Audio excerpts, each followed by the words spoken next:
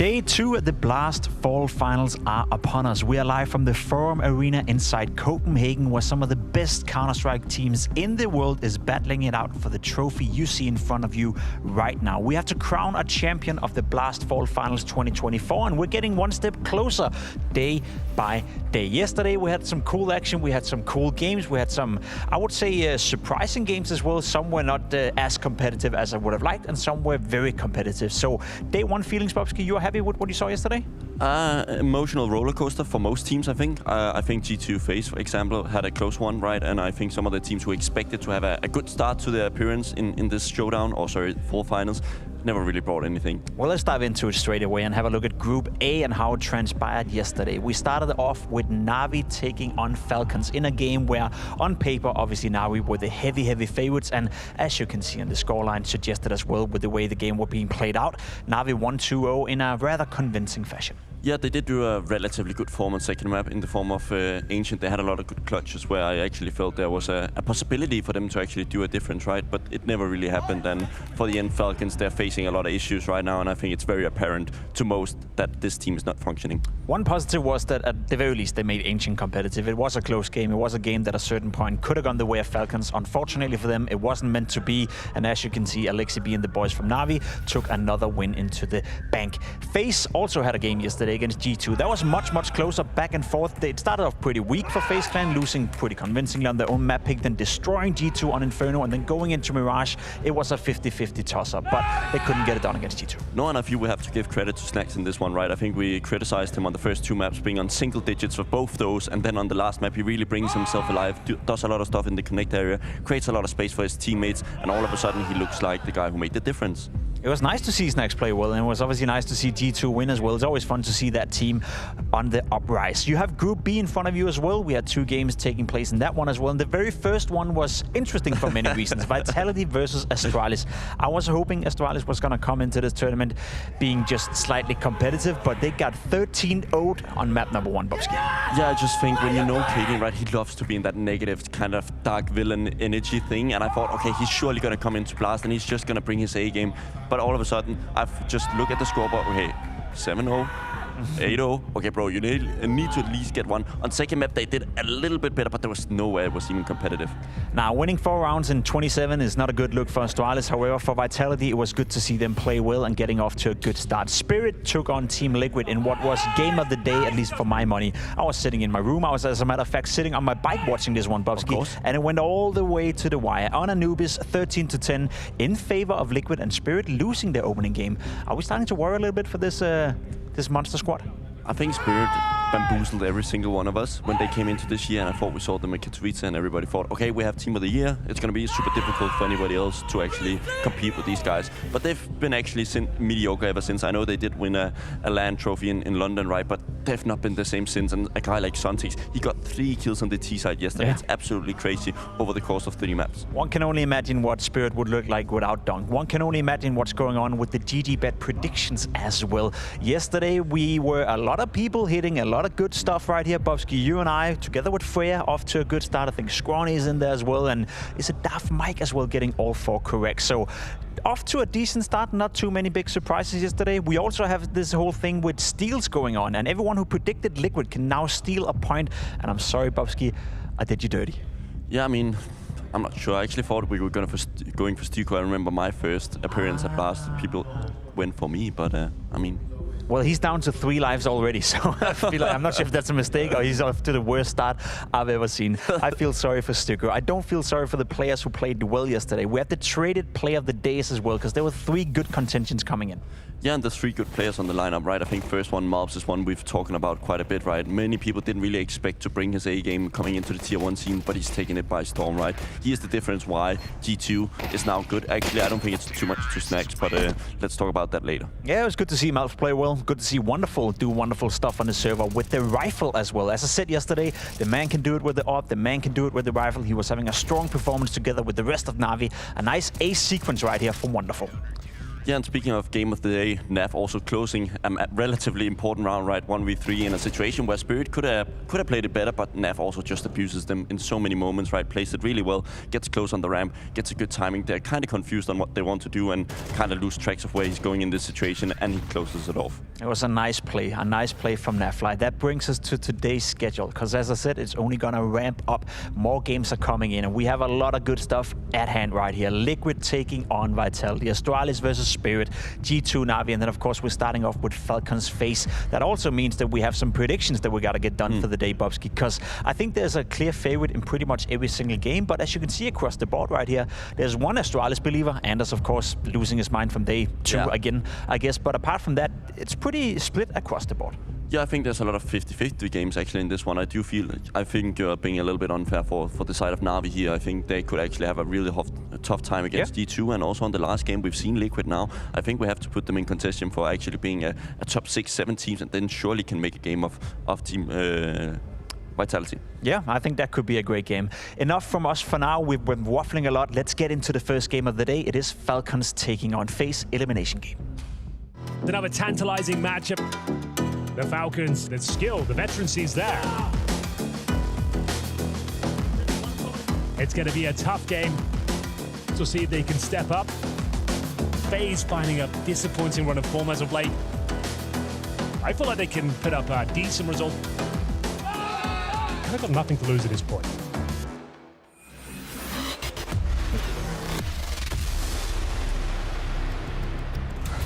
Well, it is FaZe Clan taking on Falcons. It's what's going to be the first elimination game at Blast Fall Finals. Both of these teams are facing potential elimination before we get into the arena, and both of these teams have Danish appearances. So I guess pressure from that angle is at an all-time high as well. FaZe obviously as of late haven't looked like the best version of themselves, and I don't think I'm sugarcoating saying anything that when you look at Falcons, the same thing could be said. Right now, they're not hitting their stride. They're not looking like what they were supposed to be when they formed this lineup from the get-go. No, they've been in a rough period, and the odd thing about this roster is that their best result in this year came at the start of the year with Boros, right? And ever since, it's kind of been mediocre at best, and I think this is the issue, right? You don't really see a vision that these guys are actually potentially getting better every single game, and that's the issue for me, right? You look at these guys and you see big names, you expect them to become better with all that experience and all that coaching staff behind them as well, right? Surely they must get a little bit. I'm not saying this is going to be a top 1 roster, but get inside the top 5 consistently, surely, but should be durable. And I think it's a weird one, because I think everyone agrees. I think even when you speak to the Falcons players, when you listen to them in interviews, that they'll be the first to say that, yes, we know that we're struggling right now. Yes, we know we're not on par. Yes, we know that we only won 1 game out of the last 10 series, which of course for our own standards are not great enough. It's almost a scenario where everyone agrees. You know, the community agrees, we agree, the players themselves agree. So we are in a scenario where we can agree on Falcons not playing well. So what is the issue? What is one of those underlining things that makes them unable to win series? Because a lot of those games where they've been losing, they have remained competitive in, but they just don't win. I mean, for my money, I get a little bit of a sense that there's one thing. I think there's too many cooks in the kitchen first time. I mean, there's too many people who want to do certain things, and then the second issue becomes apparent in the form of firepower, right? I think the best teams right now have extremely good individual players, and those players on the side of Falcons, right, have fallen off a cliff.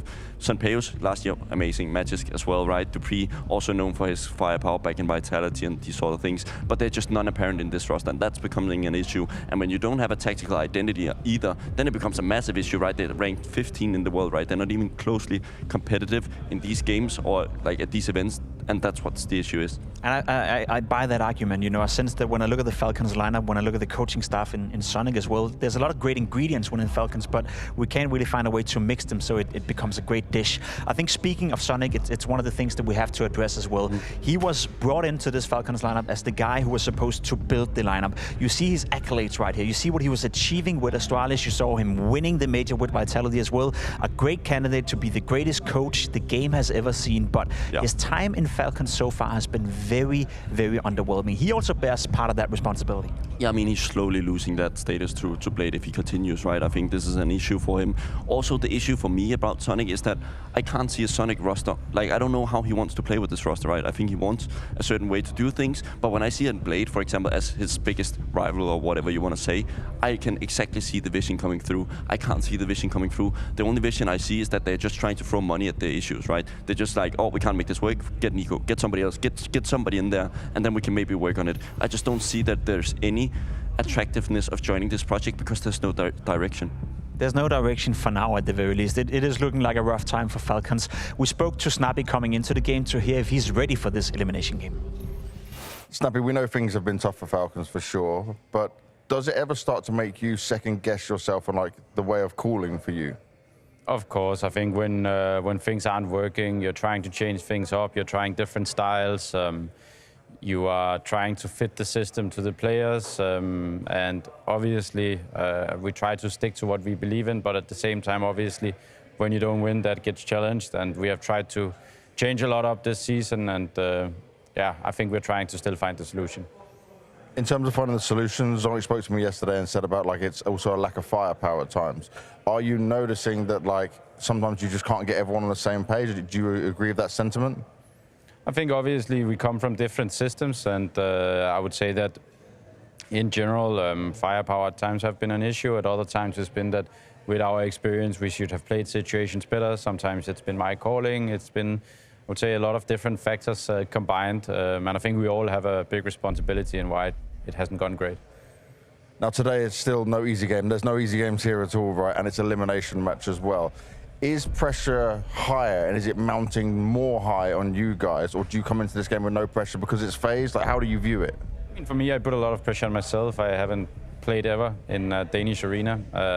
This is the first time I've been part of Blast, so it's the first time I've been able to qualify there, and it would be a big thing for me because I would like my kid, my girlfriend, my family to watch me, and yeah.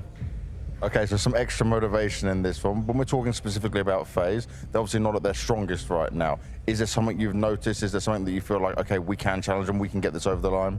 I mean, I think it's two teams in a little bit of, well, we are probably in bigger problems than they are, but let's say that they are also not looking at their best. I think that's fair to say. So it's two teams that are looking for some sort of redemption today. That summarizes it pretty well. Two teams that are looking for some sort of redemption. Two teams that have Danish presence on both sides of the coin. Obviously, Falcons mainly a Danish team, Danish coach, etc. Snappy wants to play inside the arena. Same could be said for Karrigan. He's always trying to amplify the crowd and animate the crowd whenever we're in Denmark. So to see one of these two players not making it is going to sting, but only one can win. I think this duel between the two in-game leaders is interesting. Snappy, obviously, as he said, he's maybe doubting a little bit the way he's calling right now. Can't really figure out what style within Falcons, whereas for Karrigan, whenever you speak to him, he has a clear vision, a clear idea of how he wanted to bring FaZe out of that slump they're in right now, but we're not seeing it transpire on the server. No, and I think they face similar issues, right? I think, okay, Falcons maybe don't have as strong an identity, but FaZe is also struggling with firepower issues, right? I don't think they have the players that they once had.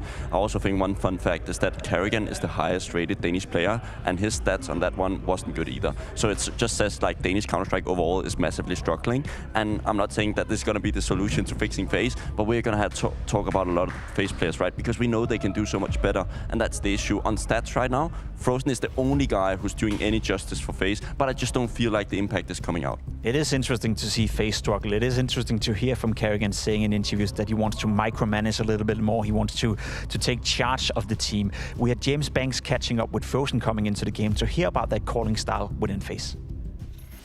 Now for you, I remember at the beginning, right, it was about your voice in the team when you came into this. Karrigan was talking so positively, but obviously a lot has changed in how the leadership style is going, right? And you guys are swapping between it. Have you still got that vital role in the team? Are you still adding input, or is it more he taking full control? Well, I think I do what I used to do, you know, because in my roles or some roles that I have, it is required to have an input towards Finn as well, like what's happening on my side of the map. So, you know, I will always try to put my input out there, like maybe the solution here and there, but it is always going to be Finn at the end of the day with you know, the final word. For Falcons, right, this is a team that we should put you miles above, but do you think you guys are both in a stage where this can be quite a challenging, quite a nerve-wracking game? I think we are both in a state where we are not satisfied with where we are at. I mean, obviously both teams want to go to the quarterfinals. I don't know if it's going to be a hard game. I don't know if it's going to be an easy game. I think I just want to do much better than we did the other day. You want to do much better than they did the other day, and I understand that. You look at the world ranking for FaZe Clan. Obviously, you saw when CS2 came out beginning of the year, beginning of CS2, they were in every single final. They were hitting the strides. As of late, it's been going downwards a little bit. I mean, 7th in the world is not necessarily a disaster, but I was hearing James Banks saying in the green room that the last time FaZe Clan beat a top 5 team was all the way back in May, Bobski. So they haven't been able to beat the best teams in the world for a long, long time. Now, they're not facing one of the best teams in the world, in Falcons. So are you worried for FaZe Clan heading into this game? Yeah, especially considering the circumstances, right? Falcons has nothing to lose in this matchup. They know they're the underdogs in FaZe. When you're on the downtrend, you have that one lucky thing that, okay, to most tournaments we'll go. We're not going to be forced to go into playoffs, right? But they are in this one, right? They need to go inside that Forum arena, considering who they're up against. They're up against Falcons, and the issue with FaZe is, what is their ambitions, right? Do they want to get back to winning trophies? Is that the goal? Do they? Then I surely need a roster change in this one. I don't think they can make this one work to go and get trophies once again. Pressure is on. One of my favorite questions always is to ask, who does it mean more to win? And I can't really tell you for this game. Both for FaZe, both for Falcons, it is highly, highly important to get off to a good start in the game and obviously survive this elimination game. We're jumping on a quick break, and when we come back, it is ready with map number 1, ready with the game between Falcons and FaZe Clan. Elimination is at stake here at the Blast Fall Finals.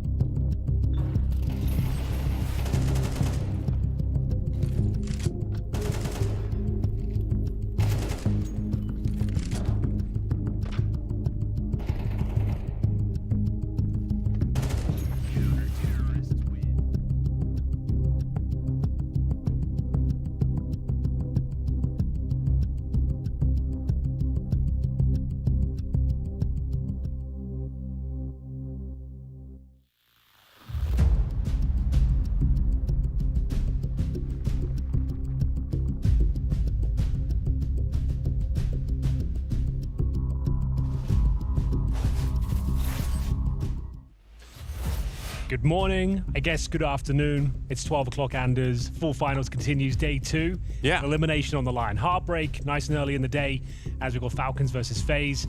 Danish representation on both sides of the coin. Falcons technically a Danish team at this Yes. stage. 3 players and 1 coach. Your favorite team at this point?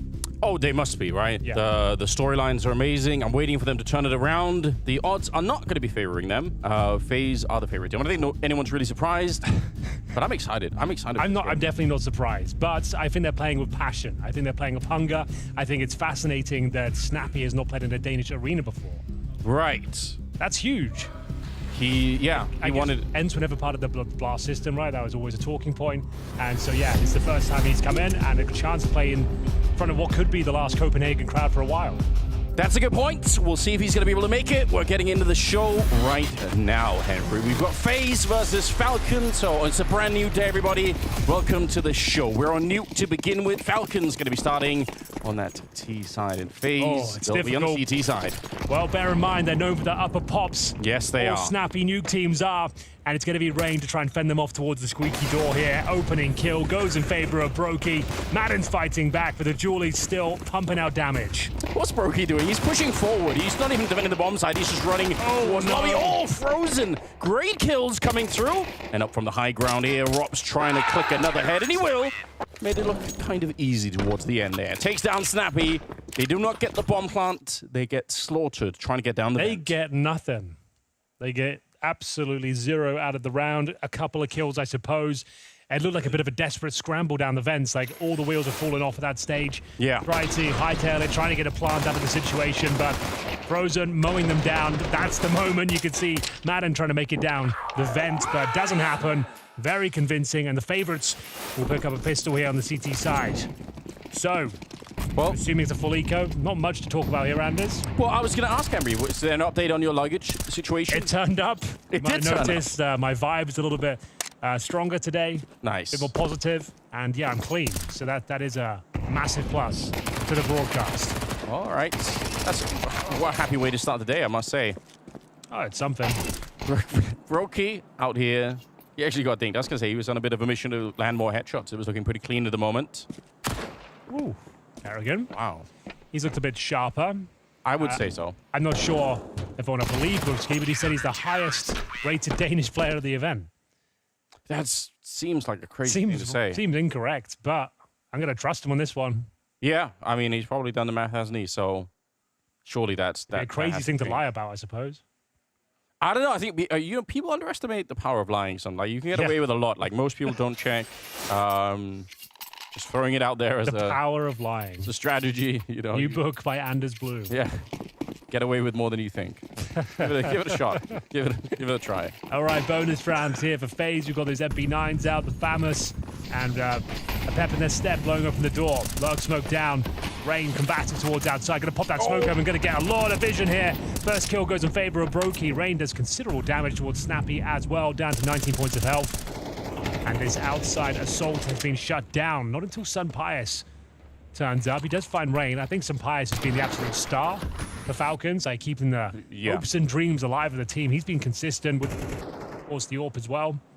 I mean, when we were covering that game yesterday, he was the guy who was getting them the rounds. Like, he was the one to open them up. He was the one to make the real difference. So, wouldn't be surprised if we're going to be seeing more of that. He's going to be taking down Brokey outside. Snappy will finally go down as well. He was low from that earlier engagement, so I doubt he was ever going to do much in that round.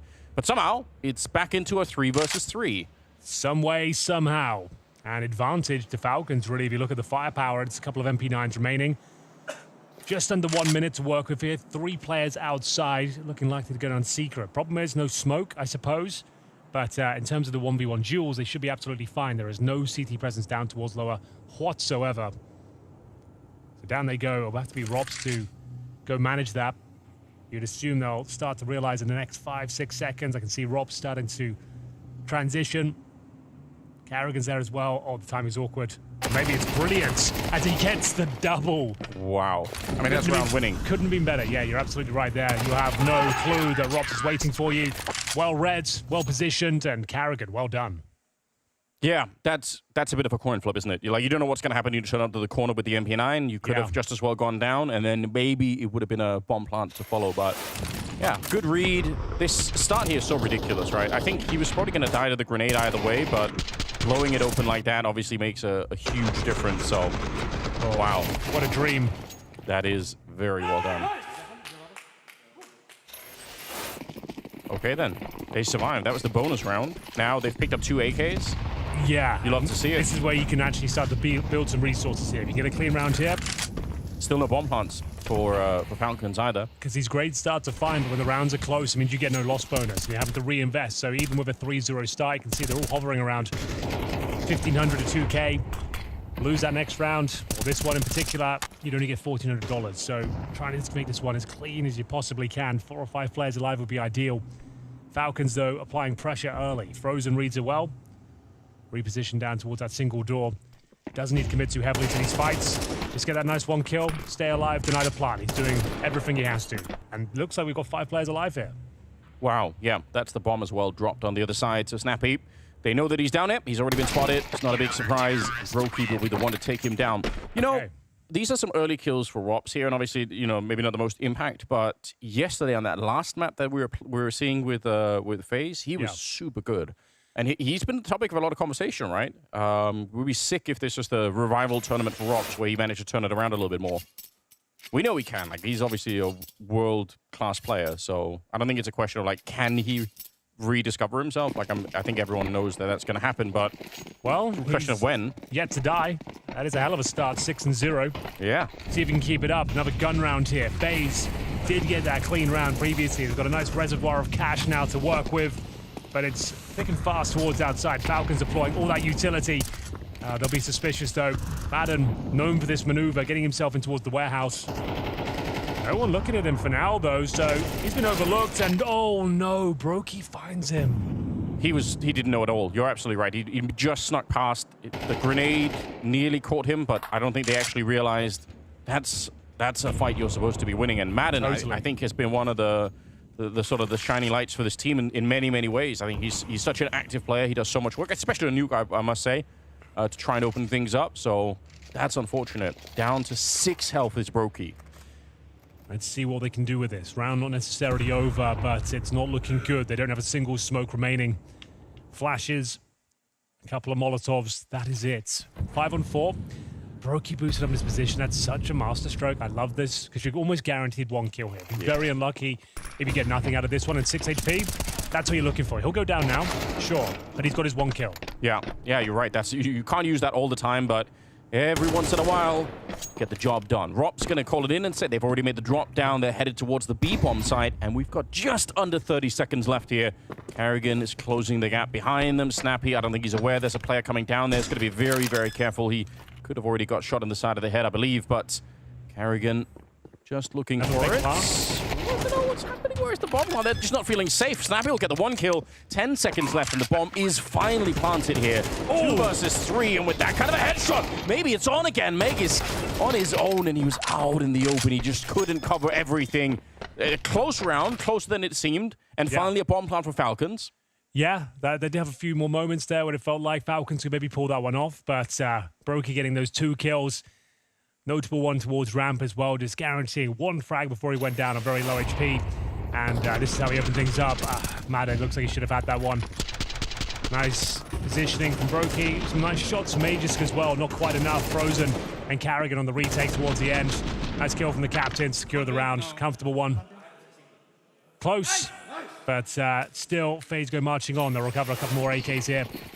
And we've got the AWP for Brokey as well. So Falcons with that bomb plant do have a buy, a couple of concessions. Like we said, they're known for the upper pops, and this one is just that. Yeah, Magisk first in. It's really a lot of effort to get that kill. Maybe it took a second too long, and he couldn't really carry it on. Carrigan will be able to get the return kill, so 4 versus 4. They've been slowed down, but it's actually working. A double entry for Dupree to take down Rops and Carrigan. This is looking pretty decent at the moment here. It's another one of these aggressive A-pops that we mention every time with Snappy. We know he loves it. And this is maybe the reason why.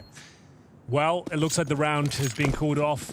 We are going to see 2 players hold on to the AWP and the M4. Rain was doing some massive damage there through the smoke. You can see some Pius and Madden lucky to be alive. But we'll see whether they can hunt down the remaining players. Maybe not even worth the hunt, though, for Falcons. Right, yeah. Because they're the ones that can't really afford to lose one of these rifles. Yeah, tempting, but I think you're right. It's probably not worth it. I think that round is probably a good illustration of the power of getting just 1 entry if you have that roll. All right, then. If I Rain, actually with the Galil, that's not bad. Like, think of how long it took Magus to get that kill. Like, it was almost all 30 bullets. Like, it just took him forever. But just getting that done opens up the rest of the site. Like, even if it's not great, like, it's not the best spray we've ever seen, it doesn't matter. Like, he got the job done. Like, look at him here. Really a long fight, right? Frozen was done for there in the But the value of getting that kill is everything. Nice work from Dupree, and excellent shots from Snappy to close things down. The Falcons have arrived here. If you're not familiar with the context of this particular game, this is the Group A lower bracket final. So loser will not make it to the arena. You win this game, you're to the quarterfinals. You make it to the playoffs. So obviously a lot on the line, especially for the Danish representation here. Falcons with 3 Danish players and, of course, Zonic behind them and looking to actually play in a Danish arena. Snappy has never played in one, ever, in his whole career. That's kind of... I mean, when you said that, I thought there's surely no way, but I guess it can happen. Yeah, that would be a cool experience. They've got a monumental task ahead of them right now. You can kind of see how it's shaping up. Denmark kind of fell off. Yeah, I mean, you're not wrong. Used to be the capital of Counter-Strike. Not sure what happened. A lot of things happen. But I mean, like, obviously, like, you're right. Like, the sort of the remnants of the original Astralis lineup, and then just like everything that happened past that, it's been real interesting. Magus goes down at the start. Sprokey started to wake up with the AWP now, so he's been kind of fun to watch so far in the tournament, to be honest. He's been very active. He's 9-2 at the moment here. We'll see how this one plays out. Well, they've got down Secret, but what's the next move? 3 players here. Robs, though, looks well positioned. He's got a smoke in reserve. Joined by Frozen. Oh, the smoke is beautiful. But you have to respect it. You can pop it open, I suppose, but it'd be a very awkward fight. Are they going to go for that? You need to have everyone ready. I mean, I think they're going to sort of wait it out. Oh, goodness gracious me. That's so crazy. Going to play the fade away. How many people? All right. 2 people waiting. 3 inside of the smoke, hoping to catch the right timing. Good headshots coming out here from Rops. He's got some backup with him. Yeah, they're so focused. Everyone looking towards Rops. Even if he's not the one to get the kill, he kind of architected the setup there that allowed Frozen to get those 3 kills. You saw how much aggro he took. They get a dink through the steps on him, so everyone's like, he's 1 HP, he's 1 HP. So everyone's trying to hunt him down. They overlook the vents, and Frozen can't believe his luck. Nice little double kill. Made it a triple with a backstab towards back vents as well. And Snappy can do nothing but hold on to his M4A1S. That is not great news for Falcons. The bomb is down in the vents. Literally nothing he can do but save. So FaZe back to their winning ways here, as we will see them post a scoreline of 6-1. Falcons pick Nuke, just to be clear. Yeah, and it comes off the back of that. They had 1 round, and then straight into this with 5 people alive for FaZe. That's a bit of an issue, right? It means they're going to have a lot of money to work with on the CT side. You're not going to be able to build any momentum behind winning that 1 round. Yeah, ideally need a couple in a row. Yeah. Knock them down to pistols. Then you really get into the game. That ain't going to happen now. Be a bit of a question mark as to whether they can even purchase into this one. They've got the saved M4, sure. Galil for Dupree. It's actually looking pretty healthy. Some Pius gets the orb, sacrificing the helmet and grenades, but we'll see whether he can make this one work. It's going to be Frozen. Another opening kill for him. Massive damage towards Sampires, down to 36 points of health. Not the start they were looking for, Anders, and they have 1 smoke remaining here. And they still need to cross towards Secret. Nice idea on the boost. I think this probably gets a kill. Even the low HP for Sampires, he's very quick with it. Yeah, he definitely is. He's been on point so far, from what we can tell. Now they know that there's somebody out here. We'll see how careful Rain is going to be. Misses the shot, and Frozen just stands his ground. Takes him down. Headshot as well from Rain. Kind of falling apart. Why has he done that? He Zeused him. Dude, I've never seen anything like it. A full gun round, you got a Zeus in reserve, and you What's the matter with him? I've never seen that before. What a maneuver. He's actually put him to shame. Yeah. He's shamed him. I've never seen it in a gun round. That's sick.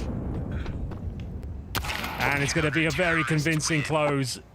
Humiliation towards the Huts. Brokey, a right smile on his face. He knows what he's done. Grotesque scenes. Yeah, he's actually... Not even the pistol, you bring out the Zeus. Yeah. That's the kind of smile you crack when, like, you know you've done something a little bit naughty, haven't you? What's going on? Yeah, we need a tactical timeout. Need a Need a group hug at this point in time. Maybe a therapy dog, Henry? You think that could work? A little golden retriever. Golden retriever. What about a pug? A little pug, yeah. Not the smartest dogs, but very nice, I suppose. I think you need like a litter of pugs. Cause yeah. A golden retriever, like you can, like more than one person can kind of do like a hug. Oh, this is a bit of a rough one. Dupree trying to recover the orb. Pull his pants down. And then the Zeus comes in as well. That's... Brokey's out of his mind. Kind of unreal. All right, then. 7-1. Absurd human. We've got a snappy AK and an upper rush. We said they like it. But do they love it? Can they find the opening kills required here? Some Pius makes a dent. He goes down. Carrigan starting to find some form with the AK-47. And Rops to shut it all down. Nice try. Couple of kills found. But ultimately, very convincing once again for FaZe. They actually made so much headway. Like, they got so deep onto the bomb site, but they just didn't land any of the early kills. I don't even know how. It looked like... Look at Brokey. What a weird position. I guess it's the Molotov that's keeping him alive here. Yeah, it is. All right. Without that Molotov, I think he gets sandwiched instantly, and it's probably a different round. So I was wondering why he wasn't getting killed quicker, but I think the Molotov in the hut just kept them alive a bit longer. 8-1. We're like, they're speed running this first half right now. We're in round number 10, and Falcons, they're nowhere to be seen. Well, another upper play here. Maedis goes out, maybe trying to get down the vents. They assume the Molotov is covered, frozen. At least they'll trade him out. It's going to be a quick couple of kills. Make it 3 now for Falcons. As finally they have an advantage to talk about. Brokey gets nothing done, and it looks like this one's convincing. Another upper pop, this time a very successful one. They're nowhere near breaking the bank accounts of FaZe as Robs tries to keep this one expensive. He's got a slight chance of winning this. Oh, it was Madden behind the vents as well. If the nade connected fully, he was dead. So he's going to have to assume that vent's clear now. Yeah, how sick would that have been if he actually made it a 1 versus 2? But you're right, a lot of trouble here. Sunhigh is going to be crouching in to get the kill. Good double entry for Madden. I must say that I still think that round is on a knife's edge. There were so many different ways they got lost. But you know what? Fair play. It worked. We're not going to criticize it too much. They need probably another 2 rounds here. 8-4. It's not great, but you can kind of do it. Madden spins around, catches rain. Yeah. Who knows what could have happened. You satisfied if they get to 8-4? Is that... Are they still competitive? I think everyone will be. I think even they will be like, good recovery, lads. We can still do this. This is our map pick. Just need a pistol. We've all seen it. MR12, CS2, 8-4. Yeah. Now that's easy. To win the pistol, all of a sudden it's an 8-7 game. And this is an important round. I guess the last 2 goes without saying they need them. But this time a different approach. Towards Secret we go. Brokey still with that AWP. They have some money in the bank even. FaZe, I mean, this next round, even if they lose this one, they're going to have someone to work with. Carrigan climbing the ladder down to the corner. They're all right in front of him. It's going to be a bit of a nightmare. Madden, great entry once again. Yeah, I really think has his strength on a map like this one. Mega's going to go down, but the bomb should be planted down below, and it will be. They're going to give it a look in, I suppose, but Rob's so far removed from the scenario, it's probably not worth. Save the AWP, let them have this one. Different approach yields success this time for Falcons as we do see them go towards Secret. 3 players, good entry for Madden once again. Snappy with a couple of kills, and job done. There's the 3rd. Yeah, I mean, they're keeping it super simple right now. You contact walk down to the B tunnels. As soon as you run into Carrigan, you win that fight, you just keep going to plant the bomb at the post. Like, it's not more complicated than that. But I appreciate that because I feel like right now, if you slow the game down too much and try to aim battle some of these FaZe players, you can see Frozen's 13-10, Robs is 11-4, Brokey's up there 11-5. Like, they have some players right now that are really hard to get past. So, yeah, maybe just keep it on a bit of a simple level. Rush the A bomb site. They've done that a couple of times. And this time, not exactly rush, but, yeah, contact play down below. That was a 3rd round on the side of Falcons. Said if they get 4, we'll open up the conversation once again, see where they can bring it. Final round of the half is coming up here. All right, then. Falcons I've enjoyed these last couple of rounds. There's been no ecos for FaZe whatsoever. Yeah, it's been a real tough battle for the underdogs here. Maybe Madden once again. It's been very good, keeping the dream alive. They can find this round. They're right back in the series, but 9-3, quite a scary prospect. They found a gap though, quite a massive one, Anders. Yeah. 3 players towards ramp, undetected, and they're going quickly down towards lower. There is Robs down there somewhere. These are the double doors. Question is, did anyone tell Robs that they could have walked this whole way? No, they could essentially knife him. The window's open. Yep. They don't even have to break it open. Otherwise, that would have given it away. Yeah, he's super dead. Oh, that's obviously a huge lapse of communication here for FaZe. No question about it. That is shocking. Got to go for it. It's the last round. Heartbreaking Falcons if they lose this one. 4 on 5, you get the bomb planted. They have to run all the way down there. If anything, this is going to be about smoking the bomb and just trying to defuse inside. I don't think it's about finding all the kills at the moment. So yeah, set it up, create a bit of chaos, throw as many grenades as you need, and then just try and defuse inside. I don't think they're discovering all the Falcons players here. Door, there's a bit of a hole in it here. Dupree on a bit of a crossfire. It's not ideal, but wow, the follow is actually pretty good. And he gets one right through the smoke. They'll win that 4th round. And you know what? Might be a bit of a comeback. We'll see if it's enough coming up in the 2nd half.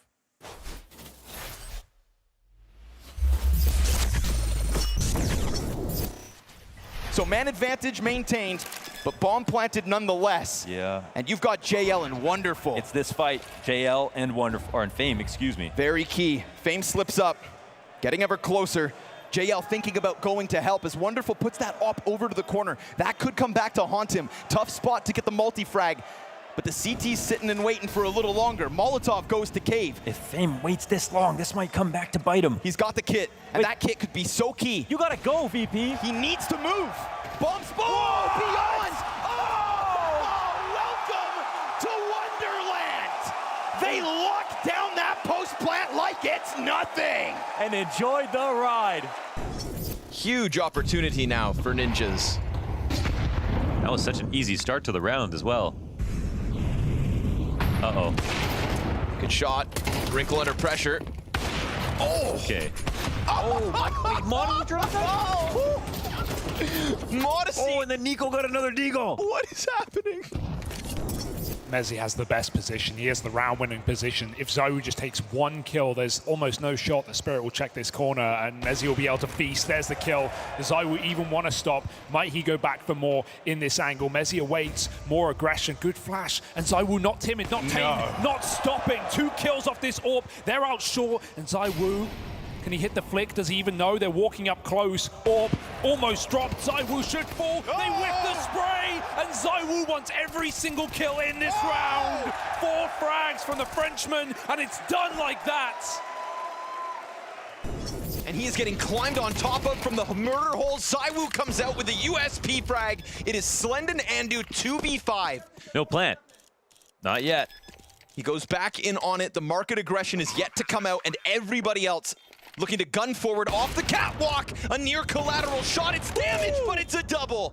Oh, just when they thought they had this queued up. Unless Spinks can end it. As he has been trying his damnedest and could still get this done. 20 HP for Slend as he slides past smoke, and Spinks blindsided by it. What a play. Excellent opping off the bench. What a play. He clicks the scope even once. He's dead. Even way. Oh, God. Snacks. Okay. Going to be down to the AWP. I think Broken's got this. You've got a sense, Henry. Well, let's see if you're right. Could be on to something as he does take down Nico. Gets a chance for a reload now. Alt versus Alt. Monacy versus Brokey. And Brokey, ice cold. Stops moving, just holds the corner, waits for Monacy to get closer. You can see Monacy's just trying to get out there, making a bit of noise. So now he definitely knows where he is. No element of surprise any longer. Taps the ball once, and it's broken to clutch it. You're on point, Henry. You called it. A quad kill and a clutch for Brokey. Welcome back, ladies and gentlemen. You are watching Full Finals. It's day 2, elimination on the line for one of these 2 teams. Falcons take on FaZe, and a recovery of sorts. Sanders. Falcons thought that they were done for, but managing to get 4 on the board. A victory in its own right. They managed to piece it together and give themselves a fighting chance here in the second half. To win the pistol right now, it's definitely back on again. Bit of a slow start for Falcons. We've seen it before, but See if they've got what it takes to recover this map. Their own map pick of Nuke. And trying to get into the arena. Trying to progress in the tournament. Stay in the tournament to begin with, maybe. Rain here. A little bit of an engagement. Spots 2 players already. Sees one of the high ground there, so can call out a little bit of info. Nice return from Rops. Going to be taking down Magus, get range. So still 4 versus 4, but FaZe don't just immediately want to run there with the bomb. They don't just want to power through to the B bomb side. Maybe a little bit risky. They actually go back now towards the lobby. Snappy's still in the hut with the dualies. Powerful position. There are no Molotovs to get him off here, so should be a pretty decent spot to be in. He's got a little bit of backup as well. Dupree. All right. They know now for sure. He's taking a lot of attention away. The dualies not quite connecting. And Rain and Rops will open up the bomb site. It's going to be a bomb plant. Certainly is. Round still open. Some Pius and Madden with a chance to clutch up here. Flashbang towards main. Trifecta of Doom, though, has been set up in the upper bomb site. Carrigan towards the CT vent. Rain was ready. And now just one player remains. Some Pius, though, known to win a clutch or 2. He's got himself in a winning position. Needs to reload, though, Anders. 2 bullets left, and Carrigan comes out on top. Good try, but not quite enough there. Carrigan manages to extend the lead 9-4. And Nuke does lend itself to the SMGs. The MP9s, I'm assuming they'll be purchasing those up. Oh, yeah. Well, especially like you're starting to fall a little bit behind. I think if you want to change the fortunes here, it has to be real soon. The dualies not really having the effect that I think they were hoping for there. So it should be a really powerful position, but didn't really work out, unfortunately. One is 1 HP. Nice spin! Yeah, you can get a sense that the mood not quite the same on the Falcons side right now. We'll see how this plays out. 3 MP9s and a couple of 5.7s. An aggressive push, and they did get the dink. Oh, they won that low HP player. Robs does get out of danger here. Next kill go in favor of Frozen. And that's probably the round, unfortunately. 5 on 3. Slight chance here. The likes of Magis trying to find Robs on the roof. Unsuccessful excursion. As we do see Rain now getting towards the warehouse. Snappy, he does find some ungodly sort of flank here. Maybe there's a chance. Yeah, we've seen people even at range with the MP9s do some really great work, but he's going to be at a disadvantage, just waiting now. They don't have any Molotovs to... They have 1, but haven't used any here towards the stairs to get rid of him, so maybe there is a chance for a timing. 50 seconds left at the moment. They're making their way close, and that flashbang is going to reveal that they're nearby, so we'll see when Snappy decides to activate. So far, still just kind of setting up for it. Shooting with the back now. It's a good start. So Pius, even better with a couple of headshots from the 5.7. And suddenly it's a 2 versus 2. Rob's still on the roof. Low. Yeah, he's already tagged from earlier in the round. Snappy, he will get a bullet from Frozen. And he lands the headshot on Magus as well. That's a really close round, but Frozen with a nice triple and a clutch at the end. Now it comes down to a 1v1. There's an argument to be made that you could buy up again. Might need to here. They're averaging like $3,000, so maybe a tactical timeout required at this point. Super close. They've brought it down to a 1 versus 1. Frozen comes out on top, though. Started that Mac 10. Close things out. Oh, even in the flames, it's great work from Sun Pius. Gets that double kill before he is taken down. Frozen, though, convincing shot in the end. We'll see what they've brought to the table. Is there going to be another reinvestment? It's unlikely. We got 1 M4 for Sun Pius. Okay. Some pistols and armor, but there it is. The M4 activated early.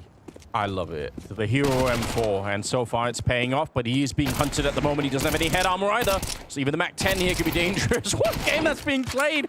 Running out of bullets on both sides before the Glock headshot lands and takes down Sun Pius. What a labored battle from both sides there. Could see the concerned face of Sonic. Hey, was Sun Pius done enough, though? 2.5 kills. Yeah. He'll take it. Brokey's tantalizingly low. He's got the bomb. Finds an AK-47. Advantage FaZe, sure, but there's plenty of opportunities as they recover the fallen M4. Smoking main suggests they'll plant upper.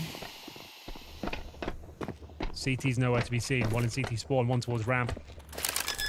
Bomb goes down, increases the chances here for FaZe. Ooh, quickly up the ladder, though. Could get a timing. Yeah, he wants Magus up there with him. Drops first in charge with the Galil. And a lot of damage onto Brokey already. Magisk here, he has to find Robs right quick and force Brokey into a bit of a fight for Robs. He just lands the headshot. No head armor there on Magisk. He's going to be going down. FaZe, another round, another step towards victory here on Nuke. Things are looking really good. That pretty much confirms there will not be a Sunpire's AWP. Him purchasing the M4 was great. It brings them close, but unless they win the round, I mean, there'll be compromises going forward. Good work from Madden. Nice shot there with the Deagle, but even better from Robs. Well positioned. Closes things down. Oh, Zonic can feel this one slipping away. Looking for map point now. Yeah, 11-4. Rushing the bomb site here. dupreeh actually doing great work for Robs. Quick to recover the round a little bit for himself. Sunpires has shown up, and that should be enough here. Brokey on his own. Doesn't want more than the bomb. He's got so much time to work with the Wanders. Like, it's going to be uncomfortable. He knows it. They need to be very careful with their duels, and good damage should be enough to win the round here. As he goes down towards lower. 2 versus 1 now. Sunpires worked so hard to give him this lead. They've got to come out on top here. Snappy, well positioned. Just needs to land one single bullet. Yeah, Magisk already did enough damage. Should be fairly easy. They are really giving him some respect. Just don't want to be screwing anything up. Even the bomb plant is actually pretty cool, right? Like 1 versus 3, you get a kill and a bomb plant. It's a good start. Winning the round from here on out is going to require a bit of a miracle. Looking for the headshot, but Sunpires will take him down. All right, dupreeh and Sunpires to solve that round. And for Falcons, it has to be a really long run right now. Just a whole stretch of rounds to begin the conversation of whether or not they can do the win Nuke. That ship's probably sailed, but they can warm up into the series. They can make it uncomfortable.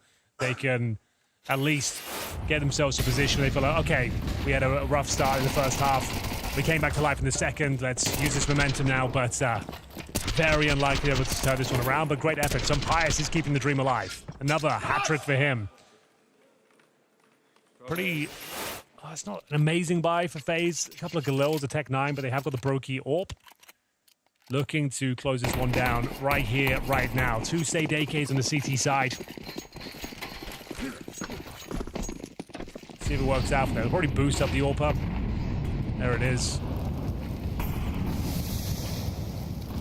Yeah, trying to see if we could spot anyone towards the garage. Not really going to be the case at the moment. But they get some extra map control out here. Snappy playing around the container on the CT side. Just trying to get a glimpse of the roof up there. He hasn't really seen. There is a player up there, but I don't think he's seen Frozen yet. Smoke is fading. AWP is right there, and you could tell Snappy he's thinking there's not going to be an AWP in this round. Probably guessing at the economy and just getting it wrong that time. Goes down early. Certainly does. Got a lot of map control here. Outsiders under their remit. Secret as well. Sunpires tucks himself in towards ramp. The rotations towards lower are coming through. They're kind of banking on it being a lower assault here. Sunpires in a compromised position, but Magisk will back him up and hit a glorious shot towards Robs. Yeah, just actually deletes him. The 1 AK that they managed to steal. Oh, they're wrapping around towards the ramp. Always very tricky when you lose the T players on this side of the map. And I like the fact that they're pushing forward. Otherwise, you're stuck kind of defending 2 angles. What a headshot from Frozen. Taking down dupreeh again. You could tell no head armor there. Something that they had to sacrifice. Brokey just holding this. We're down to 18 seconds. The bomb is still being brought over. Let's see if they'll go up the ladder. They certainly will. And Magisk is realizing, yep, he knows position is compromised. Sunpires trying to stop them from crossing on over, but good shot from Brokey. Bomb is planted here, but it might not be done yet. Madden trying to get them back in the round as he gets the kill on the Rain. Harrigan a little bit more low on health. Madden's been playing a pretty good game so far. Remember, he's playing the entry on the T side, so he's always had a tough job to get into the game. He's got the kit, and he's looking for Harrigan. This is costing him valuable seconds, but he might have found the right angle. Yep, sees it, and he makes a run for it. A bit scary, but he's going to be able to win the round. Finds the bomb just when he needs to. Well played from Madden. Very calm, very disciplined, avoiding map point. 1 versus 1 versus Carrigan. Goes to the long con through lobby. Works out perfectly. Snappy, you're right. Didn't really anticipate the AWP being present, but Sampaia's continuing to frag hard, getting them in winning positions. Madden diving out of the vents. Gets himself a triple kill in the round with a 1v1 clutch as well. 11-6. I'm assuming that's going to be some sort of eco here. And no Kevlar. So yeah, pretty much full eco. They've got a nade for the door anders and some flashes. I think they're just going to pop that open and try and make their way through. Yeah, why not? It'd be entertaining if nothing else. I doubt they're going to be able to do it now, unfortunately. So, very likely a 7-11 scoreline. I don't know, I mean, it's within the margin of error. Yeah, it's doable now. There might be a way. Sampaia's actually tried to get the USB headshot there. That's so cool. I wish he would have. Snappy picking up a couple of kills here. The bomb's being planted. Oh, maybe not. Maybe could have. Sampaia's will get the USB headshot at the end. That actually cost them a lot more than I was expecting. Might not be the most concern for them right now. They're just trying to win every single round. But yeah, they just need to win the round. That's all they care about. Yeah, but still. It's not one of those rounds you're celebrating, saying, yeah, we're back, we're crushing them. You're saying, oh, we actually went down to 2 players in that round, but all they have were pistols. What's going on, you know? Timeout called for FaZe to have a discussion. They're almost there, right? They've done the majority of the work. See what they can bring for the last one here.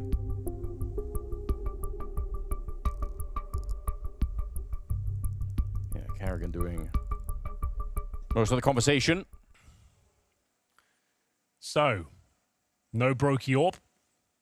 Checking in with the scoreboard. Sampaia's up to 17 kills now.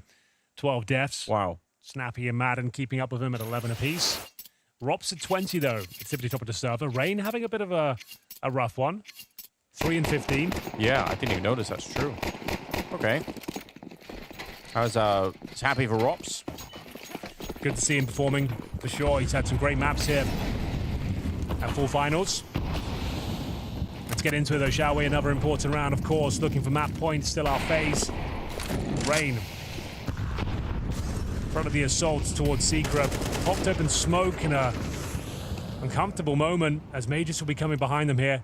Oh, he finds the timing, but surely the trade comes in. Frozen's ready for it. Yeah, couldn't get the spin around. Snappy out. You have to win that fight, but Frozen just barely lives.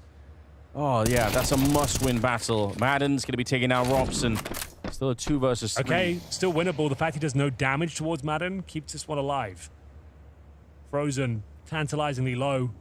And Sampaia's, he has to be active here, Anders. He can't just sit down Secret. He knows he needs to find a quick kill, reposition, join up with Madden. Look at Carrigan's position, though. If he gets the right timing, looks like he might have seen the gun barrel already. The spray is a bit awkward. I think the building is catching a lot of those bullets, keeping Madden alive. Knocked him in. Yeah, he's kind of has. Oh, wow, he's really looking for him. Sampaia's going to swap out the weapon, but he's already been heard, so they know that he's out there, which means the bomb is going to be planted inside. Madden just feeling very, very lonesome up there. Needs a little bit of backup. I think Frozen already knows that he's coming. He's already heard Sampaia's with the footsteps, so can't check the corner. Frozen takes him down. Huge triple again for Frozen, up now up to 20 kills himself. Now the money does come back to haunt them. A round where they lost to the PT50s and Clocks. Yeah, you're they lost right. 3 players. They won't have much of a loss bonus after accumulating 3 in a row. So that's a huge victory for FaZe here. More ways than one. Frozen gets himself 3 kills in total. Brokey to pretty much confirm the round there. Sampaia's could do nothing towards main, overlooking his position, understandably so. And that might be it. Could be all she wrote for Nuke here for Falcons. It's their map pick. It's elimination on the line. Hasn't gone well. A good recovery, I suppose. Hasn't been a complete blowout, but it's likely to finish here. We've just got Mac 10s and pistols, I'm guessing. I haven't seen the overall economy. I'm thinking it's around $2,000, maybe $2.5K. Well, I think this also it illustrates the issue of not winning the pistol, right? If they won the pistol here, it would be such a different half for them already, but just weren't able to, unfortunately. So yeah, now they have a much, much wider gap to mess around with. Wow. A lot of chances right now for FaZe to close it out without getting into overtime, even in spite of Rain not contributing that much. They just didn't need it. Like, they have so many other players. They kind of made this one work. Snappy had to sacrifice Kevlar to give Sampaia CM4. He has been playing lights out, though, but he has been your best rifler, and he's your all player. That's not actually amazing news, I'll be honest. Yeah, you're right. Better if those were two different players. He has been, like the last couple of months, he's been the best rifler and the AWPer of the squad. Let's see what he can bring them this round. There's a lot of weight on his shoulders right now. It feels like, you know, we talked about this the last game that we saw from Falcons yesterday, where it was much of the same. Sunpire's opening up the rounds, doing a lot of work for them. Snappy mentioned it in the interviews. Yeah, a lack of firepower has been our problem. I would tend to agree. Let's see, though. Sunpire's has been excellent. There's no denying that. And he's actually got a very promising spot here. Sunpire's, there it is. First kill under his belt. Yeah, disengages pretty much immediately, which makes a lot of sense. Don't want to be risking that M4 at all. Be happy with the 4-on-5. Rain, see if he can find some more kills here before the map is done. He just missed out the timing against Madden, unfortunately. He's playing in front of the smoke. Great position when you've got that SMG. Takes down Frozen, might be taking out Rain here. He's looking very uncomfortable, you can kind of tell. So is Madden. Did he get a chance to reload? They're going to lose Megas as well, and they're kind Sunpire's is here, though. Yeah, he is. Up on the rafters, and Dupree doing a great job of distracting them. Sunpire's with the second kill, and Rops with 15 seconds here in a 1 versus 2. Not going to happen. Sunpire's once again to the rescue. 3 kills, taking his grand total up to 20. Excellent work from the Spaniard once again. That's what you love to see. A compromise round, to say the very least, there. MP9s and 5.7s. A single M4. He delivers the goods, but how long can he hold on for? FaZe probably feeling the financial burn now. I'd assume it's another eco/partial situation for them. So yeah, a couple of Tech 9s, some Kevlar. That's about it. This is a classic round of lose, Henry. I'm just saying it now. If they rush upper and get an opening kill, that's what the Tech 9 can do. Here we go. They are trying. Flashes are everywhere. Rain and Carrigan with a couple of openings, and Snappy on the wrong side of the smoke. He did get a kill. Bomb not planted yet. They're just trying to secure the bomb sites. Another smoke going up there. That's a long time. But Rain still goes down. Oh, he just wanted to plant the bomb. He can't catch a break. But Brokey can catch headshots, and he's going to get that one. Brokey gets shot down. A lot of damage on the Frozen as well, and they will find the kill. It was scary for a minute. Close but no cigar. But there we have it. 9 on the board, 3 in a row for overtime here. This is certainly possible. Like we said, even if they don't win this map, they've proven they can keep up. Certainly warmed up. Sunpire's especially looking red hot. Continues to inflict massive damage each and every round. Snappy was a little bit scared from there, running through that smoke. Might not have been the best play, but they win the round. And we'll see the AKs brought forth once again. Round number 22 into the closing stages of Nuke. Overtime, the best outcome for Falcons right now. Sunpire still not the same for Brokey. Rain still trying to get into this one as well. Found a couple of kills. Rounds they weren't able to close out. Let's see. Down towards lower we go once again. 2 players this time for FaZe. Frozen and Rain. Footstep made. And the rotation is spotted. Snappy goes down towards Decon. Just playing for the information. It couldn't be any more clear that he just needs to know. He doesn't need to sacrifice himself. You need to fight to the death here. You're just trying to... Oh, they're going to be boosting on top. How sick would that have been if that actually worked? But he gets the info that he needs, tries to reposition, and calls in a little bit of backup from the ramp. I say a little bit, but it is Sunpire's that's been brought in, so you know he's going to be good. We're down to just 45 seconds. Some attempted wall bangs here for Rain.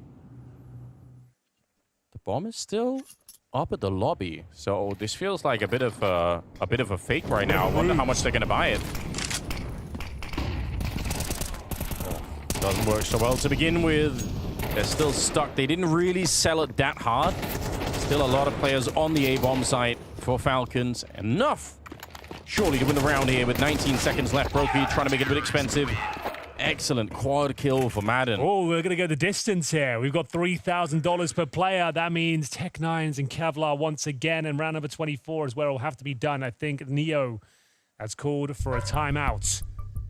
Some way, somehow, this has slipped away. They've been on this map point for a long time now. Can't find the final piece of the puzzle. Brokey, nice try, but still was in a 3 versus 1. Madden will take him down. Madden's starting to show some real form now as well. His total is up to 18. Keeping up with Sun Pius. Needed someone else to join him. He's risen to the occasion. And Zonic, there it is, a nice smile. You don't see many of those on his face these days. Yeah, it's a bit of a different look, isn't it? Let's go. Get this one into overtime, yeah. We need positive news from Falcons. We need something to be excited about. Even with the rumors on the horizon, I'm sure they are sick of losing games. So, 10-12 here. Again, just like last time, the Tech-9s can be real dangerous. Don't underestimate it. No upper rush this time, at least. Majority of the players focusing towards outside, but a lovely little wall of smokes, but even better with the grenade. What a shot that is, through the smoke, through the box, into the dome of Brokey. Finds that opening pick, Sun Pius with the Midas touch right now. Yeah, that was pretty sickening. Hard to imagine you could have seen much, but still lands the shot perfectly.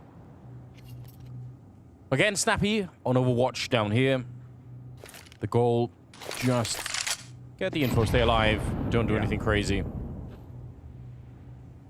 Playing a similar position, just jumping for info. Expecting the boost this time. Easy kill for Sun Pius. Snappy does take a lot of damage here, but you know what, he got a kill in the meantime, so just keep the pressure on, don't allow the bomb plant. We're going the distance. We really are. It's the final round. Pretty convincing victory there against the Pistols. No real stress. A bit of stress over FaZe. It felt like they had this one into lock and key. They've picked up 1 round in the last 7. After winning the pistol, getting the 3-0 conversion, they've had 1 follow-up. In a way, you knew that this was too much of an easy game for FaZe. Like that, oh yeah, it's always a struggle. It was looking way too good. They have to find a way to make it complicated, so why not play a bit of overtime? It could happen. We'll see if they have any last tricks up their sleeves. Dupree to begin with. It's a lobby crunch here, but Brokey raining in the headshots, 3 in a row. It might be enough, but Sampai's still alive. Ever the savior of this team. Frozen waiting for him. The spray's laboured, but he gets it at the end. Oh, imagine if he misses that. Down. Right, he's so low on health. What could he even do here? Not much, I'm afraid. It would take a miracle at this stage. He's got a flash, 4 points of health, 2 players to find a bomb to defuse. All of these variables working against him. He'll give it a good crack. Slowly does it towards main. But looks like he's out of time and space here. Gonna have to start making noise soon, Anders. Yeah, he's slow walking it because he has to. There's the first headshot running for Brokey. It's the right idea, but it's not enough. A quad kill at the end for Brokey. Lands at 25 overall, and FaZe, they win the opening map. FaZe does indeed win the opening map, but they had to go all the way through 24 rounds in order to get it done, Bobski. That was a close game that, in the beginning of it, it felt like FaZe were in control. Beginning of second half, FaZe in control, but then Falcons once again showed up, remained competitive, and came very, very close to pushing it into overtime. I mean, let's be honest, the issue with Falcons is not they've never been competitive against tier 1 opposition, right? They've done relatively well, but I mean, they just never close it, right? And that's the issue because they want to be better and everybody wants them to see them do better than this, right? The main issue I have about this map, they forced that last round so much. I almost got like, oh yeah, Sonic thought he was going to be like Virtus Pro, Astralis Glaive. He's trying to do that call where he just rushes outside. They do a lobby squeeze with that amount of utility. It's such a huge gamble, especially when you're in a position when this is an elimination game. And it's one of those things where if it works, he's a genius. If it doesn't, exactly. I mean, it looks a little bit silly. But I like the calling in general from Falcons in the second half as well. They really applied pressure towards FaZe. But let's focus on FaZe first and foremost, because they got off to a good start. And once again, one of the players that we spoke about yesterday, and we've been speaking about him today as well, is Brokey. Brokey has done tremendously well for himself, especially in the beginning of the games. We saw that today, we saw it yesterday. He's fighting an awful lot of impact, and he's playing with, I would almost say, a certain freedom to him that I like to see right now. I feel like he disrespected Falcons in many moments on the CT side, especially in the start of the game. Like, he just pushed all the time and really wasn't scared to take an initial duel. I think we see it here in the boost, kind of odd position to put your AWP in, but I mean, it worked and they did a really, really good CT side. It slipped towards the end though. Slipped slipped towards the end a little bit in terms of the CT side for sure and allowed Falcons back in the game. We'll address that later. Another player who did tremendously well outside of Brokey as well was Frozen. And usually when you talk win conditions for FaZe Clan, you would love to see your player play well in Brokey. You'd love to see Frozen be the star player. You even said to me coming into the green room today that you feel like Frozen is not getting enough help within this lineup. So this time around, he was getting a bit of help from Brokey. Yeah, and the crazy part about Frozen, right, is when we talk about the best players this year, right, on rating we expect them to have like 125 and 130, and those are reserved for the Dongs, the Zywus, all those amazing players. But right now, this guy is putting up amazing numbers for FaZe in a struggling period. I just don't see the impact always coming in from him. I think he's a rather passive player, but just to have that safeguard, he's almost taking up the role of what Robs was in the start of CS2, right? Frozen is the best player on the roster, and he creates quite a bit of a base layer of skill. I agree with you. It does look good statistically speaking, but sometimes it feels like his stats is slightly better than the impact. I mean, a 122 rating Wonderful, I'll take him any day over a 122 rating Frozen, right? I think Wonderful brings more moments where he'll bring a lot of impact, but FaZe needs a guy like Frozen right now. They just need the other ones to compete like we just saw with Brokey. Now, what if I told you that Brokey had a great game, and Frozen had a great game, and Robs also had a great game, and yet still we find ourselves in a scenario where it's 13-11. Robs did have a fantastic game, especially in the second half as well. So for my money, you have all your win conditions going for you for FaZe Clan, and you're still struggling to close it out. Is that a worrying sign, or is it a good sign? I think we are at a point where we have to question the longevity of this lineup, right? How much can they make it work? But they've done better comebacks than this one, that's for sure, right? Even though it wasn't a comeback, but they've closed it off like that. I think the issue with FaZe really is that they're so comfortable in their ways of playing that they don't really expand their scope that much. I think many teams have kind of figured out, okay, this is how they want to do certain things, and when you don't have those star players in moments like this, it can become a little bit difficult. We do also have to give credit to the likes of Falcons. There's many moments in clutch situations where they do relatively well. Madden in almost like a 1v3 kind of scenario. If Kerrigan wins that one, they've lost at that point, so they could have closed it off away earlier. It was a much closer game, you know, especially in certain parts of it. You know, I know Falcons did a great comeback at the end of it, but it did feel like Kerrigan, I think he won 2 1v1s at a certain point as well in the game, that it could have been much closer. There's a round that I want to jump into, round 10 for Falcons, because that's when they got back into the game. The first half was not looking pretty. You see the rough start they're getting off to right here.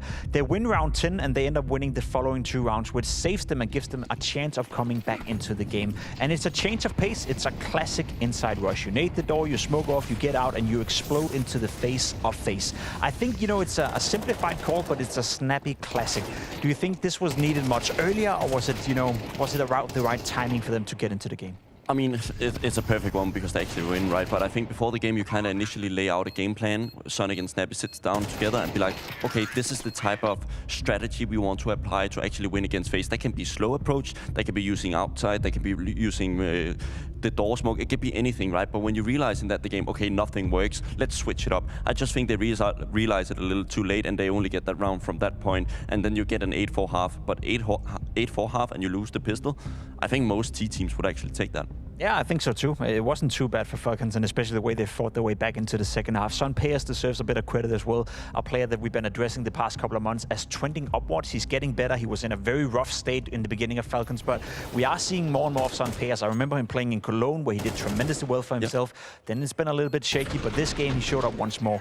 I think, you know, as much as I want to praise Son Payas and as much as I want to praise Falcons for remaining competitive and getting back into the game, it also starts to annoy me slightly. You know, the fact that they always remain competitive, but as you said, they never close it out. No, they don't really excite me. I think that's the word, right? And you never really go into a game and feel like, oh, Falcons will win this one, but they're surely going to be making it competitive. The issue with this roster is also when you look at Tunpeos, right? He's having good games, but it's just so inconsistent. And that's the thing as well, right? We spoke about the pre coming into this tournament. He's fallen off a cliff individually, right? He was so good, and now you see Tunpeos having a good game. Why can't those two combine at the same time? And then we all of a sudden feel like, damn, okay, now it can be good. Madden also has amazing moments in this round, or like this game itself. So there's a lot of potential, but it just never really gets explored. Now it's easy for us to be slightly frustrated on behalf of Falcons, and I think for the Falcons fans out there as well, I understand said frustration. How do you think the camp is feeling right now after coming back against FaZe?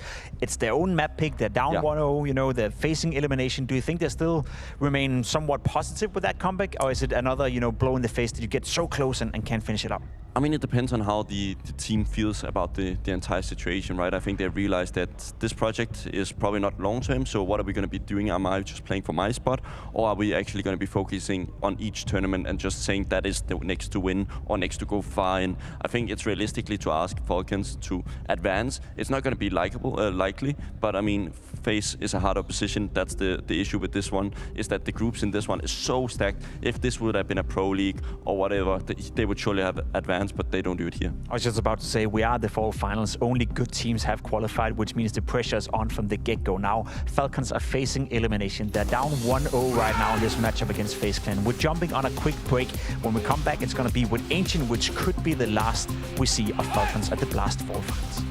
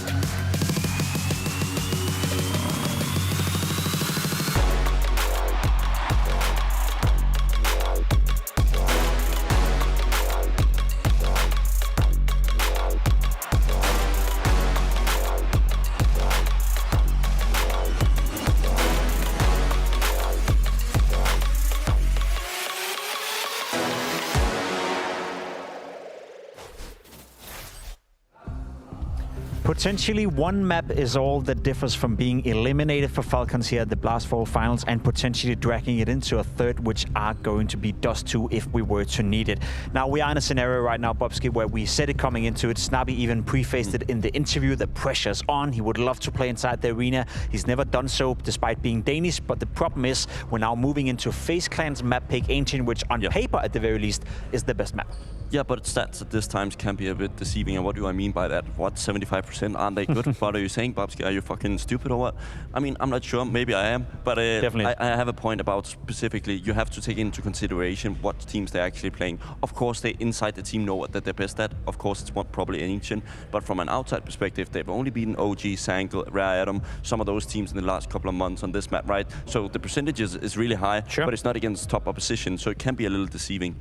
I guess the devil's advocate in that one would be that the teams you just mentioned right there is at the same level as Falcons. Yeah, so shouldn't it be comfortable for exactly, and that's their lucky draw, right? They're playing against Falcons. Surely it should be enough. I mean, if they're playing against G2 or anything like that, I would think, okay, this is not going to be easy, but I am relatively comfortable in the sense of FaZe taking this one. So we've seen Falcons play a lot of Ancient with less success than FaZe Clan. What is it you think that Falcons can't really figure out when it comes to the map of Ancient? Everything. I mean, I mean, it's the same on all maps, right? They can't really make anything work, and that's the issue, is that they have no map where you kind of feel like, okay, we can make it work on this one, therefore we can just take some of the stuff that works here and implement it on others, right? It's just a team chemistry issue that is far off the reality of what needs to be present at a top team. I think the guy in the form of Snappy, I think he got a lot of criticism in the start of the year, right? Sure. That everybody was like, oh, he needs to go. I actually think he's one of the few bright spots in this team right now. I'm not saying that he's doing amazingly, but he's at least not the guy I'm looking at and thinking like, holy shit, bro, you're really screwing it up. Okay. And if you look towards FaZe Clan, as I said, they are beating teams at the level of Falcons, right? So you're looking at a team that have high confidence coming into the map. You're looking at a team that usually walks away with a W. For them, what is it that is working, I guess, when they're playing Ancient? Because I feel like Brokey's unleashed. I feel Kerrigan and Brain, the duo they have on that A-bomb side, is working as well. So do they have any weaknesses when it comes to FaZe? Yeah, it has to be Rain, right? We had a relatively tough map. I mean, 3 kills in regular time, and that's not really his standards, right? So normally he brings a A-game, especially on this map. He's been changing up quite a bit between both playing long and also playing in cave. It's always interesting to see how you mix those up, because right now, you kind of need to be so proactive on the CT side that Kerrigan and Rain often will do the same thing. Or maybe either they'll push the smoke on Banana, maybe they'll push out Cave with the guys in middle. So there's a lot of options for them to actually work together as a unit. The more I think about it, the harder it is for me to find a reason as to why Falcons should be able to beat FaZe and move into Dust 2 to a third deciding map. So, Bobski, I'm going to give you the same question. What is it that can potentially be the silver lining for Falcons to move into a third map? They got to pray to get that Magisk Vitality kind of level so he can stay alone on his side, and then they can really heavily invest in getting speed lane or highway, whatever you call it, and the middle area, right? If you have that opportunity of having a luxury of an anchor player who can just hold his stand, and then all the rest of the guys can just fight together and don't really worry about the rotation, that's the key for Falcons. That is the key for Falcons. We're ready with the second map in the first elimination game at the Blast Fall Finals. FaZe taking on Falcons on Ancient. Yeah, cheers, boys. Great analysis, as usual. And I tend to agree with their sentiments. It doesn't look good for Falcons. They do need Majors to turn up. Some Pius is a deadly factor. He's looking fantastic. Madden, keeping up with him. But yeah, they need one more piece of the puzzle to stand a chance here. They do. I mean, we know they could have, but it just isn't coming together all that well at the moment here. The odds, again, not going to be favoring Falcons. Nobody's surprised, but it's got worse since the beginning. Yeah, this is such a tough road ahead. Like they managed to recover the game a little bit towards the end, but where are the strong starts? Where's like the fire? Where's the momentum? Like it's just. Hey, to be fair, they managed to take us to round number 24. Yeah, that's true. It was a difficult start, and they got warmed up. That's what we wanted to see. I didn't think they could win that map, but the fact they took us the full distance is promising at the very least. That manning the screen is going to be very influential in getting us to a third map. Here we go, ladies and gentlemen. Elimination on the line for Falcons here at Blast Premier Fall Finals 2024. The last event in Copenhagen for some time. This means a lot to the Falcons. And we'll see 5 sets of Kevlar on the CT side. No utility, no kits. Bit of a death match, bit of a brawl over towards the B side of the map here. Good read, though. They've stacked B, and that's exactly where FaZe are heading. Surely they're going to move forward, right? They kind of have to when they're going to win players here. Dupree with the start, but headshot. He gets more than that. 3 in a row, leaving Brokey on his own, fighting for his life back here, but... Careful, boys. Yeah. Don't want to give too much away. So there's 6 bullets left. Okay, it's calmed down now. There was a moment he gets a double kill there, potentially. They have the bomb, right? So they really, truly don't have to fight him all that much. Nice smoke, actually, to try and isolate some of those fights, but Sunpius is already trying to manipulate that a bit. Nice headshot, trying to do a little bit more. You know, you've got to be careful here. Again, they obviously don't have helmets. It's a pistol round, so even the Glock. Oh, no. He gets one more. Looking to fight his way back. Nearly could have. Madden will take him down, but that is so scary. 5 versus 1. 3 kills found. But comfortable in the end. Do see a couple of kills. 3 in total for Brokey. Dupree, though, stole the show. What a sequence that is. Oh, nothing but headshots, mowing them down with that USP. Madden to close things out. No plant, of course. Begs the question, did they force buy? And answer seems to be no. Just one smoke and a couple of flashes? I think they've maybe done the lurk smoke. Yeah, there it is. They just go for it. Running through the flames. Even without the weapons, I mean, this could work, right? Just get the bomb planted. That's all they're looking for. And looks like it's mission accomplished. Even boosting on top of the guy planting the bomb. That's exciting. That's all they wanted. That's all they needed. Absolutely. You'll take that. It's a very meta approach to Ancient. That one smoky throw from T-Spawn. It lands exactly where you saw, and the idea is you can plant within it. It's a strong pistol round as well, just getting the bomb guaranteed. As you can see, that works out perfectly. They don't get any kills, but they get a nice injection of cash going into what would have been a gun round already. So I think Brokey can justify an AWP here. He didn't spend too much and got those 3 kills on the pistol as well. So he should be absolutely fine for the sniper, which would be a nice asset to have. They definitely won't have one by virtue of their success. No one going down. Yeah. Doesn't get it. Okay, right. So he goes for the utility and the AK. Fair enough. Wow, okay. Well, 3rd round coming up, and it's all AKs versus 3 MP9s, 1 from us, 1 M4. It's a bit of a bonus situation going on for Falcons. If they can convert this into a victory, upgrade some AKs. We're looking for the best possible start here for Falcons, who are fighting to stay in the tournament, fighting for a 3rd map, just fighting in every way possible to make this work for themselves. Snappy's already taking a bit of damage. Meg is here, looking to maybe get run down, but the timing between the incendiary and the MP9 coming back out is good enough. It's going to be Madden on the hunt to take down Rain, and it's looking like a beautiful round right now. Yeah, looking a little bit discombobulated. The incendiary thins out the pack. Carrigan commits towards the A site, met by 2 players, and the Rain completely outflanked there by Madden. He had no idea that could be a potential threat, and it's a 5 versus 3 now. 1 minute on the clock, and looks like there's no way really to lose this. They're going to have nice B lane control. Could set Madden up in a strong position, have a crossfire here. They still have a smoke for him as well. So, yeah, he's going to play more defensively, play for a pixel, get a bit of information, drop 20 seconds of smoke, and that should be enough to win the round here. Oh, he's going to play it so well. There'll be like 30 seconds on the clock by the time he actually pulls it. Right, and he does the thing he's supposed to do, which is throw it right next to himself. Sometimes you see people, they bank it at too steep of an angle, and it actually falls down the ramp, and people just run through it. But, yeah, good play. Gonna have to pop this open. Yeah, you're right. Probably no choice here. 20 seconds. Still got another 10 or so on the smoke itself. So, here we go. Trying to make his way through. Madden, good setup. Maybe could have got the double kill there. Should still be enough for the 1 versus 3 there. Sunpius does go down, but only 8 seconds here. Brokey, you can't really check anything. Oh, he fakes it once, and Megas takes him down with a blind spray through the smoke. I mean, they do a little bit of damage in that round, but I think for the bonus situation here for Falcons, they're going to be okay with it. They have 3 MP9s. Yep. Huge win. Excellent result there for Falcons. Needed that. CT campaign going very well. All started here. Carrigan getting forced into the fight. Running through the flames. Dupree and Magus waiting for him. Madden somehow getting that flank. And Magus to the wallbang to close things out. Good effort by Brokey and co. Managed to make it competitive, but this one's starting to spiral a little bit. 3-0 partial buy on the agenda. 1 rifle for Brokey. Rain takes pretty much max damage there from a couple of grenades. 26 points of health, and they're continuing to force the issue here. Lovely shot from Frozen. Madden wants to slice to the action as well. Needs to be careful here. Going to be traded out, presumably, but no, Sunpius saved the day. Rops thrust it into a 4-on-1. I like that aggression down the B ramp. It comes with a couple of risks, but it's nice to see it play out this way. Putting the pressure on FaZe and taking all initiative away from them. Dupree goes down, but they're going to be finding Rops right afterwards. So far, just the 1 AK there on Megas. It manages to save too many of those T-side rifles. But they're winning early rounds, Henry. They're putting it together quite nicely at the moment. Certainly. Bit of a different look for Falcons. We're happy to see that. Round number 5, and we'll see if they can change their fortunes a bit here. FaZe yet to get into Ancient.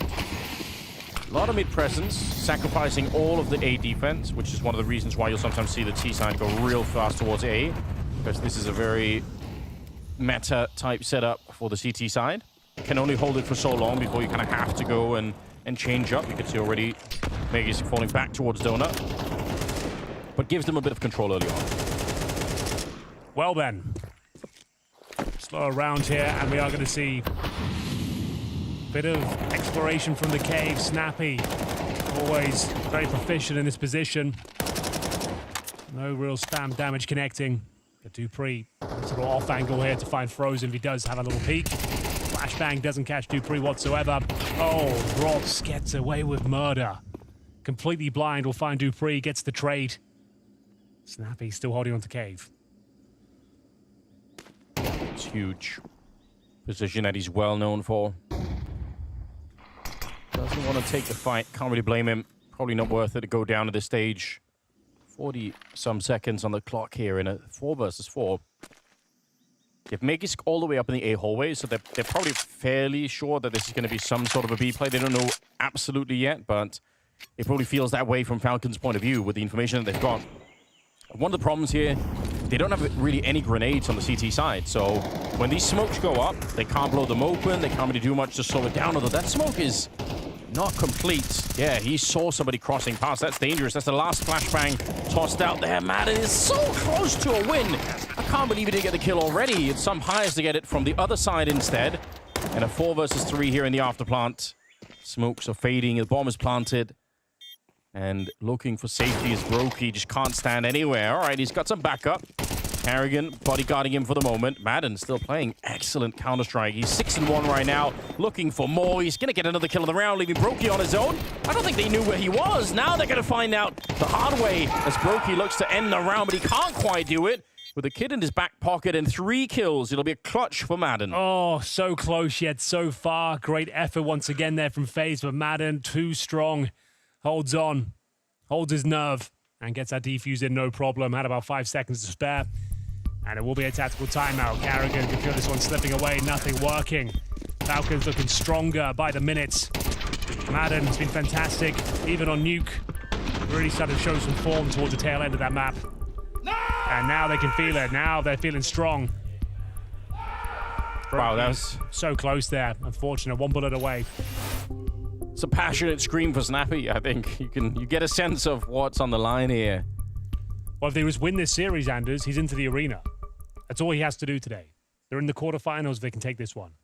It never happened before for him, yeah. I still can't really believe it.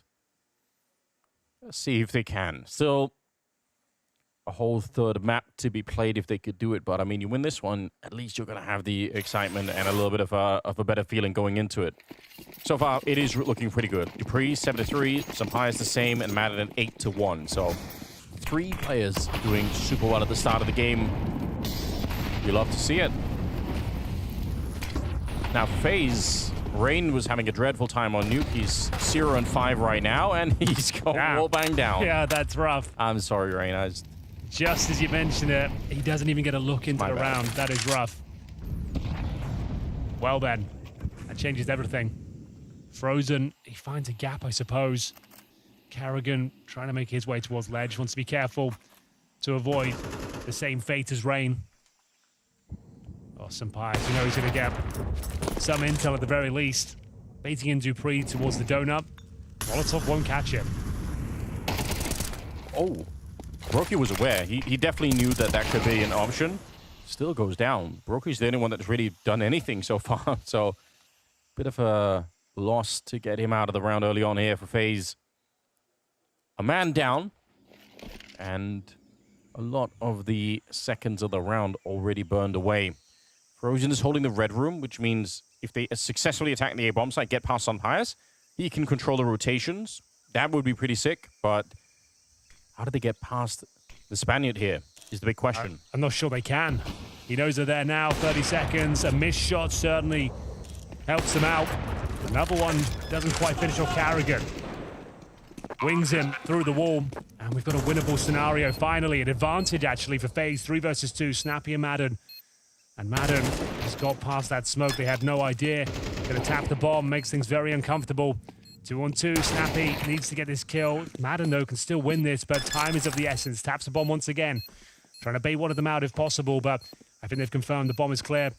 His chance is getting very limited now. That's a great effort. He can just defuse the bomb, Anders. Oh, yeah, he can go for it. Frozen has to run.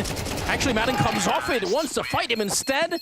I don't know. Both methods might have worked there. It's possible that he had the full defuse, but Frozen, 3 kills. It would have been touch and go. Milliseconds in it, but I think he loses still. With the full defuse. I think that was the right call. Didn't quite make the kill. Good effort. Keeps it very close. This is how it all started off. Bear in mind, Rain goes down with nothing. 0 and 6. Dupree fighting for his life. Carrigan, some great work here on the AK. Robs. Vision of the bomb. Compromised position. Let's have a look. Yeah, I think he dies. Yeah, I think you're right. 2.3 seconds. I think it would have been close, but he wouldn't have got the defuse. Okay. One of the harder rounds, I've got to say, for FaZe to win. Already a man down and running into Sunpires as well at the A-bomb side. You would assume that would have been the end of it. But they managed to get past. One of the few times you're going to see Sunpires miss a couple of shots really ever. Roki's got the orb now. Assisted by a couple of Mac 10s to just illustrate the fact that FaZe really have been struggling at the start here. Even winning a round, still not at 100%. It's a rough smoke. Might as well get off the boost, or he's going to sit there for 20 seconds and see what's available.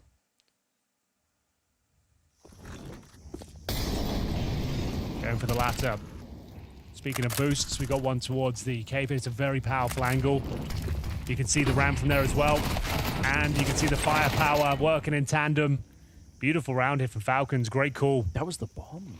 They actually brought the bomb there. That's so scary. Kind of gives away part of the game here. Missed shot from Brokey. Doesn't make things any easier. Ring it's first, at least.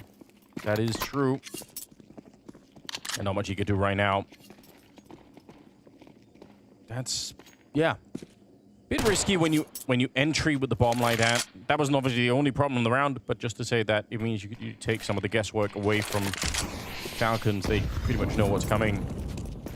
Steals an AK, hoping to make it out of the round alive. Okay, that's not bad.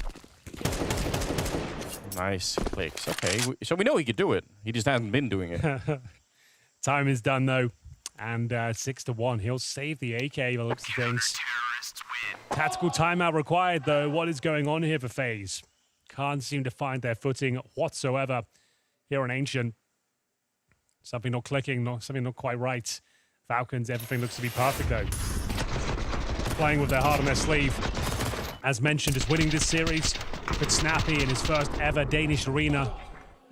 Could be the last time for a while. There are no scheduled events in Copenhagen.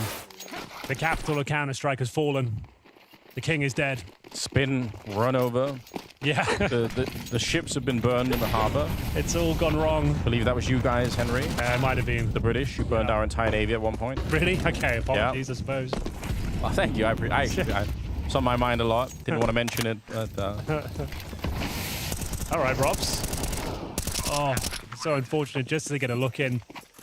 Through the smoke, of course. Shadow advantage there, but Rain still goes down. Yeah, the bomb plan's nice. Gives you a little bit of extra cash to work with. Not as much as used to be. Carrigan and Rops here just getting hunted down. The bomb being defused, and Rops knows, yeah, smoked out. Can't do anything about it. I mean, a little bit of damage on a bomb plant. It's something to think about. But really, they need rounds. Something to think about. Something to think about. Well, it gave them the bomb plant. Maybe a bit more firepower. That could be something to write home about. I wouldn't write home about that. One kill on the bomb plant. We made. We were kind of close. A little bit more money. Kind of close. Okay. Madden he's a demon right now. He's 14-2. Yeah. I think you were one of the first people to tell me about Madden before you really came on. I was going to sign him to Cloud9. Yeah, well, that's why then. Yeah. Didn't work out. I think he was with Godsend at the time, with Sticko. Oh, there. We'll blame Sticko in that case. We can do, yeah. I was trying to get him too. What now, do you think look, that would have been? now look where he is. Yeah. Losing at the prediction game. Okay, well, they're bringing the bomb over. Similar setup. You could see Rops is playing that extremity position, lurking around on the other side, which is fine. Now the rest of them got to make a way into the bomb site if they can. Snappy predictably playing the cave position. He's in there. Sunpius. Nice return with the incendiary, just slowing them down. That needs to be a kill. The flames will consume him instead. That's wild. I would have assumed him to get that kill every single time. They must know that Snappy's around here. All right, they do. They definitely check it. Rain, good headshot. 40 seconds here. Madden almost able to win the round on his own. If he had to take it down Carrigan, I think it would have been it. The analysts wanted to see more from Magus. This would be a prime time to shine. If he could find a 2v1 win, it might even be GG. I don't think they'll recover from this. He's done well inflicting damage towards Carrigan. He's 2 HP, just trying to stay alive, trying to bait in as much as he can. The first headshot is beautiful. 1 versus 1, that's a smoke as well for the cave. That gives him the advantage here, but the bomb is ticking away at a serious pace now. It's up against Rops, one of the best clutches historically of Counter-Strike, and he comes out on top there. Great effort, but not quite getting the round. Yeah, really nice effort, but you're right. Rops actually decided to walk through the smoke even before the bomb was tapped. He was already there to go. Time was so low. If you just able to confront him as he taps that bomb, it's a very viable approach, that sort of 1v1. No one's expecting you to come out there, and they're expecting you to wait until the bomb is touched. Then they've got the crosshair ready, but yeah, just being there in position. Nice try, bro. Nice try. Very nice try. Agreed. 7-2. FaZe can still find 5 rounds here. Not all is lost. Bear in mind, the loss bonus is low. This is a must-win round. If FaZe can do this, the half's back alive. You can see this MP9's famous. Okay, yeah, that's exciting. Think about that. Yeah, CT economy in MR12, CS2 can be a real cruel mistress. Nice grenade actually on Sunpius. He's not going to be too happy about that one, but if he get the kill back, he's not going to care either, and he will take down Frozen. Nobody there to avenge the kill either. Make a clean escape of it. Trying to push the bomb aside. Okay, Rain. All right. We were hating on Rain for a bit there. Questionable performance on Nuke. Bad start to this map, but that is a cracking headshot to take down the only A defense available. But backup is coming in pretty quickly right now, you've got to be honest. Snappy goes down at range against Carrigan. The bomb trying to be planted. They just can't do it. It doesn't matter, I guess, at the end. They're going to get the round, but that's a hard fight. That's a massive round as well. That forces Falcons down to an eco here, and I don't think a very convincing one. It'll be USPs mainly. They'll be playing for that last round. Oh, yeah. That's a stunning shot against Magus, I think it was. Good work. Man, they've had so many rounds putting on the pressure, down to the clutches, and now it all kind of pays off when they run out of money on the Falcon side. Okay. Here it is, that full eco. It's a position that is more overlooked than you would think, but not maybe in these sort of rounds. Like, you need a lot of distraction. Even if it is overlooked, you've got a USP, right? So, I mean, how much can you do? Not much, apparently. They just go to a little swing, doesn't work out. Okay, it does sort of matter. They can find like 2 or 3 kills to save an AK. That would be massive. And there's 2 AKs right there. Yeah, you're right. That actually would be quite cool. So the round should be secure. I don't think they're going to lose that. I think they'll just be focusing on saving the rifles here. The USP might as well have a little look around. Broky's got a guaranteed kill here. And now, yeah, you know the round's done, but yeah, you've done very well to find a lot out of a little.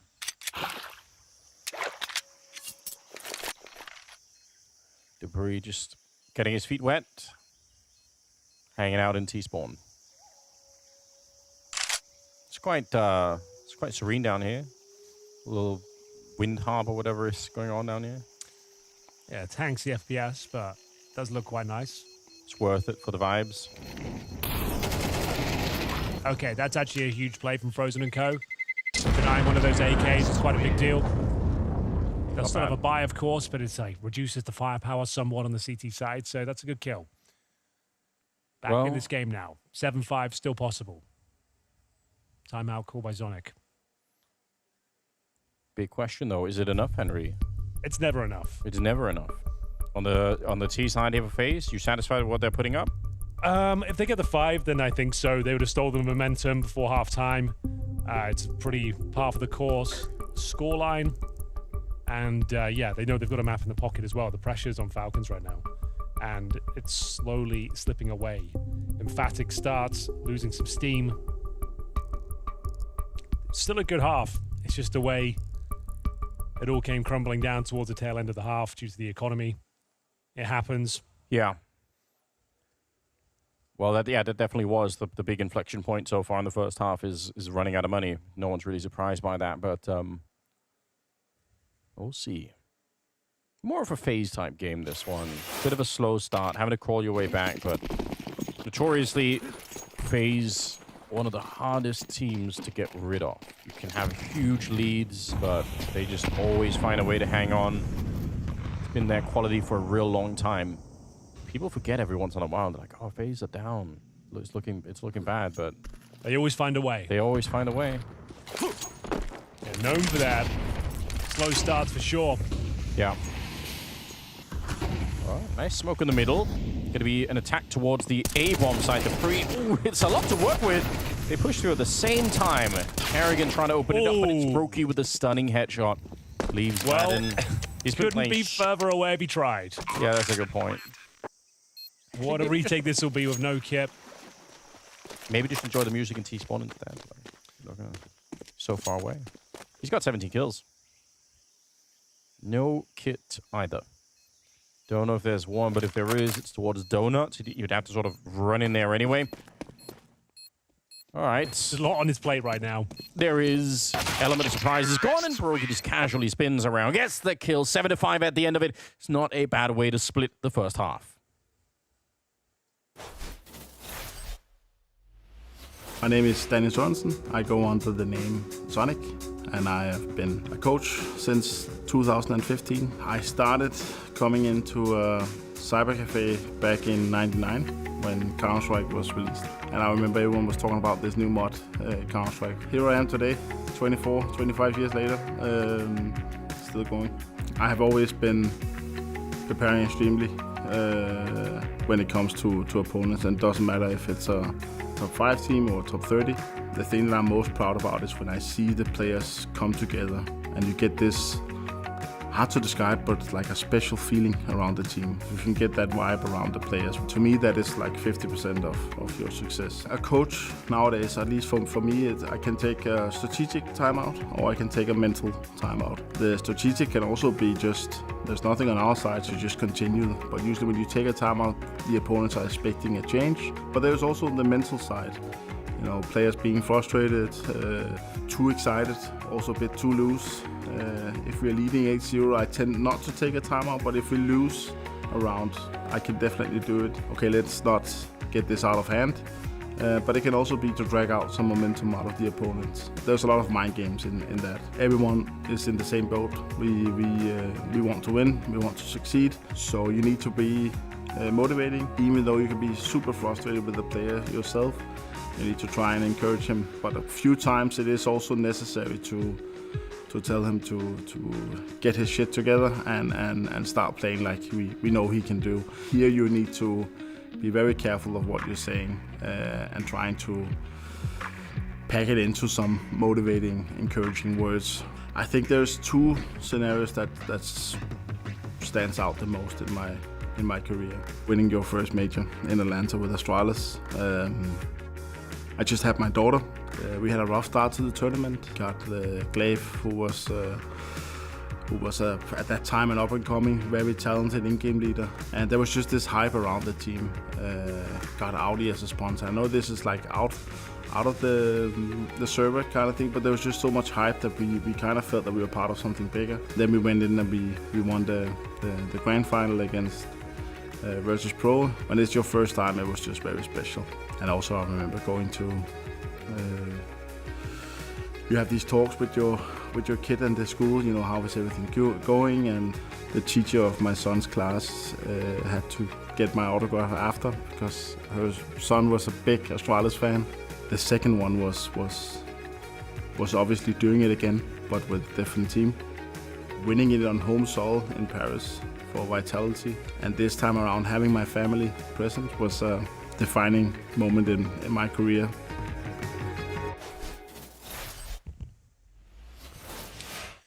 There's Zonic looking to keep the dream alive, looking to find himself another Danish arena if possible.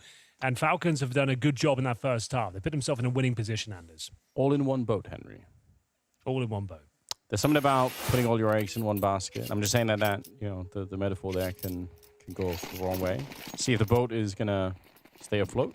Let's hope so. They've set themselves a decent foundation, did start to drop off towards the tail end. Falcons, though, with a little A execution, but maybe a fake. And as we can see, they've got two players in the bomb outside the B double doors. They're going to drop both smokes in towards the A bomb site. This is a counterplay, isn't it? Like they've stacked the A bomb site with 4 players, including dualies, but the bomb's on the other side, so... Yeah. They're trying to keep this stack here. Rain's not moving just yet. This is sick. This is mind game. Look, Falcons are pretending like they're playing into the whole thing. So everyone's been doing their homework. FaZe knew that it might be an A attack because that's been happening a lot. So Falcons give them the information saying, yeah, it really could be an A attack. You're right. Like, it really might be. And then they pull the rug out from under them. They planted a B bomb site without even getting a single kill. And this retake is going to be near impossible for FaZe here. They're trying to get close to it, but you can see already getting whittled down. Dupree up close, gets another kill, lands a stunning headshot, and now frozen. 1 versus 3 here. No kit, no teammates, and not enough time. Already tagged up. That's brutal. He's getting great headshots, but Snappy. 10-second defuse. I don't think it can be done any longer. Frozen's great kills, 4 in total, but they will still lose the round. Yeah, he dies at the blast as well, unfortunately, so won't save those Julies. And Kevlar, great effort, though. Nice fake. You don't see many of those on pistols these days, so the full A execution, smoke down towards Spawn and Donut, sending 3 players in, but not fully committing. You see them just actually keeping them interested. And they went for an A stack, so I think you're right. There's a bit of a counter. They find an open B bomb site. Rain did sneak through, but Madden was ready for it. Frozen gets himself a plethora of kills, but not quite enough. What that round proves is not just that FaZe have done the homework on Falcons. Falcons have done the homework on themselves. Yeah. They recognize themselves. What are some tendencies? Oh, we tend to go a lot on A on the pistol rounds. Let's use that and sell the idea that we're doing it, and then actually do it. That's so sick. Well, that's what the meta of Counter-Strike is right now. The grind to try to catch those tendencies and notice them in yourselves as well. It is evolving on a daily basis, basically. It's a lot. It's a lot, and they're working with a little here. As we see, just the USPs, they will be dealt with in due course. As you might expect, it's a clean sweep for Falcons. 9-5, guns will be brought out in the following round. They've done well, though. Pistol has put them in a great position here. Final map would be Dust 2. Just a note. Looks like we might need it. How exciting would that be? Either way, one of these two teams is going to get eliminated from the tournament. We want to see everything we can out of them. Falcons, you kind of expect it, right? We know that's true. Changes on the horizon. It would be like no one wants to see them lose. You know, it's a Danish squad. We'd love to have them, both teams in there. But for FaZe, I think it'd be more significant after the pretty disastrous Pro League. Yeah, that's true. Losing the complexity 0 and 2, and then not even making the arena here out of 8 teams. And you lose to Falcons as well. Like, that would kind of be... I think Jacob Busky brought it out as well. Like, Carrion is such a character in front of the crowd. Right. Having him there is in itself, apart from being Danish, also just really cool. I think it would just be a sign of there's changes coming for FaZe. If this tournament, they don't even make the playoffs, I think you're going to see a roster change. That could well be. Straight up attack towards the bomb site. Madden's the only one who's far away on the other side of the map here. They need an entry, though, to activate Madden's position, and defended is Robs. Oh my god, he's playing well at the moment here. 2 strong kills, almost cost him his life. But you can see Madden wanted to be the X factor. Once the bomb was down is when Madden wanted to play this round, and that's just not going to happen here. So FaZe, very important round for them to win. They had to make this one a clean one. Yeah, very clean shooting from Robs there as well. Manages to get himself a couple of kills upon entry of the H site. Falls back through the smoke. Flanks come through. Pretty convincing round with no plants. All started here with Frozen, dodging the flashes. Nice work from Dupree to trade up, but as mentioned, Robs. It's great work here in the flames, using the smoke to fall back and Broken to close things down with Carrigan. That was the bonus round though, Anders. That was the MAC-10s, the Galils, etc. This is the first gun round of the game, or at least the second half. Yeah, they got a power run through here. They win this next round though, FaZe, and it is a very interesting game once again. Economy for Falcons isn't really going to sustain another loss, so Dupree actually having a really big presence in the middle in spite of kind of being alone, keeping 3 people occupied at the moment, whether he knows it or not. The right timing, they could absolutely crack open this B bomb site, but that timing window might be slipping away with how close the mid portion is getting. How they sneak in here? No one's seen them. You heard the Molotov towards Cave. CTs will start vaulting soon. It's going to be Frozen, waiting for his opportunity to strike. Be attacked, looking very likely here. They got through the first stage of Cave. There's the activation from Frozen. Some Pious, though. He'll find at least a kill. Madden will take him down, but makes up for it. Great flank. Finally comes online for Frozen. He can deny the plant here. Okay, he keeps the round alive. How sick is that? A wall bang to maybe save FaZe. It's still on. Their health isn't really that much. They picked up the bomb again, but nobody really wants to be next up planting, especially when you're that low on health already.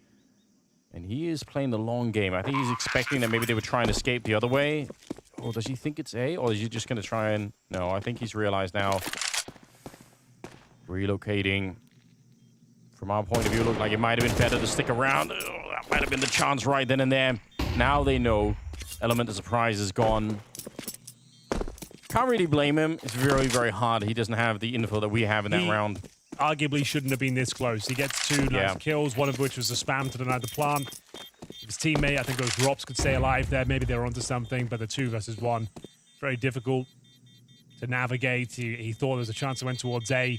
It's surprising to see Falcons win this round because, again, there was a double push in middle.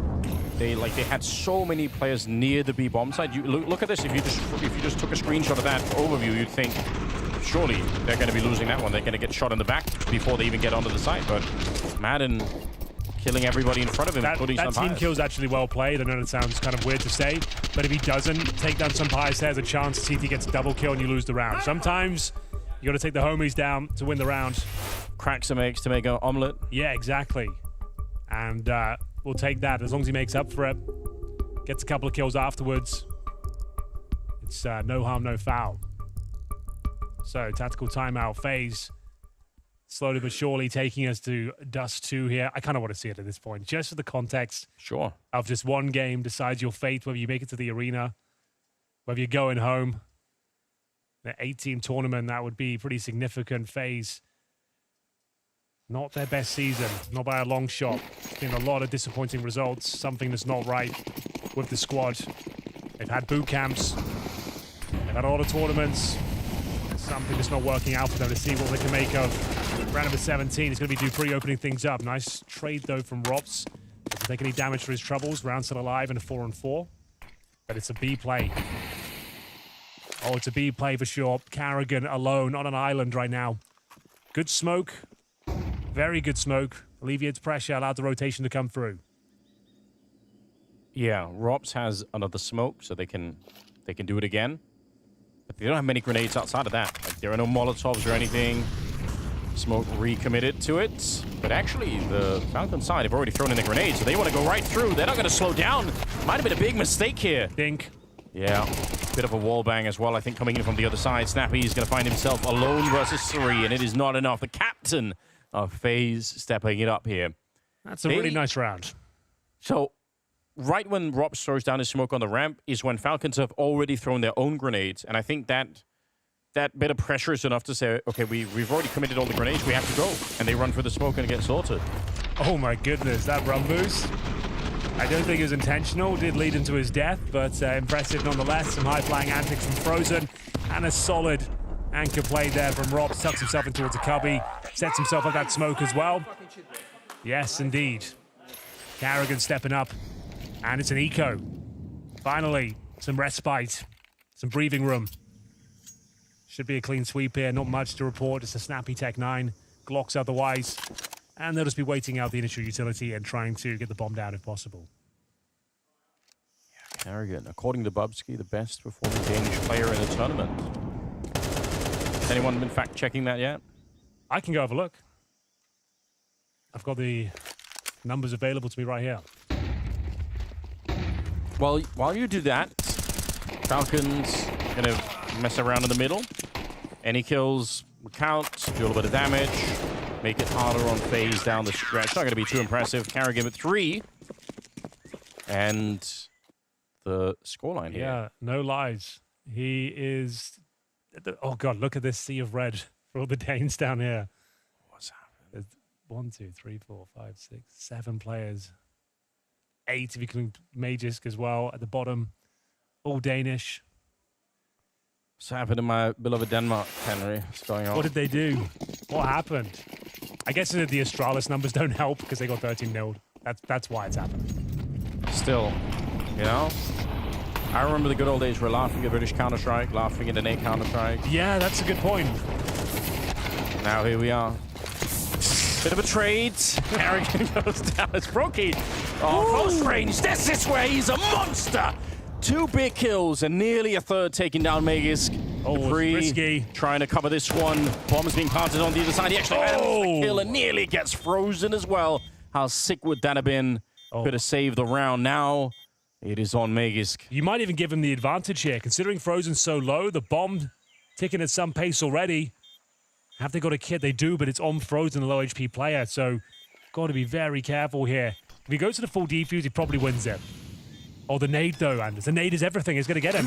Oh, he goes to the pop instead of the kill. Oh, you're right. Oh, it's going to get defused. If he would have banked it off, he can't know it, but Frozen would have been dead every single time. Oh, that's a rough way to lose a round. He doesn't know how close that was if he just naded the bomb. Like he said, no way of knowing he's so low, but wanted the intel. Didn't actually pop the smoke to great effect. Gets that first kill, so unlucky not to get the final one. Great effort there from Magisk. Brokey wanted all 3. It's a fantastic shot. Let's have a look. Oh, so close. Even if he did pop the smoke perfectly, there was another smoke on top of the bomb, so it still would have been very difficult to find the kill quickly. Yeah, right you are. Timeout used. Just heard from Sonic that using those timeouts could be a way to calm down the team, could be to disrupt the momentum of the other team. I think Pimp said on the desk, and I think he's really onto something.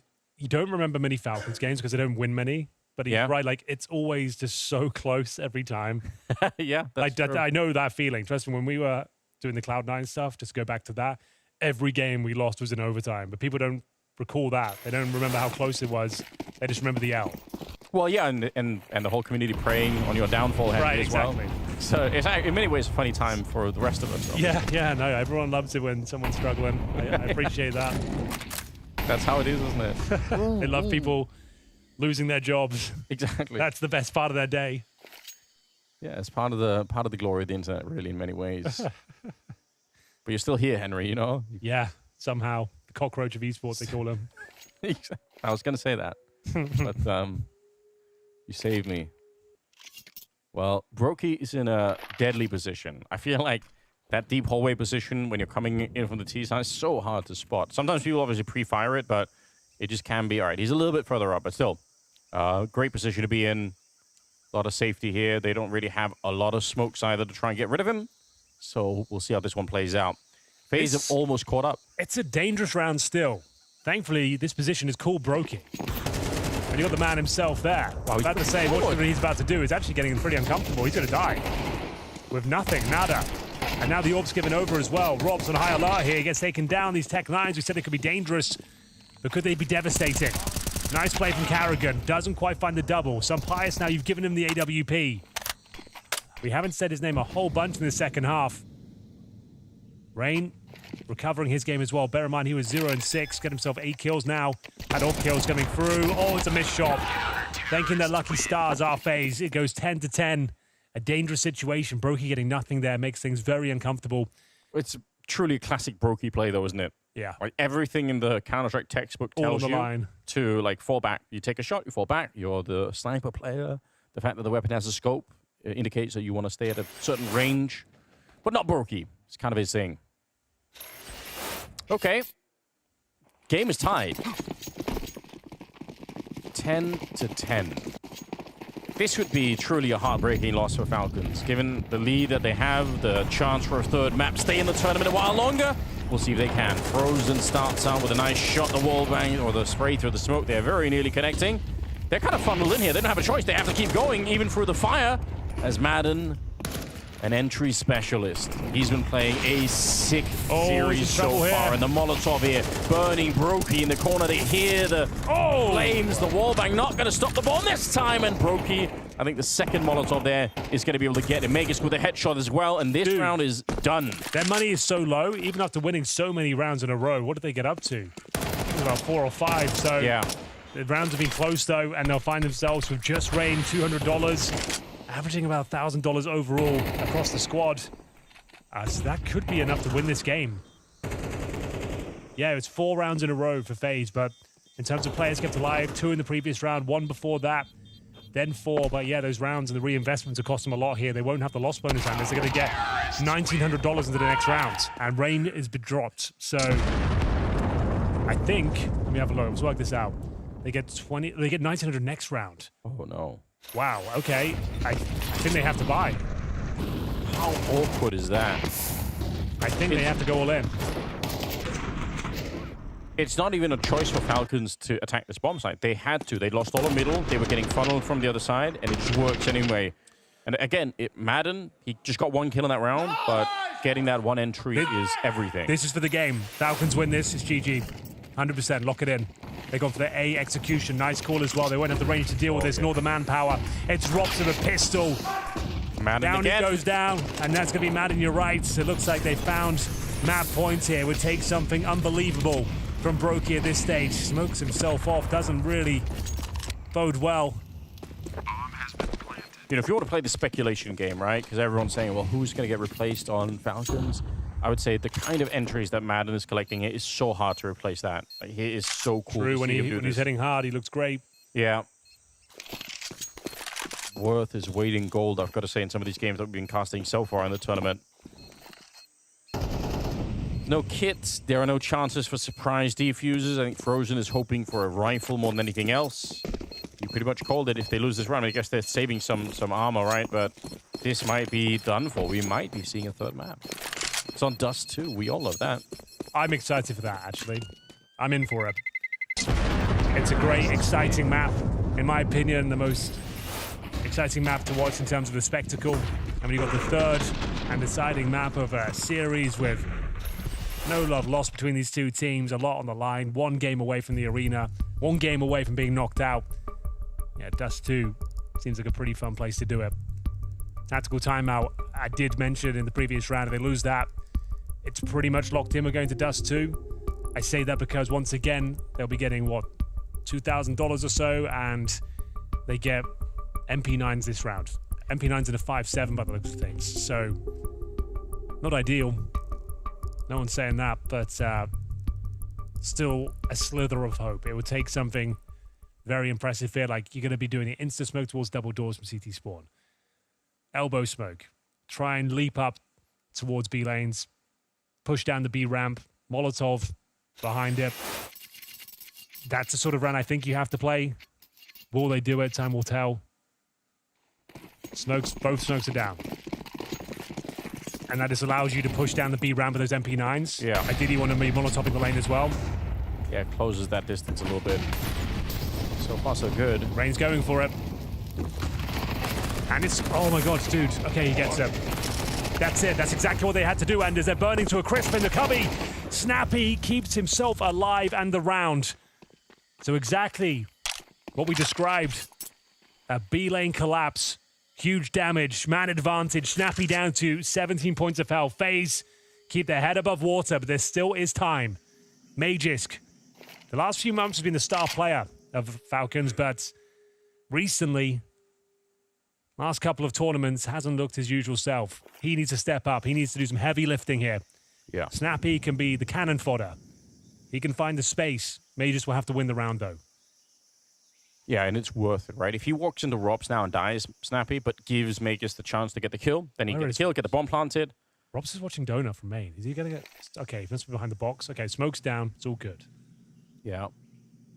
I think it has to be that kind of a trade. He does have an incendiary Robs, so there is a little bit more danger perhaps. So yeah, sacrifice Snappy to get the info. Hopefully get the bomb planted behind it. Oh, he's just so deep in that corner. Very hard to spot out. I don't think you've seen his Snappy. He was visible on the screen there, and he can't quite get it. Bomb being attempted, but Robs will absolutely clear it out. Good double for him. Down to round number 24 now. It's getting so close. So dangerous. Oh, man. They're going to steal 2 AKs, maybe more than that. I feel like with that timeout, Anders, and you're tracking the economy, yeah. If I've described how that round could play out there, I would say you just take a really defensive and you shouldn't even be entering the B lanes. Yeah. I would say you play a passive one here. I just think that hasn't been the best call when Falcons to take that sort of challenge. When this map was introduced, Henry, it was Karrigan and Rain that defined that kind of pressure, right? Like that, they made that pincer maneuver through cave and outside of B a super popular thing. They looked unbeatable at one point when the map came out. You let them have that control. You let them expend all their utility, wait out their smokes, and just use the firepower to bleed them out. The fact they were part of that, a bit rough. You could see how uncomfortable they were. It was very nicely played from FaZe. We saw the incendiary, the one that won the round, was towards that pocket area. Yeah. Outside cave. Like, I don't know why that's not thrown more often, but when you're doing those sort of B lane excursions, having the Molotov down towards lane and the pocket as well means there's just no breathing room. You have to fight, and you're just kind of scrambling with flashes going down as well. That's why I say with that sort of round being so predictable, considering their money's so low, probably shouldn't have been part of it. Well, now we've really built the tension to an all-time high, because if Falcons lose it in overtime here and get knocked out of the tournament, that's the most heartbreaking scenario you could imagine, right? Like, it doesn't get worse than this. You feel like you should at least have a third map with this kind of a scoreline, but nothing is secured yet. AWP on Brokey, 2 AKs stolen over, round number 24. It is either going to be overtime or it'll be a third map here. We'll find out. Snappy already under a little pressure. They're everywhere, and Karrigan is hunting it down. They want that overtime. Robs assisting with a flash on both those kills for a 5 versus 3. Oh, running out of bullets, though, and Frozen using the pistol to great effect. Overtime looks locked in. Anders, this would be the most devastating way to go out the tournament. Huge lead. And FaZe looking likely to win out in overtime the way they found momentum here towards the tail end. Oh, yeah. It was a close comeback in the first map. If you lose in overtime in the second, it'll be devastating for them. And now it's guaranteed. Sunpire's 10 points of health, just a formality while we wait to go into overtime. Yeah, from a story perspective, it's a great arc that we're building. Nearly there, but not quite. And then we'll see what happens in overtime. But for Falcons, I don't think they appreciate any of this. They just wanted the third map, but they're going to have to play a little while longer. Overtime is in effect, ladies and gentlemen, as FaZe make the comeback work. And now they have more money. They get the reset in here. This is going to be real interesting. Do Falcons have the strength to refocus and continue on the path? Nicely done. Just making it work here towards the end. Good job on Rain. Frozen still leading the board by 20 kills. Madden on the other side with 25. So crazy. He's been a real nuisance for them. Here we go. Slower approach this round. Bomb drop back. Just waiting for the initial grenade and the mid control maybe to fade away from FaZe.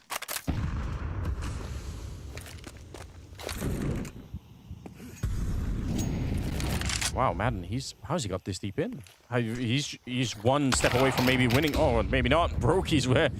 That actually is so sick. He was cooking. Yeah, if they make one mistake, if they turn the corner, you might have turned the corner, not even scoped up, because why would someone be in that deep? But well played. Good comms, good awareness. Yeah. Karrigan pulling out all faithful here. The org is in hand. Oh, you're right. We haven't seen that yet, but that is a classic Karrigan pickup. Really see them on Anubis these days, rarely, but good to see it. Karrigan definitely a frequent customer. And Frozen, he can just find a nice, clean kill here. That'd be the bomb. And maybe he gets a bit more. It's going to be a second player to deal with. Caught his nades out, though. Snappy can't believe his luck. dupree's surely dead in this. Oh, I say that with Brokey. Timing get awkward. As soon as he rotates, he's not going to be ready for it. Yeah, there we go. The round's back on. That's a pixel of difference there. Brokey could have maybe spotted him, but not quite. Nice shot from Carrigan. 20 seconds left. The clock's kind of running out on this one. dupree doing great work, but they still need the bomb plant, and Robs is holding it. 1 versus 2 for dupreeh. He has to go back and pick up the bomb. He can't really wait too long. Already spending valuable seconds looking for Rops, and we're down to 5 now. The spam is coming through, and it's Rops to get it at the end. First round of overtime, and it goes the way of FaZe. Such a powerful spam, especially when the clock is low. Getting the intel, he can only plant default to guaranteed kill. There's a few different lineups you can do from Cave. Good effort, though, from Madden. Yeah, this good space. Gets himself an interesting position, but Brokey somehow ready for it. Round was on for a second there, but there's no time. Well played. Getting spammed from all angles. Yeah, he really truly was. Okay. 1-0, FaZe stealing this game away, Anders. It was looking so good. It was. A 12-10 scoreline up against the 5-7s and MP9s. And now looking to tie things up. Okay, recovering the round. They did lose dupreeh to kick this one off. Got to convert this lead now.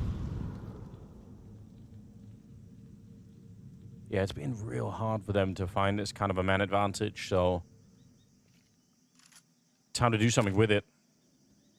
Magisk is holding the A hallways over by T-spawn, just making sure that no one is sneaking through and shooting him in the back. The rest of the squad working towards B. Carrigan very nearly with the double spray down. He's going to call it out, say. Some highs has got to be low.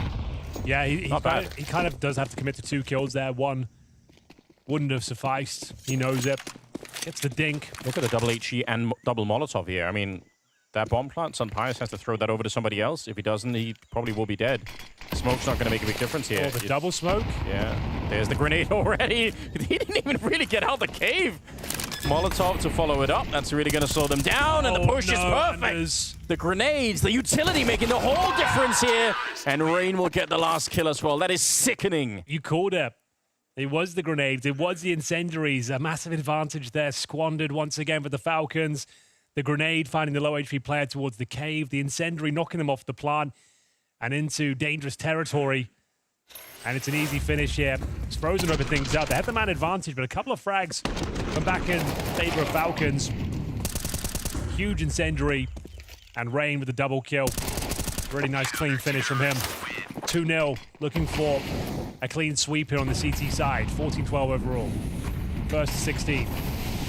Such a hard fought. Oh, wow. He throws down the underhand smoke to get rid of the Molotov, pulls out the AWP, and while flashed, still gets the kill on Carrigan. That was beautiful work from Sunpius, but he runs in to more of the blunt weapon that is Brokey. A little bit of a different style between those two offers, I would say. Oh, yeah, for sure. Sunpius, you know, is more graceful, dancing around with the weapon. Brokey is a little bit more of a hammer, isn't he? I like both styles. There is a completely open ace sights here. Rops with the secondary AWP. Doesn't get the timing, doesn't get the shot.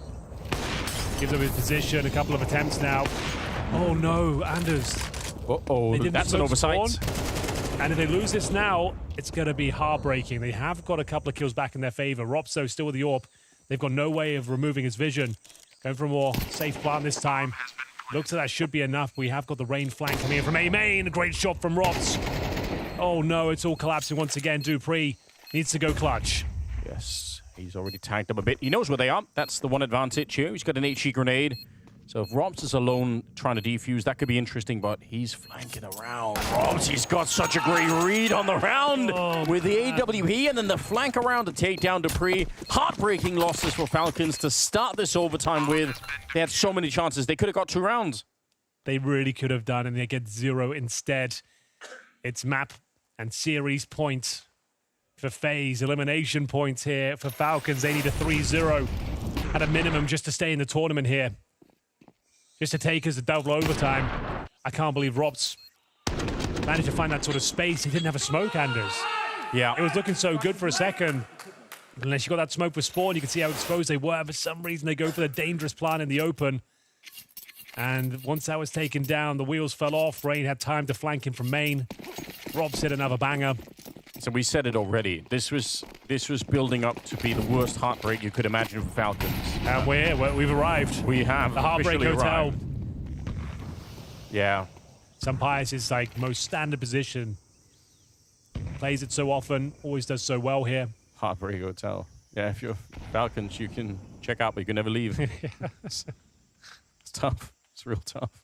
Yeah, they've been residents for a while. The analyst said, I love the fact they pointed it out before this game. Always so close, yet so far. Yeah. No one remembers the overtimes. No one remembers the close games. They remember the losses. They look at the whole list of L's and they just say, oh yeah, they just lost a lot. It's like, yeah, but they did. But some of these games have been almost too close. Yeah, 24 rounds in the first map.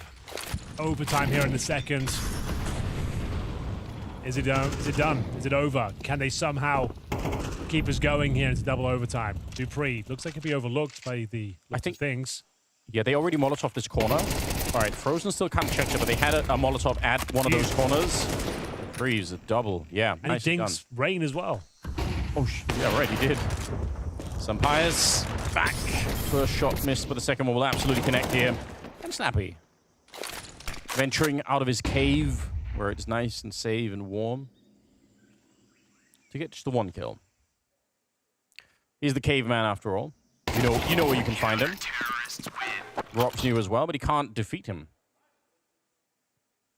Okay, 1 down, 2 to go. They need to keep this up.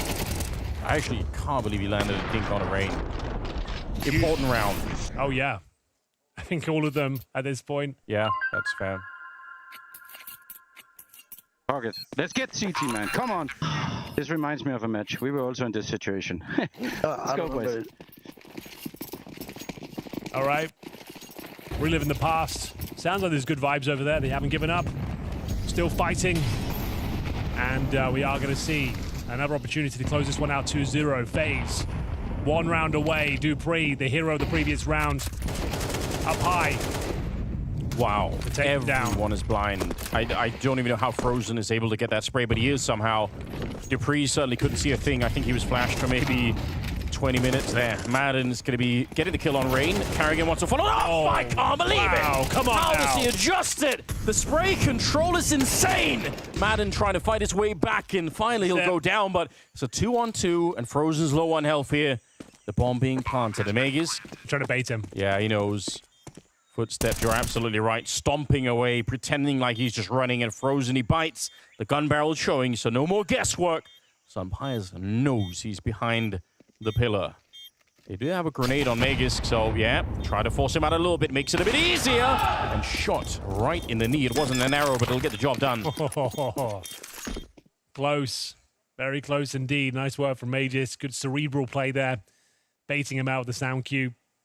Always so frustrating when you die like that. Just thinking, oh, this is my moment to pounce, go with the backstep I've won. But oh no, it was all by design.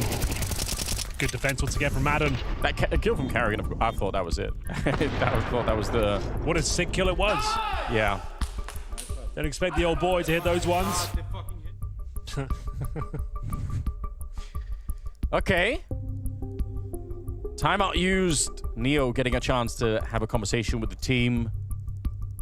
If they lose this one, it's double OT. I must say, Henry, you haven't really been delivering on the overtime thing. That's kind of your brand. We had an overtime yesterday.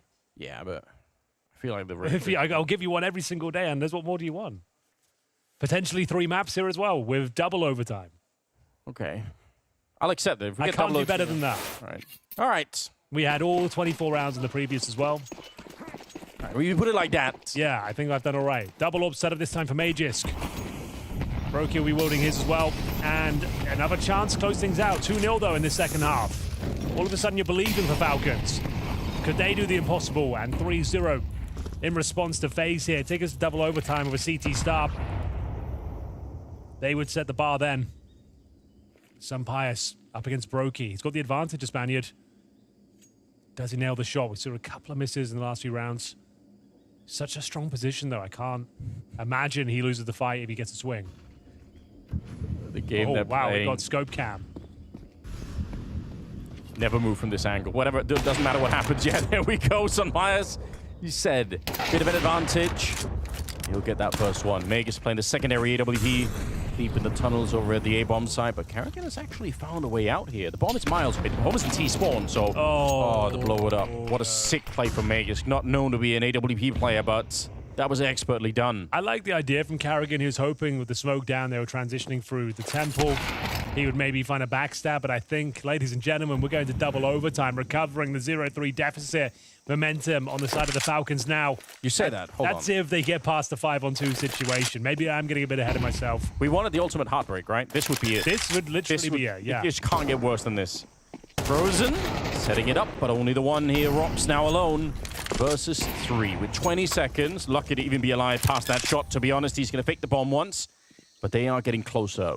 Closing the net behind him here. Snappy realized, yeah, I'm making a little bit too much noise. I'm a little bit too aggressive. And there's the shot in the back. Double overtime has been secured. There we have it. Madden closes things out with 28 kills. Dupree catching him at 25. Starting to wake up. It looked like they were done for. I love this. This is where things get so exciting. Like, because whoever loses this now, it's going to feel worse. Obviously, the Falcons a little bit more serious, having lost the first map already, but the tension is building. It's only the first match of the day. Here we go. No AWP on the T side here early on, not because they can't afford it. Single off setup as well. Maybe just going to be back on the rifle. Yeah. And you can see why they don't want the AWP here, because they are playing a lot more aggressively and fast in the middle. So you want to be a little bit quick to react. If that works out, you get a couple of kills here, you can pretty much go immediately. Oh, God, what a spam that is. Snappy's done it again. No kills, but he certainly heard those dinks, and he'll get one in return. 50 damage for him. Got to dissuade him from the Jaguar room. Nice little spam you can use at home there. Nice lineup from Rain. Playing battleships, isn't he? Yeah, right. Trying to find the submarine. I know you love those, Henry. Did watch a documentary on submarines last night. Do a lecture on it later. Well, I'll tune into a submarine podcast for sure. Pretty good timing on the smoke. Slow them down. They've got more grenades behind it, so they could do it again, but it looks like they want to try and make their way through. FaZe on the other side. Just braving the smoke right into Snappy and Madden. It's a bit of a slaughter on that side, to be honest. Madden with a double, Snappy with a double, and Karrigan, he was low from the very start. He's going to go down. 4 rounds in a row for the Falcons. All of a sudden, they're looking like the more impressive team. Still 2 rounds available on the T side here. Bear in mind, neither of these teams found a single T round in the first segment of overtime. So just finding one here would be something for FaZe. Yeah. That does seem to be a bit of an issue. But solid hold. Speed bomb side's been locked down time and time again. Madden continues his strong form. Gets himself up to 31 frags. How sick is that?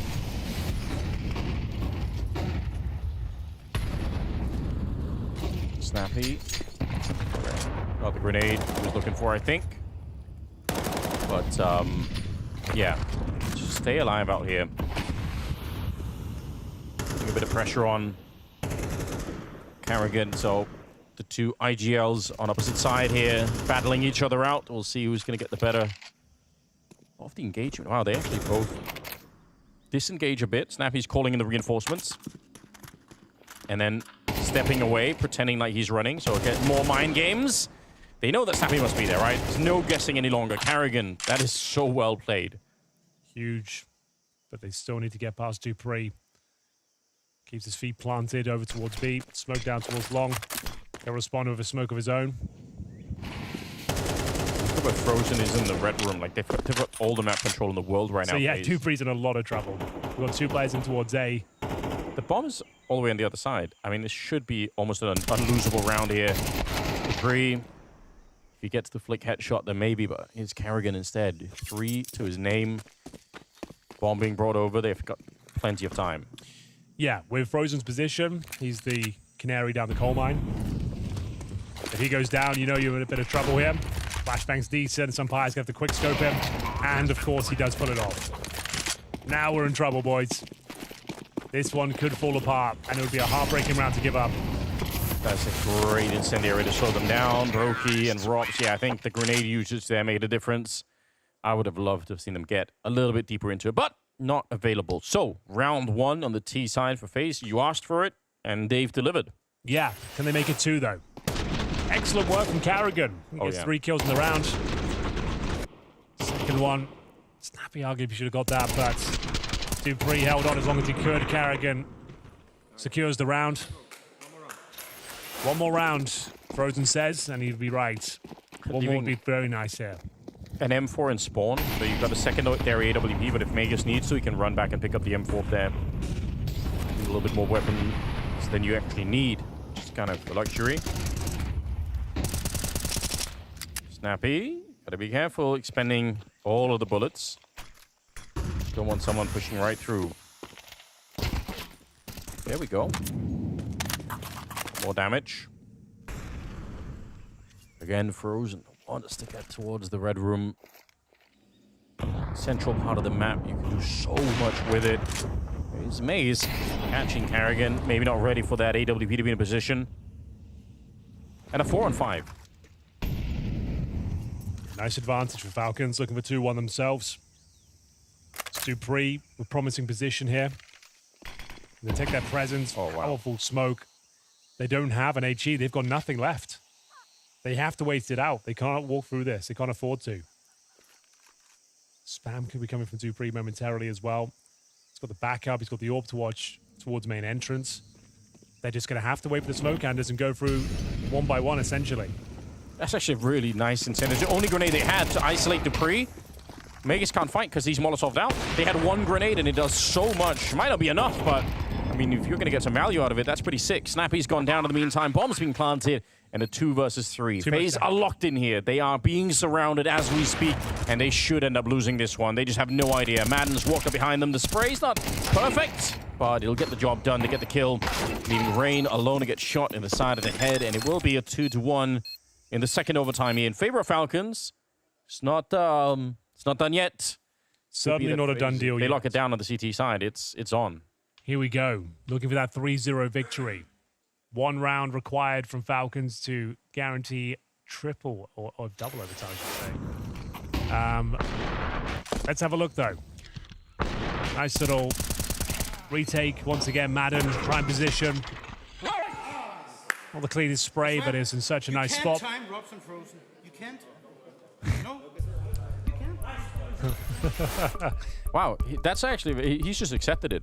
He's saying, don't even try. He's like, they're going to be aware. They're going to know. Yeah, he might be onto something. All right, timeout. Falcons back in a winning position. It's going to be 1 timeout available for each overtime we enter. Right. They do not carry over from regulation. But FaZe could do this with a 3-0. It's a tall order. Been done a couple of times, though, by both teams. I always enjoy this aspect of the game because when you stack up this many rounds through regulation into like 1 or 2 overtimes, like the job of a coach or an in-game leader to try and, you know, sense out what's worked, where are the weaknesses, are there any like it grows more and more and more, right? Obviously, you've got a plan coming into the game, but at this stage, it's a lot to remember. It's a lot to have a sense of. Okay, some mid-control garnered, but a lot of damage en route. Oh my god. Huge grenades, but better shots. Falcons still in the round. Captain Carrigan stepping up, delivering the goods when required. 2 players tantalizingly low. It's going to be one of them making his way towards red. Brokey ready for it. Huge kills from Carrigan. Great output, 27 to his name. The best Dane in the tournament. He's absolutely some way. wrecking them. Somehow. And that should be round. Carrigan gets himself a quad kill. 2 rounds away from glory now. 1 round away from triple overtime. Yeah, he really did mention it. I think I talked about it yesterday, but he mentioned it coming out of the player break that his focus on his individual level, something that was at the back of his mind. Gotta say, it's been working out very well.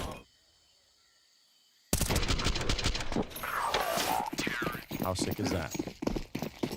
Tied up again. And said FaZe need 3 in a row here. Get it done. First to 19. It's the Magic scoreline. Falcons just want a chance on Dust too. They just want to prove that they've got a little bit more. They're going to have to win a couple of their own here. Okay, we've got an A execution here. No presence elsewhere on the map. You're all in. Rops will be towards Temple, Frozen in towards Donut. Here comes the utility. Rops is looking for damage. Anything he can find upon entry. There's that damage. Any frags? Oh yeah, you better believe there are. Double kill. Doesn't need to do much more than that. Frozen doesn't necessarily need this swing. I'd say you can wait for the cavalry to arrive there, maybe forcing the issue a little bit too much. Rookie though, the sledgehammer in full effect, and they might be giving this round up. 2 versus 1, Sampires with plenty of time. Not so much space here. They know exactly where he is. Stunning headshot, and he wins the round. I can't believe they've given that one up. Just trying to close it down too early. I love the fact that we had the camera on Sonic the whole time, because when Rops gets a double, I'd love a replay. You see the look on his face. I've never seen somebody that concerned. That's crazy. He thought they'd lost the round there. They should have done. Yep. But you get those 2 kills. I couldn't tell you why Frozen felt like he had to be part of that. They haven't planted the bomb yet. Yeah. And you run through a smoke, and then sure, you're the first domino to fall, but yeah, the ramifications are seen there. That's going to be triple overtime guaranteed now. And you had a 5-on-3. And one by one, you start running through the smokes, trying to close it down, wait for everyone to arrive, force the plant. That's when you go for the swing. It's so obvious looking at it from a, like a third-person point of view. Yeah. But in the server in overtime like this, you're just, the adrenaline just gets the better of you somehow. It happens. Yeah, got to play those advantages. Brutal. But what can you say about Sampires and that huge clutch? Yeah, the Molotov to force out the player in the corner towards CT spawn. Again, like small details, but it all adds up. Here we go, ladies and gentlemen. Like you said, triple overtime secured for Falcons. FaZe, I'm sure they want to try and see if they can get us there. Sampires attempted in the middle. Haven't really seen them too aggressive with the AWP like that. Maybe towards the cave once or twice. Nice open. Madden tries to do it again. Wanted a double kill. A little bit of a wallbang coming through, but not connecting with anyone. It's a 4 versus 4 here. And Frozen decides that they're all on the side. 4 players for FaZe. What is happening, Henry? There's nobody on mid or A. How did it come to this? You're right. Falcons, if they lose the round of this and they go back and review the demo and they see what's happening, they're going to be so mad. Every CT member here on the B bomb site. It's Sampires boosted up towards the B ramp. Brokey's in position. They still have a good amount of utility, but they're not accounting for the backstab. Oh. Frozen and Brokey strike together. 1 minute remaining. It looks like we're going to triple overtime now. 4 versus 2. 1 minute on the clock. Magus can do pre. The old duo, the old partnership needs to come online here. Double HE towards default. Good damage. Doesn't find a kill though. Yeah, at a minimum, you would have loved to have seen that. Molotov on top, got a bit of the pressure on. That's not going to make the difference, though, right now. We need clean headshots and good flashbangs. We'll set up for it. They win this round. It's almost too much to ask for here. 1 versus 3, and it's not enough. Frozen gets the last one, and we go into triple overtime. A stack towards the B, but I can't believe it. It should be over, really. Those double kills from Rops, like at that A-bomb side, they should have won that round. But yeah, you're right. The fact that they keep this one going, it's a nice reset. They get to set the bar now on the CT side. Looking for that 3-0 once again. You can see a few more mistakes now. Tension mounting. It felt like it was a done deal for Falcons as well. They've done so well. But no, it's reset once again. We're in it now. Double up set up for Carrigan and Brokey this time. We saw Rops use it before. Why not? All the rules have gone out the window. Whatever it takes at this point, just get to that third map if you can. It's Madden to begin with, finds a headshot on Carrigan, so gets rid of the 1 AWP. Frozen almost colliding with Snappy, the smoke separating the two. The bomb is planted. This is going to be an impossible retake. Look at the minimap. You got 5 players On the B bomb site, CT's locked out by a plethora of utility. I don't think there's anything you can do. I know it's weird to save in overtime, but like, otherwise you're just giving it up for free. I'm not sure what they can do. The option's very limited, Anders. Yeah, you can even tell they're not. If they had cave control, I guess you can always try to like smoke and defuse a lot, but they just, I don't think they would have even got close. So yeah, unfortunately, probably not much of a choice. That's disappointing. It's triple overtime. You lose by, or you lose the round by just losing one player. That was it. Carrigan died and it was over. Well played from Falcons here. There's the one kill. Madden again. Back at it. Yeah, to have over 100 ADR in a map with this many rounds. Very impressive. Elbow smoke down from Spawn for Brokey. And we've got another B focus here, at least. Going to be making their way towards the lanes. Snappy emerges from heaven. First kill about to come through. It's going to be Brokey. Carrigan working in tandem again. Snappy hears the retreat. He might be able to get a timing. Oh, does he ever? Carrigan could have got out of there. It's a missed shot from Brokey. This could actually start to fall apart now. That's a crazy maneuver from Brokey. One he will win. Why is he like that? Why would you do that? I think Snappy's going to be so confused as well. He had the why is he running me down with the USP, but it doesn't even matter. Brokey picks up an M4. He's using every tool that he has available. Meg is trying to get it through. A minute on the clock here. He's got no health at all. Literally down to one. Anything touches him and he's going to be dead. He's been scavenging though. He has got a couple of smokes down.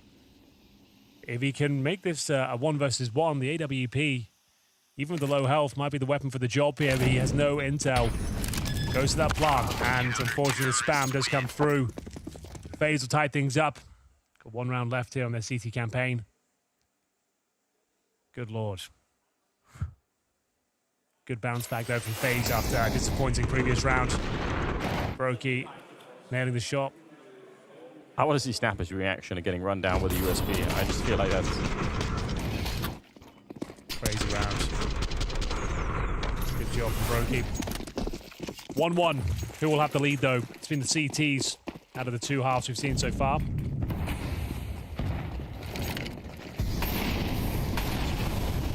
On we go. Game is tied at 19-19. We're looking for the first to 22, and it is Snappy delivering a kill for his team early on. Rain trying to sneak his way down. He's a bit of a master at that kind of play, but Madden's on the other side. He's been having one of the sickest maps we've seen out of him for quite a while. Okay, this would be the first advantage the T-side's had since overtime began. Brokey, though, towards the B bomb side with that AWP could be enough to win the round. We'll have to go above and beyond. Frozen trying to find in some intel. Hunting towards middle. You can see we have got a player tucked away. Detected now, vulnerable as Magus, trying to do whatever he can to stay alive, dodging the flash. And can't find the kill. That's disappointing for Frozen. Now they know where Brokey is as well. They're still going to go in towards B, planting the bomb here. Smoke actually might give him a path to go for a quick scope. Oh, God, this could actually all fall apart, Anders. Wrong, it could. Trying to blind shot it through. Can't see a thing. He spins around and finds Magus. It is officially on. 1 versus 1. He picked up the AK on the other side. He's only got 7 bullets left. He hasn't actually reloaded yet. Madden is there. Oh! And it is one of the sickest clutches yet. That is unreal. What a master stroke from Brokey. 4 kills in the round. It looked like an impossible scenario, and he absolutely nails it. Couldn't have played it better. Couldn't have done more if he tried. Great awareness, fantastic shooting, and an absolute gut punch for Team Falcons. They should be in the driving seat right now. There's no way they should have given that round up. It was a 1 versus 4. 1 step ahead of them, each and every kill. And Madden, that's going to be such a frustrating finish. Ice cold, though, from Brokey. Get that defusing, kid. Oh, no. If that's the way it all comes crashing down in triple overtime with a fumbled 4-on-1. You said it right when it happened. The smoke gave him the path. He can't really get out of the cave. if that smoke isn't down. They are throwing it, obviously keep him alone, but Brokey is not built like the rest of us. He sees it as an opportunity instead of an obstacle, walks through. What a time to pop off. How sick is that? Morale's going to be an all-time low. First to 22, FaZe 1 round away. Yeah, that might have been the clutch that sends Falcons home. Dude, then that would have been the worst way again. It's always the worst way possible. All the way to triple overtime, a guaranteed round, a 1v4. He's out of position. Yeah. Somehow gets away with it. The defuse is complete. They move over to the T side now with a 2-1 lead. 1 round for series points again. All I know is that. Yeah, so much pressure. Snappy setting it up, getting the kill. Rain. Very tough start for him, I must be honest here, but he's trying to make up for it. Sampaio's getting traded out, and you can tell that Rops was mentally looking to take a fight deeper towards the bomb site instead of that close. Frozen and Brokey. Should be Falcons picking up this one, and it will be Madden, yeah. 37 kills on Madden. He is playing lights out at the moment, but... Needed that. Yeah, they did. They got to hold on. Takes a bit to get over that kind of a loss in a 4-on-1, but it can be done. Good kill on Rain. They spotted a pixel of him on the right side. Naded him out of position. Active play from Dupree and Madden to find that nice double towards the end. Finding a boatload of frags here. Looks like their morale has recovered. That's what Majors is talking about. Tactical timeout. Caused by Neo this time. 2020. Next round will score map points or series points if you're FaZe. Let's see who gets it. This is way too tense. Overtime can go on indefinitely, as we learned at Pro League. It was, you're right, yeah, that is a good point. You're not expecting it, you know? Showing up for work early on, first couple of games, we're trying to ease into it, Henry. Yeah. And let's have a look. The T side that has struggled in overtime so far. See, here we go. Alleviate that pressure. Frozen so blind, but so are his adversaries. Dupree comes out on top. And an opening advantage. Okay, careful now. Yeah, you're right. Nobody could see anything in the middle there. Flash was all-consuming. Snappy and Carrigan. They've had the standoff for so many times, and again, it's Carrigan coming out on top. Carrigan's up to 30 kills. He's got more than Rops. He's got more than Frozen. He's got more than Rain. Yeah, it's not meant to be that way, but you know what? We'll take it. Kind of inspirational in many ways, you know. You tend to assume that players, the older they get, the more they fall off on the mechanics. Hey, this is a huge game. FaZe, like you'd think, just if they went band for band compared to two teams, FaZe obviously the favorites, but they've been struggling recently. Haven't been able to really have any deep runs in tournaments. You can see they look a little bit out of their depth sometimes, and at this point, just getting into the arena would be a sigh of relief. Hell yes. So now, look at the Priest position. Where is he? All the way up in the A-hole, was so far forward. Like that's why they can have 3 at B, right? Like he's so sure that they're not coming. So huge stack. Bit of a start. Brokey going down. Are they being funneled in? This is not a good attack here from FaZe. I don't think they can make their way out. There's a crossfire being set up right now. They should never really be able to power on through. Nice shot from Aegis. Again, the secondary AWP, and it's absolutely connecting. All right. Okay. Solid crossfire, as you mentioned. Mages on that secondary AWP. They're getting loud in there, Falcons. They're 1 round away from Dust 2. Yeah, I think they're celebrating in Danish now on that side. Okay, yeah. They're having a good time. Mages can Madden. Oh, sorry, guys. Some pious and Madden just have to listen in. Yeah.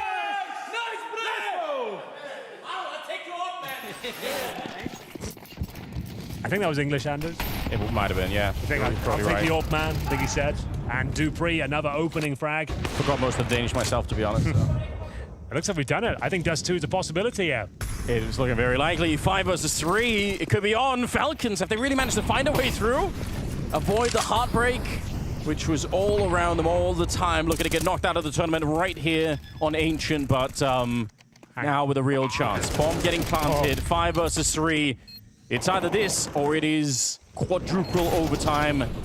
Rain headshot, tilting us in that direction, trying to move forward. They're low. Yeah, he's solo already. Dupree with a kill, and it will be Robs to go down last. Falcons finding a way through, finding a third map, and defeating FaZe on Ancient. That is pretty sick. A job well done as they keep flying high. We'll see if they can finish the job and stay in the tournament of the final map. It's on Dust 2 coming up next.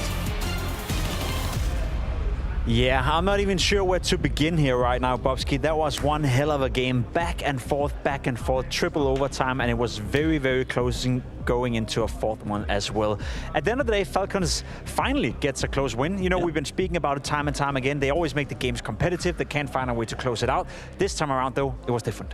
So many individual highlights all the time, and I know it came from both sides actually through this game, right? I think Broke had that magical 1v4 moments, and at that point we thought, damn, Falcons are dead now. No way they're gonna bring it back, but they still do it, right? Such a messy game, not beautiful Counter-Strike by any means of any of these teams. It's very reliant on the individual decisions in a lot of these moments. I mean, to be fair, we could be speaking and showing you guys round after round after round the next 10 minutes to showcase that it was a messy game. But I think we have one in particular in, I think it's the second overtime. Again, FaZe in a leading position. Then it gets into this messy Counter-Strike where it's back and forth. And some of the decision-making being made by, I would argue, both FaZe and Falcons in this game was questionable at best. You have it again right here, 17-17. It's in the second overtime. Falcons are doing the executing towards the bomb side. Rob's getting a multi-kill, staying alive, doing everything he can, and at this point you feel like FaZe are going to win.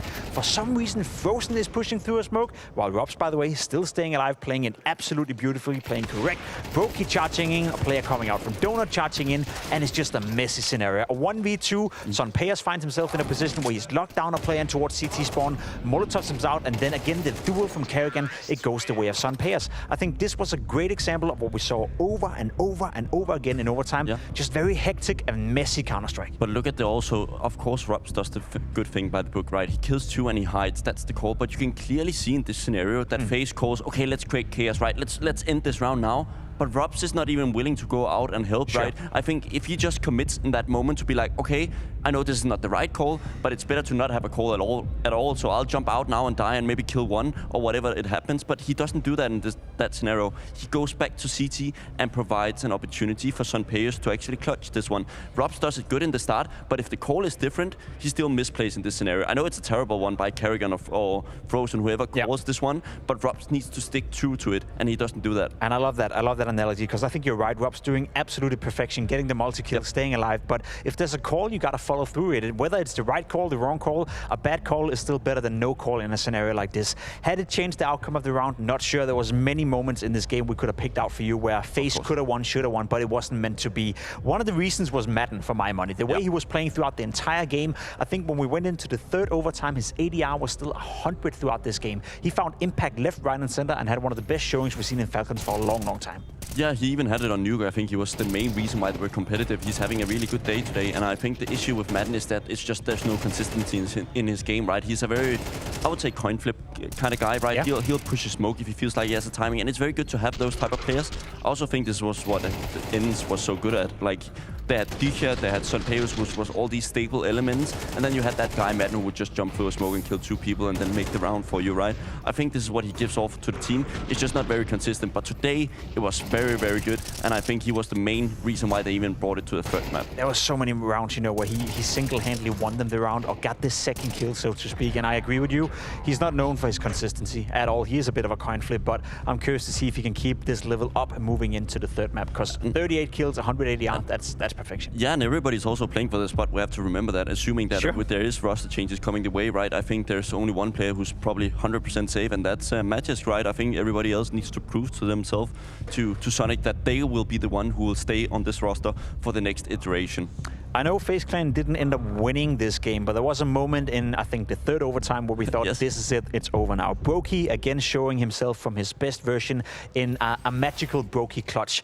Try drag me through this one. It's a 4v2, it should be, sorry, a 1v4, it should be absolutely unlosable for Falcons. Yeah, and they even have a good start with the Molotov locking him out of the position, but you can't throw the smoke, and because in the smokes in CS2, right, they bloom outside and gives him an opportunity to escape from that room, and he knows that one guy was middle before, so he's ready to, that one guy is going to be behind him, and then you have that 1v1 scenario where you can't really do much. It's so purely played by Falcons. They don't need to smoke him off. Just let the Molotov burn, plant the bomb, and when he strafes out, we just trade, right? They make it so complicated for themselves, and this is what I mean by too many cooks in the kitchen. Everybody wants to do certain things a different way, and I feel this is just a very good example of it.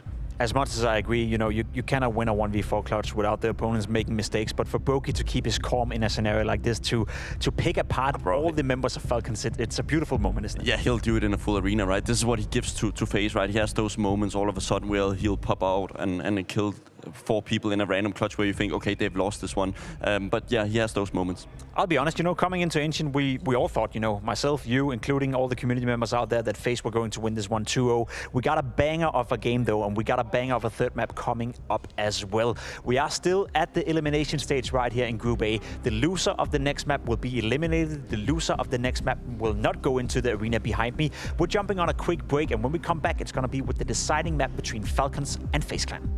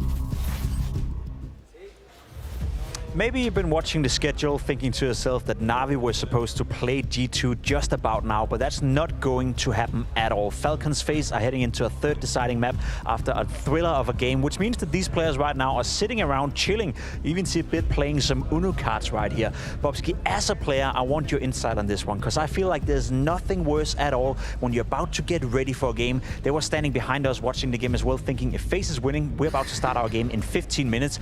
Now that FaZe didn't win and we're moving into a third map between Falcons and FaZe, you now have to readjust your mentality, wait around for an hour and a half before you get your game going. How hard is that from a mental point of view for the players? It's hard, and I think many people will ask out there, why don't they just stay at the hotel longer? It's not possible because you need to travel when the first map starts in the first series, because you need to be ready if it's a quick 2-0, right? So you're always dependent on the first map being ready and done and dusted. And as a player, this is the worst feeling, because you get in your shuttle, you put on your music, your favorite playlist, you listen to some trap or something, you think you're the main guy of the character, and then you go play some DM, you hit your shots, and then you get told, oh, gonna take about half an hour more. Okay, sure, overtime goes on, and then you get told, well, third map. I mean, it's just such a devastating feeling, because you've already put yourself in the mindset. Now we see players walking around, playing Uno, start talking to us. Maybe James Banks is talking to some NAVI player. You know what I mean? They're definitely not in the game zone, and that's just the reality of being a pro sometimes. It's a rough run for G2 and NAVI, but fear not, we will have that game coming for you after we concluded Falcons versus FaZe. So let's focus in on that one. As the bananas are being eaten right now outside by the Falcons players, we are moving into the third deciding map. And just to reiterate it one more time for those of you who just tuned in, this is the first elimination game. Yes. Loser of this map, loser of Dust 2, will be out of the tournament. Now, Falcons very positive to win that map, especially in the fashion they did it. Do you think there's a realistic shot that we're looking at a FaZe clan being eliminated from the Blastfall groups already now?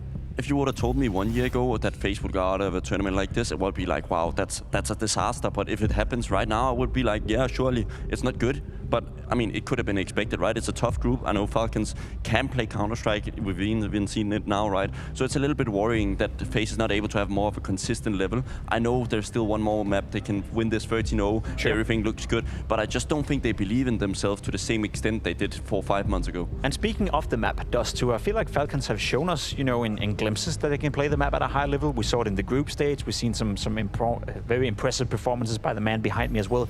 Magic's probably had his best game ever in a Falcon jersey on Dust 2 a couple of months ago. So do you think it's a map that suits Falcons coming into the third one? I think it's actually one of the few maps where I've seen Sunpeos as like a guy that the map should fit him really well, because I think he's too passive at times, but I think Dust 2 is one of those maps where you can actually be really passive.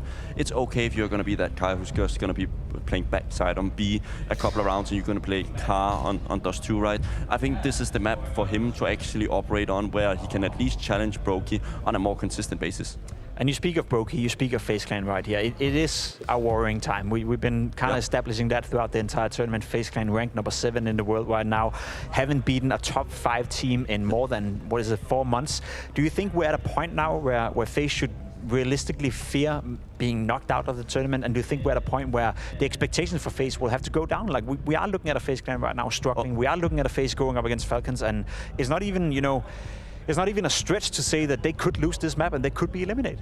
Yeah, sure. I don't think it's unrealistic at all. The issue is that if you look at FaZe, right, I think when we look at most teams, we kind of think like, okay, this guy or this person is the issue, or he's the one bringing them down. But I don't know what FaZe should do. Like, even if they could pick any player they wanted from any other roster, like, who do you even replace from your own roster, right? Surely it doesn't work, and I don't think they'll make it work to the same extent. Ambitions are down from my level, but if they want to change and make it back to the top, who do you even fucking remove? That's a good question, and leading up to the major, I guess you can't remove anyone before after the circuit. Now, there's one question I want to ask you, Bobski, and I've said it before, and I'll happily say it again. You guys out there watching as well can think to yourself what your answer would be in this scenario. Who is this game more important for? Is it the Falcons, who've been struggling for such a long time getting into the arena, or is it FaZe, who are also struggling for a long time getting into the arena? You have Kerrigan on one side, you have Snappy on the other. Who is this game more important to win for? Are you asking me or the chat? I'm asking you. Oh, okay, fair enough. I'll bring my insights then. I think it's definitely more important for FaZe, just considering that Falcons is a dead man walking for my money, right? I think they're just waiting for the year to be concluded so they can spend all those money on players. I think FaZe, on the opposite hand, they are kind of figuring out, can we make this work, or do we also need to change stuff? And losing to this Falcons project would be an indicator. Well, I would like to hear the desk opinion as well, as we're moving into Dust 2, third deciding map between Falcons and FaZe. Who is this game more important for? Anders and Henry, take it away. Thank you very much, boys. Great analysis as usual. I'm enjoying that, Anders. They're kind of like a little partnership now. Almost like brothers, those two. The Danes. They moved out of the server and onto the broadcast itself. That's a worrying sign. Yeah, I like it as well. The odds of kind of the gap has narrowed a bit. It's still FaZe that look like the favorite. Do you agree with that? I don't know. You don't Honestly, know? I have no idea. Dust 2 is such a weird map to commentate sometimes. Yeah. It's really who's hitting their shots. It's not really down to the strategy. There's not really much you can do to counter your opponents. It's all about who's got more of a feel for the game. It's those gut instincts, pushing in towards upper tunnels, pushing the long doors on the CT side, and trying to spot the gaps. And now with everything on the line, Anders, mistakes are made. We saw it. Plenty of them on Ancient. 1v4 is being given up. And in terms of the start here, it doesn't really matter too much in Dust 2, but it will be the Falcons looking to soar high here on the CT side. FaZe, they've got themselves 2 smokes, 2 flashes. A lot of teams like to focus that long area, but this could just be a straight-up B execution. You can smoke both the doors and the windows from tunnels. A lot of teams prefer to do the mid to B smoke when they're going in towards this B bomb site to keep resources outside of the bomb site itself. One smoke deployed towards Xbox to suggest the idea they could make it up towards short, but we'll see where they want to end up. Oh, this could be super fast, right? When they're all in the middle. Don't have too long of a stretch to run before you're at the A-bomb site if you want to. Looks like they're just clearing out Catwalk for a minute. So that's always suspicious. Dupree here, Sunpius in the corner with the dualies. It looks like they do want to try and pretend like they're going to A, but it's going to be out the middle. And they run down Sunpius. What a clean shot. Alone at the back of the bomb site is Magisk on the radio calling for backup. I need help. I'm alone over here. And needs headshots as well. He's not getting any of it. Snappy. Oh, he's just going to fade away. That round is done. It's well executed. It couldn't be better for FaZe. Yeah, that deep smoke, allowing them to take fights, and Carrigan certainly did. He manages to get that beautiful one-tap kill. He's known for his P250 in the pistol rounds. Delivers once again. Rain with the double. In towards B they go, and only Snappy remains. He's got no Kevlar. Essentially just looking for an exit here. Probably going to be dropped now. 39 points of health. Hunted by Brokey. He's the player you want to get the kills as well. Gets himself $600 extra. No kills given over whatsoever. And we'll see what they want to force by. It would be a Scouts and some 5.7s. I wonder whether they will be bringing out much more than... Just lacking the kills is a bit of an issue, right? Yeah, that is an issue. The fact they got 0, and they are going to buy. I can see it on my screen. They got 3 HEs. I guess you'd use those towards, like, long, maybe? Yeah, fair enough. You can. Scout, I mean, you never know. Maybe not the most likely round, but we'll give them the benefit of the doubt. The grenades certainly done their job already, carrying his ears ringing. Rain, put down to the funny number, Henry. Oh, yeah. That's the number on the back of his shirt as well. Perfect. I think they call that synchronicity. Carrigan, just in the pit, only for a minute here. Snappy will take him down, and Sunpius up close. That's Brokey. He had health as well, and he's just straight dead. Madden at range with the Deagle. It's a good shot for Frozen, but now they're in trouble. 2 versus 3. They can still obviously win the round, but this has cost them a lot already. Not ideal. No, certainly not. Oh, my. This is looking very good for Falcons now. Frozen, he's got the bomb short, but a minute on the clock. He's in long double doors. They'll have so much time to reposition, to enable crossfires here. That's what they've done. One player towards short, one and lower. They can work together. Dupree doesn't need to humper too much intel here. And that's why. Sheberdy's down to just 11. So even if he dies there, Frozen can't make any mistakes here. It's just going to be flawless Counter-Strike. 30 seconds, just about. Magisk is up there, and he's made himself so hard to find. How do you check this position coming through? And even if you do, anything touches you and you're going to be dead. Timing. He just pulled out the knife as well. Yeah. Oh, it couldn't have been better. All right. Now that's a surprise. FaZe should have been winning this round, but they walk into the double grenade stack at long, and it just kind of gets worse from there. You know what? I wouldn't have it any other way. No, it's perfect. No, guys, it has to be in order. You are... My fire. This is you, Marco. Day 1. Desire. I want it that way. That's yeah, the song. there's some Backstreet Boys. Great classic song, really. Used to pretend in my teen days, Henry, that I hated them because it was cool. But they're awesome. You liked it? I did. All right. Still do. Well, it means the vibes are very nice over at Falcons. If they're singing Backstreet Boys, then good for them. They're having a great time out there. Winning in the second round puts them in a great spot for round number 3. So it's just pistols now. Carrigan. Oh, I was about to say the mid to B smoke looks good. Gets it on the second attempt. Crisscross smokes to get some mid control. Would have to be some classic Deagle headshots to even get into this round. You need very, very clean engagement at this stage. A chance maybe. Madden takes a bit of damage. Wouldn't call it clean necessarily. The flashbangs are making the job a lot harder here towards the A-bomb site. There's one. Can we have another? Madden, yep, there we go. Brokey, he started to get warmed up. Got to be careful now. Frozen taking a bit of damage here, but trying to find another headshot. He will back into a 2v. Oh! He gets one more, takes down Snappy. It's a bit of a disaster here, and Magus goes down. The Deagles get their revenge. Oh, here we go. We got a game on our hands, fellas. 2-1. Fantastic sequence from Frozen. You said the Deagles had to deliver, and they certainly prevail. Frozen leads the way. Fantastic work under pressure as well. We had 1 bullet left in the Deagle on that frag to Dupree. Gets the reload in. There's damage to the final player, and it's Brokey to close things out just when it was looking so good. They find themselves now back down to the Deagles themselves. They managed to win with the scout before. Dupree to wield it this time. Yeah, but surely FaZe are going to be a lot more careful now. Because they already lost that second round. It's going to be the first call that goes out on FaZe starting this round. Is just be real careful. Don't run into any grenade stacks. Try and avoid the Deagles as much as you can. Guessing game in the middle, but nobody's really connecting with the scouts. Don't have that much utility either on the T side. I was going to say otherwise that's typically how you try and win these rounds. It's just make sure that it's very hard for the T side or CT side to do anything here. Here we go. Shot. Okay. It's just the MAC-10, fortunately. You can molly this position off. But he's just going to try and get away with the advantage here. 5-on-4. They disengage from middle, and Snappy sticks around, to be fair. They're aware of that possibility, trying to spam him down. B-split looking likely here. They know some pies is in towards the cubby. Madden dealt with, oh, the flashbang. I think they caught themselves. MAC-10 looking for the double, not going to find it, but good damage done. Everyone's so low on the server right now. What is this madness? How did we get here? They're going to go up short, and it's like the right call. Majors gets pushed short. But they've got an open A-bomb side. Advantage towards FaZe. Majors could still find a crazy timing if he does run now.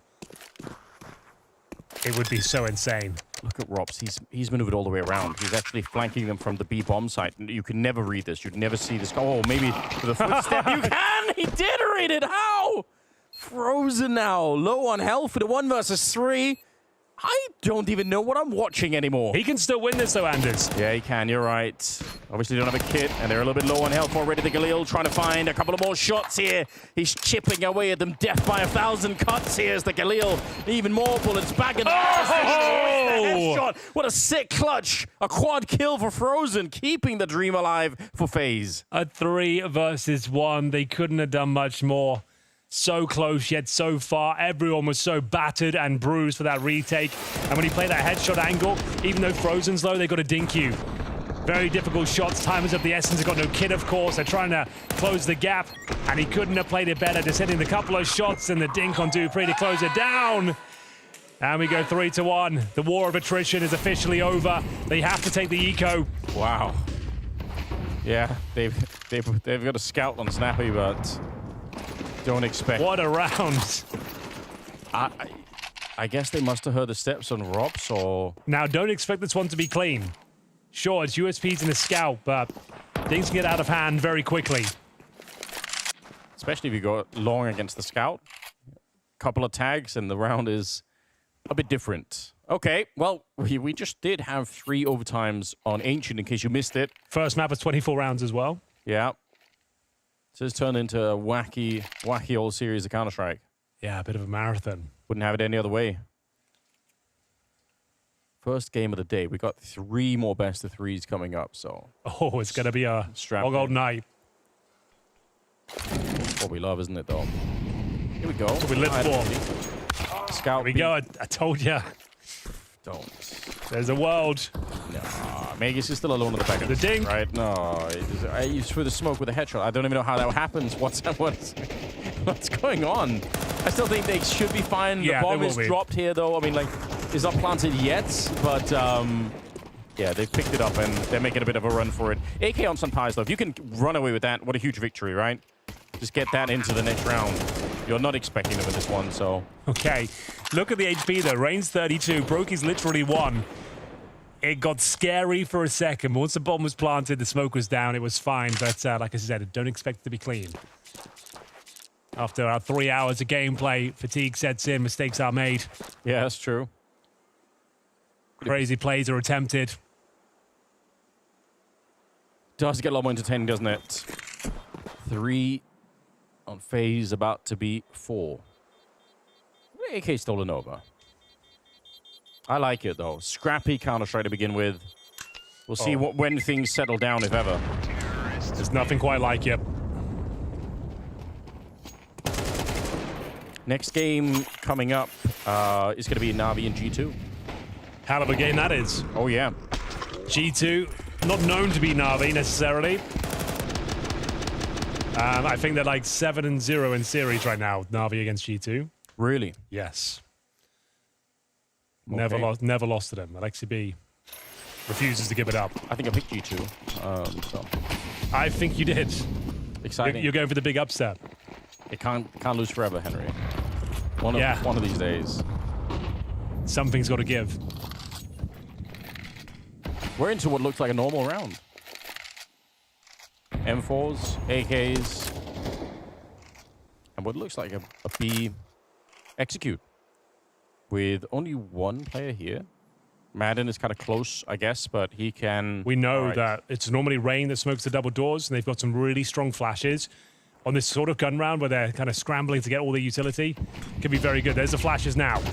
You can see how effective they are. They've got great utility on this side of the map, but dupreeh, he's on for the ace! What is that?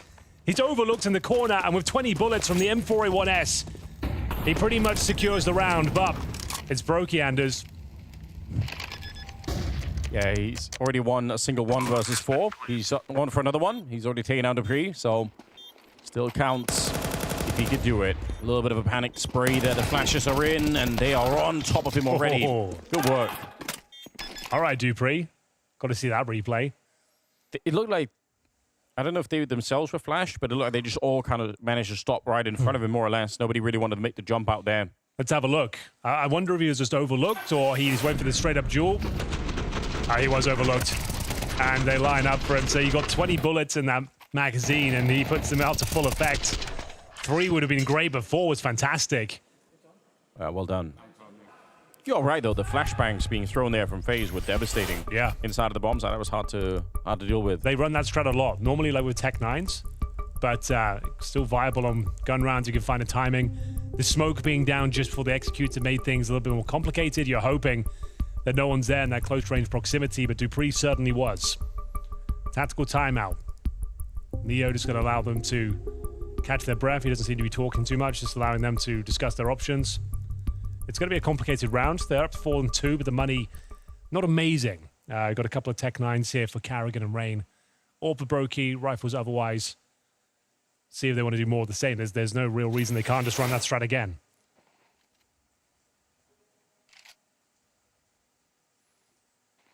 Nicely done from Falcons. Really important to get some of these early rounds here. We've already seen the heartbreak of what happens when you have to claw your way back. It happened on Nuke. You just don't have the time. You don't have the rounds. They nearly made it work, but yeah, you want to keep it a bit of an even game early on here. Allow yourself a bit of peace going into the second half. Madden just making the jump. It's Mix to go down first. And it's the AWP at Brokey that finds him. Certainly is. Let's see how. Oh, that's quick. Need a reaction. Some Pius knows it. Gets himself to the mouth of the tunnel. Does he dare go any further? Madden, flash, but still ready to fight. Good incendiary to bound to get a bit closer. He can be flashed in now, Anders. There's the flash. Oh, he doesn't fancy it. I think that would have been a good cue to try and get one. Still does well. Could get the double here. Robs and Rain, though, working together. Find a 4-on-2 advantage. Oh, no snappies towards A. Someone had to flash him in. Yeah. Rain offers himself up, and they'll go in towards B. It should be clear, right? No one's there. We've got a push towards T-spawn from dupreeh. They probably can't go for it, can they? No. Is, unfortunately, I guess one... Unless like dupreeh gets a quick kill at tunnels now on Robs. That's the only way. Yeah, you're right. But it is, I guess, the experience. There we go. A little bit too far away to consider it, but you can contain. Yeah. He's moving quite a bit closer. Molotov going up towards the tunnel, really keeping him locked in here. He's got the kit on Snappy, and they do get a kill on Frozen, so now they feel like they should! Lads. They take down Carrigan! Oh, That's supposed to be a 1 round. A 2 versus 3 with the bomb down already, and they were miles away? That's shocking.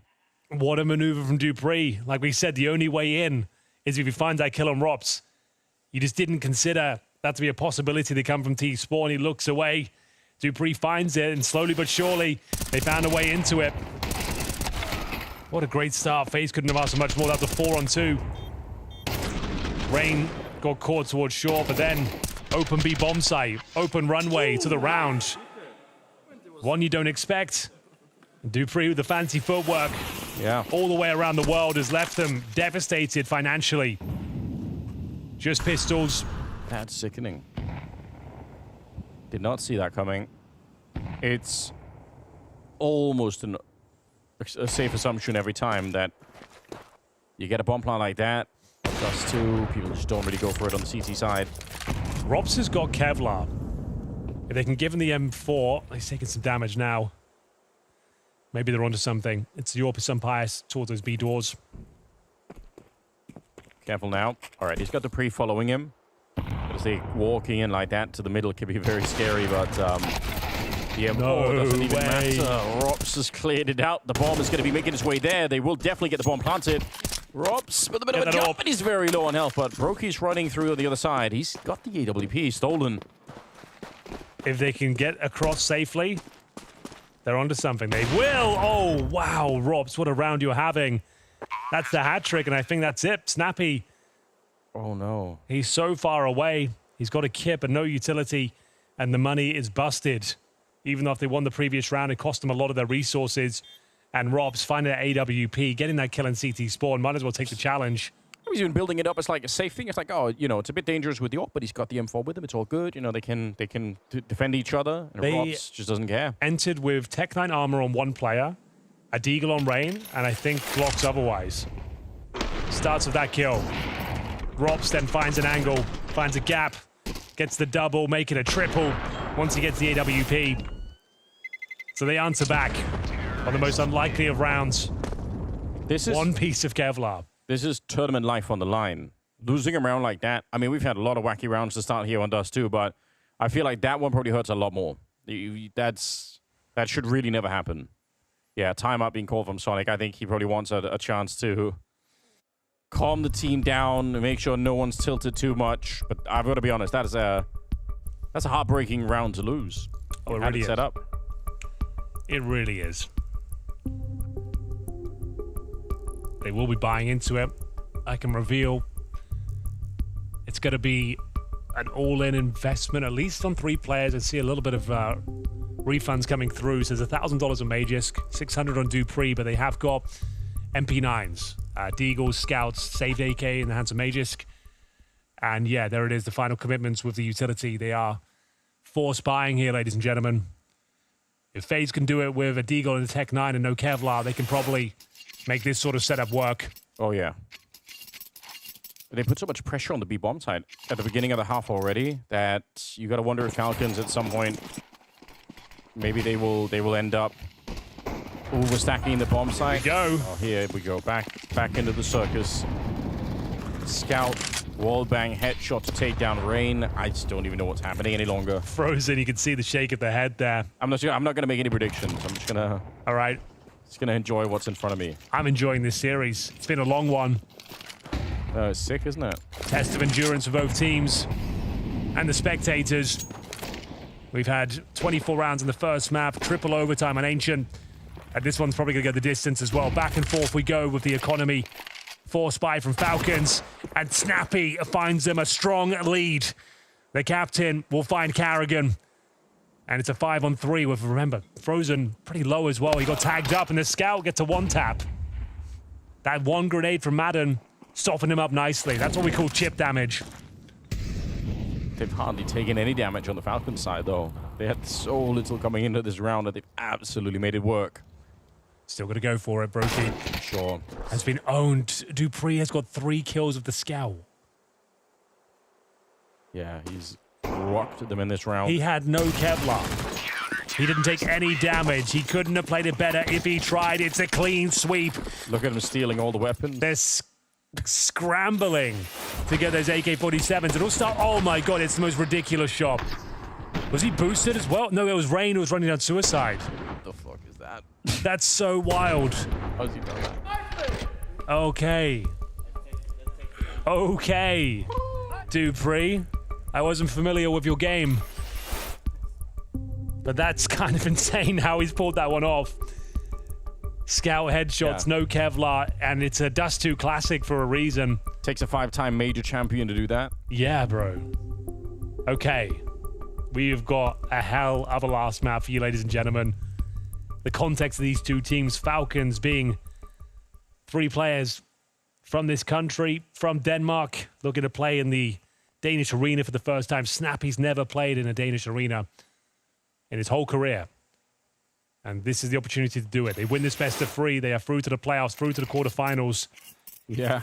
And it didn't look like it was going to happen, but after winning in triple overtime in Ancient, they've just won with a Dupree Scout. They've recovered multiple rifles here, 3 AK-47s. The Some Pious AWP is being deployed. Yeah, let's make the assumption that every round is on at this point. Like, nothing, well, this is nothing we take for granted. What a crazy setup this is, Anders. We've got Glocks and a Brokey investment of the AWP himself. He hasn't even got Kevlar. The glass cannon, the glass hammer. Dude, that's such a crazy play. The glass cannon AWP surrounded by Glocks, no Kevlar. Why, like, at this stage, why not? Like, it even makes sense in the context of the game. You're like, well, anything goes, obviously. You've got to be in it to win it. There wouldn't be many people brave enough to deploy this, though. Risk having not Kevlar if you're new to the game. You get 8 sheed, you're going to take so much damage. And aim punch as well. Like, if any bullets touch you, it's over. Let's see what happens now. So, execution. I say execution. They've got 1 smoke for the cross. Sure, yeah. I mean, it can be enough, right? It can cause enough chaos that you can try and play around it. They have pretty much 1 chance here. The first engagement is going to be everything. If the kill goes the way of Falcons, oh my god. Nade. That is a nuclear bomb on top of them, isn't it? Brokey just trying to play inside of the pack. The surprise, they don't know the AWP is in play yet. They could peek it thinking it's just pistols. But right now, Falcons are being very disciplined. Look at how far they are away. They're all the way back, down towards long, in towards the pit. They really don't want to make any mistakes here. Rops will find himself a bit of a scalp. Here we go. This is when the AWP is going to be activated. Oh, yeah. You're right. I don't think they know yet. They might find out in a second. All right, nice grenade. Second one, and it blows up Frozen. The Glock's chipping away, and the AWP does nothing at all at the end. It's just Robs left, and he gets overrun. So finally, a round according to the script here. They've got AKs in hand. Whether they fancy the secondary AWP is yet to be seen. I don't think they're going for it. So they're going to hold on to the rifles, which is absolutely fine. And we go 5-5. I like the idea from Brokey. If he hits a couple of shots, the AWP will be worth its weight in gold. Didn't have the protection of the Kevlar. Those grenades doing a ton of damage. Overwhelmed by the utility. Squishy in the end. And pretty convincing finish. No nonsense for Falcons. Last couple of rounds here. It's so critical. There's so much on the line. Like, we're laughing away for some of these rounds, but it is deadly serious. I guarantee both teams devastating if they lose this one and get knocked out of the tournament. Frozen, it's a good spray at the beginning. Madden gets away with one on Rops. That's towards the middle in that suicide lane. So 4 versus 4 now. Snappy wants more. It's risky. He's got some backup, but he's a little bit further behind. Sumpires and Madden, they were back there somewhere, but they couldn't really help out Snappy. And FaZe look like they're locked in long, which doesn't have to be a bad thing. They have a couple of Molotovs.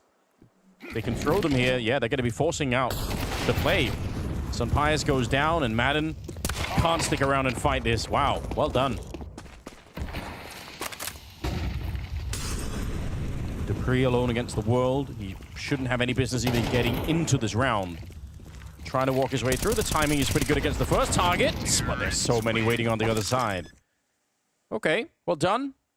I don't know if I like the fact that I feel like Snappy could have waited for the rest of the team there.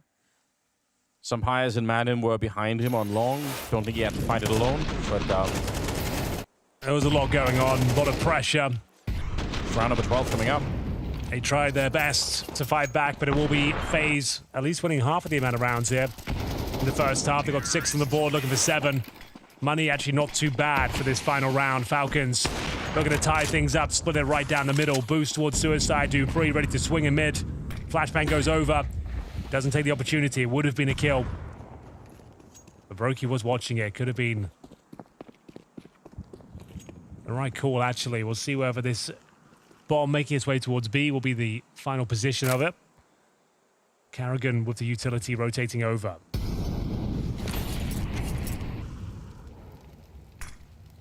Yeah, one of the more normal rounds we've seen here. Slow start, bit of a default. Oh, wow. Nice shot.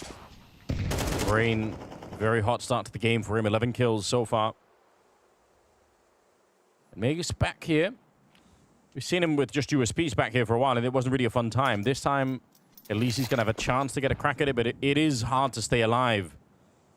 Especially to get some space. One of the best in the business in the back of the B bomb site. He can hear them coming. The utilities deployed. The spray down is good. And Madden looks like he sealed the deal. Brokey in a 3 versus 1. He managed to do it on Ancient. Can he do it once again here on Dust 2, Anders? It's possible. Madden actually almost backed into the Molotov. It took him from 12 to 8, I believe. That could have been the first kill right there. Flash on over. Good headshot. No! It's close, but not close enough. Brokey will be defeated, and Sumpires on the defuse. They will split the first half right down the middle. A 6-6 scoreline. And it couldn't get any better. It's the elimination game. We'll see what happens in the second half.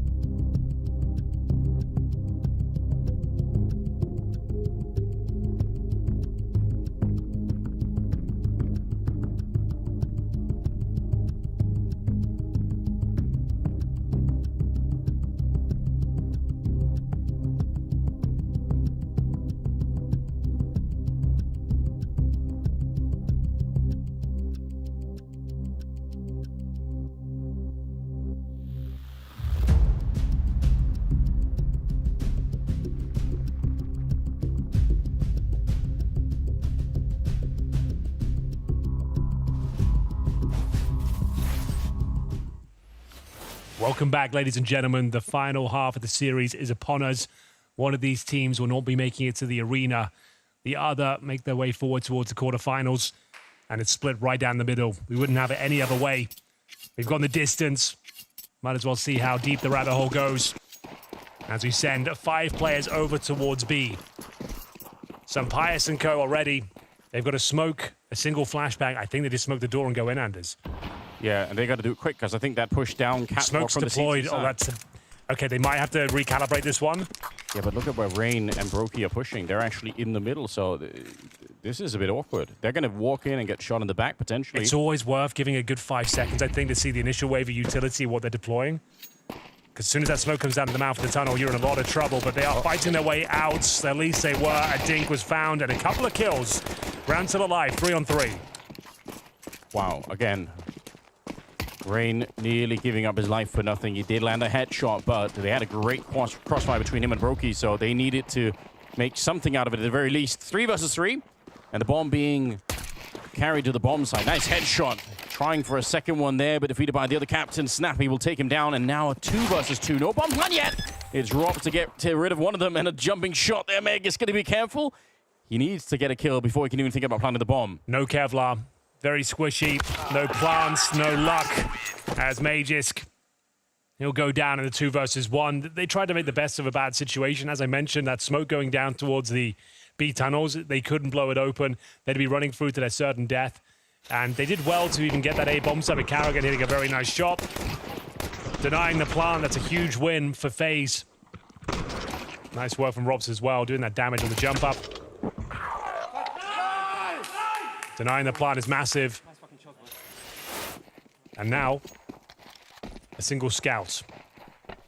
Which, before the last half, we would have said probably not going to happen, but we're staying open-minded now. We've seen crazier things. Wow, that is cool. But it's Brokey to get the job done. Some highs going down and a sick grenade as well. Brokey doing, I think, most of the damage on a Madden. So this is looking more like a typical round. You don't really have the Kevlar, you don't have the weapons.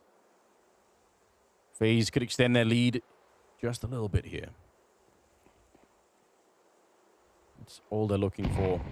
Oh, okay. That suggests there's more people there. Rob seems to agree. They take no damage. Not a single point of damage in that round. Huge.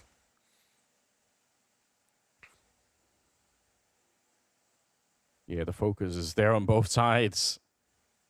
Still winnable on either side, really, but these next couple of rounds is going to really dictate the outcome, maybe especially with Falcons being a couple of rounds down.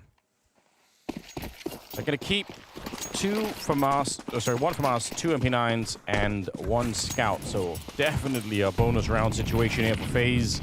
We'll see if it's quite enough. Frozen, he is going to get a title. He'll never make it out of this one alive, but he can do some damage with it. It's amazing with the kill as well of the HE coming in from behind. Sampayas did find a kill on Rain. Not sure where that was, but it's a 3 versus 3 with the dust to settle in the middle. Not necessarily bad for Falcons. They're taking a lot of damage, but they get a kill. Oh! How is he so quick? How does that even happen? I need the ultra slow-mo. Okay, B bomb side is open. Not necessarily a done deal. They've got 2 smokes here. 1 for the doors is required. That's deployed by Do3. They obviously don't know the B side's open, so they're going to go for the protocols here. They flush it all out. Looks good. Looks clear. Bomb will be planted. They've got a fighting chance here, but they have got CTs rotating through the tunnels. Flashes are plenty available. Okay. Interesting way to smoke that. Feels like it might create a bit of a gap, but looks like it's kind of working out. Carrigan is the one with the kills. Oh, no. Oh, it's another grenade kill. They've made such great work of it. Sampayas will find himself alone and outflanked. Shot in the back. And even without picking up the kit, they're going to have enough time for the defuse here. So, a close round, but because it's the bonus round, they don't care so much about it. They lose a bunch of players on the FaZe side, but it's MP9s, Scout from our Scout getting lost. You're not as hurt by that. That's such a crazy shot. I can't even begin to describe it. Even the slow motion didn't even help. No. Can we get...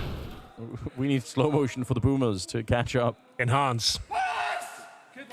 Nice grenade from Finn as well. Yeah. Nice bit of backspin on it to land by the car. And sure, the loss bonus accumulating, bomb planted, but these buys are pretty weak.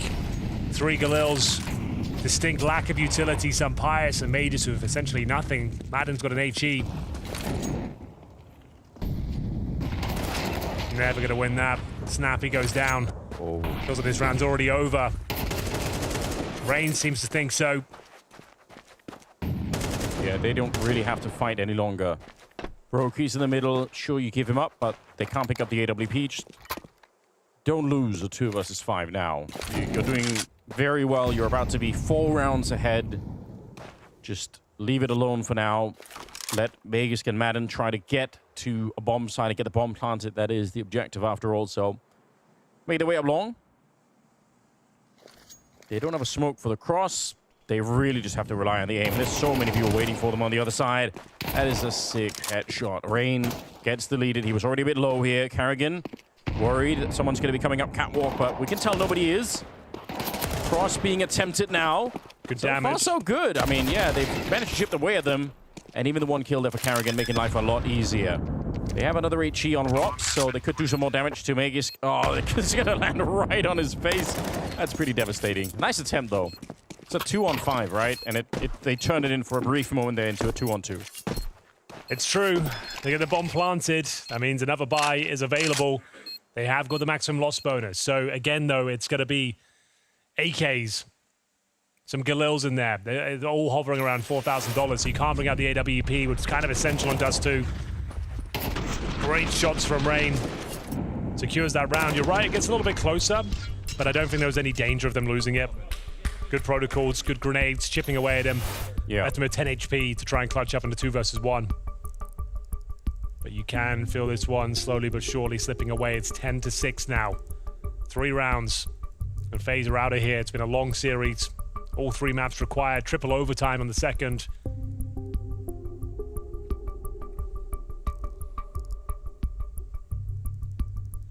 Timeout here. Sonic rallying the troops. The gap is actually pretty sizable right now. They're starting to fall behind Falcons at the risk of getting eliminated here. 10-6. Like you said, and no AWP either. Broky's got 16 kills and Pies at 7 on the other side. Broky having a real good time with the AWP now.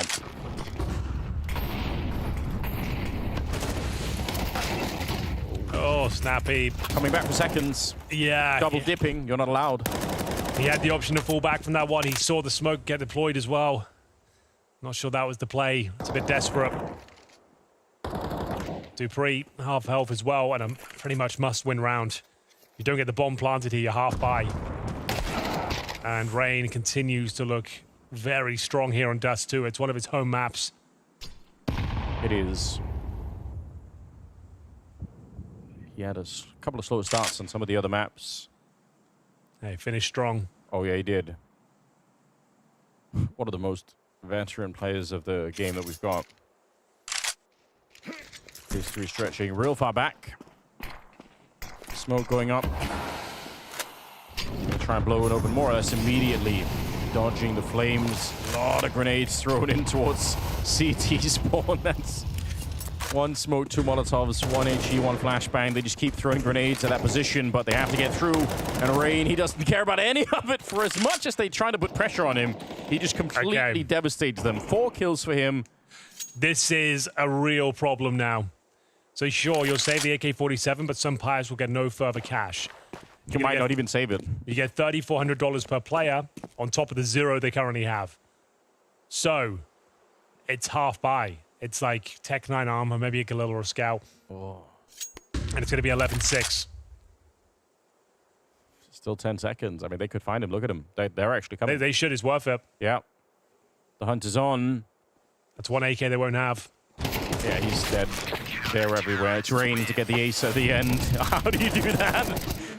The first one, fine. Sure, out on long. They threw everything, and the kill can sink towards that CT spawn position, and he just acted like it was nothing. Comes right through. Quad kill here, and they allow him to get the ace at the end. That's so good. Like I said, it was always going to be a messy round. Snappy, the only real tactical approach they had, the opening move. Him trying to get that long pick when the smoke was down, should have called it off. He gets spammed. Then the round felt like it was done. This one might be as well. They are going to force buy. Going to try and do whatever they can. I say force buy, it's just some bias in the AK. It's going to be a partial otherwise. But he's taking a lot of damage. His efforts nullified. He'll go to the Deagle. And this is for elimination point once again. FaZe officially on fire, posting 5 rounds in a row. Yeah, they've played a really good second half. It's been impressive. Rain. Yeah, they haven't given up a single round. It's 5-0. Yeah. And I mean, with Rain dropping 21 kills and ace in that last round, how do you keep up with that? Brokey here with the AWP. He's not been missing many shots. Maybe a bit of a defensive grenade coming out. And yeah, let's start with the bomb plant here for Falcons. That might be nice. Oh, Snappy. He had the opportunity, I think. But it goes down rather quickly as Brokey gets a flick onto him. The bomb being attempted now in front. Grenades are absolutely everywhere. But they will get the bomb plant. And Dupree with that one hero AK given over by some Pyres earlier. He's got no health whatsoever. He's hunting. Grenades clutch himself. Not going to be available to him. Rops will take him down. It is 12 on the side of FaZe. They're a round away from knocking out Falcons. Oh, so many close moments there. Good shooting from Dupree. It was always going to be a compromised round. That was the half buy. That one AK-47 almost made it work, but there's no HP to work with. What a shot this was from Brokey. Yeah, well done. And now, has to be the perfect game. They will, yeah, half buy indeed. They almost caught me off guard. So, Orbs out, 6 in a row required. That's just for overtime. Double Orb and Orc on the CT side. It's too powerful. That's a lot of scopes to be up against. Not necessarily that easy. Oh, man. Well, we said the upside is Carrigan is a master at playing to the audience. He's a real character in front of the crowd. It's almost time for him to be there. Sunpius goes down to begin with. Grenades landing at the bottom dark and blowing up Magus and Dupree quite a bit there. This should be it, Anders. They're making all the right moves, all the right plays. 5 on 3. There's a few more kills now. Falcons got nothing left. Yeah, they spent it all on ancient triple overtime, and they had a decent start to this map, but the second half here, they run out of steam. Carrigan there with his trusty Org to take the kill. Dupree goes down and leaves Snappy alone to try and steer the ship towards victory. Doesn't seem possible at all. He does get the one headshot, 50 seconds left, and he even has to run back and pick up the bomb. I just think there's no world in which this can actually happen. Rain and Brokey coming together for a terrifying performance on this map. Between the two of them, up to 42 kills. That is too much to handle at the moment. Falcons, it was closer than ever. Like you said, 24 rounds on the opening map. Yeah, triple overtime in the second. They could have been their day. So close, yet so far. Once again, that's always what we remember. That is the story. Out on long, and it's a nice headshot, but it is not enough. FaZe will take them down and make the arena and knock out Falcons, who once again just fall a little bit too short. A valiant effort coming in for Falcons, especially if you consider the second map of this series. Unfortunately for them, they weren't able to keep up the steam. They weren't able to apply pressure towards FaZe Clan on Dust 2, which means they have been eliminated from the Blast 4 finals. Another gut punch. Have lost 10 in the last 11 games for the side of Falcons, right? Nothing really works for this squad. Devastated looks, really. I think nobody really had any energy from Falcons after losing that one. Of course, they're now out of the tournament as well. So, of course, this will be the end for an important tournament, especially for the Danes, right, in the form of those 3 who are from Denmark. It's a dream to play in front of your home crowd, and that's not going to happen. And I think it's just a stark contrast between, as you spoke about, the energy levels. We saw on the second map on Ancient, it was at an all-time high. You felt they were in the zone. They were really feeling the game. You could hear the loudness coming out from the team. And here on Dust 2, they never really got it going. So for Falcons being eliminated from the Blast 4 finals, obviously a rough run for them to swallow. Whereas for FaZe Clan, they live to fight another day. Carrigan books a spot inside the arena, which is a good thing. Yeah, they buy themselves more time, right? And I think at this point, they can only go happily away from this one, right? They needed to get inside that arena. They've done that so far, and this is where FaZe actually gets better. So I think the future is going to be a lot easier for them, at least in this one. at least in this tournament. We'll see who FaZe is going to face inside the arena for now, though, but the focus is obviously on Falcons being eliminated. And I do feel a little bit sorry for this lineup, because once again, they remain competitive in this series. I know Dust 2 wasn't the nicest game, but overall, the level of Counter-Strike they play is not abysmal. It's just not good enough. Yeah, especially also when I tell you they've lost 10 out of the last 11, right? You think, okay, this is a terrible team, right? But I think when most players play against these guys, they actually feel like, okay, we have to respect them, we have to play decent, but it's just not where you're threatened, right? You're not scared that anybody's gonna pop off and just all of a sudden you're gonna lose, right? They had that moment on Ancient and won that game, and I thought to myself, okay, surely they're gonna bring it back right now and just to make it competitive, but it just falls too flat, and no life was on the side of Falcons. A rough loss for Falcons for sure. We have James Banks catching up with Sonic as we speak right now to his thoughts of exiting the Blast Fall Finals. Falcons were able to put up one hell of a fight, but then it came a little bit slowed down coming into the final map. Sonic, I want to get your overall thoughts on this series, because you could have had this 2-0 when you look at it that way, and I'm sure that's crushing. Yeah, of course. I can't even remember new because Ancient was so long. But yeah, I mean, I think the guys gave everything today, but as many times previous, it was not enough. So obviously disappointed will always be. We're here to win. I am used to winning, so obviously it's tough. So, but yeah, I just have to go home and and look at it. When you were saying, like, before to me about not having enough firepower and stuff like that, there are obviously rumors for the end of the season in terms of Nico potentially coming in, adding more to it. You've spoken honestly about this as well, about changes coming forward. Are you at the point where you have to make a change or need to make a change in order to get the results you want? I think it's obviously not something that I want to focus too much on when I'm at a tournament. But yeah, I think it's clear to see that we need changes. And in terms of that, right, is this something that will happen quickly, or you're still going to have to wait out and see? That we'll have to wait and see. Thank you very much, Danny. Very interesting insights right there from Sonic. I correct me if I'm wrong, Bobski, but I feel like that's the first time we hear officially from a Falcons player that changes are going to happen. Yeah, I mean, Snappy mentioned it at a time, said that it was a possibility if they don't change, right? But he supported their staff all the way up until this point, and I feel like this was the last drop in the glass, right? Now it's over for Falcons. Now they need to do something else. They need to figure it out.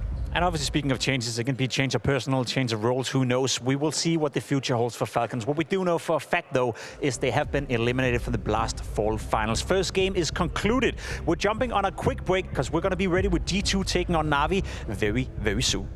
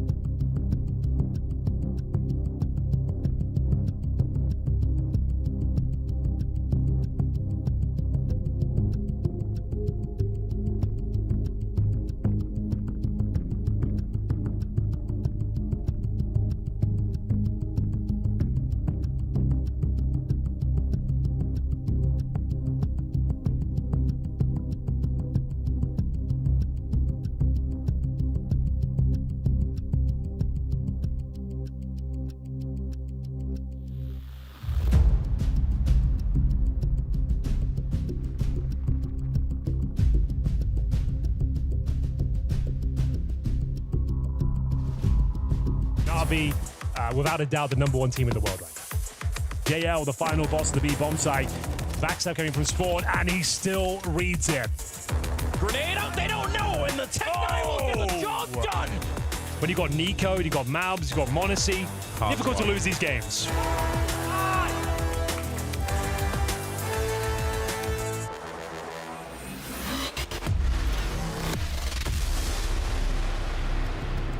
This is a matchup that I've been very, very excited to see ever since I knew yesterday that it was going to happen today. Bobski, we have two of the best teams in the world of Counter-Strike taking on each other in what essentially is a rematch. Obviously, NAVI right now in a great shape, best team in the world.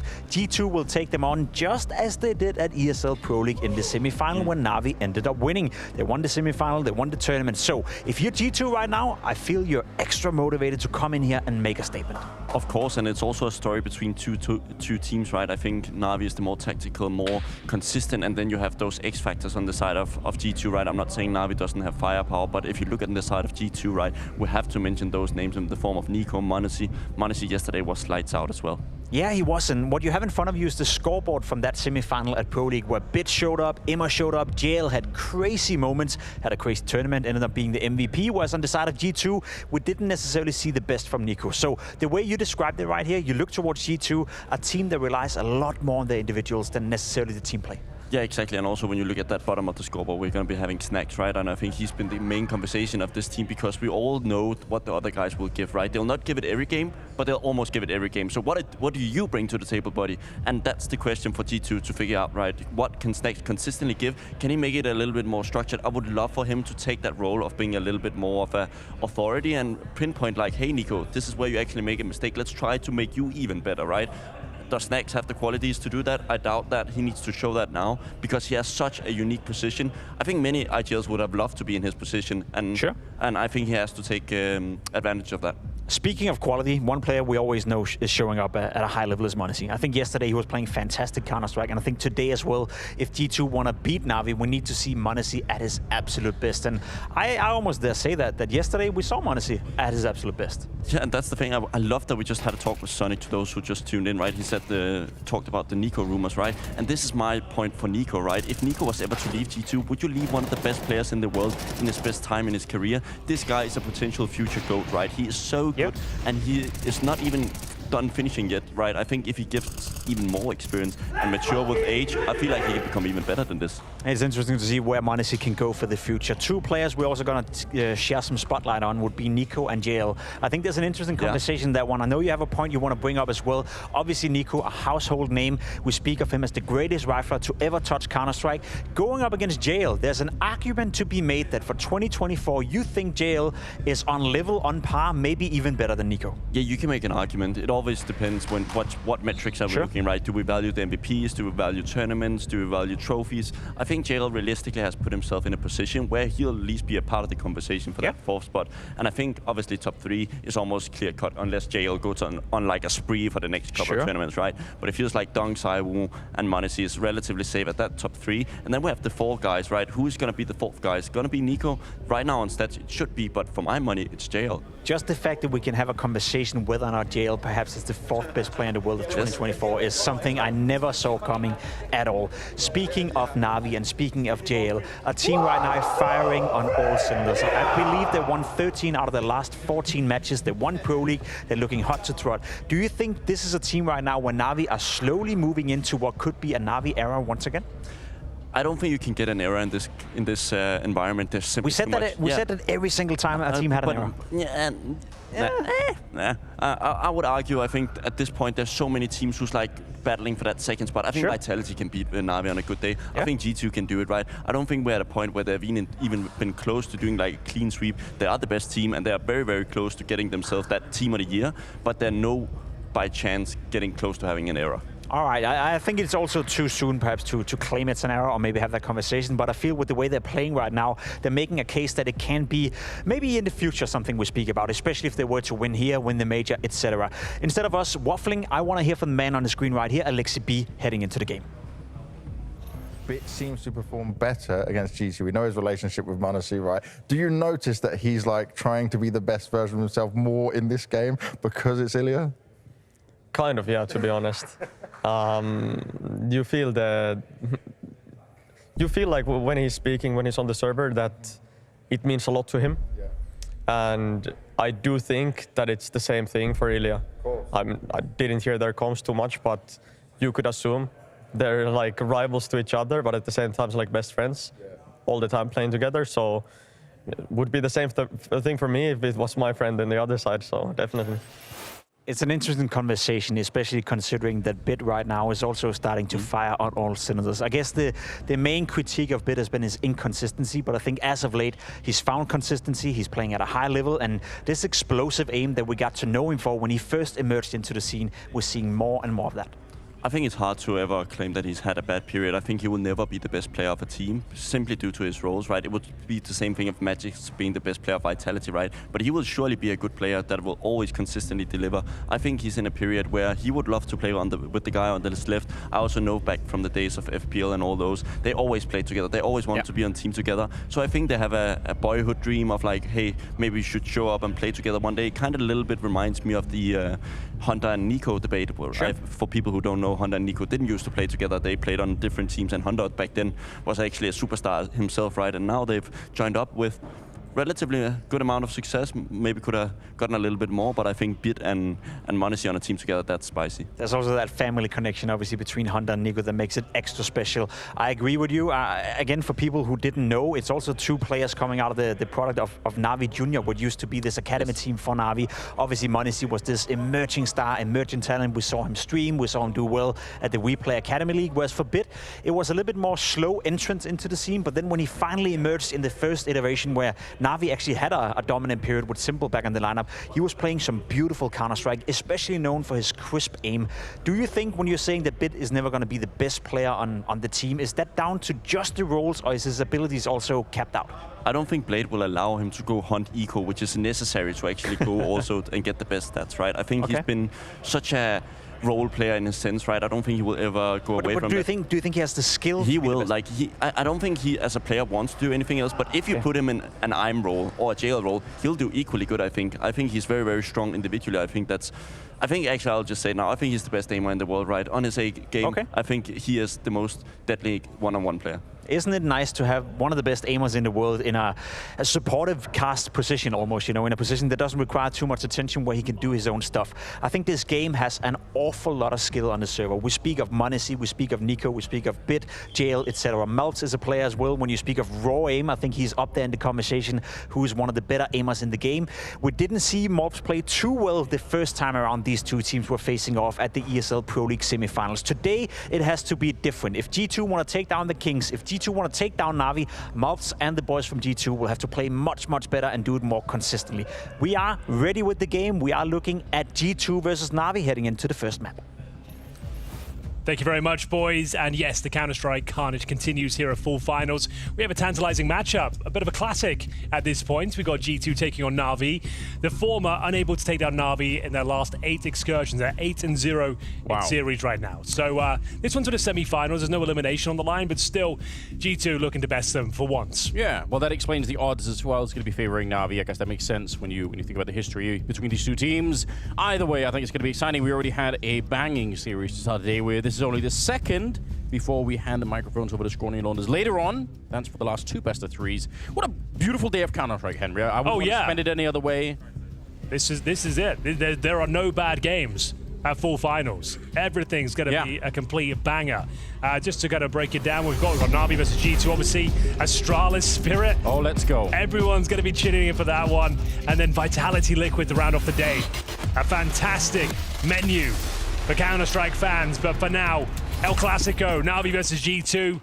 They go close at Pro League, managed to take a map off them, and we'll see if they can find some form here today. Smoke down towards the double doors of middle. It's a T-side start for G2. Got another smoke in reserve, and a P250 for Nico as well. Okay, they're kind of being funneled towards long. If they wanted to stay in middle, they don't feel like doing it any longer. Going to be testing the USP of Alexi who won't stick around. No reason he has to try and fight to the death here. The cross smoke has already been thrown in. He peeks back into it, maybe a bit early. m0NESY will find a second headshot and take down Bit. That's cleaving the way towards a bomb plant rather quickly. Okay, that's a nice mid-air headshot to stop m0NESY in his tracks. But that's the P250 on Nico ringing out. It's not done yet. Wonderful and JL. Be a very, very difficult retake, especially because getting flanked by Snacks at the same time. So they can't spend all day here. The longer they wait, the worse it's going to get at this stage. Malb sounding off with a Glock. Nico does go down, but there is the little bit of a flank coming in. I think it's Hunter ultimately got the kill. And JL, no kit, no real time here to find it either. Snacks will get the kill. And it will be G2 to pick up the pistol. Not bad. Beautiful work there from m0NESY. They get that long control. They're ready to cross as soon as the smoke blooms. There's no time to adjust, no time to get ready with the setup. He finds a couple upon entry, a 5-on-3 that is converted cleanly. This is how it all kicked off, though. m0NESY takes down Alexi B, then through the smoke, he found Bits. Nico, this is when the round was secure. And a good attempt on the retake there, but was never going to lose the round. Snacks to close things down. 2 players survive, and a force buy in response. We got the 5-7s, the scouts we saw in the previous Dust 2 matchup with Falcons. These scouts on Dust 2 are very, very powerful. Yeah, we've learned our lesson from that last game. We're going to respect this round and see what comes. I think a lot of people are going to be keeping an eye on Snacks for this particular game because he was truly struggling in that last series that we saw from G2. Had a hard time. People have been actively comparing him to Hooksy, saying what's going on. So, yeah, I bet Snacks would love a better individual day for him. Probably need it too. There's the scout. And it's going to be taking down Malbs to begin with. They don't really put too much pressure behind it, though. They are all going to be stuck out at long. This is how these rounds get off to a bit of a weird beginning. They can go back from long, but it doesn't feel good when you're on the T side doing it because there's so many angles to cover. I don't know. One more shot from Wonderful like that, and it's on. Time is ticking away. They don't have a ton of resources remaining. They have a couple of flashes on the CT side, so when they push up that long corridor, one flashbang around the corner, you can get the most deadly pop flashes like that. You never really know. CTs are working this one out. They're going to have everyone towards A. 30 seconds now. Hunter silently crosses. He'll be joined by Nico as well. Looking good, even in the 5-on-4. Should be fine, but still a few more twists and turns yet. Here come the flashbangs, but the kills going the way of the T side here. Hunter cleaning up a couple of ones, and it's going to pave the way, even with low time here. Bomb getting planted with 8 seconds on the clock, but still cool, controlled round. They only lose Malbs at the start of the scout. That's well played. Keeping their focus all the way through. Oh, yeah, absolutely. The kind of rounds you can easily panic and, you know, make a couple of mistakes, but yeah, even running at low on time, managed to hold their own. Okay. It's a nice shot though, but first couple of rounds out of the way here. It was G2 against FaZe yesterday. Yeah. They had a 13-7 win on Dust 2. They managed to get 7 rounds clean on their T side to close things out. A great start here, and looks like 3-0 should be locked in. We have got JL towards the back of B, but no Kevlar, just a Deagle. I think he's holding the window. So once they make their way through, should be a pretty clean round. They're going to have at least Bit join him. He's going to tuck in towards the car. This is looking a little bit more promising. I think m0NESY spotted him. He's making the call. Should be the double, and that's clean. Very nice from m0NESY. He's getting warmed up. He's 5-1. Snacks under pressure. They might as well try and swarm him, but there he is. Malbs at the bodyguard. Good round. Clean. No blunders yet. Nope, this is looking a lot more on tracks for G2 at the start of it here. You like to see it. You do need m0NESY on this kind of a game, don't you? I mean, it has to be more than him, but at a minimum, he has to show up kind of like he did yesterday. More of the same if they want even a chance of taking down NAVI, but start certainly there. Wonderful's picked up the AWP on the other side now. First real buy round coming up from NAVI. We'll see what they got for us. It's going to be the AWP headed out long. Those Galils will be very potent, just to note.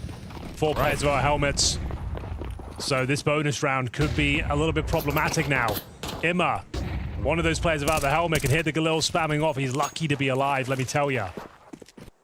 Yeah, and in case you're brand new to the game, again, looking into the ground like that does actually make your model smaller. Yeah. So it's not just for the fun of it. Just make sure you tuck your head in so you can't get shot in the face.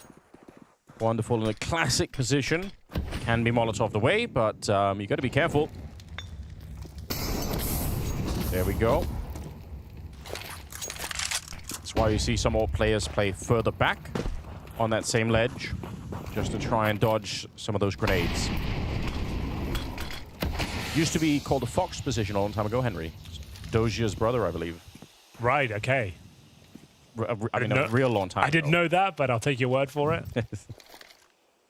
I think Fiflaren used to play that the most. That's what I remember.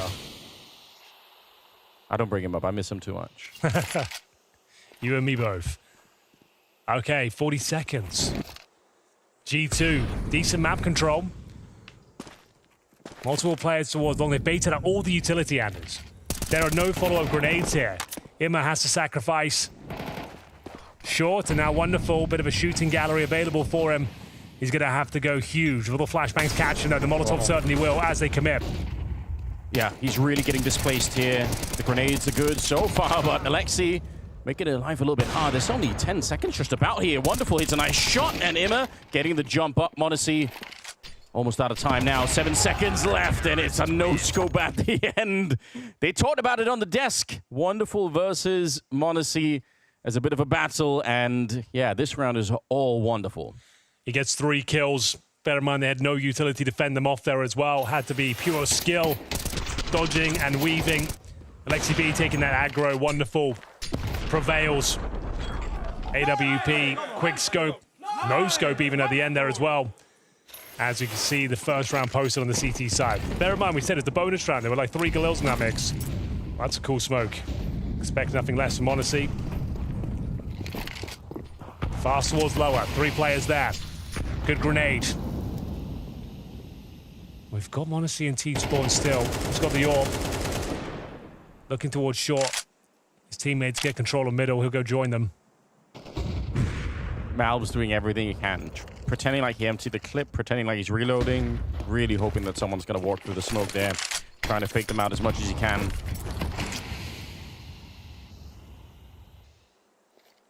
Intense start to this game. 3-1. Nothing's been settled yet, but execution's confirmed. Malbs will be looking to keep their attention, and Wonderful. He ain't watching short right now. He'll have to change his position once he hears the smokes deployed. There's no way Alexi B can fight with the MP9 in that sort of duel. Smokes go in. Flashbang to be deployed. They'll drop players down. Speaking of flashes, that's a great maneuver. Wonderful alley-oops to Alexi B for the kill. Nico drops down, watching this smoke, aware the bit will come through, and now Wonderful. Can he find another? He's going to keep his AWP alive for the moment here. Imma going down for the smoke. I don't even know how Monacy knew that, but he did. 3 versus 3 all of a sudden with the bomb planted. Big nade. Yeah. He's going to do a lot of damage on his stacks, but he's sticking around still. Wants the headshot hit. He gets to the last bullet of that burst. I don't even know how, but Wonderful dies. Didn't look like the most controlled spray. It really didn't. But he gets away with it. Wow. 4-1. G2 back to their winning ways. The NAVI, in terms of resources, don't have a ton. They are averaging around $3,000 per player. What a hard round to win, because when you lose the Malbs angle of that attack, and like this is such a sick counterplay, isn't it? You instantly know what's coming. Just as you can feel the execution coming in, you know you can't be pincered anymore. You've got that information, you've got a kill, you've upgraded Alexi B to a rifle, but still wasn't nearly enough. A little bit of a, I guess, more of an eco than a partial buy here. You've got some deagle, some armor, but not too much behind it. G2's round to lose. CSET 75 for a nasty surprise if you're going to be turning this corner. Don't get the same crazy CSET 75 effect anymore, but doesn't mean it can't work. Maybe Bit will be the man to revive it. It's going to be the one. Not bad, honestly. Monacy quick to clean up the rest. As Imma was looking with a deagle down there. It's going to be a push. Monacy just keeps going. Easy shots by his standards. Should be enough to clean up the round. But yeah, there was some real danger there. if Imma lands even one deagle shot from the catwalk, it's on. Wonderful sneaking around. Going to be picking up the AK. I guess there is a timing here if nobody's watching, but surely out of the 4 players, somebody's going to be on guard duty. Alexi on the other side. He has to stay alive for at least 5 or 6 seconds here, and he will do a good job taking down Snacks. They're all distracted. Oh, just as he had the grenade out, but Hunter still lands the kill. m0NESY gets the last for the quad for himself, but that could have been so scary. Absolutely.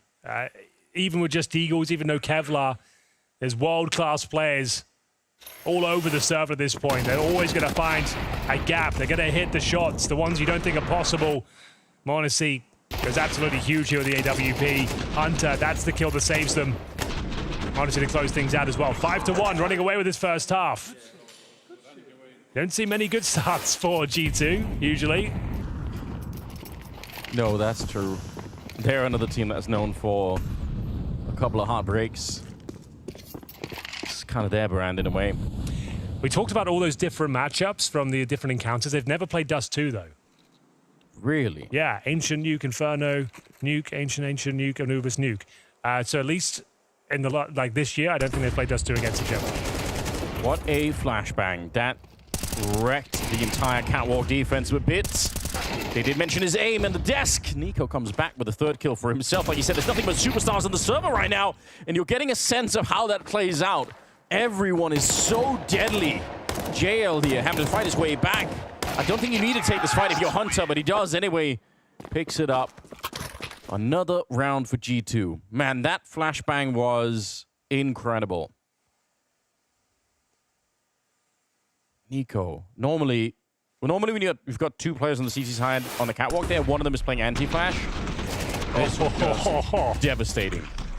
It really was. Hunter delivering as well. Hitting the shots that really count. This Dust 2 becoming a bit of a problem. All right. And there, Eco again. This one more of a partial buy than the previous one we saw. Lost bonus accumulating and then some. In terms of rounds picked up, just the first gun round for NAVI. That was it. Been struggling since. These rounds, like I said before, though, always dangerous. Always got to have your head on a swivel, ready to react. Because there's going to be some sort of tactic deployed, some sort of opening move. How can they find an advantage? How can they steal a kill away?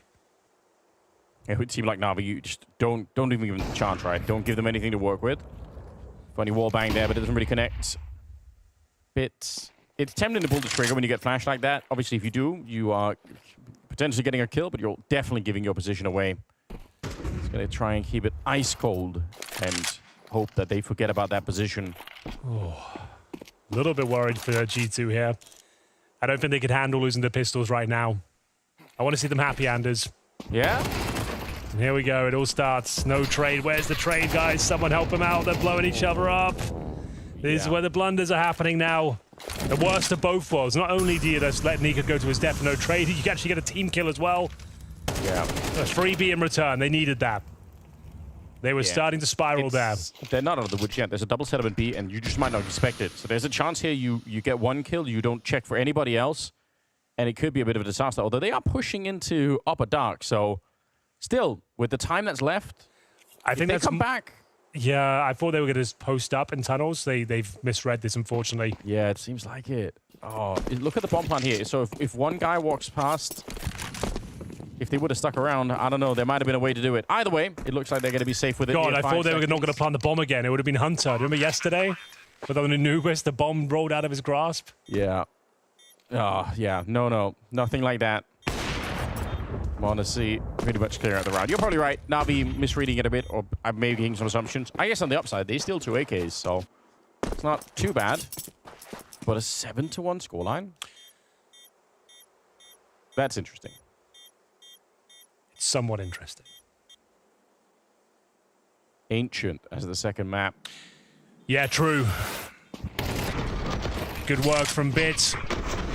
Oh, got a bit scary, though. It seemed like someone called it off. Someone wanted to try and find a trade. Almost costing the round, but we'll take it. No problem. And 2 players survive. This is going way too well for G2. Something's not quite right. Yeah, in the NAVI camp. they were a bit delayed to start this game because the other There was a lot of waiting around. I think that does have a knock-on effect. Like because of the 3 maps we saw in the first series, overtimes and everything, we're probably like an hour behind schedule. And yeah, just sitting around waiting can knock you off your focus. It's part of the game, part of the lifestyle. Blade getting a chance to chime in. Known in the CIS scene even before he became a coach, when he was still an in-game leader, as one of the all-time brilliant minds of the game. Always at the majors. Yeah. He commanded so much respect, even before he became a coach. Yeah. Wild. For good reason. Okay. Down but not out. It's not going well. You can still rescue this half, though. You can still find 7-5. It has to start here, though. And, well, Malbs will offer himself up. Here he goes again, like, a little bit weird, like, the decisions they're making in these very important moments. Won the double doors in the previous round, now just sending one player out to their certain death. With no chance to reply, either. No, that's the problem.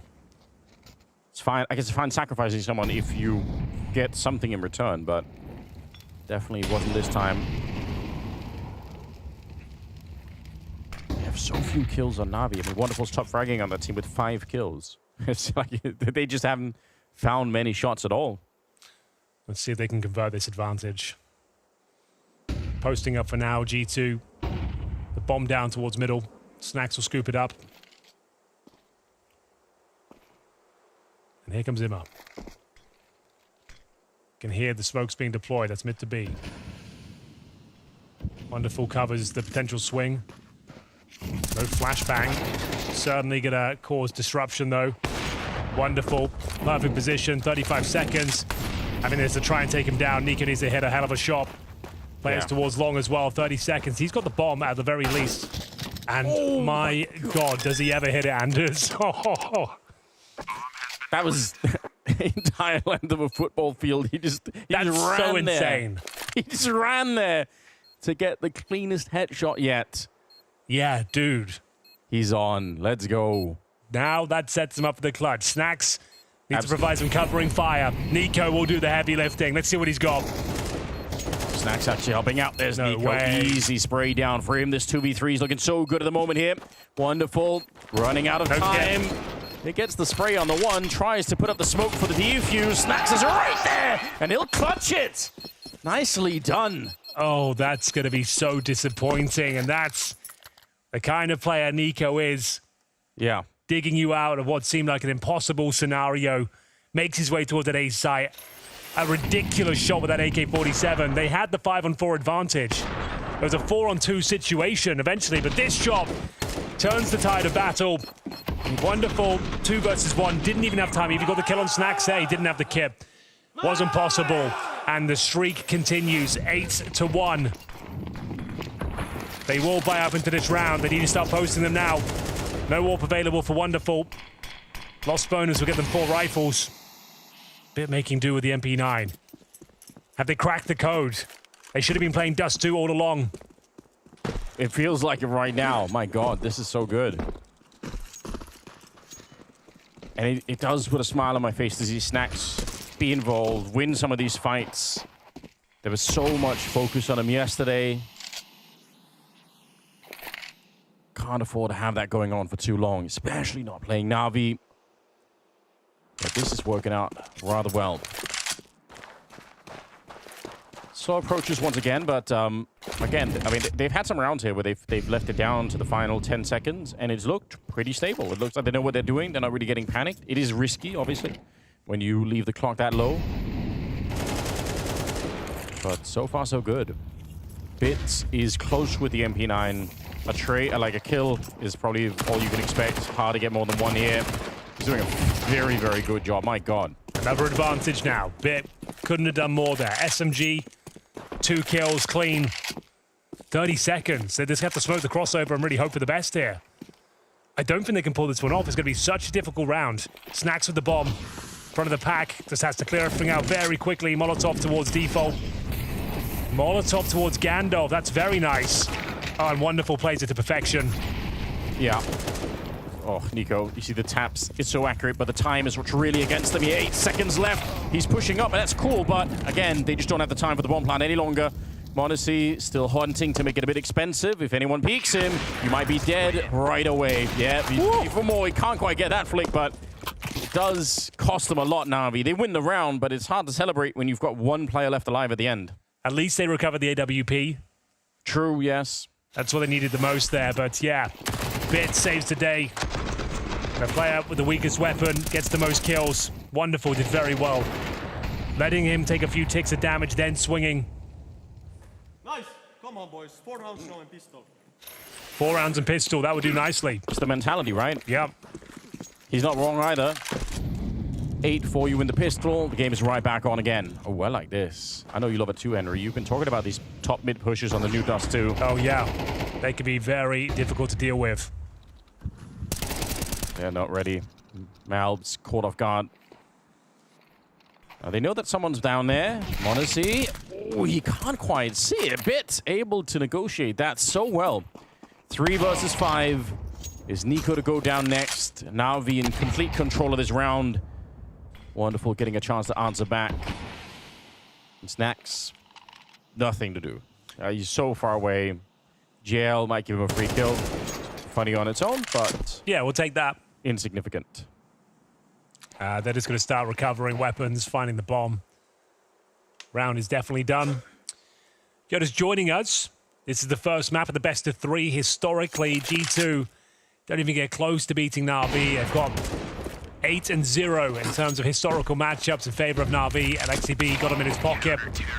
This Dust 2, though, a lot more interesting. G2 off to an absolute flying start. And XCB said if they can get 8-4 and win the pistol, they're back in this one.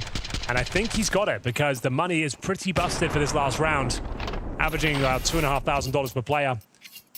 So they have to make do with some MAC-10, some pistols, Anders, and NAVI slowly but surely bringing this one back to life. They've got the advantage, but it doesn't mean it's a guaranteed round. Yale's Polish Zeus. Do you think he saw Brokey earlier? Maybe. He's a bit of a character himself, JL. So we've seen that kind of R8 sequence of his on Dust 2 before. I know, that was amazing. So he's always got some new interesting tech. Final round of the half. Secondary orb for Bit. That's so fast. He's going to move forward. He's not even afraid. Saying, you're not going to be expecting this. Almost gets the timing. Now it's time to back off. Throws down the incentive. This is a perfect play. He put so much pressure on them doing that. And JL there to pick up the kill as well. So 5 versus 3. Almost looks like Alexi manifested the 4-8 scoreline. If they win the pistol in the second half, he might just be a prophet. He might be. Gonna need a miracle here from G2. 5-on-2. m0NESY and Malbs might as well play out the round. They've got a minute to work with here. Hope for mistakes. Hope for audacious maneuvers from the CT side. Not going to happen. Good luck, Malbs. You're going to need it. Yeah, especially with the MAC-10. All right. 8-4 at the end. So a little bit of recovery for NAVI. If it's enough, we don't really know it yet. We'll find out soon.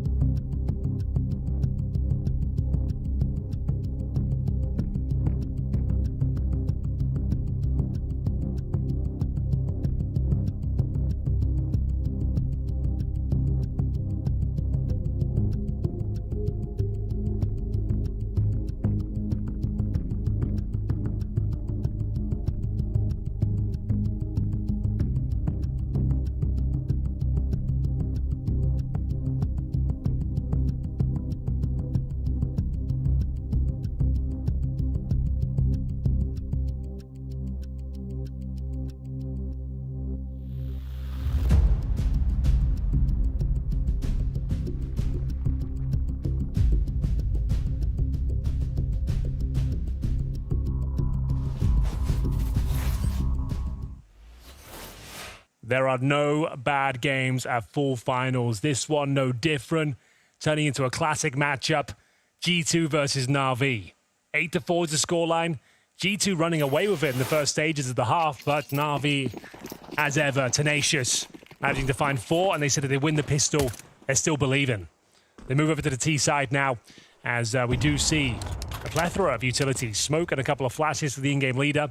Go for that lower control, and Alexi B about to flash towards long as well, as m0NESY hunts for information with Nico. Yeah, let's see if Alexi B's predictive powers are as strong as he's hoping. He said it. I think they were like 8-1. He said just get 8-4 and win the pistol. They got 8-4. Can they win the pistol too? Nice little body block there, and m0NESY actually moves in front of it. What a dangerous play. Nico's there to help him out, but Imma, it's a bit of a start. The prophecy might be coming true here, Henry. A couple of kills away from winning the pistol, and then they're right back in the game. NAVI, never to be underestimated. That is a clean shot from Malbs, though. He will delete JL from the round. Can he step up here? He's had a bit of a rough tournament, Malbs. Haven't seen that same star power as to when he first joined. He gets himself a double. He's down to 1 point of health. One more kill would be fantastic. Not quite going to get it, and it will be the pistol for NAVI. 2 players survive. 3 kills for Imma, 2 for Wonderful. Malbs did what he could. He gets the double kill, but nowhere near enough in the end. No bomb plant required. They win by virtue of kills, and now begs the question, do we see the scout meta be deployed by G2 here? You've got arguably the best sniper in the world on your squad. Yeah, that's tempting, isn't it? Very tempting. Close round here, but Alexi absolutely manifesting this round. And they did pick up. Scout on m0NESY. That is some good fortune for JL. Going to be catching a hunter. Lingering on the edge of the smoke there. Nico coming in to avenge his teammate. But JL's already real far away. He's just run for it. Not interested. They're going to go out long instead. Where m0NESY's hanging out. Throw enough. All right, they're actually going back. They're back to middle instead. Since they've thrown enough grenades, you can make that scout a little bit less efficient. Malbs to go down next. Bit very close to getting his head blown off. But he'll win the fight with the MAC-10. Doesn't look good, Anders. It doesn't. Snax would have to do something unbelievable. Starts off with a good kill. Close to the double, but unless he gets it and then a third, there was no way they were going to lose this round. Nico to save the Deagle armor. Uh-oh. They were up 8-1. Yeah. Now we're going to go 8-6. The gap is certainly closing. The room is shrinking. And it's a full eco up next. That was the force buy. So it's a one-round game. Honestly, for the G2 fans out there, it's a classic experience. I doubt that's part of the fun. It's part of the fun, yeah. You're here for the roller coaster. You don't want it to go in a straight line. You want it to be up and down. A few loop-the-loops in the mix. Maybe the safety harness isn't actually connected. Who knows? For G2, the G2 roller coaster definitely isn't. Definitely no. No maintenance has been done for a while. It's all part of the fun. And yeah, we've got a full eco here. JL up against the Julies. Should comfortably win this. It's a little bit labored. I don't mind him. Honestly, wants that AWP. If you got $1,500 there, that'd be more than worth. Yeah. All right, they lose JL, they lose the Galil. Not necessarily a big deal. He's probably laughing his way through either way. Malbs actually put that Galil to real good use, getting another one. Still hard to see Snax winning the round, but... Yeah, he doesn't have the rifle, he's got no Kevlar, no nades. Just the Julies and going long. Not an ideal scenario for him. Yeah, already heard. No issue here. Yeah, but I mean, if they do a little bit more damage than you maybe were expecting. Imma playing with his food here. Wow, they're putting us to shame. All right. Just having a moment. Just having a laugh. Okay, well, like you said, it was 8-1. Now it's 8-7. NAVI just rolling back this game. honestly at lightning speeds. I wasn't expecting it. I thought surely G2 are going to make a little bit more of it, but this is a bit scary. Buy round is coming up now, and it has to be spectacular here for G2. They've got to make it work pretty much straight away. Let's get into it. The meat and potatoes of Dust 2 about to be served. FaZe challenges towards long. NAVI with some decent mid control. In terms of the CT setup, Hunter patrolling those mid double doors, snacks at the back of the B bomb site.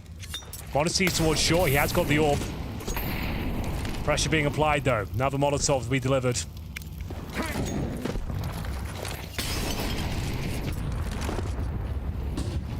Yeah, good utility to clear out some map control. Flashbang forced them back on that one.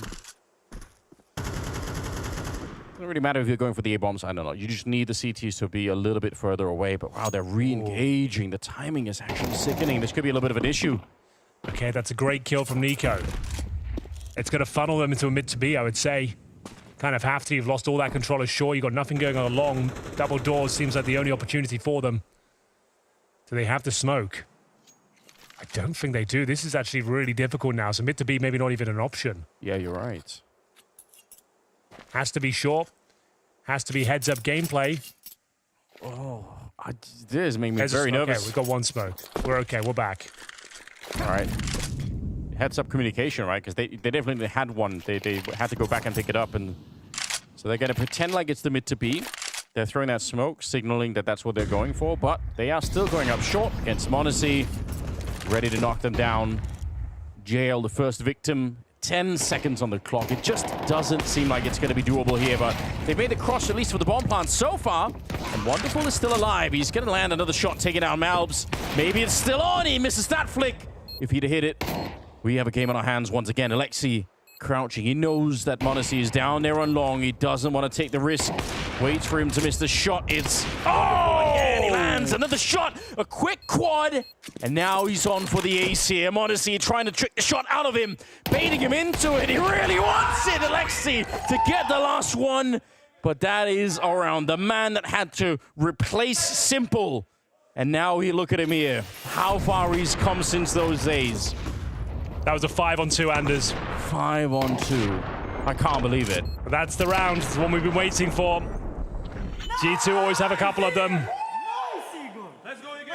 And that's Wonderful. Stealing the round away. Huge contribution. Keeps the streak going here. 4-0 in the second half. And it's a partial by G2 now. The 8-1 lead, Anders. Yeah, it's all gone. Malbs fighting back. And along with that lead, how much of the mental has gone for G2? The tilt we're sending in now after losing that sort of round of 5 versus 2 situation.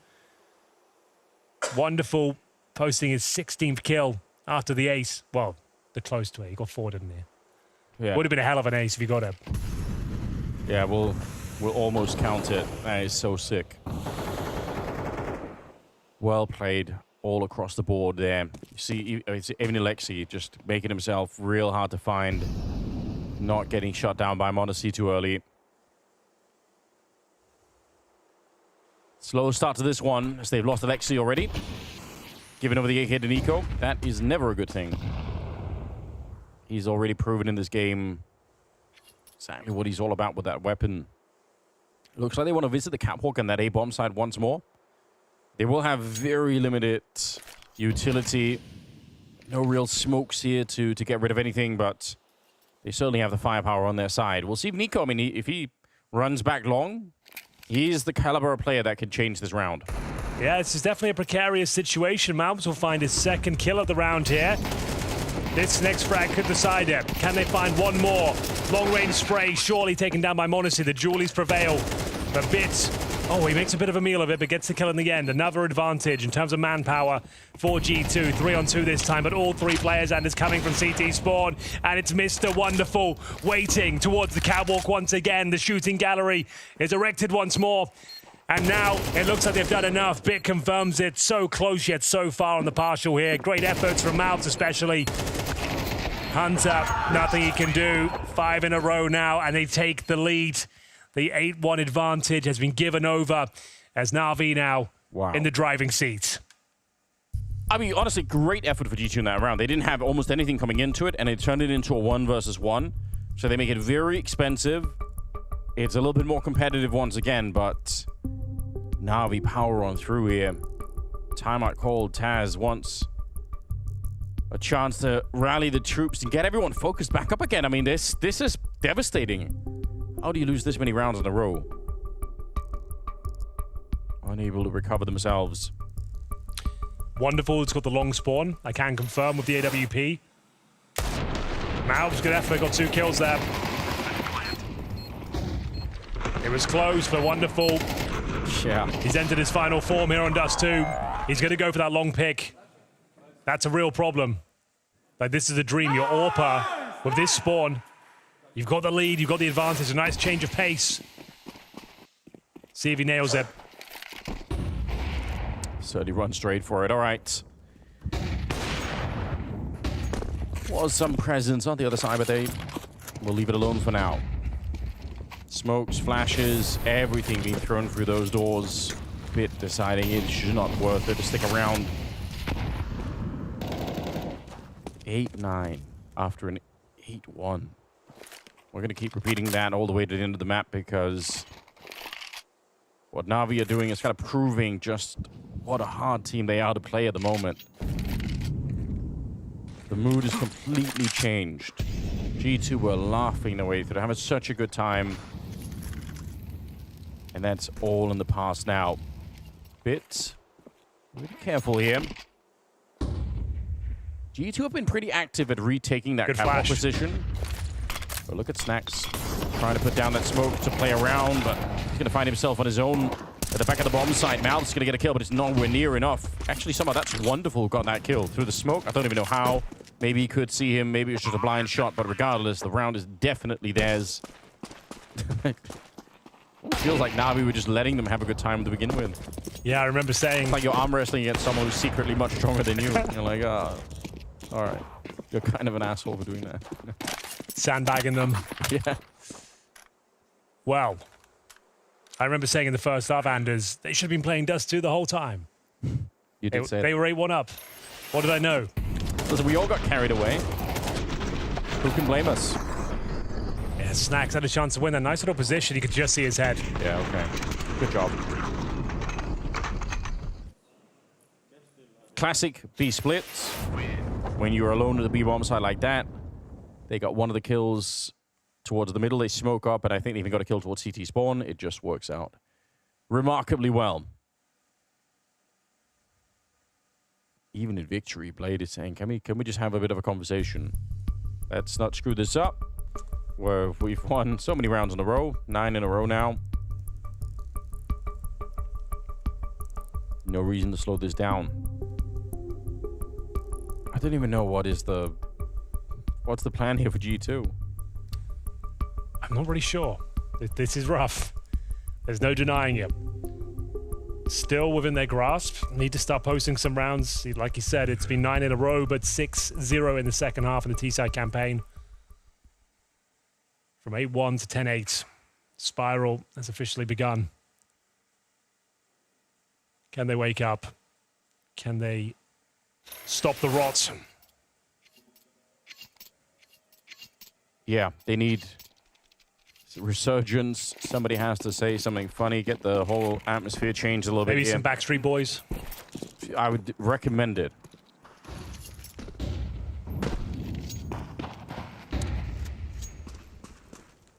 Two-round gap. By numbers alone, reasonable, not a big issue. When you take into account the fact that they've lost 9 in a row, it does feel different. It just does somehow. Modesty smoked off here. Trying to find the timing. Oh my god. If you pull the trigger. Nico did it yesterday on Mirage. You remember that Deagle shot through the smoke? Yes, that was ridiculous. So is that. Wonderful. Getting the kill on the timing. Hunter, he's so lucky to live through that one. Luck will run out pretty quickly as Bit will just mow them down. It was looking recovered there for a second, but the double kill snatches away. And they know Snacks is anchoring in B, so the math is pretty easy, right?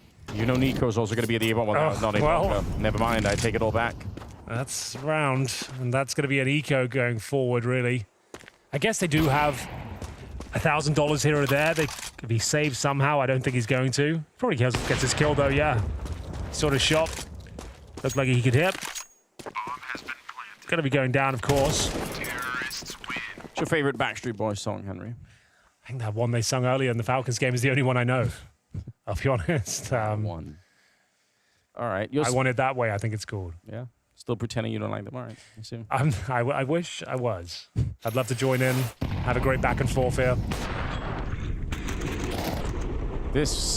I mean, even when it's working, right? Hunter kind of getting away with a lot, even living through the first engagement, but it doesn't even matter at all. It just seems like it's irrelevant. Oh, it's getting desperate out there. It is getting real desperate. Famas is and Son's Hunter. He's gone. That seemed confusing. If you're going to be pushing that, either commit to it or don't, but it feels like running back and forth probably is not the way to go. Malv's continuing his strong form, though. He has been finding some influential picks. Wonderful, close to getting one himself there. Lucky to be alive is Nico, taking damage on Roots. Drops the incendiary, trying to find some respite here. 4 and 4, Malv's very low, but he has got long doors control.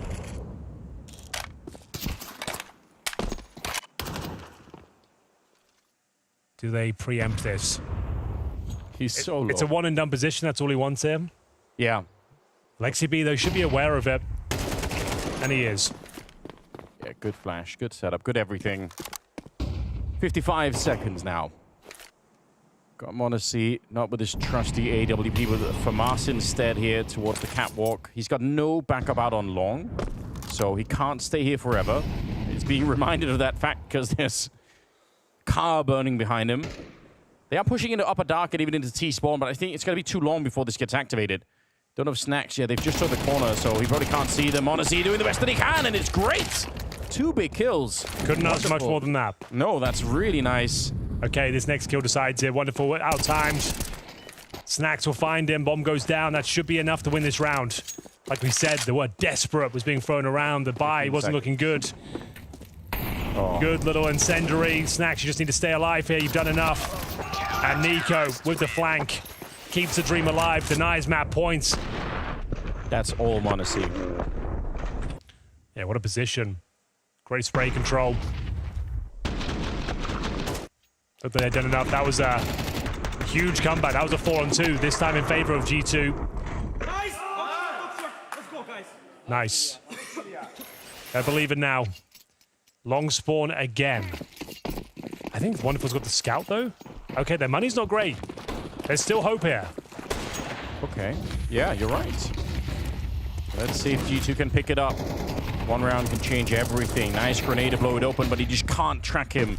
Wanted to follow him with the crosshair mid-air, dropping down into the pit, but it wasn't quite enough. Nico, he knows there's someone down there, so he tries to just continue the spray a little bit longer. They've wheeled in Monacy with the AWP. Nico does so much damage, but it's not enough to actually get a kill through. And wonderful, that's the scout. He still wins the battle against him. Hunter, we need you here. Snacks is pretty far removed, trying to make his way through from CT spawn. Hunter brings it back to a 2-on-2. Good spam through the smoke. Emma very low, bear in mind. We've got a bit of a flank going on as well. Snacks can still win this. He's got 10 kills to his name, but a minute on the clock. The bomb? It's by the car. Towards car, you're right. Good flash. Emma's going to come in from CT spawn to get a wait. That you might never expect that, right? You might expect short. You can see that. How would you read the CT spawn play? He's going to be jumping up on those new boxes. Don't need a play to boost you there any longer. 40 seconds. Good position for Snacks. Straight kill to take down. Wonderful. And he's going to check for it, but Emma, a bullet, and he would have been dead. But instead, he was behind those little barrels, and it's going to be enough to take him down.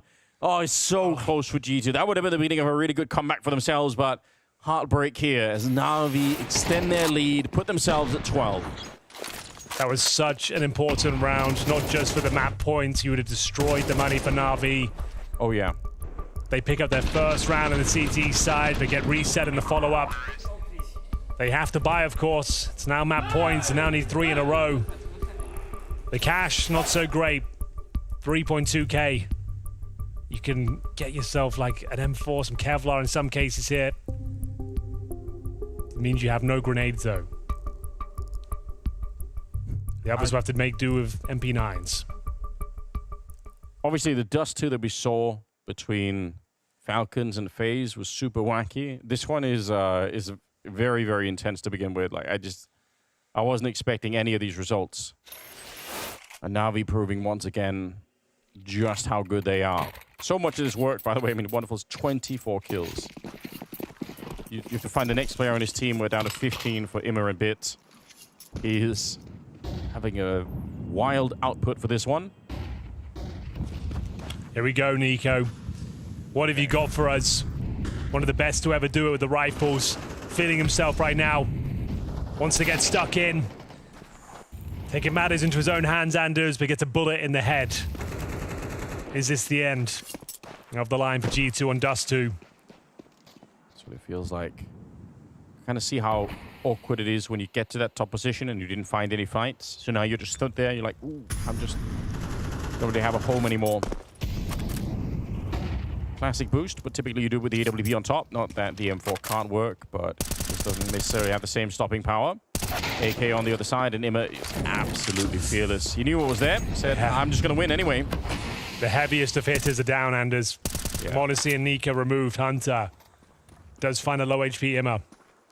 Up long they come, though. Malbs, he's had some good moments. He's had some flashes of form. Not quite his usual level, but we'll see if this is going to be enough. Wow, not even Ladies close. and gentlemen, it is going to be a complete reverse sweep here. You hate to see it, Anders, you really do. Yeah, you do. 13-9 from an 8-1 lead. It's NAVI absolutely wrecking G2 on this opening map. That's a massive comeback coming in from NAVI after struggling massively in the first half. G2 looking solid to begin with, but couldn't get it done, couldn't close out the game, and NAVI take away the map pick of G2. It's not over yet, Bobski, but it's a rough start for G2.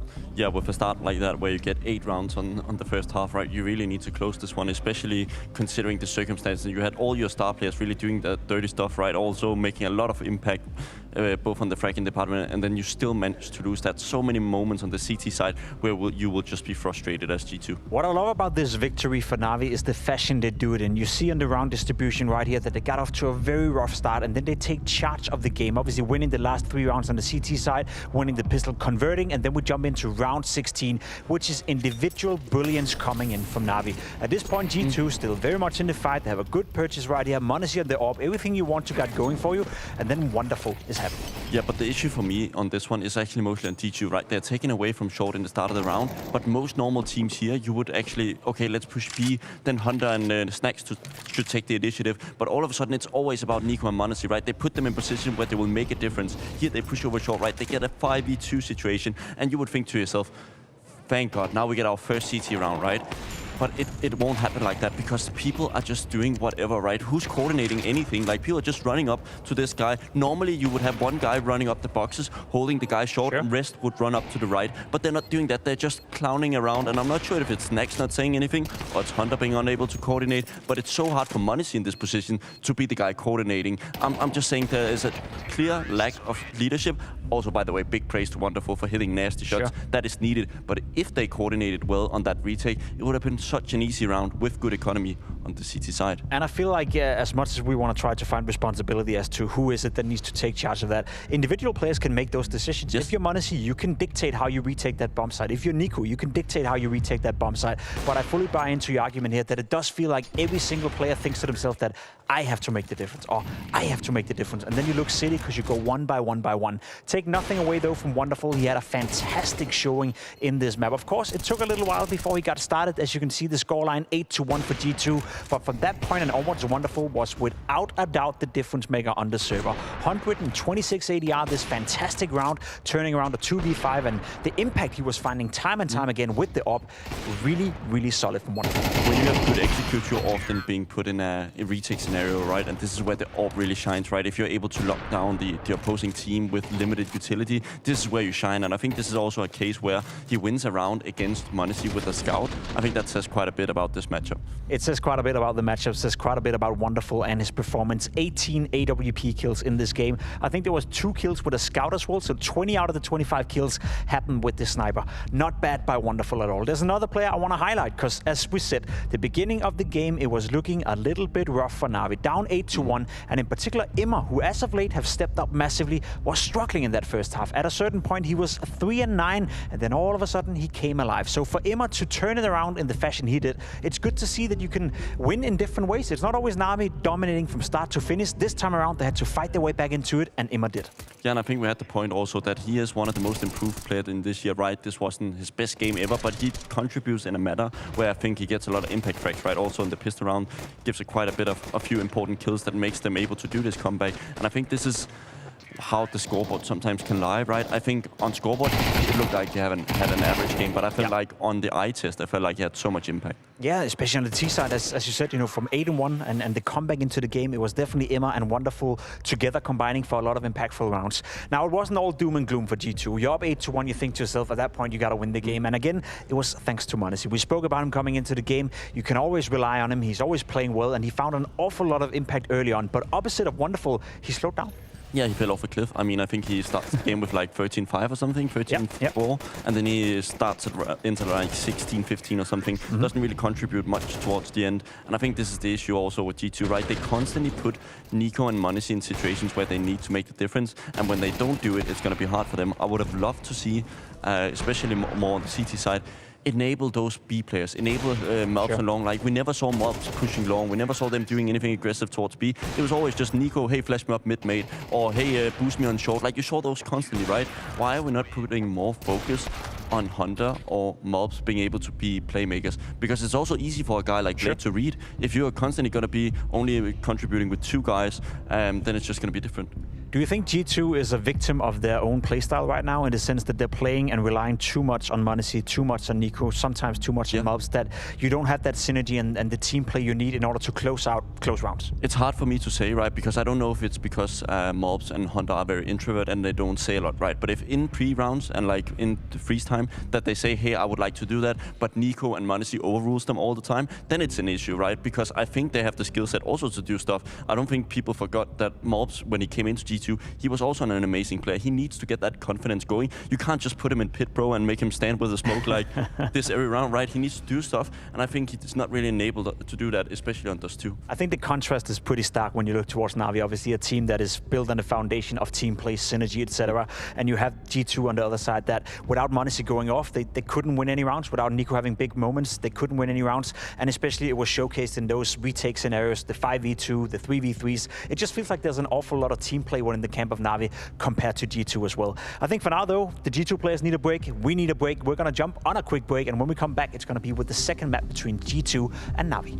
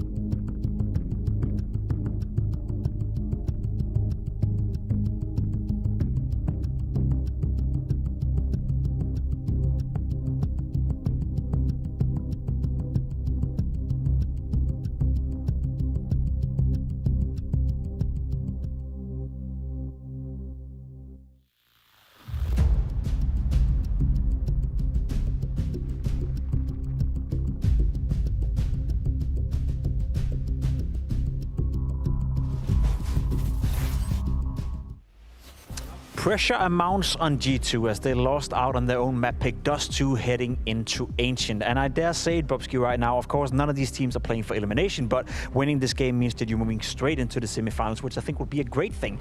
However, for G2 on Ancient, is that a good map for them to come back into this series? I mean, you never really know what your opposing team is going to pick, right? So it's always going to be a little bit of gamble if you're prepared. Surely I see a lot of notes behind me, so hopefully there's going to be something in there about Ancient.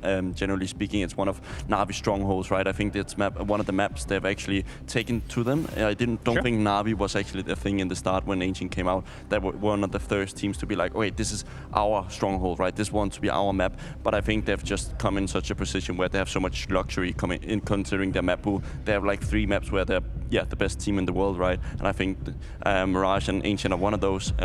So yeah.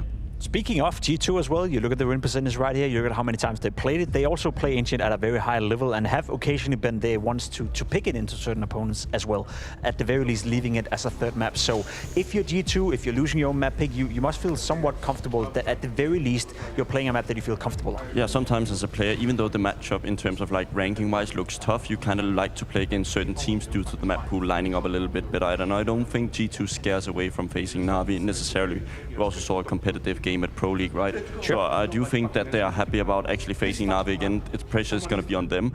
I'm also going to be questioning myself, how much have Navi actually innovated since Pro League, since they've been there since the end? Almost impossible, right? Yeah, exactly. I know the map pool is obviously deep in Navi and they have a lot on their playbook as well. But I mean, all teams will be figured out at some point. One thing that worries me a little bit when I've seen G2, I know it's only been a couple of days and just one map today, but we haven't seen Nico from his absolute best. We haven't seen Nico have one of those maps where he takes over or he dictates the game or have more than just, you know, normal regular impact. So for your money, it's not a bad tournament at all by Nico, but it's not up to his own standards. Is he needed on Ancient? Of course, and I would say it's a bad tournament for him because he is the guy forcing himself to be in place, right? He's the guy forcing to be in the first contact of duels, and he wants to make himself a superstar, right? We saw that Dust2 multiple times, like flash top mid being set up for success, and he doesn't find that. Then it becomes an issue because even though you're doing whatever 15-15 on the scoreboard, but if you're also the guy who's constantly being set up to succeed and you fail, then it's really bad. Then it is bad. It's definitely an issue that hopefully Nico can turn around here in Ancient. Usually a map that he does well on, so I wouldn't be too worried just yet. Another side of the coin, of course, is looking towards Navi. And I know there's a player that you want to highlight heading into this game, and a player right now playing as a superstar, and that is Bit. Yeah, and I think when you just look at him on that A side, I think his utility usage and understanding of when to push and when to go back is one of the best in the world, right? Specifically, when you see a lot of stuff happening towards the B, he will always take A main because he's so confident in his own aim that he's not scared about like a Robs or whoever comes in lurking towards that A main, he'll kill him. And in that moment, when you're forcing the duel, you're saving utility, you're saving nades for the late round scenarios, the retakes potentially. So if you are such a gifted player that you can play on your aim in the start of the round and you're not scared of being lurked on, then you can save those util for later. You said that Navi is one of the best teams in the world on Ancient, and I don't disagree with that at all. I think they play it to an exceptional high level, but what is it that makes them so dangerous on this map specifically? I think they're one of the few teams who are actually able to constantly innovate on how they actually want to take banana/deep highway control, right? They constantly mix up the smokes and nade combinations, and it makes it really hard for TaZ and Snacks to prepare for that because, we see one variation one day and we see, okay, they like to do one flash and then they strafe, but next day they do one nade and then they do 2 flashes and strafe, right? When you constantly look at that, you just kind of like, okay, we have to feel out the game. But if you have to feel out the game, you've already lost 1 or 2 rounds to that exact play. Fair enough, fair enough. If there's one duel I look forward to personally, it's the Malps versus Emma in the mid section of the map. There's going to be an awful lot of duels within that. Maybe even Bit is going to chime in on the T side as well, but you have 2 very strong aimers right now in Malps and in Emma, both in form going toe-to-toe in this game as well. And also we need to see this guy being activated a little bit more, right? We saw him on the CT side doing absolutely nothing. Also the T side, he was relatively irrelevant, right? And it's not because he is useless or anything, but it's because he's forced to be useless by the way G2 play and operate, right? Now he can be a little bit more free. Ancient is a map where you are at least a little bit more able to take a 50-50 duel, which I think will suit a guy like Malps way more. Quickly, Bobski, is G2 gonna survive and push it to a third?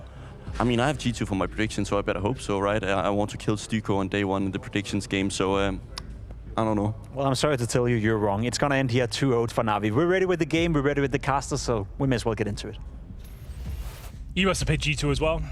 I did. Yeah, of course you did. Odds coming in from GGBet doesn't look good for them, I'll say that much. It's a bit of a landslide for Na'Vi, if you don't mind me saying. We went to Ancient, it's the pick of Na'Vi as well. So yeah, it looks like G2's days are numbered. Bear in mind though, this is just for the semi-final. If you lose the series, you're still to the playoffs. Not a big deal. They can handle this. They can survive this game. Yeah, I mean, it's a heartbreaking way to lose on Dust 2, but, you know, they've been here before. We've said it, the G2 roller coaster. So it's just always like this. Second map is coming up, and it's on Ancient. Definitely a map that Navi are going to be very, very strong on. I did pick G2. I don't know if it was to kill Stiko necessarily, but in Minecraft. Yeah, in Minecraft. I'm just having I'm just on my own little trip for the pick'ems. Here we go, ladies and gentlemen. We are into the second map. It will be Navi versus G2 here. We've got a whole day of Counter-Strike ahead of us, but so far it's been pretty cool. We've been enjoying ourselves. Yeah, we do have Astralis coming up next. The crowd favorites. Oh, yes. Everyone loves them. Love to hate. Astralis versus Spear will be the next game. The best team to hate. Everyone's favorite to hate for some reason. I guess for some reasons, actually, yeah.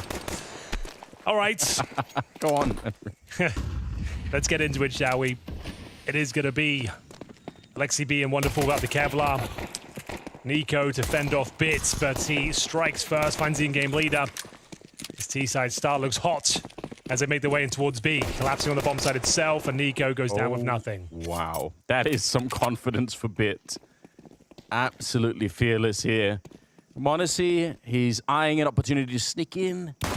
No one's really expecting it. He's going to take down JL, but there's no immediate target to follow it up. Hunter's going to get one there, but Imma activated.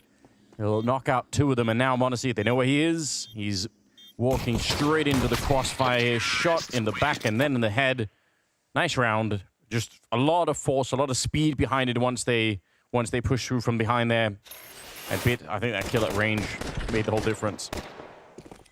It's a good start. This one is wild. Good job. Not the star G2 are looking for. Probably not. Wanted to bounce back. They were leading 8-1 on Dust 2. Ended up losing like 9 rounds in a row. Pretty disappointing finish. Couldn't find any footing on their CT side whatsoever. Full eco for now, so this one's pretty much a gimme. No flash to speak of, no Kevlar, of course. All 5 players towards red. They'll probably start pushing through when the smoke's just about to dissipate. That's when they go through, just running it together. Yeah, I mean, why not? It could definitely work.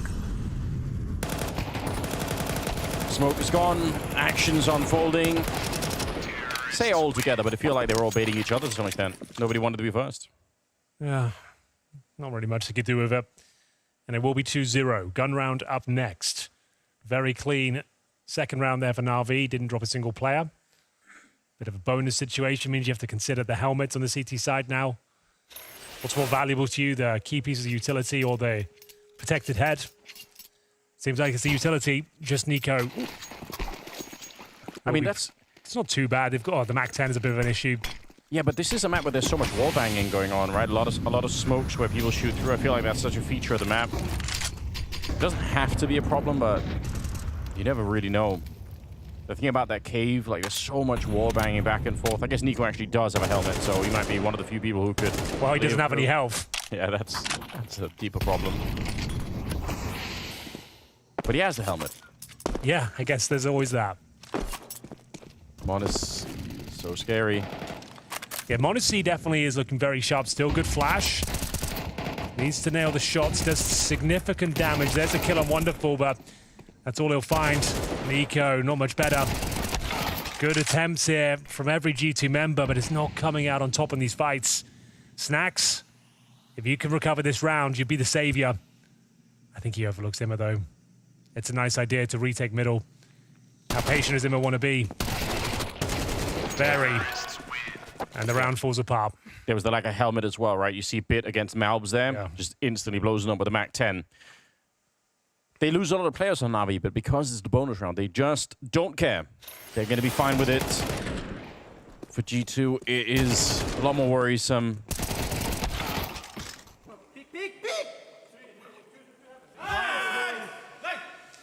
Frustration towards his colleagues that wanted to trade. Their spacing looked pretty ropey on Dust 2. A lot of rounds where it felt like one player would be in, one player would be out. Couldn't find that synergy. And Bits looking to mop them up. One of the best aims in the game. Makes light work of the first two. That's m0NESY and Hunter removed. 4-0 pretty much locked in. 2-0 looking likely overall. Nico fights back. Can he get the gun though? No, he cannot. Try to sit in the smoke. Snacks and Malbs with 5-7s and deagles. Don't know, Malbs just seem to have dropped off. I'm going to say it. Like a month ago. Yeah. Super hot, like super exciting. Keep it up with Nico. This tournament at least, I don't know. It is that new team buff kind of feeling. And again, it's the frustration of the team and maybe the uncertainty about the future. Like all of those things probably I think making everything real complicated. The idea is like Malbs eventually is going to be the next Nico. If he's leaving, he'll get all his roles. Yeah. That's the idea. So he's definitely not in like prime positions for himself. But in terms of when he first joined the squad, he was like red hot. Yeah, no, you're right. I mean, it's just taking everything into context. So hard to judge how it plays out, but they do need him like that now. Show me. And Ancient's his absolute best map. Yeah. Similar to sort of Nerds, you know, like he has that sort of impact on Ancient, like towards middle, on the T side. He's one of those gods who just understands the timing, always seems to nail the shots.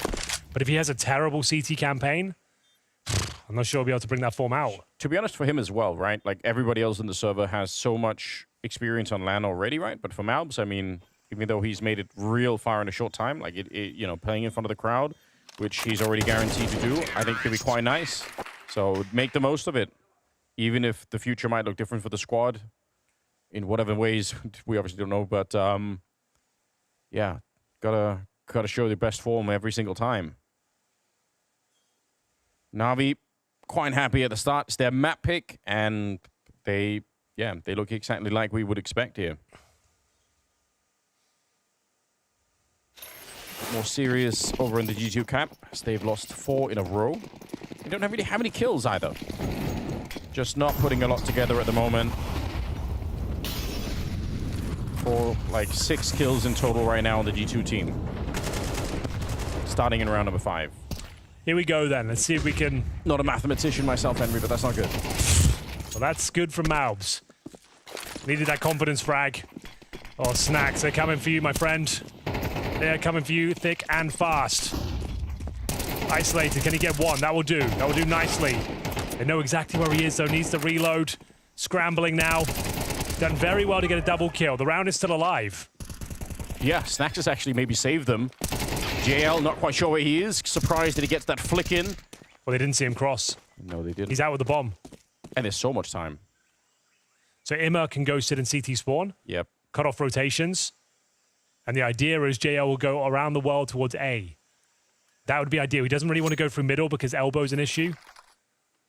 Yeah, got to be careful now because they're close enough to hear him. Hunter. I mean, that's why I thought he'd go for the long play to avoid that. But he gets away with it. The timing is absurd here. Imma, that mid position still so viable, and he sprays down m0NESY. It didn't work exactly like they'd planned, but it worked anyway. JL getting away unspotted. m0NESY was so unlucky. He was watching the angle. I think he averted his gaze for a second and didn't catch it just through the edge of the smoke. He didn't see him fall back, so he lost a lot of timing there. And even with JL getting spotted in middle, I said that was the only threat, really. Yeah. It was well read from G2, but unable to hit the shots. And Snacks, he did honestly pretty well there. He did. Yeah, no, it was super well played. Imma, though, even better. He was holding off those rotations.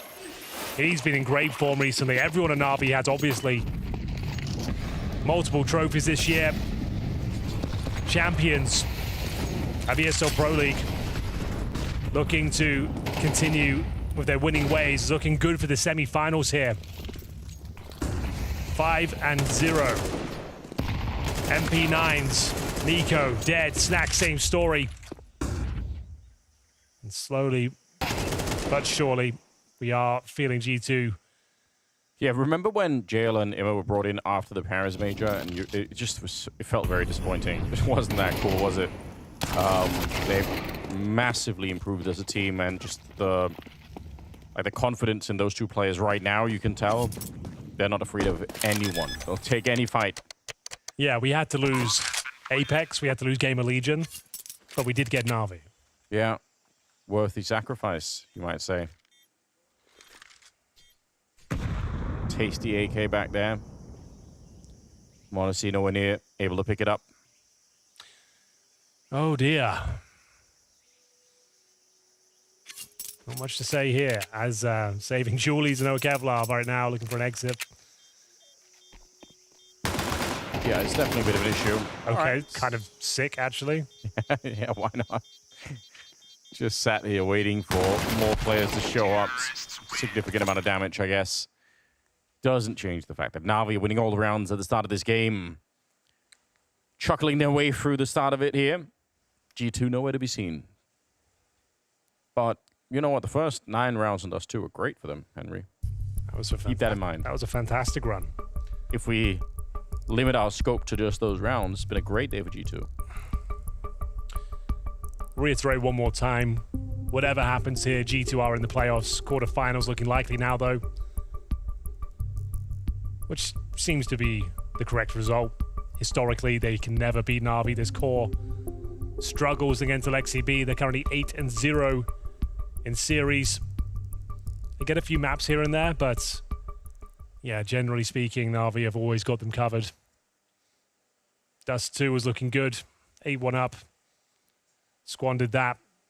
Ended up 13-9 in favor of NAVI, now on their map pick.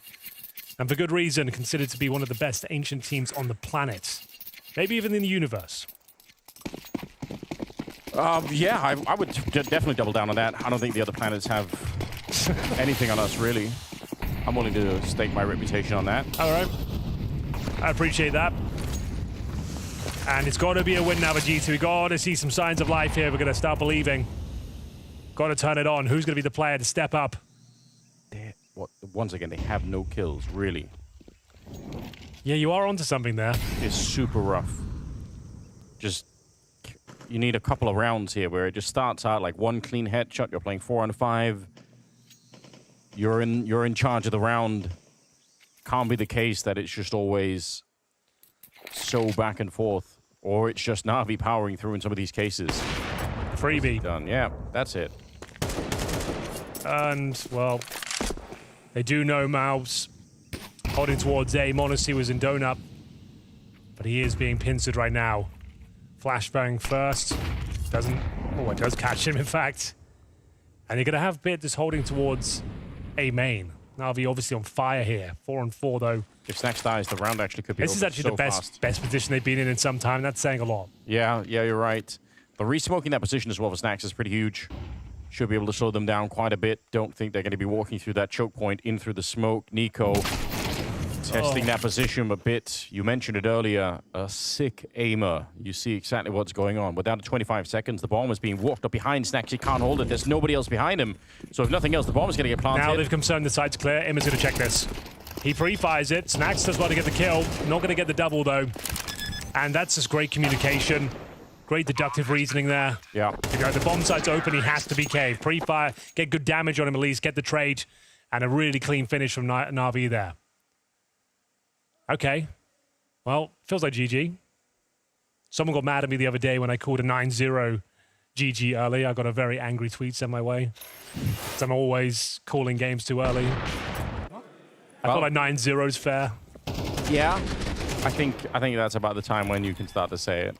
And I mean, it's obviously, you know, I always also feel like if we don't say it, we're kind of, you know, like if G2 make a comeback now, we want to be proportionally excited. And it's not just the scoreline. Bear in mind, it's the way the rounds are going down. Yeah. It's not like they're getting super unlucky and all the clutches are falling apart and the ninja diffusers are coming in. It's just really quite pedestrian for NAVI that is working the map, taking advantages, collapsing on bomb sites, hitting their shots. That's really what it's all about. And if there's no close rounds, you're not just saying it for the scoreline, you're just saying it for what you're seeing on the server. Nico, hello, done very well with the Deagle. They're onto something here. AK, he's had enough. He's fighting back. He's rebelling. Oh, the desk talked about it. We haven't really seen Nico be himself at the tournament yet. He hasn't really stepped up in the way that we know he can. We have a couple of glimpses of it, I think, so far, but I would agree, not the full Nico effect. I say that as a massive fan of his game, to his career. Been following this kid for a real long time. Headshot onto LXCB. I remember when he was playing back in iNation with Yanko. Wow. Yanko was AWPing. It's a good time. Emmy, Kingo, those guys. Nico, one of them. What year was that? 2013, I think. Down. Yeah. And even then, he was sick. Everyone knew. Even then. Well then, 7-1. They find their first, courtesy of Nico. Difficult to replicate that sort of individual form, but we'll see what he can do with it. Edging the smoke to great effect. Imma will find Malbs MD. The doctor is not in session. Nico certainly is. They really are just full sending it right now, but Wonderful answers back. Of course, he gets the double kill. This is like look at the effect. He's putting so much pressure on himself to win those fights. He's pushing through the Molotov into the middle just to kill more people, just to tap away at Wonderful. And it was kind of close, but eventually he went down.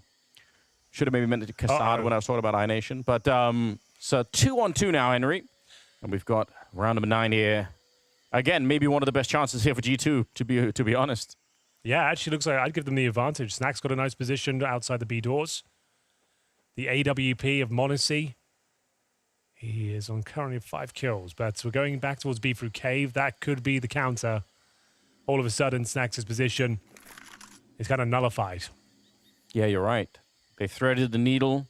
Yep. Towards that B bomb site. So you'll probably be aware of this prospect now. Again, if no one's there, yeah, you're going to assume what are the possible threats? Where could he be? They're looking towards that ramp, suggests they're aware of just that. Snacks hasn't found a timing. Really checking it. Wonderful. Going way on. The timing is absolutely insane. And they're just taking their time. They've got 30 seconds here. At best, there's one player lurking around. At worst, they'll be sitting in towards the bottom of the ramp behind those double doors. Yeah. Didn't plant the bomb. And then Wonderful sniffs him out, finds his prey. 3 kills in the round. Like he said, it was a great opportunity for G2. One they will not convert. Monacy's still here. Yeah. Might as well go for it. He's got the kit. Yeah. I mean, they need a hero right now. They need somebody to save them. He can do this. Smoke up. He's going to tap the bomb. He's not going to go quite for it. He wanted to see if he could force them into a bit of a fight there. I guess he did, but couldn't quite win it. Fist bumps all around. Blade. What a position to be in right now as a coach. Just watching your team do everything right. Even in one of those moments there where, you know, that 2-on-2, you could have screwed it up. You could have panicked a little bit. It's definitely possible. But they don't. It looks like Nico, once again's kind of in that mindset, I've got to do everything by myself. I think so. Yeah, I reckon so. I've got to just get stuck in and throw my weight around. Like, he puts on a great show. You can see that incredible individual skill, but it's not quite enough. He needs some backup here. Can Monacy provide it? It's JL. Now spotted out as well. Actually, they're going to convert that very nicely. Hold on. Stop. Okay. Don't push forward any longer. You just had the 5-on-3. 5-on-3. Imma, though, he's such a sneaky little guy sometimes. He always gets in towards red, always seems to find the perfect timing. Yeah. Oh, you said it. God. Sneaks through. It's JL on that side. And Imma, he's there it is. catching Hunter. Oh, they've set it up so nicely. And they know Snacks is anchoring this site. So let's see if they can find him. It's been a bit of a problem for him in the past here. But this time, works out well. Takes down JL. And we're right back into a 2-on-2. But there's still 50 seconds. Monacy at the donut. Snacks back on that B ramp. Can he find anything more? Or at least just stay alive? Allow Monacy to get a bit closer, perhaps, once they confirm that B is the final destination here. Oh, look at the timing. Snacks, he's done it. He might never check this corner, actually. Timing is good, but he still gets a bullet to the face. I thought Snacks had done that. Oh, it looked so good, so promising. Monacy, might as well give it a go. No kits. Got that smoke again. They know he's going to fancy it. HP not really a factor. There's the kit, though. Okay. He has got the smoke. I guess to smoke the bomb. Fake tap. It's planted for this side, though. It's so open. Even with the smoke up there, they have an HE as well on bits, and you've got the AWP. I just don't think it makes a difference, even if he smokes it. I'm sure he will give it a try here. Puts out the shot. Bit will take him down. Nice triple. It's close, but it's not enough. That was a 5-on-3. You see what he tried there? Firing off an AWP shot, like instantly picking up the AK-47, hoping it would bait them out, and he could give it a go. Didn't quite work out for him. They got those opening picks. That was a 5-on-3. We talked about it. Snacks on the flank. wasn't quite enough. Modesty, good effort, but we go 9-1. Running it around here, a couple more left in their CT campaign. It does not look good. They are going to fully invest. Famuses, MP9s, M4s, and a Dink. Okay, yeah.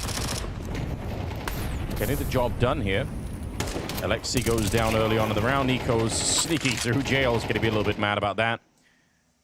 I think you mentioned it already, but Nico just being in that mindset where he just has to do everything. Which, you got the kind of skill that Nico does, you can get pretty far, but probably not enough to take down the entire NAVI team on your own. That's a stretch. Another 5-on-3 that they obviously must win. 9-3 is the best they could do right now for a scoreline for the half. That's not enough. I guess if you get 9-3 and you win the pistol, it is possible once again. But even then, you're not feeling great. They're in some trouble here. Let's get them through this first round. We'll see what happens. Got to win this one, lads. Yeah. Can't stress that enough. A great shot from Nico. Really is putting on a bit of a clinic with the AK-47. But bit. 30 seconds, bomb on his back. I don't think there's anything he can do with this. This is not enough time. I mean, if he finds Nico, he could plant the bomb at least before Snacks gets there. I mean, sure. It is unlikely. Like, Nico just needs to he just goes in a position where he can't be shot. That's it. Yeah. Force out the plant. He should not be challenging this. Good job. Perfectly played. Gets the sound cue advantage. Okay. One more round on the board. We'll take it. Slow progress. Nico's going to drag them through this, kicking and screaming. I mean, it's impressive. It's not what you want to see to take down the best in the world here. Can't be the one-man army. Round number 12. It is the last of the half. Have we seen any real maneuvers, like at least successful ones from G2, like excursion down the B lanes, like a full little set piece where they really apply the pressure? We saw it earlier. No, we've seen Nico push through the smoke. I guess that's it. Nico just having to just do it all by himself with no backup.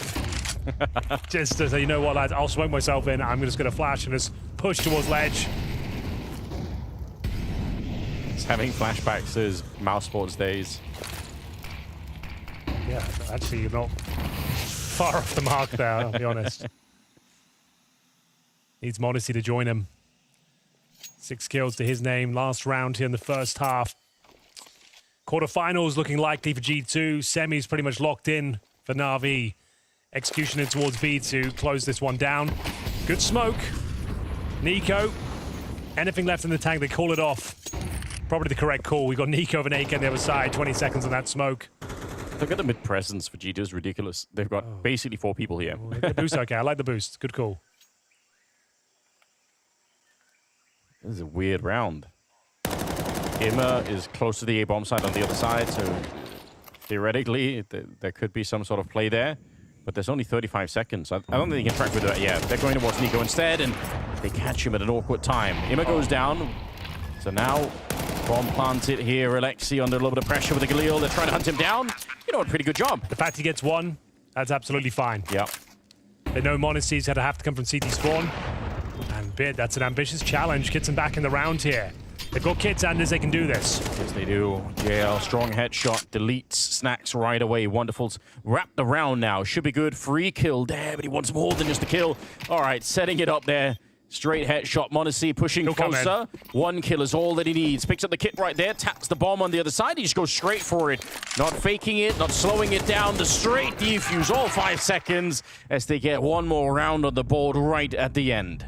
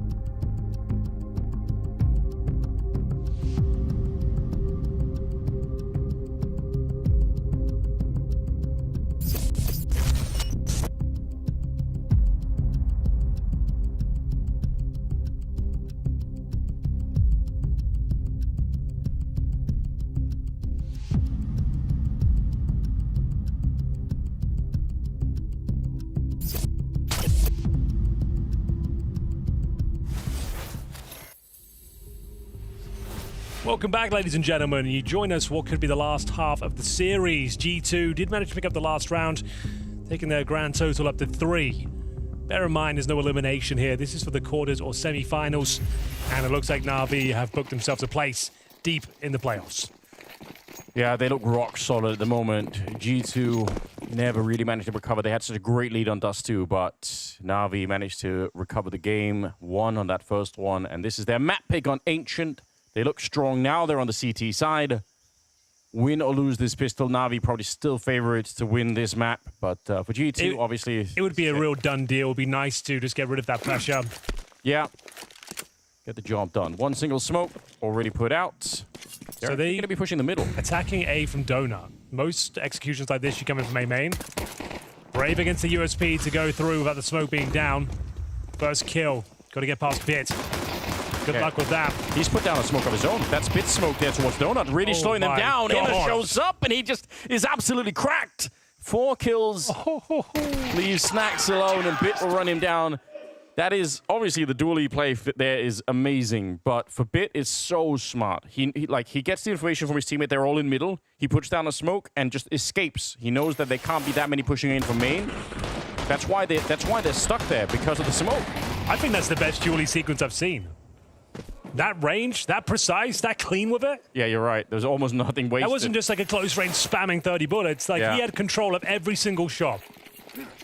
That was remarkable. They've got a full eco, Anders. The gunslinger, isn't he? Okay. We said winning the pistol make it a lot easier, give you that comfort. So I think it's pretty much job done here. Malb's listening in for the footsteps. Saying I've got maybe a shot here with a deagle. Doesn't connect it straight away. MP9 on the other side as they try to walk through. The timing is a bit awkward, actually, to be honest. JL also getting pressured right now, and he's the last one on the bomb site. So a couple of, honestly, mistakes coming out there from the NAVI camp. Allows for a bomb plant. 3 versus 2 now after that kill on Hunter. See if they can do the retake properly. There is a smoke, or not kit picked up at the moment. Wow, they're actually doing so much damage, and Malp's going to get caught here. That's a 2-on-4 retake, and they just make it work. Yeah, bear in mind they had no Kevlar. It was a great effort, an exciting moment. They get the bomb planted, gives a nice strong buy, but it didn't look like NAVI were ever going to lose the round. It all started here. Maybe a little bit aggressive there from Alexi B. Risky move. Ends up getting burst fired from Monacy. Ridiculous shot from Malbs. So bear in mind, we called him out in the first half. Like, this is his home map. T-side especially, working middle. He needs to step up now. If they're going to have any chance, this is the round he needs to show he can hang with the very best. It's Bit and Emma with identical scorelines, 17 and 7 on both of them. It's kind of hard to deal with. But you got 2 players on NAVI that are averaging more than a kill a round. How do you stop that? Can't stop that. Yeah, flashes around. They almost get their kill on him. He's still alive. Nico's feeling there might be a gap here. The smoke at the top. Trying to see if anyone will give anything away. He tucks himself in towards the beehive. Malbs, like I said, the king of middle. At least he needs to be right now. Oh, he looks away for a second. Gets a nice shot. Keeps the round alive. 3 versus 3. Nothing locked in just yet. Still plenty of time. Immo's been so good. Ooh. Nico. So you're going to get the first swing, but I'm going to swing real hard afterwards. Alexi sacrificing himself here just to create a bit of space. Wonderful. I mean, honestly, Nico's kind of low. Oh, imagine if that would have been on Nico instead. It almost would have been enough to kill him. Well, this round's still on. Wonderful has won some very impressive clutches today. 15 and 7. The bomb's just going down. He's got a kit. He's got an AK. Flash is available. Give it a look. It's so tempting, isn't it? When you're this close to the victory. I guess keeping the AK, if you wanted to play this by the book, you would say the AK is more valuable. The money there for NAVI not looking amazing. So setting himself up in case they try to run this way so he got a real early kill. But yeah, I think he's decided better to have the weapon. Finally, around 4 going to be on the board for G2. It's going to be a while before we can have a serious conversation about any kind of sweep coming back in here for G2. Everyone needs to take a real deep breath here because that's not happening for a long time. Snax, Taz, hoping they can piece this one together. Wonderful saves the AK. It was a bit of a bonus situation considering the MP9s. Great shots from Nico. He has looked rock solid. Good positioning from Monacy. Pretty much guaranteed the round with that exchange. Praying now. And are they all in? Pretty much. Okay. That's interesting. They've got the space to play with it. Yeah, I mean, they want to put on some pressure here. Snax, easy enough kill. Flashes are through. JL, I can't believe he found that. I think Snax was fairly flashed. Couldn't really see anything. 3 versus 3. Wonderful, taking up the same position that they just cleared out. All right, they are going to put in the Molotov there. Force him into the fight. Monacy ready to take him down. Did almost die himself. I guess this round is still on, though. Bit and Imma, given how they've been playing on this map, you can't really count them out. Imma and his timings have always been such a nuisance. Thing is, it looks to be a B finish. Bits. 5-7. I was about to say only, but he's the kind of player that can make it work. In this position, yeah. It's surely not overlooked, though. Okay, he's going to reposition anyway. Yeah, but look at where Imma is. Does he catch the attention? Ooh. It was a chance there that they could have fought Imma first and Bit would have chimed in second. Oh, they were all just walking straight past each other. Now the jump down in the middle. Imma's going to call it out. Here in the footsteps, close range on that MP9. Good for the spray, but only the one. Okay, they've done that well, sending the low HP player first. Like, he can be traded out. Not a massive deal. 2 versus 1. Up against Bit, though. He's got a kit and an AK. Molotov towards A main and towards Brokey. They go for a CT plant. Can't give this one away, lads, for obvious reasons. Wouldn't be able to recover. No way they're getting 8 rounds in a row. Got that kit. You might not assume he's got it. Gonna smoke the bomb as well. Down to Hunter. What has he got for us? The bomb ticking at some pace now. Holding towards Temple. Oh, it's so tricky, isn't it? Hunter, when do you go for this one? He finds it, taps it. Hunter wants to move up. Does he guess the angle? Not quite. It's still being diffused. What ice-cold play coming out from Bit. And he gets the headshot at the end because why not? He's testing that smoke. He's hoping to get him off it, but clutch coming in from Bit. Yeah, G2. There's no worse feeling than when you know they've got a kit, they're diffusing it in smoke, and your first spray doesn't connect. You lose track of the bomb. You're hoping it was enough to get him off. You're hoping he's faking it. Also, because in the back of your mind, you're thinking, if I empty all 30 bullets and he swings on me. And he swings, like, I look even dumber. It's almost even worse. Oh, God.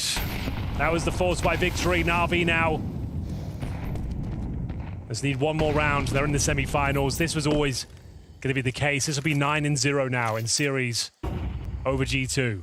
What a grudge match this is turning into. I mean, there has to be some back and forth for a grudge match. I guess, yeah, maybe.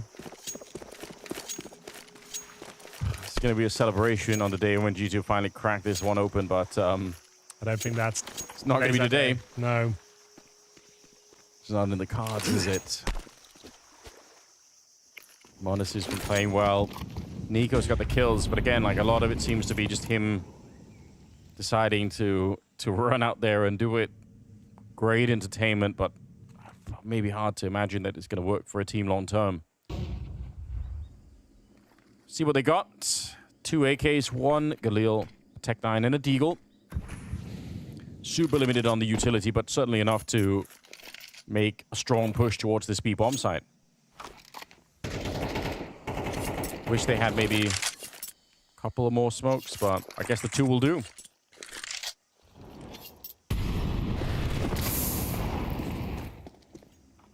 Here we go. Setting up on both sides of the box and trying to flash their way through. Malps, good double opening. That's what he's here for. 3 versus 4, bomb being attempted. JL, can't really see a thing here. And no real output from that spray with the smoke either. Bomb planted. So far, so good for G2. Yeah, it's promising. We'll find them a few rounds if they can hold on here. JL still fighting back, but it's not going to be enough. Imma doesn't have the HP to make this one work. Flashed off. What? He burned himself. Oh, he wants to walk past here, Snacks. Don't lose like this, boys. Yeah, you can't get this one up. He's thinking about it. Deagle in hand, walking out. He's surely going to find. Oh my god. Oh my god. 2.61 seconds. Sorry, I've got the arrow back. Oh, that's so scary. Imagine that. Imagine if you lose to I had to catch my breath after that one. If that's the way it goes down, Snacks missing a Deagle spam in the back, that would have been the craziest finish ever. Oh god, it felt like it was that moment, that third bullet. That doesn't connect. If he was just maybe on the other side. Yeah, you're right. Could have been a different story, but great effort. Dear God. They're buying again. Don't lose this one. They're buying again. Yeah, they just don't care anymore. They're having a great time here. Flashes are everywhere. USPs actually does get a kill, but eventually they're going to get mowed down in the middle. Okay. Got a bit scary there, but crisis averted.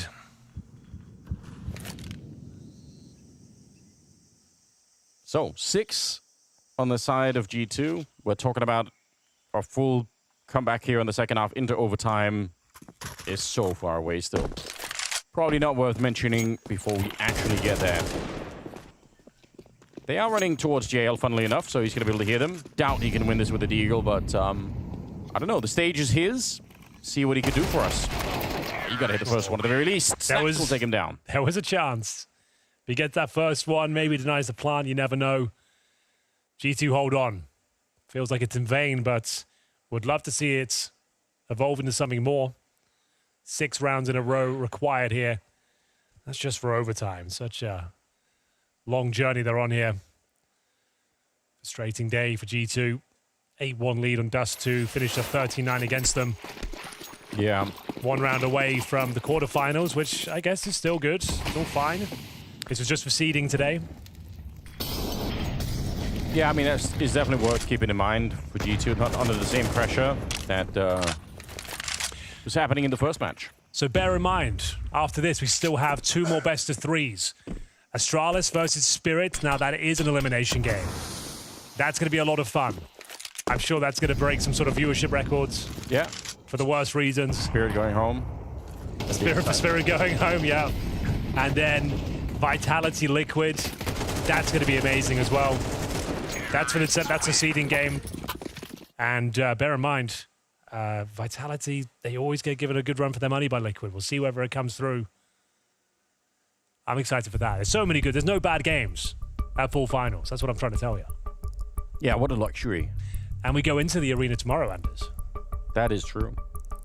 It's when they're really starting to heat up here. 2 quarterfinals kicking off tomorrow at 4 o'clock, local. I can't wait. I'm in Copenhagen. I live not far from here, like 30 minutes from here. Not quite in Copenhagen, but... Will you be meeting your fans, Anders? If they want, if any show up. If there's any Anders fans out there, you want to meet Anders him, fans. Let us know. They're going to be old, all of them, you know. So. Yeah, like the demographics, what, 30 to 50 years old? Exactly. Shift it. No, it's great. I love it. I love meeting people. It's great fun. Yeah. We'll try and work something out. We'll come say hi. Sign some autographs, whatever it takes. 5-round gap. Are you a believer, Henry? Believer? Not right now. No. I'm always willing to be converted, though. Well, let's see how this one plays out. We do have Modesty back on the AWP. We've got more of a full squad. I think at the beginning it was just Modesty and Nico in charge of this comeback. Now more are joining in. Hunter and Malbs and Snacks, you know, not doing too badly in terms of the score lines here. I mean, if they even get it into overtime, that in itself, honestly, it'd be a bit of a miracle. Don't think anyone's believing yet. Him up. Decent smoke to really slow them down, keep them uncomfortable in the middle, but they're walking up behind him. Hunter is actually on the A bomb side already, so Imma, whether he knows it or not, is in a lot of trouble here. He should be automatically dead. Yep. Shot in the back and bomb surely planted. I don't think they realize how much map control they have over the A bomb side, so they're a little bit careful with the bomb plant itself. Nico, unfortunately, going to get caught throwing that grenade. It's a good idea. And it's still going to work out here. 3 versus 1 and Wonderful. No reason to lose the AWP. No, you're right. They will have to give this one up. Nice work once again from the boys at G2. They keep the dream alive. Closing that scoreline. This is going to be 4 rounds in a row now. That was so cool. Like, just walking out on the A-bomb side. No grenades, no nothing. You could see Imma had no idea that, like, he's defending middle, and he's also in charge, essentially, of defending A, and it's just too much to handle. Nicely done. Up to 8 now. And I guess at this stage, like, now, suddenly the money becomes a little bit more interesting for Navi. Like, we're at a range now where if you lose too much, it could be trouble. Okay. 4 rounds now. Should be a bit of an eco situation as well. There were some questionable purchases at the start of this half. Yeah. Like, a lot of Force buys is looking to close things out. It's led them to a potentially uncomfortable position. This one should be a partial. But the boys are starting to believe now as 9-3 at half. 12-8. Still looking good. There's the half by the 5-7s. Can still win these rounds. Oh, yeah. Oh, a little bit of a gap here. Well, that's time to go. Mount's got to reload. Yeah, he really wants it. Imma, he actually lands the headshot. How sick is that? They'll get the kill on him, but... yeah. Hunter being thrown the AWP. Bogdan's law always prevails. Yeah, after all these years.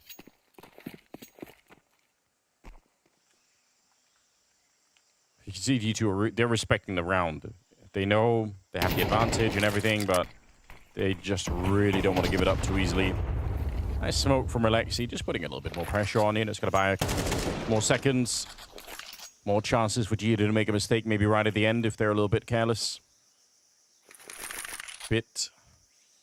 Sole defender, close range here with the 5-7. They're starting to work this one out. They're feeling it's going to be an A finish. Rotations are there in time. Bit, though, best he can hope for is 1. Now 2 would be unbelievable with the 5-7 in this position. You've just cursed G2, haven't you? Well, Nico's actually about to call that B's open. They might cancel this and fall back. Oh, with 30 seconds, it's risky, though. It's so risky. Flashes around. Here comes a swing. It's so scary. That's so much damage. Molotov is burning themselves right now. They're actually running into it. Wonderful. Gets the kill. The flames are everywhere. Snacks is going to get the kill on him finally, but Where's there's only 15 Nico? seconds left. Nico to the rescue once again. JL go down as the grenade has saved the day, but that is about as close as you can get to losing a round. Oh, that was my. their own Molotov.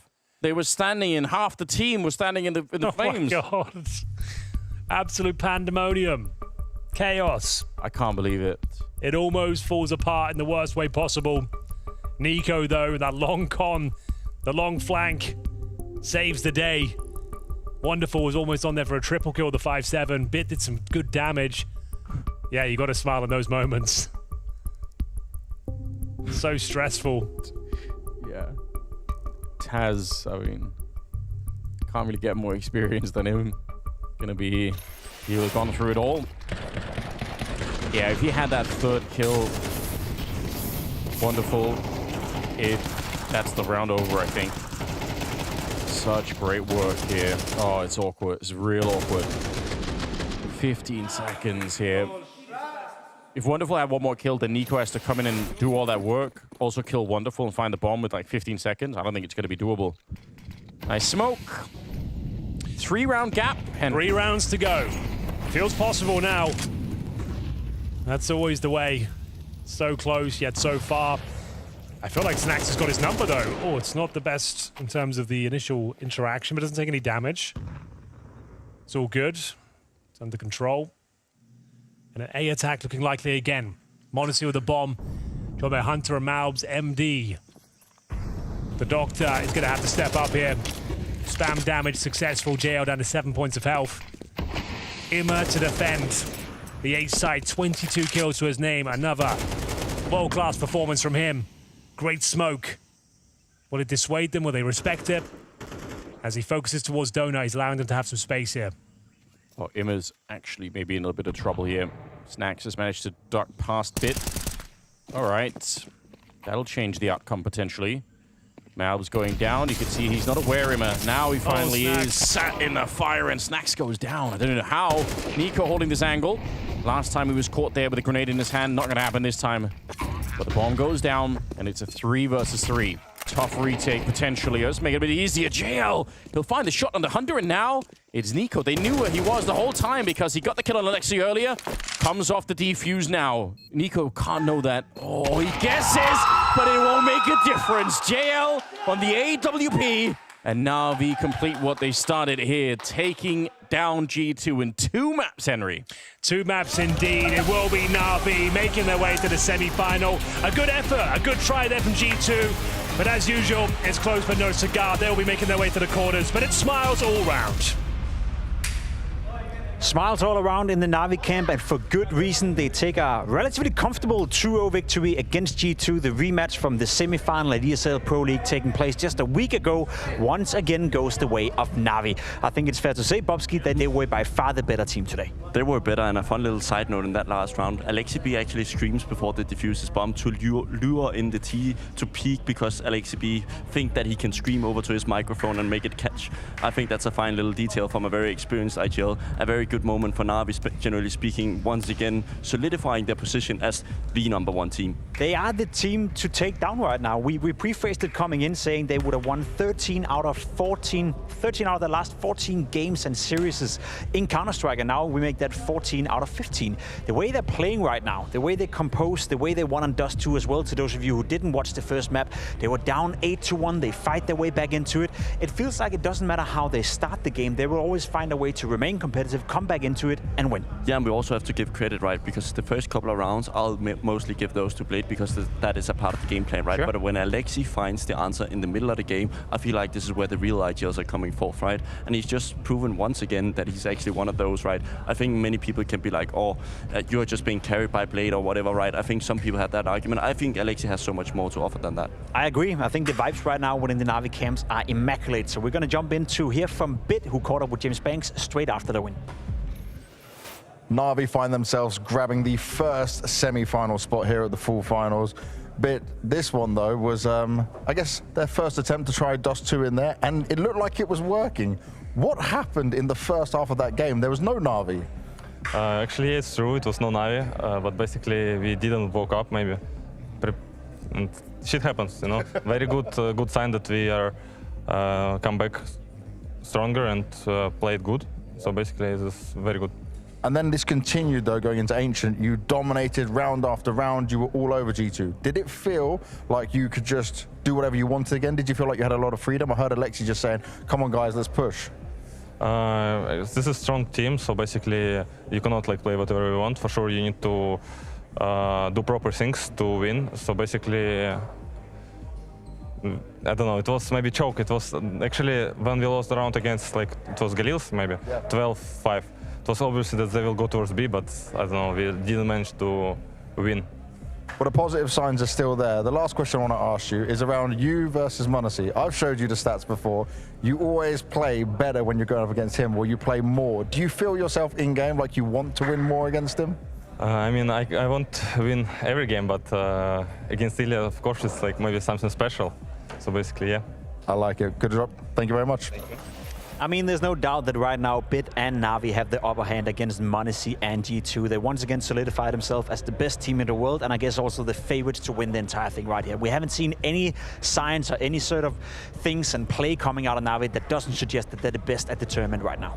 Yeah, and I think the only question we had before this tournament was that Pro League, right? Spirit was still having a relatively good time against NAVI, but they also put that to the ground right now. There's no teams that they're having a hard time dealing with, and their map pool is so strong, so it's just going to be so difficult to go in an arena against these guys. Hopefully they're going to be innovating themselves in this break, NAVI, and get an even better chance to lift that trophy. I was just about to say, they finally get a day off because they book a spot straight into the semifinals by winning this group, by taking down G2 2-0. It gives us the final result for Group A right here. You have NAVI progressing into the semifinal.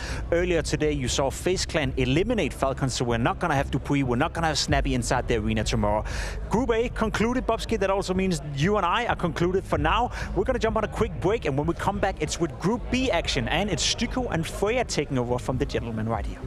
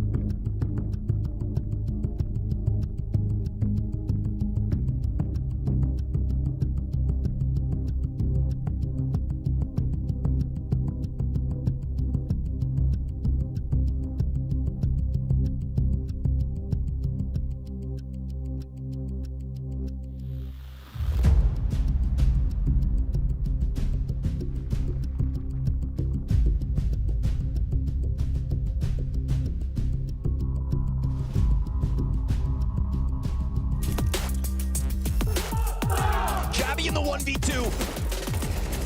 On the rim, he'll hit it. Go. Couple of headshots. Magix continues to come forward. And he'll snap that shot down. White swings and high. Beautiful couple off shots from Magic.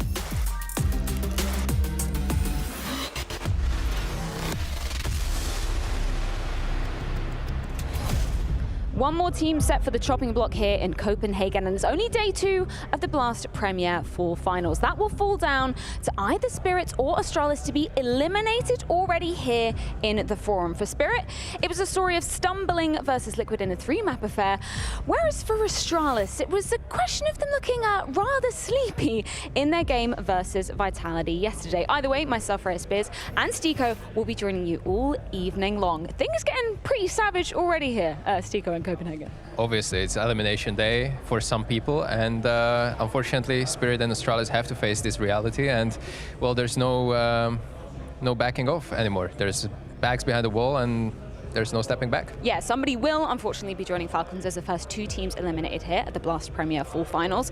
Let's start off by talking about Astralis, because I think it would be the understatement of the century to say that was not the debut they would have wanted yesterday versus Vitality.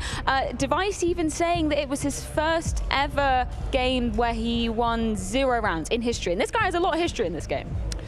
He does, and it happens, honestly, especially if there's one period where you can afford to lose in this kind of fashion. It's probably just freshly with a new team or a teammate or a complete restructure of the system that you're having. So I'm gonna give them benefit of the doubt. I hope that, well, it's not going to happen anymore, because I never wish this upon anyone. No. But it's a good wake-up call, and it's great that it's still happening in the opening game of the tournament, where still the loss did mean a lot, but it didn't mean they're out of the tournament. No, a loss here would indeed mean that, though. Tell me a little bit about that game yesterday. Was there anything that you could pull from the Astralis camp and go, okay, at least we saw this? Or was it kind of doom and gloom all around for your money? I mentioned it yesterday as well, where I felt like the rounds that we're trying to pull were kind of like concise, and there were clearly an idea behind of it. You could see on the rounds where they forced Tech 9s a lot and they had a lot of utility. They clearly wanted to do some kind of executes. They just didn't get the chance to do so because they lost a lot of entries,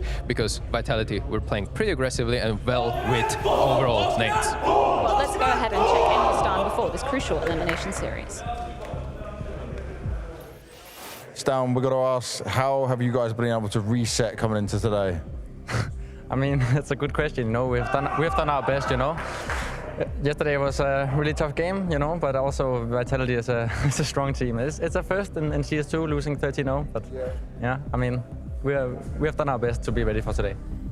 I got to ask as well, how is it for you being back with KDM? Because obviously you were kind of like his right-hand man in the heroic days. I mean, it feels good, you know, there's a lot of controversy and drama around it, right? But we have talked it through, you know, and I'm happy to be playing with him again. Has anything changed for you role-wise now KDM's back in terms of your voice in the team?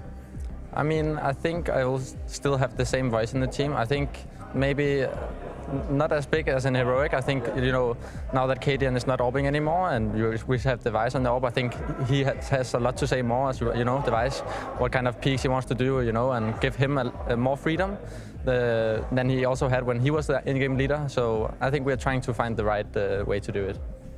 Now, there's no easy team to face here at this tournament. So what's the mentality like knowing you're going to face Spirit?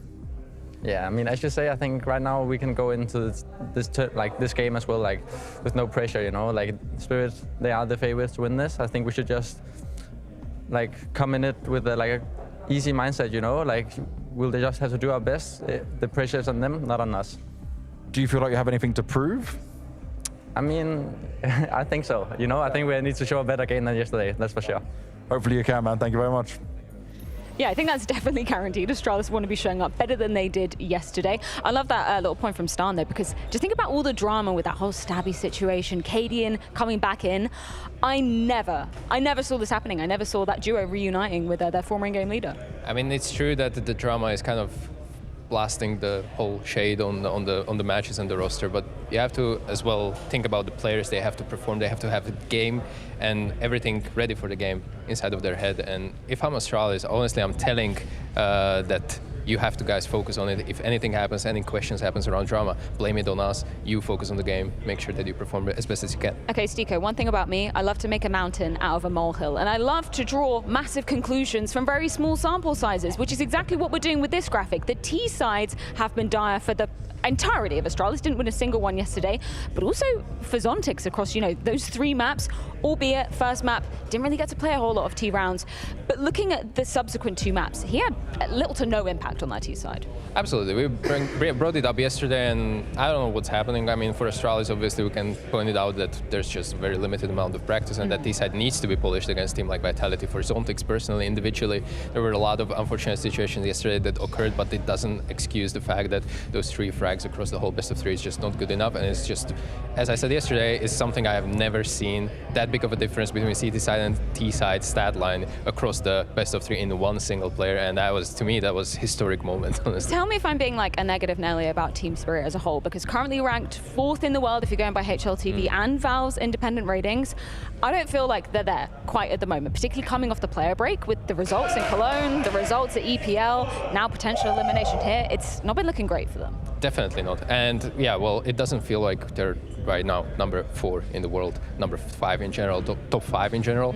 It is definitely feeling, like I said, that everyone has been kind of more quiet a little bit, and that kind of impacts the whole team overall, the whole in-game leading, the whole individual outputs, the opening from Shiro, the donk is not donking anymore that much. So it definitely is kind of bringing to the point where were they overperforming the first half of the year, where everyone kind of draw the baseline. We will see.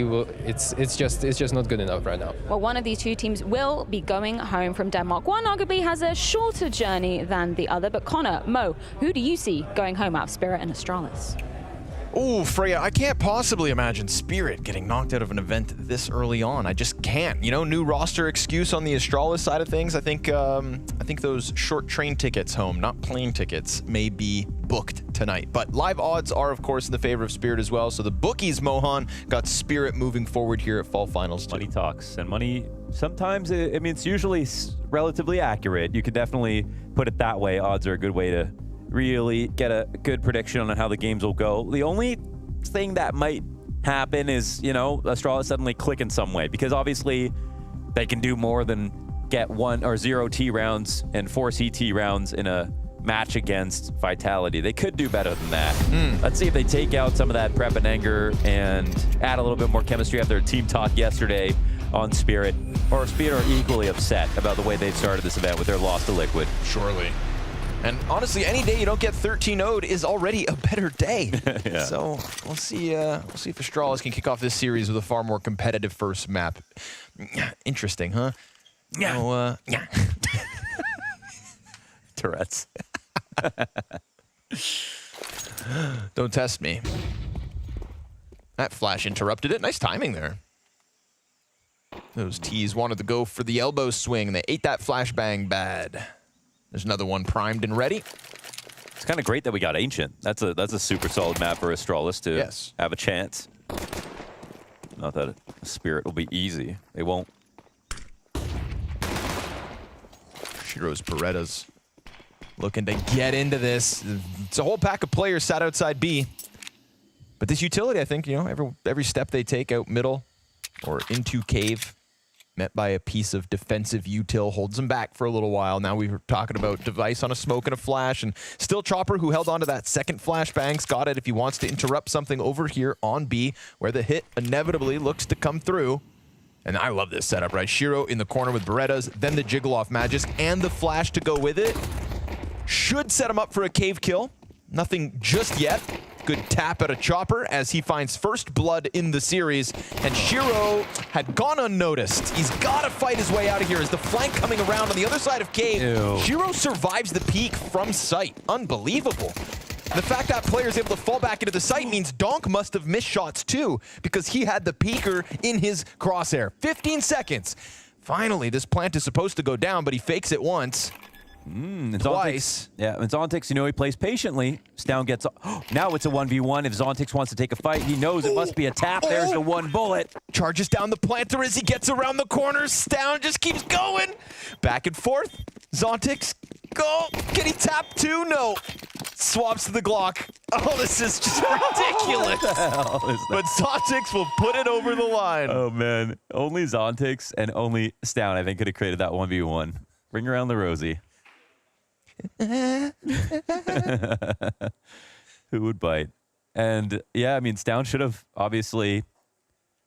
I mean, I want to say obviously. If he had just planted, Zontix wouldn't have peaked. I think this is a moment, though, where you look at the kind of player Zontix is, and he doesn't like to rush these situations. So I would have actually just gone for the stick and then lined up a double swing. But they gave him the ability to create 2 1v1s, and that was their folly. Now, the attack from Astralis there was kind of alarming because they actually had many chances to win, many chances to scale, and looked like they got so staggered under almost no pressure. Right. Spirit had a good amount of players there, but there wasn't anything special that was stopping Astralis from getting across the site.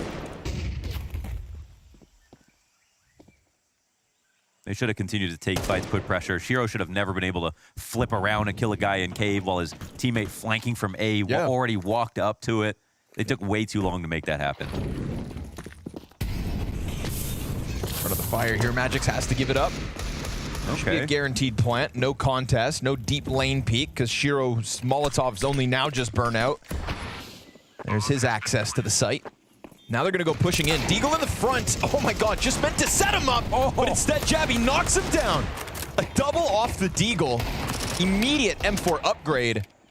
Stairs AK still in the back line, has gone unnoticed, and it's 2 MP9s to have to push out from cave. They're taking damage as they try it. Jabby's gonna add a 3rd to the tally. He has done this all on his own. Yo, okay, shout out to that Deagle, man. That was a really great couple of kills from Jabby on the perfect timing. First one's honest, obviously, 50-50. Someone's coming to peek him. He knows he's got perfect crosshair placement. The second one's a total trap. We got 3 Astralis players who end low, but they win the round. Spirit give up a little bit too much map control to a team that didn't have the utility or guns to earn it. I think they could have tried to mow them down while they're coming up in the choke points. Respected these 2 incendiaries that came through, and that's where their problem started. But Jabby with a game-changing round here. Yeah. If anything, under the new leadership of Cadian, you want to see Astralis play like Heroic did. More fast, more aggressive. Just lean into that.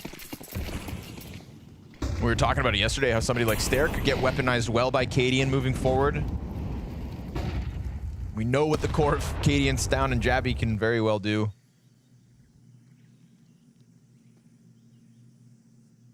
Device and Stair just has a nice ring to it.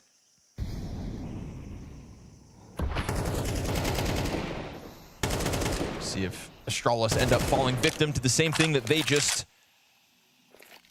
threw forward. Single M4, and it's Zontix to hang on to that. Now, of course, solo A player, very regularly solo A player. We saw that thrown under question yesterday when it came to Anubis, but we saw 3 CT sides from Zontix yesterday that all look solid. Struggle of the T side was really the talking point that we walked away from that loss with. Luckily for him, he gets to kick off this endeavor tonight on the defense. What's 3 that? kills across 3 T sides, if I'm not mistaken? Yeah. That's insane. Yeah. But not only that, he was the highest rated player on CT side for Spirit. The duality of man. Yeah. They've taken an awkward amount of time. I don't like these slow. I was going to say I don't like these slow defaults from Astralis already, just stylistically, but it's not like they're not in a good position still, and they still have time to plan. So Spirit will run away with it. I just don't want to see it, that's all. It's not even that it's bad. I want to see them be heroic again. Right, I really do. That's what I want. It could have gone worse had Chopper not been exposed to the cave peak. Also, you talked about it with Stair, that like he hasn't played under that kind of leadership before, but it feels like he should be able to thrive under it. Yeah. Yep. Yeah, that's what I meant when I said he's a very explosive player. Yeah. Right. You know, if I said heroic Stair, you're like, yeah, that could have made sense. Definitely. What about Astralis Shush, though? You know what I mean? Ooh. Ooh, yep.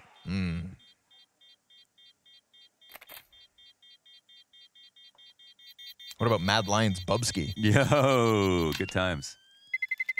Terrorists win.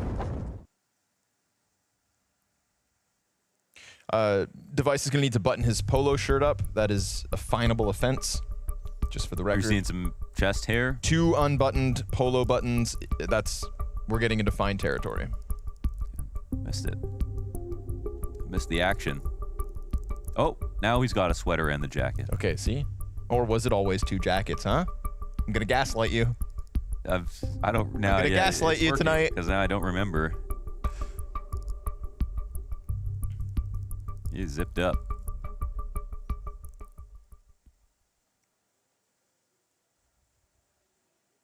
Hallie was an incredibly active coach last game versus Liquid. Oh, yes. It wasn't enough, though, right? Liquid were still able to outclass Spirit on Anubis. That was a pretty impressive series from Liquid overall. For sure, to survive the nuke challenge? Yeah, so I've survived the nuke challenge.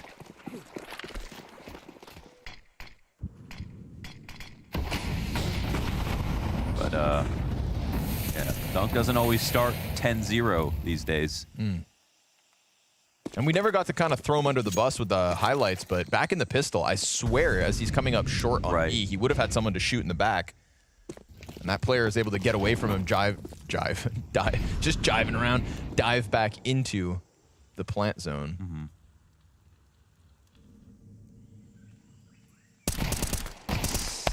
Oh, Device. Losing to Zontix with just the Desert Eagle, a couple little jiggles on the donut fight, and what do you know, 5v4 here for Spirit. This will be a nice test for Spirit because Astralis have been playing a lot of slow rounds, and this is one where if you play too slowly in the eco, they'll pay for it. Donk, of course, with that solo M4 instead of Zontix. Magix finds a pistol kill. Now we've got 3 players all isolated inside of the cave. So good. They're trying to just jump out haphazardly. Crazy move from Jabby. He's going to get punched down by Donk and Magix. The pistols swarm all around Stare. He's trying to dig him out. 2 kills deep in the 1v4. An attempt to save Astralis. Many have tried.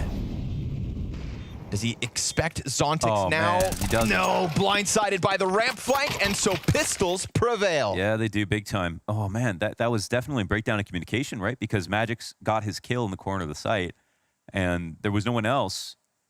But I guess he wasn't paying attention to the kill feed. Whoever came out and refragged, I think, Chopper on default, didn't notice that Magix was still alive. Uh-oh. So it started like this. And then, rightfully, Astralis did go fast enough to, like, take advantage of the situation, but... Yeah, I was forgetting about Magix.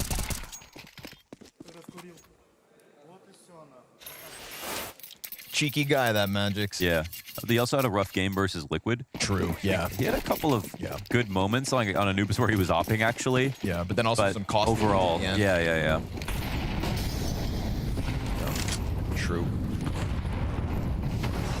Donk looking to get unleashed, but he just lost his support in middle. But he's not really in a good spot to get away, so maybe just fight fire with fire, go deep. Chopper comes in to help him. And as he smokes off elbow, he has managed to find his road away. Yeah, but I think he actually doesn't want to. He's doing something a little bit more brave right now and not sticking around with the lack of support. This allows Shiro to speed up into mid, which is huge because Astralis are going to assume he's leaving. So him staying up here is a good sign of confidence, and obviously it's necessary because they're down to just 3 players. But look at where the site hit's going and look where the majority of CTs are. That was a chance to add another to equalize things at 3. They're still cautious about elbow when in reality everybody outside of this B site, and the more bodies Donk sees, the more nervous Magix gets. He lines up 2 and gets away. Wow. Pulls one off, repositions, gets away just in case they were to chase in behind him, and now suddenly he could re-secure a lane as we get this double rotation from the other Spirit players. Donk is even trying to push through smoke. No way. Wait, they just leave him? No way. He gets into this pocket. No one's going to see this coming. Oh, but he misses. He misses his chance to strike down Stown. Magix picks it back up, but doesn't know about the second, does he? Oh, but he can't win the duel. And so Shiro's going to have to come through with 2 or go to save the op. Wow. That was, I mean, Donk didn't realize someone was that close, but at the end of the day, just doesn't get the kill, the one that could have made the difference. Magix does the most that he can. Donk's earlier play positionally was really good. He did call out that they weren't going to fight him in mid, even though he was totally alone. And his one smoke allowed him to stay there, allowed Shiro to come help him. They were fighting versus the right side. I think if Spirit won this round, it wouldn't have been too surprising, even though it was 3v4. But great entries from Astralis make up for it. I thought Magic's played that round really well. He did, super well. I mean, that's the sign of a good anchor. A little bit of space to work with. You find something tricky to get a kill and get away. That's what your role is. That's on the resume. I'm tricky. And a treat. 5 and 4 out of the gate. Top fragging for Spirit. Stair sensing an opening out middle. He's not wrong about this. Ooh, but that flash makes things a little awkward. Device takes the helm.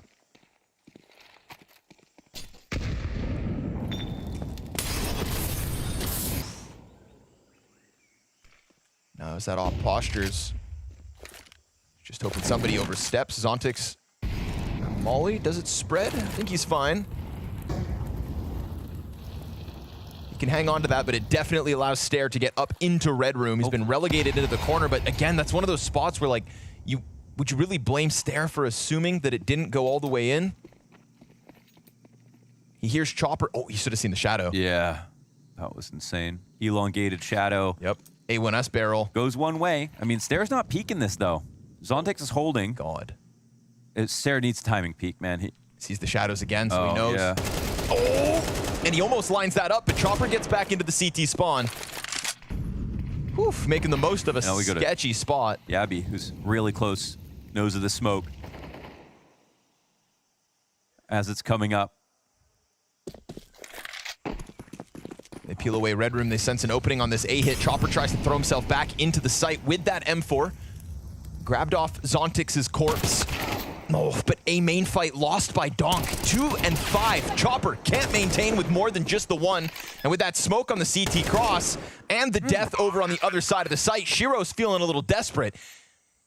At best for him, it's a 1v3 on site, and he crosses paths with Cadian to his own demise. Good call there from Cadian to just pounce on top of that A site. Yeah, man, this is super good here for Astralis. I mean, even Stair was a bit worried about him. Like, if you stay on an angle too long, like, do you miss your chance to play? But he knew exactly what he was doing with the shadow. Had the fight come to him.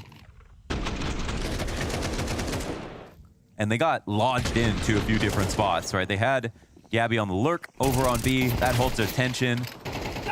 It also punishes exits as well. And punishing exits early with a lot of aggressive lurks is the heroic style. Like, that's what really works for them and has in the past.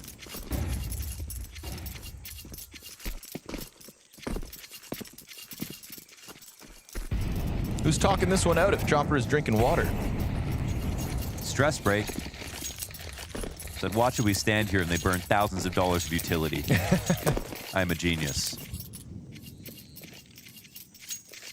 Okay, we got to get out of this spawn, though. That sound is driving me crazy. We got to get out of here. Thank you.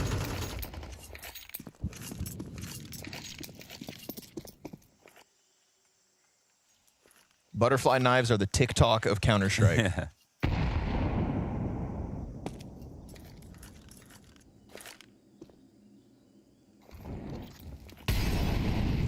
Bomb's going to take its sweet time. And it's in. All right, bet. How many kills for the CTs? 0. Well, you're right. I'm right, baby. You are indeed correct. Stair sprinkles in the team kill as we get through the technicality of round 7.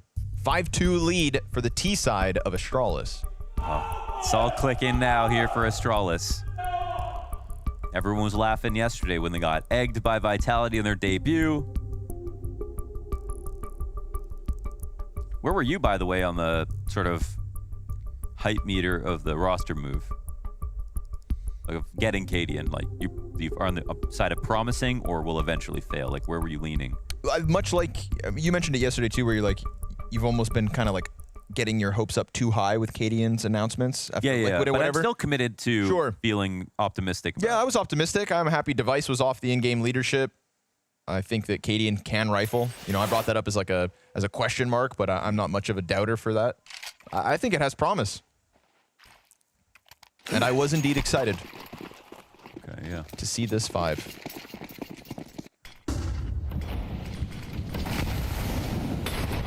I mean, Cadian system takes down. We saw that with NAVI. Very true. They did not start off well. Ended well, sort of. Plan win, at least. Ended. Ended. Yeah, definitely, it ended. Well, actually didn't. Restarted. Magic's hanging on for dear life here. He's been doing a good job of defending this B site, always getting some impact. That much has been regular for Spirit in the struggling 7 rounds we've seen so far. What the? Gave it that extra bit of gusto.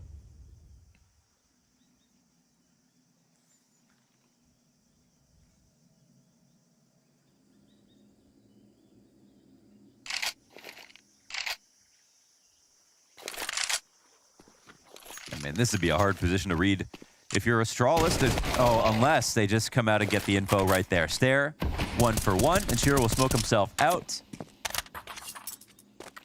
Hey, got to assume the A-split's going to come in now. But it seems like Spirit are also thinking about that. Zontix will get some support as he hears the footsteps in A main. Goes for a half-ass mid-clear, comes back, loses the duel straight up. Nice kill from Stown, takes the head off. Allows for Device to post up. Shadow advantage, looking for his first kill. Oh, hold on. Turn of events. That first kill could be very useful now. Yep. Shiro finding the smoke spam. Draws a half-health Stown back into the bomb site. Op shot does indeed connect. And that's going to take the life out of Shiro as he just looks to limp away. This one, actually, I think if Magix didn't go into Temple, he had a flash for Zontix to peek off of Donut. And Zontix has a great position, even though it's 1v3, with a little bit of support if he fights off the signpost a bit more aggressively. But Stown won the ever-important kill. There was no one coming in from Donut, so if Stown had won that duel, it would have been a nightmare to get that bomb down.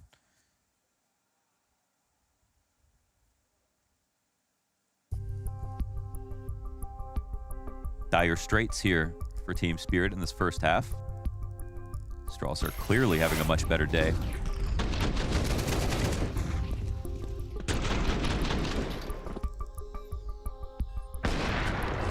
And early on in the series, but we do have to start speaking ominously about the thought that we could be talking about a Team Spirit that crashes out of events.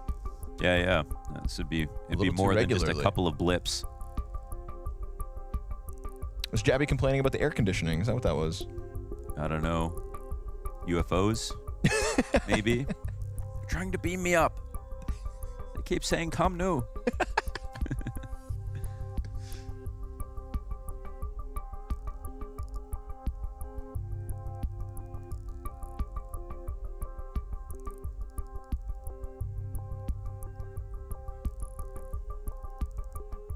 What do they call it when the aliens leave patterns in the cornfields? Crop circles. Crop circles, yeah, crop circles. Thoughts? I think that's the weirdest thing. The best theory that I've heard about that was something to do with magnetic fields that pass through the Earth. Because there is something weird where all the crop circles happen within like a very small window of time, and they haven't really happened outside of that. I think it's yeah. I don't know, man. You're gonna blame the farmers? I think it's the farmers. I've grown up outside of the city, dude. We love messing with the city folk. And farmers got a lot of time on their hands. I can't imagine them doing something so perfectly. It was even before like aviation, really, right? Where we saw you couldn't even like, how'd you map it out so well? Are farmers good with like rulers and shit? Brother, we've been crossing the oceans using stars for a long time. Farmers? Sailors. Yeah. I hate to say it, but slightly different class. Whoa! At the time. Okay. When it came to specialized knowledge. What do you think those sailors did once they arrived in faraway lands, bro? They became the farmers. I think they hired some farmers, actually. Yeah, okay. Yeah. You're going to start a class war. Welcome to school. Eat the rich. Am I right, guys? Solo AK here for Shiro. We're going to see it again. Third time in this half. We've had a solo rifle play coming out from Spirit. Worked once. But very fast tempo from Stare yet again out through Red Room. This time there wasn't that smoke to cover the approach. He just felt the open space. presumably because of this lack of utility, he is confident enough to just push on in. Get on yonder gonder. Device, he loves this shadow advantage. Just free pickings every single time. Little Mac 10 feed towards lane 2 for Cadian. And it's good. It's flawless, in fact, as Astralis go on fire. Yeah, they go on fire. And I thought this might be a battle of CT sides with what we saw between both of these teams and their opponents, Liquid and Vitality, yesterday. But this is a great T side to kick things off for Astralis. Maybe they were just looking for Ancient.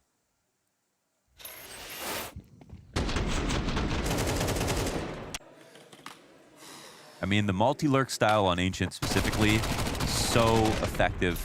We had a whole, year and a half of meta of IGLs just sneaking into window every single round. Then we had, Yakinder walking up B ramp by himself every round. Then we have the A-lurks that are very possible. Fits quite well into the Astralis members that we see.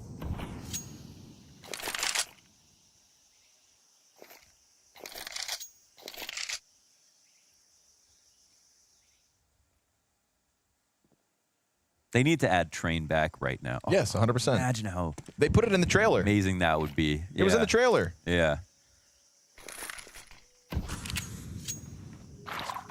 Usually drop it right before Shanghai. Just right after. Yeah. Nope, right before. No. One more set of Dust 2 major souvenir packs. Okay.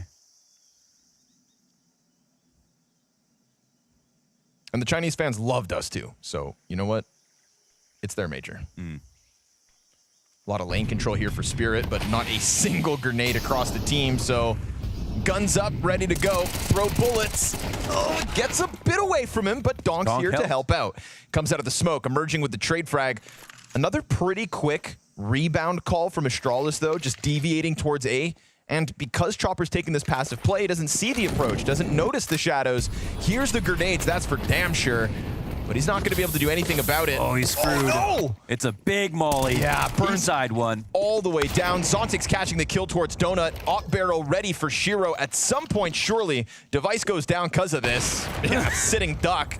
And we go 2v1. Down half health, 10 seconds. Bomb in hand. Taps it again, gets gunned down, hits the headshot to Donk.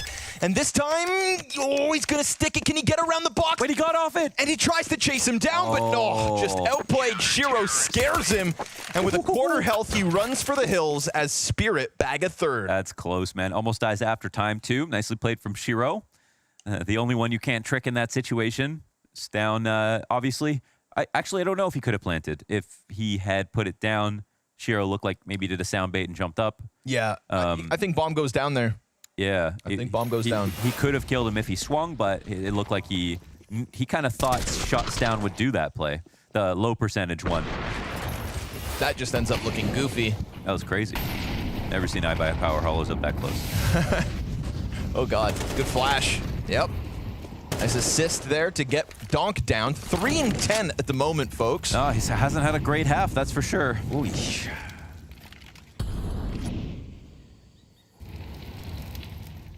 Also, he was on fire yesterday. Try to challenge through that. Not going to happen, Shiro. You're a little too late to the party. Wow. Stare just dancing. Class act. Through the CT spawn. He gets himself into the back line of the B site. Poor Magix, who's done well throughout the half, is compromised. Tries to go forward to make it happen, but Stare is becoming a real nuisance throughout this game. 4 kills. Everything you've seen in this round by way of Stare. And everything that he's done has been a symptom of his mid-lurks. They've worked out so well. He's found different timings for them. It looks like he has enough free reign to time them how he'd like to, and he's doing an excellent job with the space on this T side. Love what we're seeing here. I feel like we've seen before between Bro and Stare was like kind of people were kind of questioning, who was playing weaker. Like they're obviously both struggling a little bit. It was the same when it was Stare and Buzz on the team. People were wondering, but there's obviously Stare was a high buyout player, and he also seemed like the player with the most potential. Yeah, right. Everybody in Denmark was talking about him as that. And there were definitely rounds where I'm like, wow, this guy's unique. This guy has something to offer. He stands out. Good to see him playing well. In a way, it's almost kind of like, again, it's a tough comparison right now because Ima is touching a whole new high, but if Stare ends up just needing that much time to kind of integrate into a... Dude, that's Donk's half. 3 and 11. Ooh. That's not inspiring. And CT Ancient, it's not like it's, you know, this is a half he should be farming on. Oh, clean one. Cadian. There's the return from Zontix. Working with the SMG, trying his absolute damnedest as his other teammates went down, but again, just Stare so omnipresent through top middle. And earlier on in the half, it was a little bit slower, but he's found his groove, and the confidence that came with it has looked so good. Just a driving force for this dominant 9-round T side from Astralis on Ancient.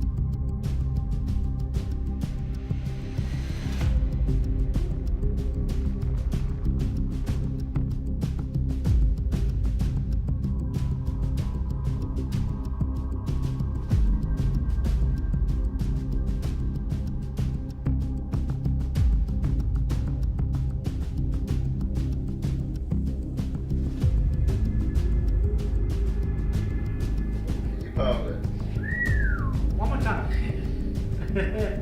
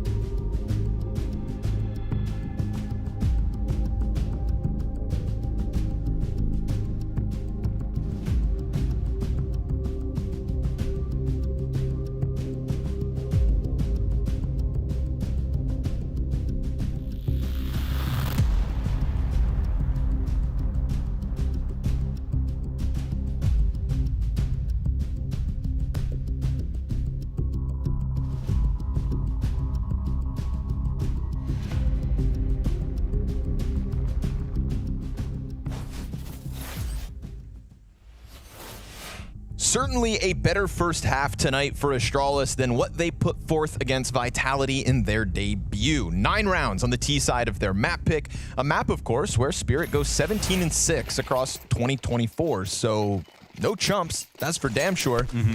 Regularly losing to the Mongols, and G2, though, could have taken a dent out of them. And now suddenly cue up the Astralis upset, perhaps. We'll see what this T side has in store.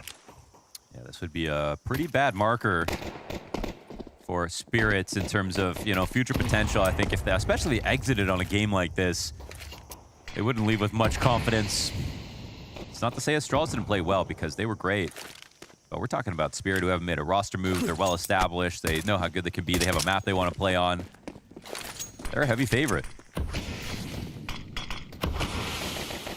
Chabby locks into the corner. Oh, come on now. I mean, apologize. One opper to another, knows exactly where he'd be. Like, Shiro's a pretty nice guy, from what I've gathered. Device said, I'm nicest, son. Ooh, tough pill to swallow ahead of the hit.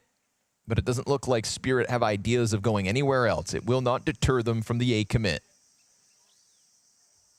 And at the moment, the rest of Astralis kind of playing a little bit in the dark. Let's kind of see if Oh, man. It was the bomb spotting. Yep. That's a mistake. Yep.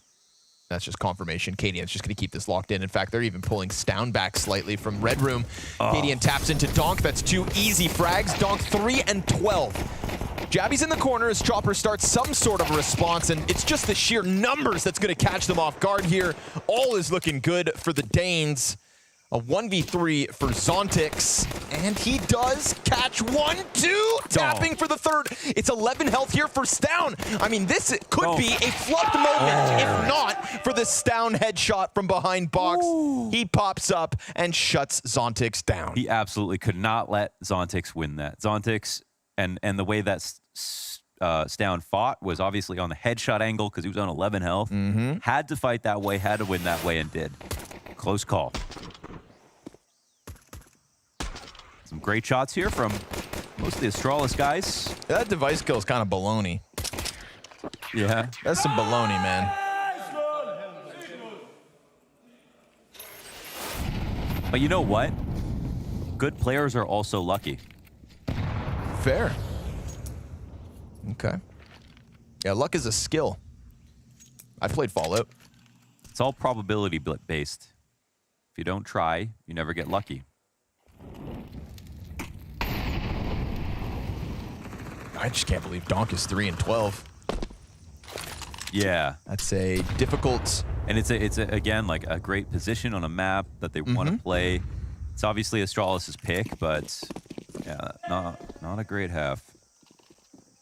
They get out into the bomb site. Cadian calling emphatically for them to rotate over, and full donut control for the SMGs will certainly help hold them back as this solo AK on Donk. It's full faith in him. He's got that solo AK. He's looking for anything to tear out. Man, they got 2 good spots, seriously. How do they progress from here? They're now out of utility. I don't think they know officially. Cadian's here, actually. Have not spotted him. Now they know. He's going to keep his head down. Goes in for a second. Donk will indeed get into the kill feed. AK's been found out, but no dice. Nobody else finds success. And Magix is nowhere to be found. So that is Astralis to 11. There are no B players, brother.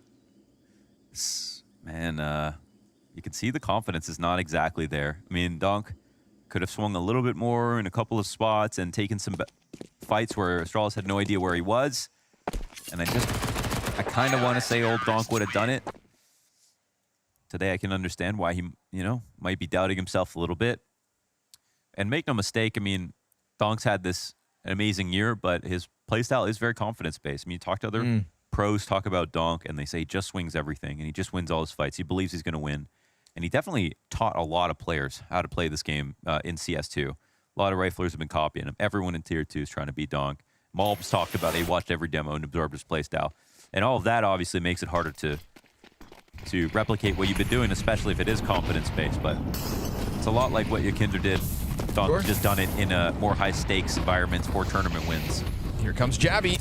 Oh, between the smokes. Simultaneous kill alongside Cadian. I mean, Astralis are not going to let Spirit back into the game. That is not what this looks like at all. Confidence, it's definitely in the server, but it's on the other side from Spirit. Shiro swarmed by Stown and Zontix. It's another clutch attempt to come forward from Spirit. I mean, That's amazing. Let's wrap this up and head to Dust 2, because Astralis are not going to let them back in. And look at Donk in the camera here. Look at Donk and Zontix's camera. Yeah. Face in hands. Oh, man. That's pretty bad. Yeah, 4 and 14 might not get a chance to recover the scoreline at all. It's hard to even believe that.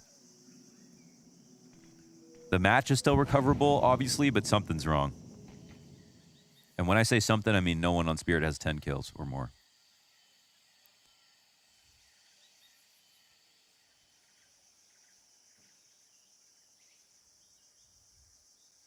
He's doing it right now. It's tough. Such a young player, so much attention, and so much promise, obviously, and so many great results already. Just such an incredible ceiling. I mean, no player at any of these events ever wants to lose, but when you're supposed to be that kind of a star, surely it hurts even more. Going for #1 in your sort of rookie year is the only other player in history to do that is Zywoo. Yeah.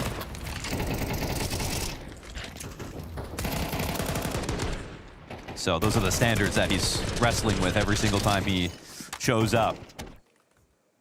Someone call it an impossible task. You get out of bed in the morning, and that's the person you're supposed to be. You're expected to be by thousands. Yeah. So. And need to be for this core of 5 players. Little mistake here at the tail end of things. 9 map points for the Danes.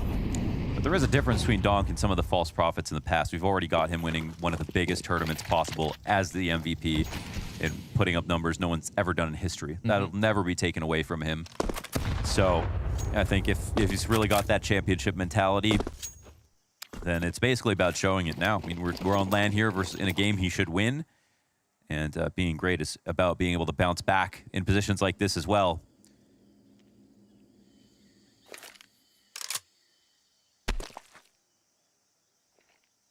I've seen all the other greats have bad maps too.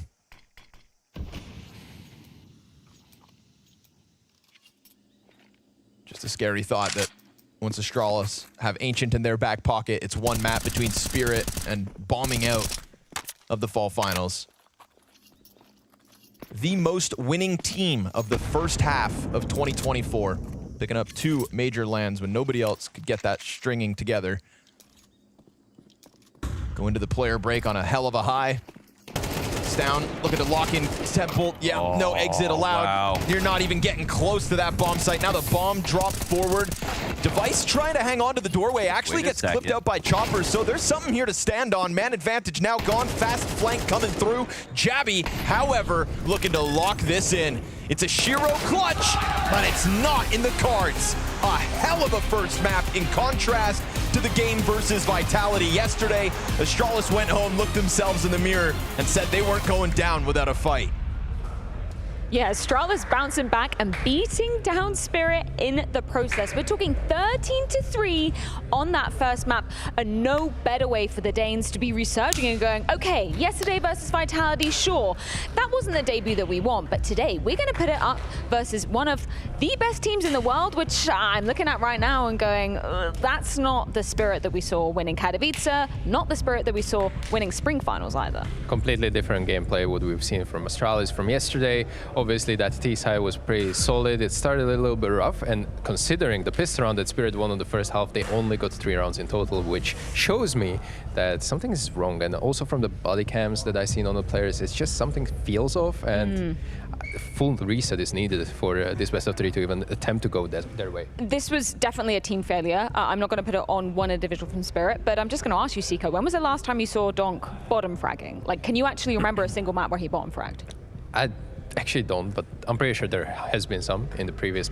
Well, now there definitely is. Yeah. 4 kills on him. That's dire. What's concerning is as well the amount of entry duels he was part of, and really nothing really went his way. Ster was pretty much owning him, that whole T side, and we will get a package soon, and we will see just how fluent he was towards that mid taking. He was taking that space inside of the red room, and he was just owning everyone, whether it was Zontix or Donk in the middle. Just there was no real business for CTs to take that place, and I love that from yesterday's contrast where I said they were playing a little bit more stiff. I want them to go for these individual plays. This is exactly what I was talking about, and Ster is maybe fitting some of these roles that are kind of more aggressive on T side right now, and he did no mistake basically so far. You were totally right. Yesterday, you know, that wasn't getting any worse, but I didn't expect them to come in this aggressive, this on fire. You were pointing out that, you know, Ster traditionally, he didn't necessarily fit into these roles with the previous iteration of Astralis. Do you like that he's kind of taking up more of this, you know, in-your-face mantle? Absolutely. He absolutely needs to do so as well in Astralis here. He's going to have some people that are going to be a little bit more passive in Yabi and maybe Device with a passive style of hoping as well. So Ster is going to take matters into his hands. It was pretty funny to see him seeing on that B side, on CT side, which is considered that anchor position, a little bit less active spot.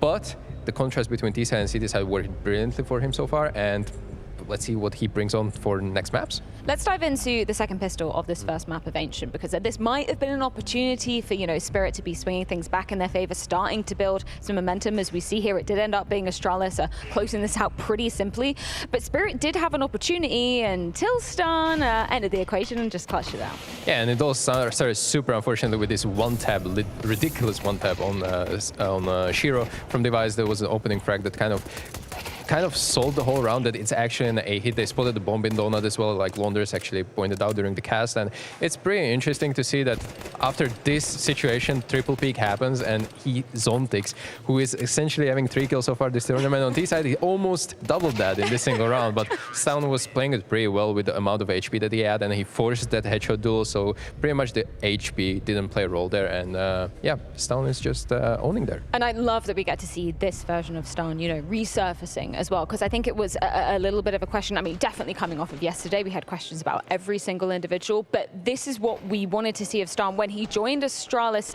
initially, right? We were looking at him to be, you know, the firm star player of the squad.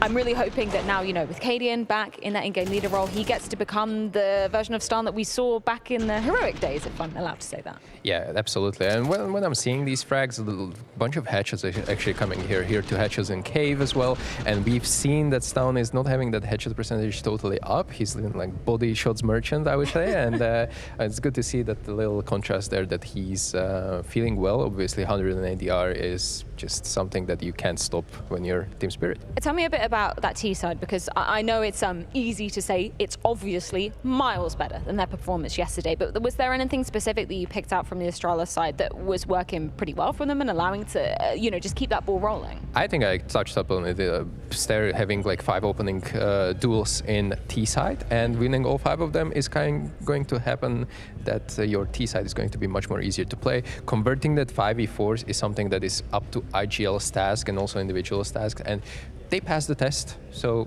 far so good, but obviously it's much harder to play Counter-Strike when you're man up. There's probably a list as long as your arm for what went wrong from Spirit on the other side of the equation. I mean, we can just see from the round distribution as well, like even the rounds they got were in isolation. You know, the Danes weren't allowing them to build any momentum, get anything back to back. What do you feel like was kind of the main symptom of that first half? Because, I mean, we could ask Spirit, but they ain't gonna tell us, because anytime we speak to them, yeah, they know there's mistakes, but they're never really sharing what exactly is going wrong. 100%. For in-game purposes, like, I'm not really sure what can I point it out to other than people having just quiet game. We need to have some individuals stepping up, and that's going to be Shiro Dong probably most of the time, and this just ain't happening. But when are the game when we remembered Dong having 2 consecutive maps that are not going his way? That didn't really happen, I think, yet. Okay. So I think it might happen that he will carry the second map. Well, it is going to be their map pick waiting for us on the other side of things, and that is going to be Dust to a chance for Spirit to bounce back, and they need to do it if they want to keep their heads here in Copenhagen.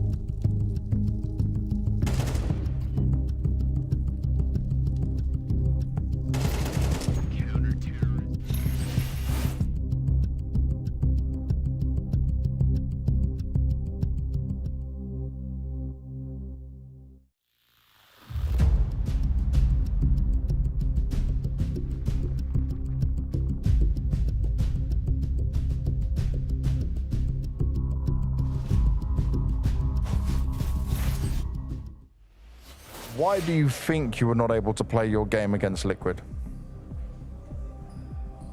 I don't know. Sure. It's secret. Yeah. It's the secrets of Spirit. I'll let you have that one. After Vitality, though, beat Astralis, who you're facing today, very well, do you feel like this should be a game where you can easily dominate? I don't really think about Vitality beat Astralis. Okay. I just think about us that we should perform and play our game. And if we're gonna play our game, how we can play, we should easily beat them. And in terms of that, is it important that you guys have a good tournament here? Because I remember you saying in an interview that after not performing well at Cologne, you need to have 5 good tournaments, right? So this has to be one of them? Yes. Why not? Why not? Are you confident it will be one of them? We will see. I'll wait and see. Thank you very much, Donk. Good luck. Yeah, so far, not proving to be one of those tournaments, Stico. If map 1 is anything to go by, of course, onwards and upwards, hopefully, for Spirit. This is their map pick. It will be Dust 2, and we did see them absolutely brutalizing Liquid on this very map just yesterday. That was a 13-3 scoreline. We all know what happened afterwards, though, but if we're looking at that map in isolation, what do you think worked so well for Spirit? Why were they able to, you know, be so handed to Liquid just yesterday? I mean, it's kind of hard to say. Obviously, the Liquid performance overall is sometimes shaky on certain maps, and maybe that was just when things kind of get rolling for Spirit. It's really hard to say, but, you know, as Dong is saying, it's secret that they're failing to do something, and, you know, you can keep those secrets, but you have to address it at some point. And they're more and more obvious because these secrets don't only happen in-game, but also outside of the game. Yeah, there's secrets that you're keeping, you know, covered up and concealed, and then there's secrets that are glaringly obvious to basically any single person watching a game, right? You're already picking up the player cams, they're looking very dejected, kind of lack of motivation, but this irritates me. As a person who does have to interview players sometimes, when they're saying, okay, yeah, we acknowledge our mistakes, but we're not really sharing them with anybody, give me some insight. Stico. Why would a player say that, you know, not reveal anything to the outside world that is actually going wrong within the team? I mean, it happens. Obviously, it has to be a secret because you don't want other teams to exploit that weakness that you're aware of, and maybe you're not finding solutions to just yet. I'm going to give you an example, and this is just completely out of top of my head. Let's say if someone doesn't perform well, he's going to shut down, and that's when teams against that specific team will build a game plan just to abuse that one player, to have a slow start, to not give him any inch on the rounds when they probably get a full eco, etc., etc. So you don't want to get this hot start on a player, and therefore you want him to make shutdown, and that's the weakness that probably Team Spirit is referring to. Obviously, T-sides has been something that we've been putting under the microscope, particularly for this man on the side of Spirit and for the entirety of Astralis. Obviously, they completely put any of those issues to bed on that first map. Spirit now going to be starting on the T-side of Dust 2. What do you hope to see, Stico, from the Spirit T-side? I mean, again, I said it with Astralis yesterday, but now for Spirit, it can't get worse, honestly. The first map was probably the anomaly in Donk's performance, and hopefully an anomaly, because you can't afford really last place finishes at events when you're skipping events and you're directly practicing for those events. You can't afford this, especially with IEM Cologne failure and then ESL Pro League not having that great of a performance too. You have to start winning these games and performing deep runs into the tournaments. You have to start right now, because you lose one more map, you're out. Yeah, just look at some of these stats. This is just from the game versus Liquid yesterday. Only 3 kills over the entirety of those T-sides in that 3-map affair. From your perspective, though, Stico, something that me, just as a, you know, just as an observer, just as a viewer of Counter-Strike, back at EPL, it seemed like Spirit had a clear plan A, and then when that didn't go to plan, there was no backup, really. Is that something that you observed in that first map of Ancient? Like, did you feel like they were kind of, you know, out of ideas at some times? I don't know what the game plan was, or if they were out of ideas. What I'm going to say is that Astralis were extremely good at exploiting that idea in the first place. They were trying to get into their phase, not execute that idea in the first place. And I think that might be a strength of Astralis here, because they are, again, trying to bring the focus in, bring the lineup in, and they have to perform more individually based. And that is when they actually outplayed Spirit in every matchup. Yeah. Just looking at the Astralis record, obviously, you know, they don't have many maps unofficials on record. Dust 2 is one of them, though. That was what they faced up against Vitality yesterday. Was a 13-4, wasn't a great game. If you could ask for, you know, one thing on your wish list, Zico, that Astralis do better today, what would that be? Yesterday we blamed it a little bit on double op setup, but I like the idea of it because in CS2 with MR12 when the economy changes, it's pretty rare that you get to whip up those ops, especially on Dust 2. However, it worked wonders yesterday apart from the great reads from Vitality that they had against the specific setup. Let's bring it again. Let's see how it goes because yesterday those were the only rounds they really won. Well, for Spirit, now just one map away from elimination and placing dead last here at the Blast Premier Fall Finals. Connor, Mo, is it going to happen? Ooh, is it? I don't know, Freya. I'm a little concerned it might. The odds still in Spirit's favorite, ever so slightly, but I think there's this very awkward parallel to draw between this match right now and Donk's performance, because this Ancient game we're coming off of was his second lowest ever map rating since joining Team Spirit, and his worst ever was versus G2 when they got eliminated in Cologne, and he had a bad map and we all thought, it can't happen twice. Well, it did, and when it did, they went home. We are now sitting in a position here in Copenhagen a couple of months later whereby it's the same deal. Donk, bad first map. You'd fathom it impossible that it could happen indeed twice. They just came off of a convincing win over Liquid on this map. Mo, do Spirit go home? I don't know, man. It's obviously possible. I think based on what we saw yesterday, we are going to get Astralis' lack of depth in their map pool exposed at some point. I can't help but believe Spirit will still come back into this game because they have a Dust 2, because we know that they can play better than they did on Ancient. For Astralis, there's no guarantees with this debut so far. And there we go. Yeah, I mean, yeah. I'm going to bet on Spirit as a known quantity in that sense. But I'm going to keep an open mind as well. Of course, right? It's just, it's a little... It's like I believe in the Astralis project, just not yet in terms of like, well, can they win a tournament? I think I could see them winning one day. That's about as promising as I can give it to them. Fall final, that'd be more than impressive. Trying to capitalize with the flashbang, but still empty-handed here, the Danes. And they fall back as bomb is undeniably going down. Nice couple of P250 long-range frags from Shiro. And Spirit taking this series to Dust 2 off of the convincing win over Liquid. But honestly, you look back at their last 5 Dust 2s, it's been pretty hot and cold, right? Big win over Liquid, big loss versus NAVI. As you'd expect, a win over Imperial, but very tight games versus Falcons and Complexity. Complexity ended up being that loss. So there has been this back and forth in Spirit's ability on this map specifically. It's just their most recent map was so convincing yesterday. I'm glad that they are able to take that confidence and try to roll forward with it. Yeah, I mean, it sort of feels like signs of some kind of recession. It's a strange team for me because it's a system that has been around longer than Donk was on the team, right? It's Chopper who has had a groundswell of experience in Tier 2. He's somebody we know about. It's not like they've all come out of nowhere at the same time in the same way that Gambit did in 2020, right? And I think that Shiro, even with that experience coming onto this roster and his individual level, I feel like there should be way more reasons than just Donk not playing well for them to fail. But there's some people like Flom was saying earlier in the year that like without Donk, like they really won't be able to do it. And that was a rare opinion because a lot of people felt like their system's there, Shiro's there. And in some ways, he's been correct in terms of their more recent games, which I didn't really see that coming. I thought the system would be able to survive Dunk a bit more. I thought Shiro could end up in top 5 this year. And I think we're getting worrying signs from Zontix, who was just so promising right around Katowice. It's just, in the first half of the year, my problem with Spirit was that they seemed fragile. I was definitely saying that mentally, they could just fall apart on day one of events. I think I was definitely right about that. That was uncomfortable for people to say, like, oh, Spirit could just collapse, but they definitely did a couple of times. We saw Copenhagen, you know, Cologne.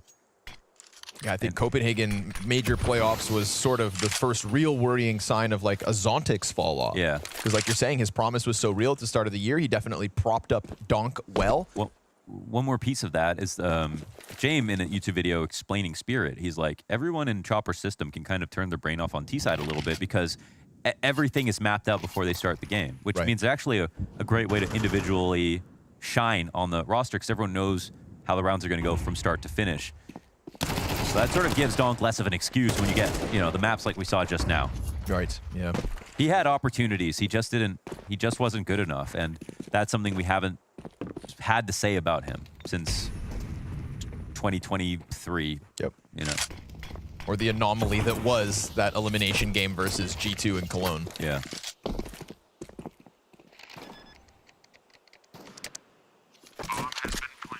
So easy to jump to conclusions coming off of, you know, the first half of the year, out of the player break. We kind of feel like we know where all the narratives and storylines are going to end up. We're kind of talking about putting a little bow on 24 and handing out our awards and whatnot. But now all of a sudden, one of the big players in the space and Spirit. I mean, the last aggro rifler besides like Nico, you know, to do what Donk has done as an opening player, an entry fragger, is like Olaf Meister. You know, before that, it was the greatest riflers were all lurkers. It was Coldzera, it was Get Right, it was Flusha. They were the top stats performers. So the most amazing thing about Donk is that he's doing this from the front as an opening player. It's just that you can't be surprised when those players can't be consistent over a super long period of time. Again, sort of highlighting exactly how impossible, you know, what Nico has done in his career is. Even though that's the closest comparison we've got.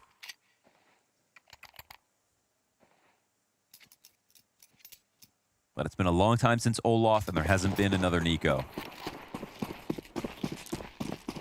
In some ways, Donk is in his own lane. True. Trying to carve out a piece of history.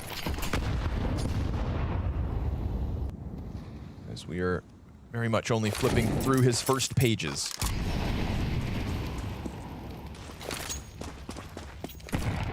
Pieces of util added around the scout of Astralis this round, but nothing to come of it.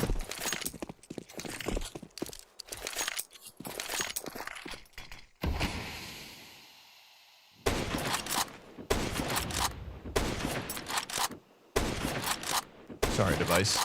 Nothing there for you, buddy. I swear if he hits one of these. He's got the right idea. I wish I was that confident. Oh. Not one tag. Pistol damage for 20, but it's a big pack of players, bomb included. A-side is correct. Yes, sir. Get on up. So the Galil can just stick around in lower tunnels. Back given over. Oh, it's a little ugly. Now the gun's empty. There is another tunnel player in Zontix. Magic's is going to get into the fray. Should be good. Yeah, Zontix, cleanup duty alongside Magix. That's everybody else dead. Just one casualty for Spirit to deal with as they go 3-0. And I can't say, I mean, the thing was also, we casted the Vitality Astralis game. Vitality were playing at 100%. That whole, yeah. Like whether it was Inferno or, was it Inferno the first game? Mm-hmm. Yeah, it was Inferno and then Dust 2. They were just so good. So it was just like the worst case situation for Astralis in terms of debut matchups. Spirit could be second worst or even worst on the wrong day. And, you know, these are the two teams that are kind of vying for that #1 position outside of NAVI. Just really feels like it comes down to the day.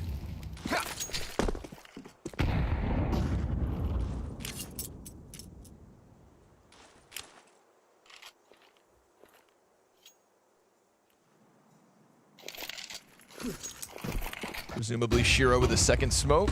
No, not even. Just the one. Trying to get out.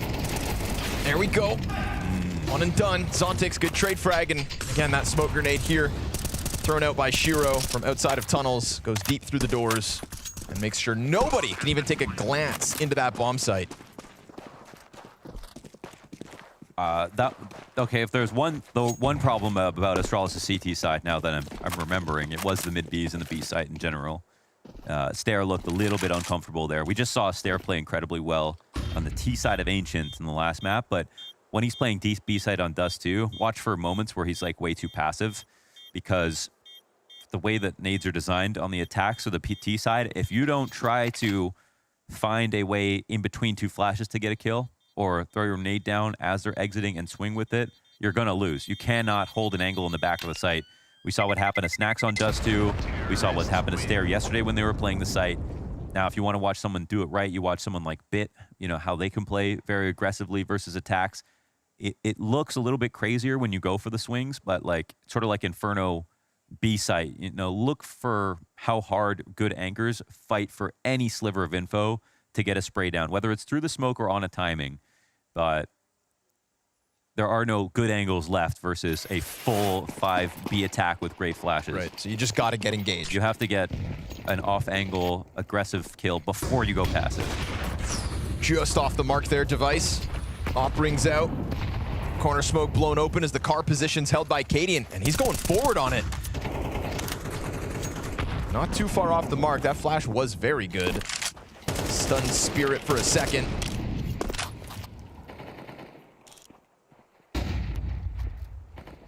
Shiro is in this pack to try and be that counter pick. He's also carrying the bomb for the time being. And a passive Device awaits any kind of step over towards the platform. Who picks up this duel?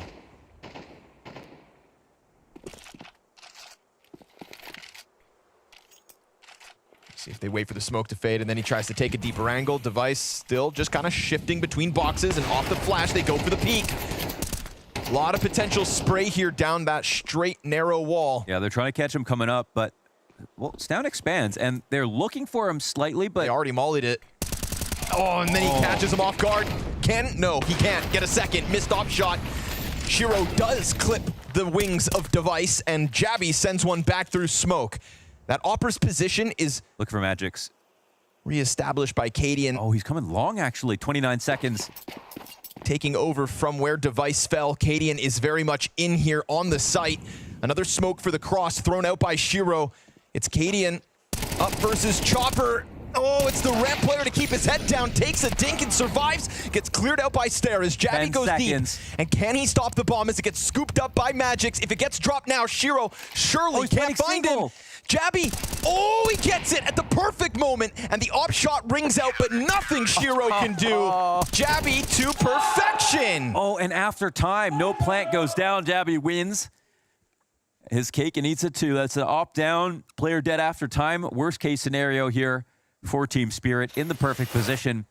Could have gone for the default plant. They had long control, but it looked like Shiro had eyes on it and missed a shot. I'm not sure if he was holding Gandalf exactly, but no, he couldn't see it exactly.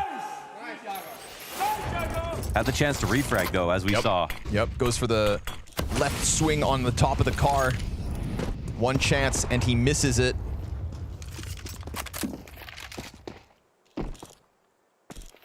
A lot of tricky moments in that round from multiple individuals on Astralis. From the Stown car play, to Cadian taking up the position that Device died in, to then Jabby just buying the perfect amount of time. Cheeky. Yeah, that was really nice from Astralis because they tried to do the flash retake where you catch the T's walking up the wall, and they didn't see anybody there. So at least they got some positional compensation with Stown getting to car after they had mollied it. Spirit did a good job of waiting, but then they got tricked.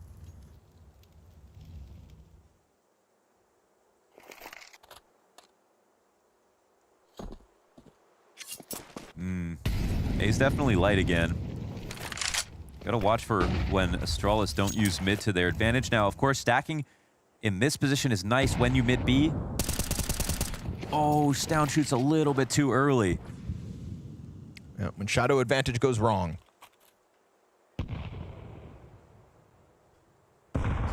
I think the stack is better than the way they were stacking yesterday, where they've got 3 in the B site.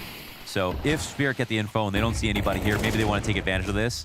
Based on the rounds we saw yesterday as well, I mean, I wouldn't expect them to have 3 in B. So we'll see if Spirit commit up cat. It looks like they're going to. 20 seconds, man. Coming down to the wire again. Multi-frag potential here for Cadian or for Stown. The two defenders in position, and with the first pick, he supports him with the flash. Oh man, 8 on the clock, and they haven't even crossed. Stown dead off ramp. There's no time. Wow, they actually can't plant. That's a complete breakdown here from Spirit. Shiro had the bomb the whole time, sat back I mean... Yeah, that's a failure. Ouch. I mean, you pretty much have all the map control you want. You even went for a reclear inside of middle. No Astralis players have pushed you on any part of the map. That means you have carte blanche in terms of how you're going to use the time, and they broke down. That's on Chopper.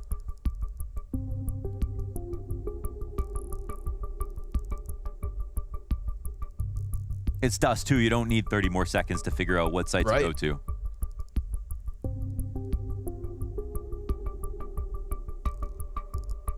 And, you know, they made sure to play around with the mid control, the 2 smokes that went out before they were able to climb back cat, but just no urgency in the climb up. After this kill, if they all swing cat right now, Donk gets both kills on the site. They could have already been making progress up to get the plant down, and then would it be fine? It would be an emergency situation, but it would be fine. But they actually had no chance to win, even right before Donk swings and gets both kills.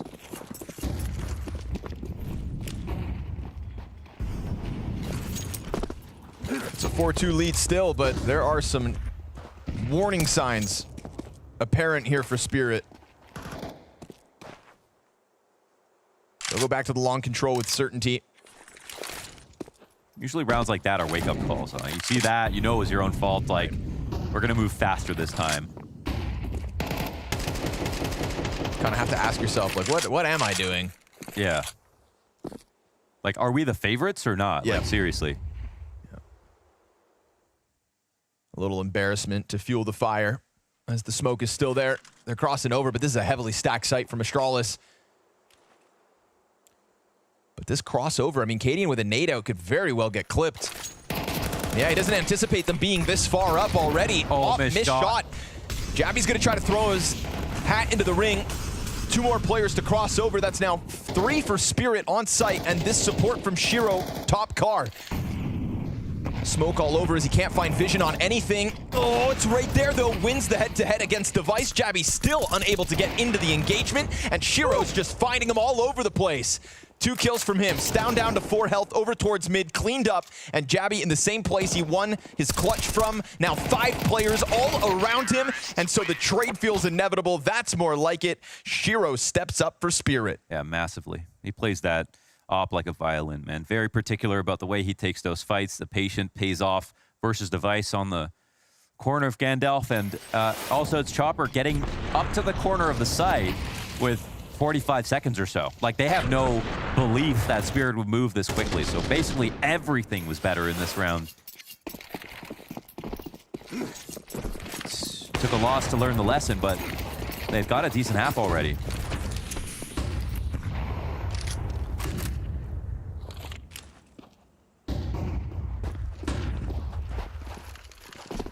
Dinky pistols here for Astralis, trying to make that flash, make magic happen, but there has been a real certainty for Spirit on long. This pack of players always ready for the corner fight, and this time it goes down smooth, nice and easy. Good tracking there from Shiro. Yeah. Just another instance of his op being on fire here on map 2. Maybe he's been playing Deadlock.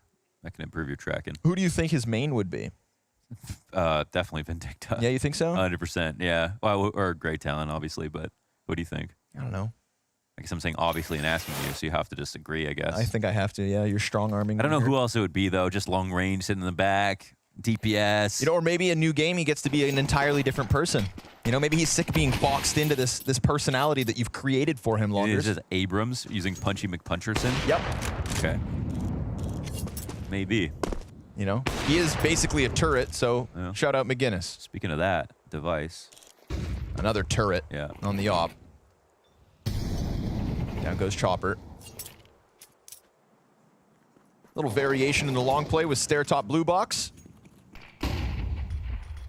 This one's got the makings of a B hit, which we haven't seen tested for a few rounds.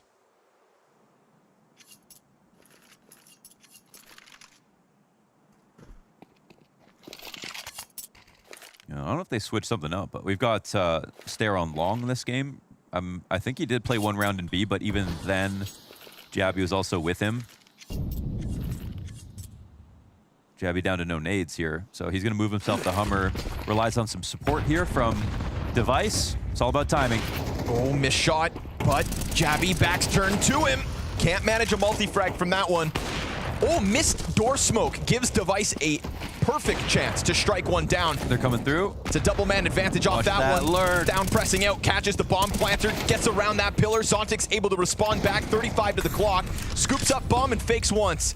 Does it elicit a push? It's that Cadian device double op setup that we saw cost them certain rounds yesterday. Oh God, he doesn't finish the kill, so inevitably swept away.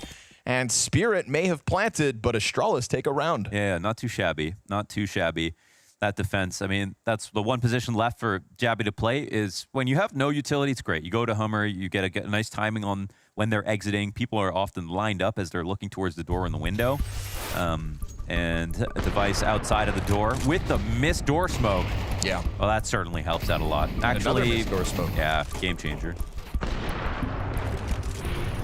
Great shot, though. Seriously. There's only 3 doors on the map. How do you miss 2 door smokes in 1 round? Well, 4 doors technically. Long has 2. And if you count the doors on those doors. Whoa, that's 8. You count the doorknob beside me. Okay. I was just trying to make that joke, and I wasn't fast enough. So I'm gonna need you to take that back. Leave me the low-hanging fruit. You're unhinged right now. Okay. And you're unfit. Shiro looking for that early presence. Whoa, okay. Dog's gonna get sidelined. Yeah. Very confident swing out of Stair. Went for it. For someone who is 3 and 6. And then they go ahead into the boost. I like that. Making the most of your opening mid play.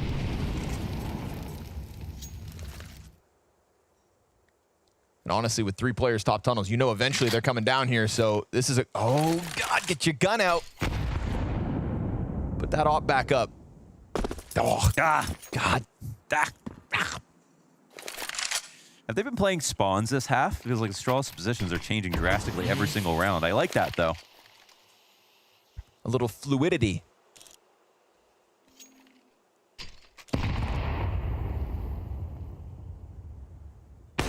Nice shot from Device. Finds Magix as he's hopping around. Double man advantage off that one, and instantly coming forward to support Stair. Very active again, from the Stair wide swing to the Device boost to Device in mid doors, now back to more cat attacks. Definitely keeping the pressure on Spirit, and we've seen what happens when they get into an awkward late round. That clock suddenly becomes their 6th opponent. 25 on the clock. They walk 2 players out mid, but Chopper has the bomb, right? Chopper has the bomb going solo up cat. And as they cross paths nearly in CT spawn, Stair's looking to strike one down, but if Device isn't careful on sight, well, Chopper could have got him. Instead, Jabby activates, flanks from top mid, and we see Device lock down the A site, so no plant, no crazy Hail Mary, just another convincing one from... You still yapping?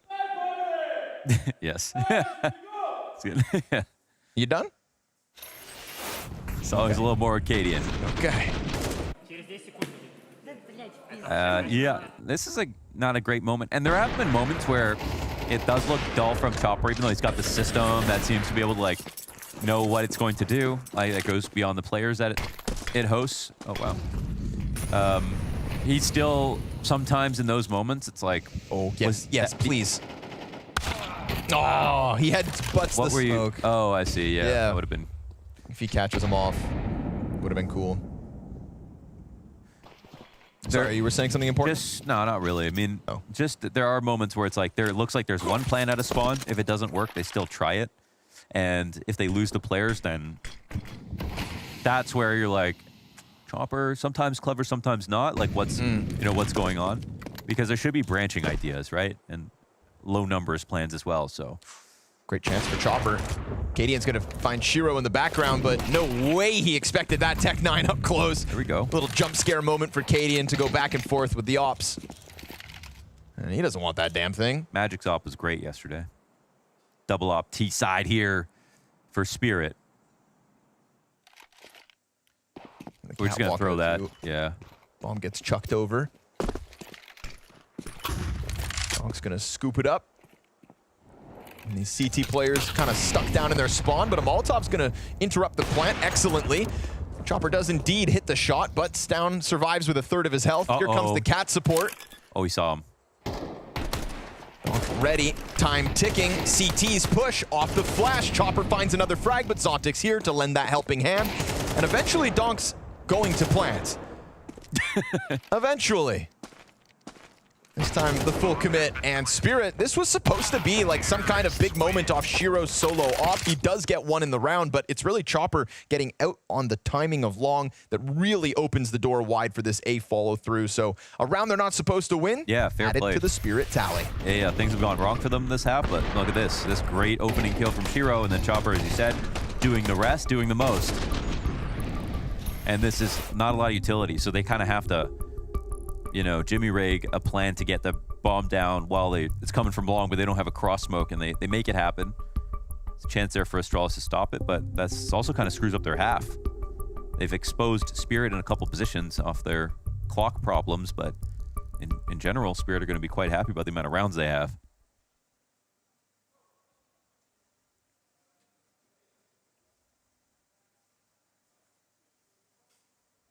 It's nice as you're losing momentum in a half, because obviously they started stronger than these last few rounds had shown. Mm-hmm. You get one of those outcomes sprinkled into the mix. Just get this T side over with. Try to tap back into that momentum. 8-4 would be a great place for Spirit to be in.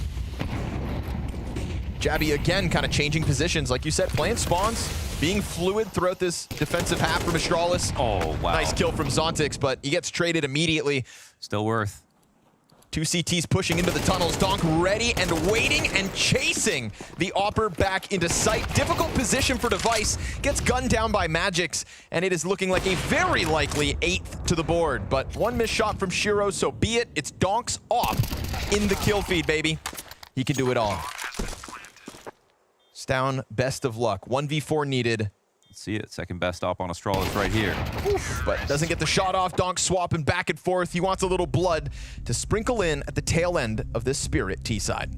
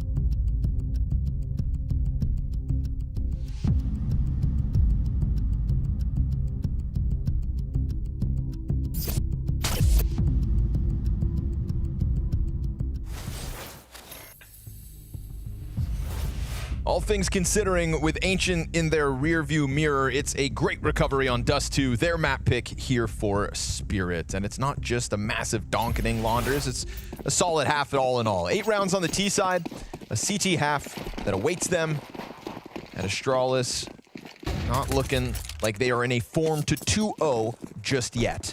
But T side Dust 2, who knows? Yeah, that's how they got their 4 rounds versus Vitality, so something there maybe. But Magix is tapping into that talent. 4 players with 9 frags for Spirit at the moment. Shiro can't quite connect to the heads. Has to dive behind boxes. Got lots of teammates right behind him to support. A lot of time. It's getting a little awkward. It's getting a little ugly. But we don't judge. We watch. Yeah, everyone's just running out of ammo here, but it's favoring Spirit. What the hell? Rubber bullets. Bomb on the ramp. I mean, Javi can turn this around, jumps up on the box, hits some 2 nice headshots, gets them to fall back a little bit. They're all in the open, so it's still winnable here for Astralis. Oh, triple swing coming in. CT's decided to stay out here in the open ground. Javi still yet to make his move. Can Glocks run out of ammo? Is that realistic? No, not at all. But Donk, well, he is down to his last 20 bullets or so. 16. Okay.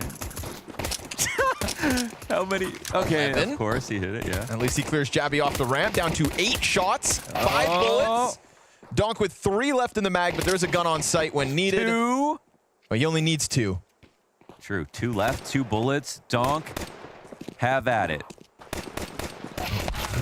This is the most bullets ever shot in a pistol round in history. Dude, I don't know. This was not a pretty round to watch. There was a lot of missed shots this time around. And Donk? This is feeling like a Star Wars trilogy. 8 seconds. He'll die as he tries to get up. 4 alive for Spirit. That was a warm-up. Yeah. Map and a half in. You know, if that was the first pistol of the series, I'd be like, okay, you know, they were waiting in the wings for the last match to end. We're 3 halves in. Yeah. Sometimes the bullets just don't go in, I suppose. Crooked barrels and whatnot. But Zontix made sure to sweep it away on the cross. Joke aside, maybe Astralis needed that one. Okay.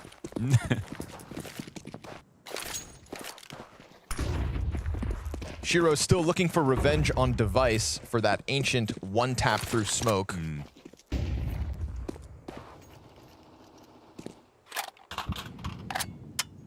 Device going hunting down long, where at the moment only Magix is playing on site.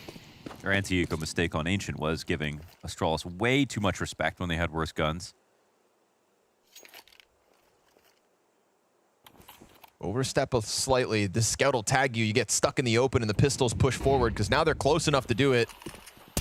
But Magix won't give that scout his angle. Playing it down to near perfection. Does step out, does get tagged.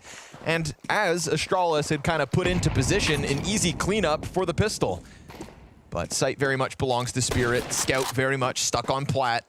We still have time to play this one out as Donk's confidence keeps him in the duel.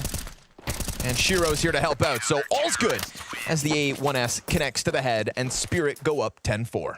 If you're just tuning in, you missed Donk with his head in his hands for, I want to say, 3 or 4 minutes last game. Really upset with himself, I think, in a game where you could say it was a total Spirit meltdown, but you could also say Donk had his chances and just wasn't on it. And I think that's why I'm going to assume, there's a lot of conjecture here, but I'm going to assume he was disappointed in himself. But that was the first map of the series. All that matters in the end is the outcome of the series, because for Spirit, it would be elimination from the fall final following yesterday's loss to Liquid.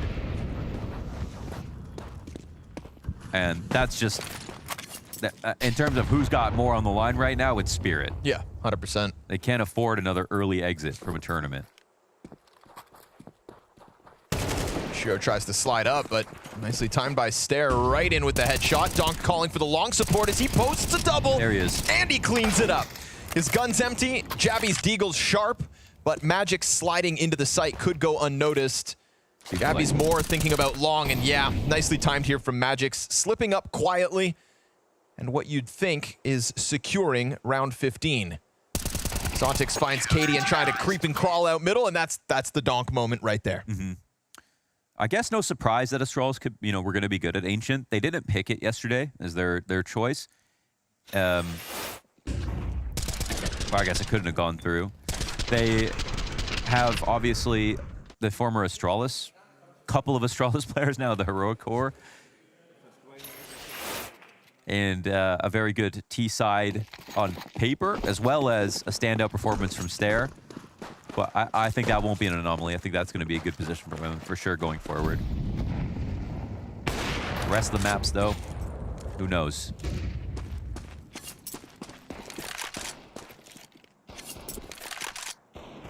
It's a missed shot out of Shiro as he gets tagged, but not enough to compromise him. Still confident enough to hold mid and topple Stair.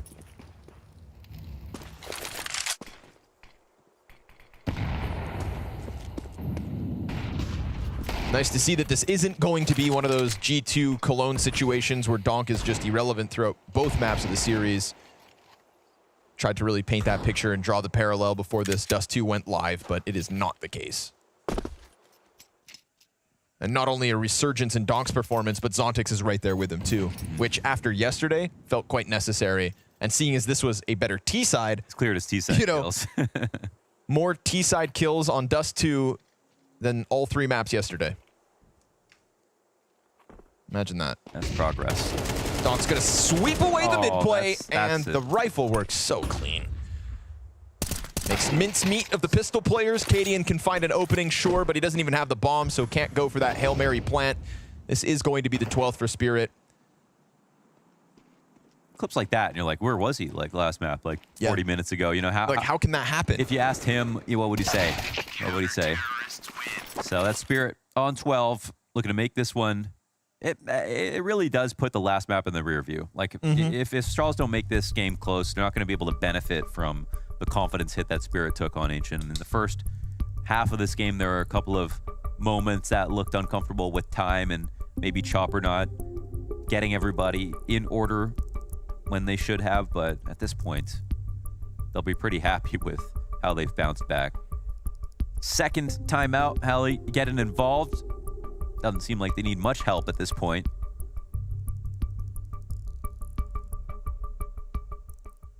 And Astralis still looking at a 4-round Dust 2. Unless they get one more. So much they got versus Vitality yesterday. Yeah, but a 4-round Dust 2 doesn't feel as bad when you didn't get 13-0'd in the map before. Yeah. So undeniably a better day for the Danes already. But Mirage waiting in the wings to decide which of these teams continues to fight in Copenhagen and which of these teams heads home. Chopper trying to get a little rambunctious with a peek off Cat. He's dead. Jappy gets a bit of utility usage. At the moment, Donk is starting to look back towards middle, so Stair can't bite off more than he can chew, working on his own at the moment, but he could also maybe draw one player into Device's scope. Position top middle. I think actually Spirit have done quite well here. They've got Shiro aggressively staring into long. There's Donk outside the door. Zontix, of course. Oh, he's going to spot this now. Bomb is down outside tunnels. Yeah, that's actually crazy how far out they got. They still only see 2. And Shiro has guaranteed info that no one's inside of long right now.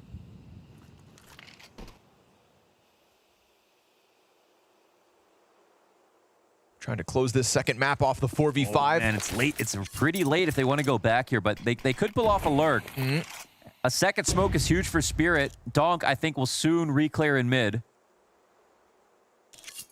Banking on Shiro, holding off long, but he gives up the door angle just as they start to cross out of it.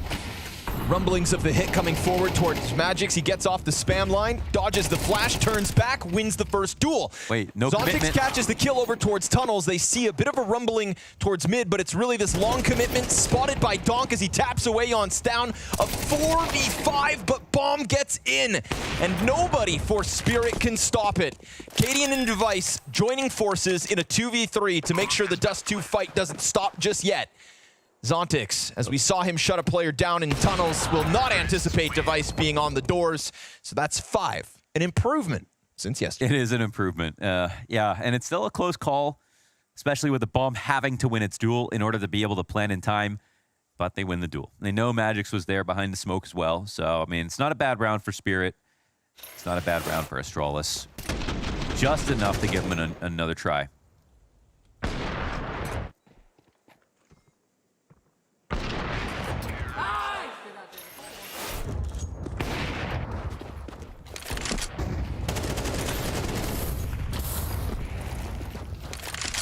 Cadian trying to make something happen on long early, but no connection.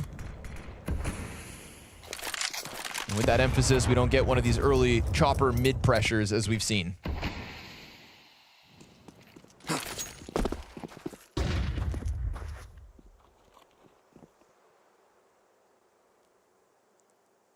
Last round was also assisted by the opening op kill from Device. That was last round, right? On Chopper. Yes. Yeah. Yeah, he that helped out. Nice and early.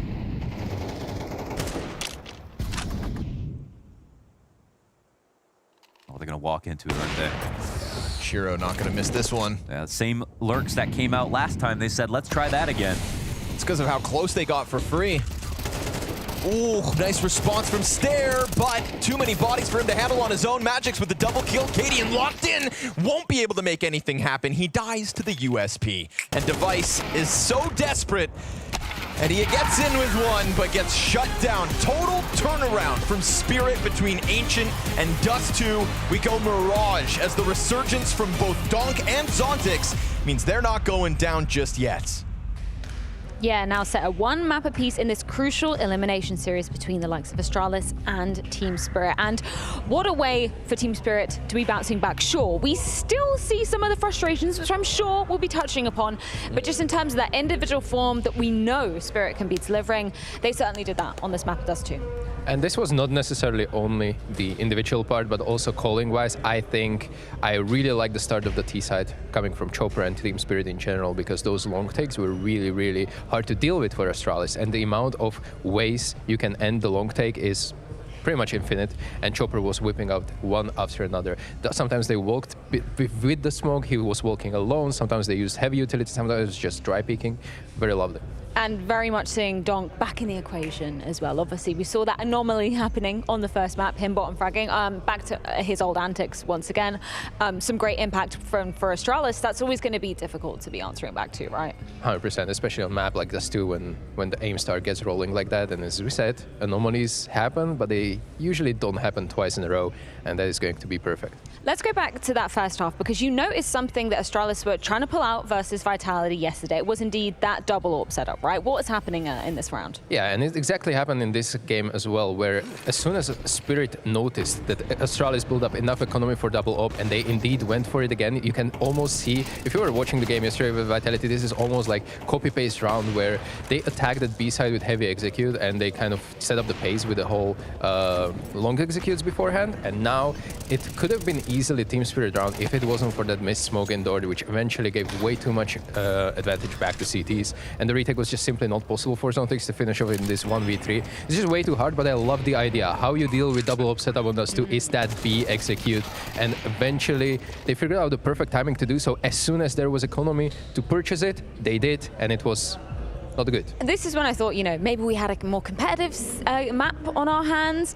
We didn't. Obviously, we now see by the round distribution, Astralis only able to net 2 rounds after that fact. But just looking at kind of the wider context of Astralis using those double AWPs, particularly because Cadian formerly was an AWPing in-game leader, do you expect them to be to be a trick that they're pulling out on different maps? We know that Dust 2 is kind of an AWPer's playground. Are there any other maps that you kind of hope Astralis might be pulling out that double AWP setup more? Funny that you mention it, because I was thinking about it myself, but I only come to a conclusion where maybe Dust 2 and Mirage CT sides are probably the only options, and we're about to see Mirage, so maybe they will have something for us right there as well, but I don't see it very viable right now in CS2, just in general. It's just very easy to counter the AWP in general, and the rotations are kind of, I would say, a little bit locked in, and riflers need to be moving more than AWPers, and yeah, it's just way too big of a risk to pull off consistently.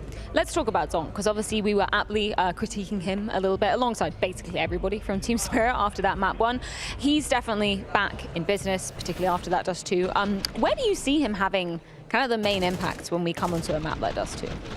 I think in general you want to, enable him by this, especially mid rounds. I don't want Donk ever to have a duel against an AWP. Obviously, that is, even if it's Donk, he's not going to have that much of an advantage. But in those pure rifle aim duels, that's when he's going to shine. And obviously, he supported it with the great pistol rounds as well, right there on CD side, with a couple of fadeaway headshots. Here, another multi-kill. Donk is just known for that. And especially, look at how he is set up on this mid peak, for example, by Zontic's flash.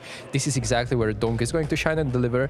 We need more like that. Even with getting, this much impact, which we know Donk is able to deliver, wasn't like they were all happy bunnies though, right? You were looking at the player cams a lot, and there was, just an incredible amount of frustration coming out from multiple members of the Team Spirit lineup, Donk included.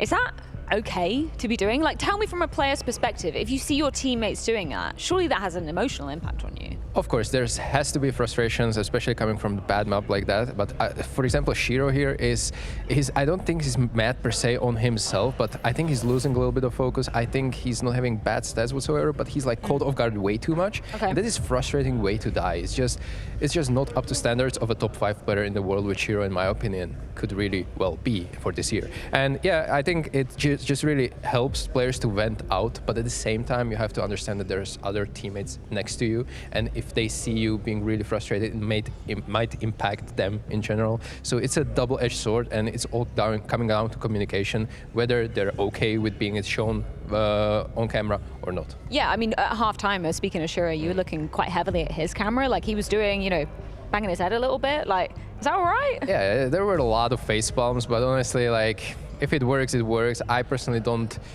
like it as a player if my teammates is obviously tilted like that. But as I said, Team Spirit is probably going through a difficult time, I would say, when it comes to overall performance and slump.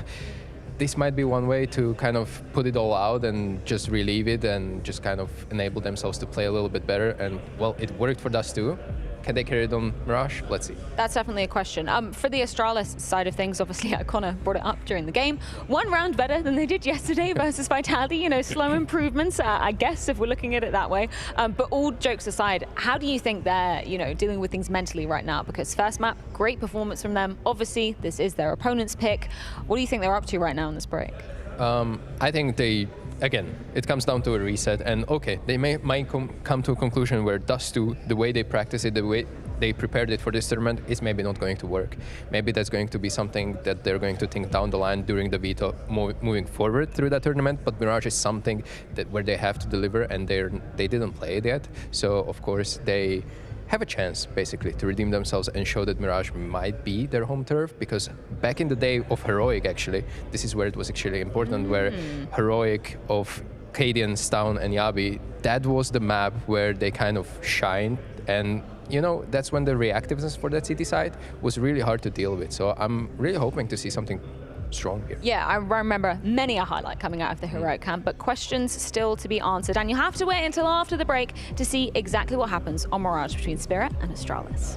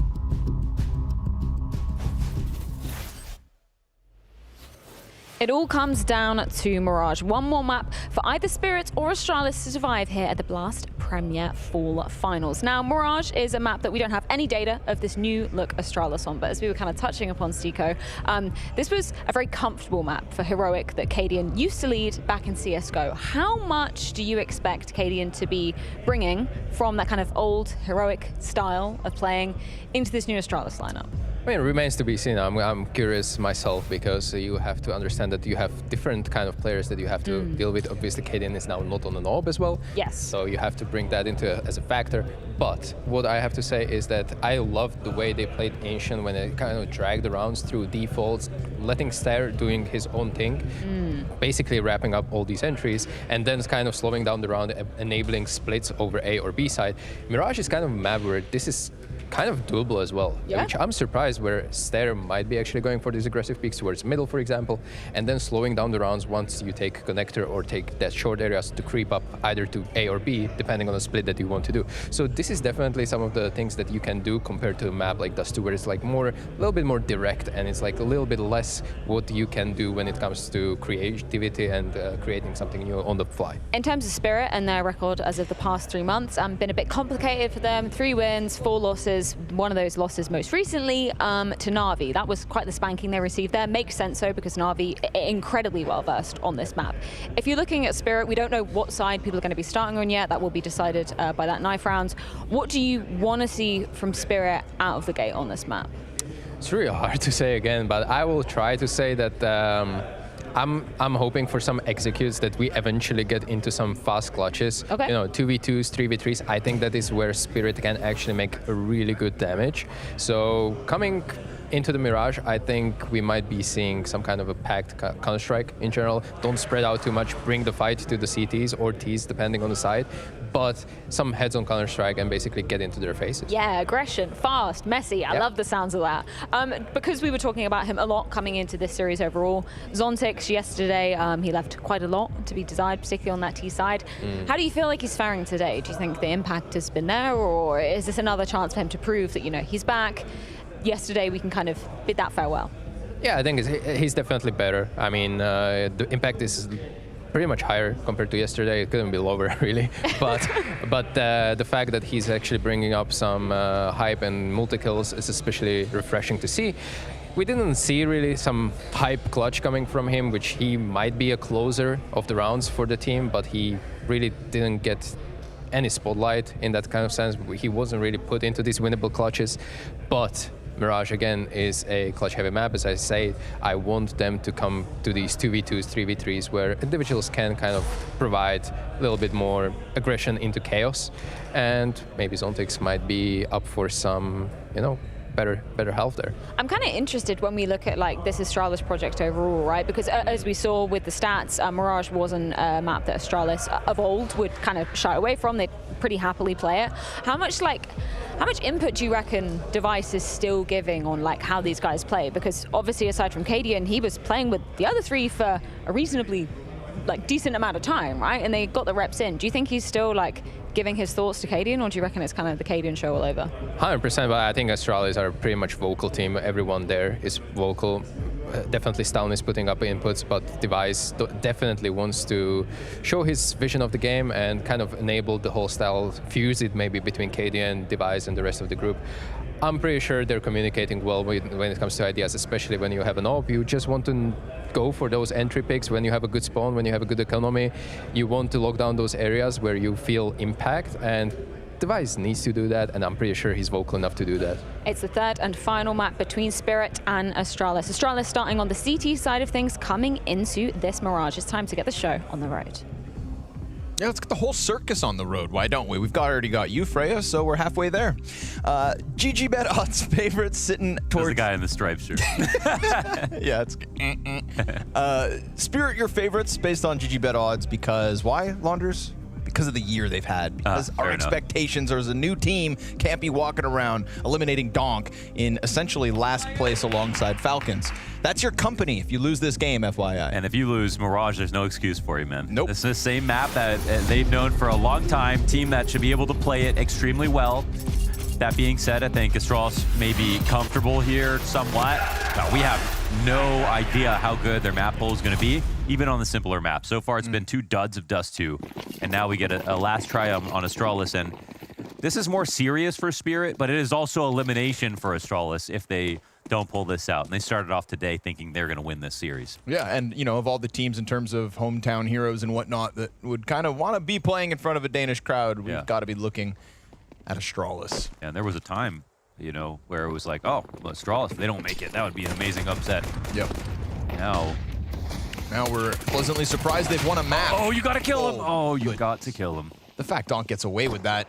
Devices, luckily for Astralis, there for one. Shiro, it ain't pretty. Goes for the reload alongside Cadian. Man advantage in the hands of Astralis as all 3 players come barreling out the marketplace. Shiro finally going to tap one back. Magix has the better cover. And that's another CT to recede back into market. That's going to leave Cadian alone out here with Kit, by the way.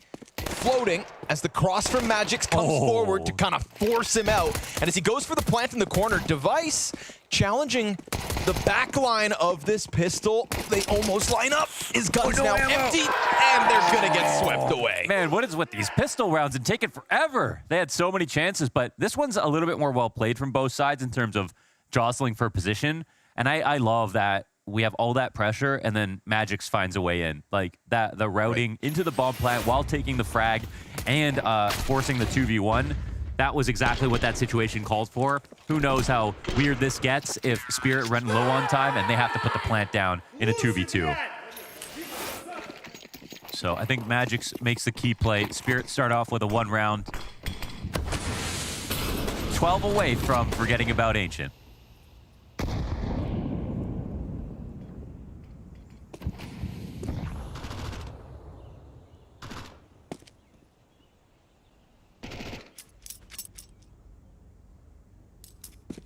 Just don't lose the pistols. Double scout.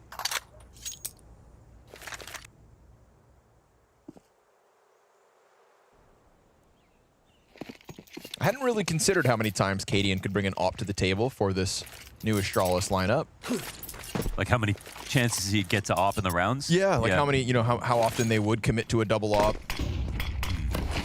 Not everybody really feeling double ops all the time, but Cadian probably still a little chip on his shoulder, wants to show us that he's still got it. Do you remember what an Opper's favorite teacher flavor is? No. Double Opple. Okay.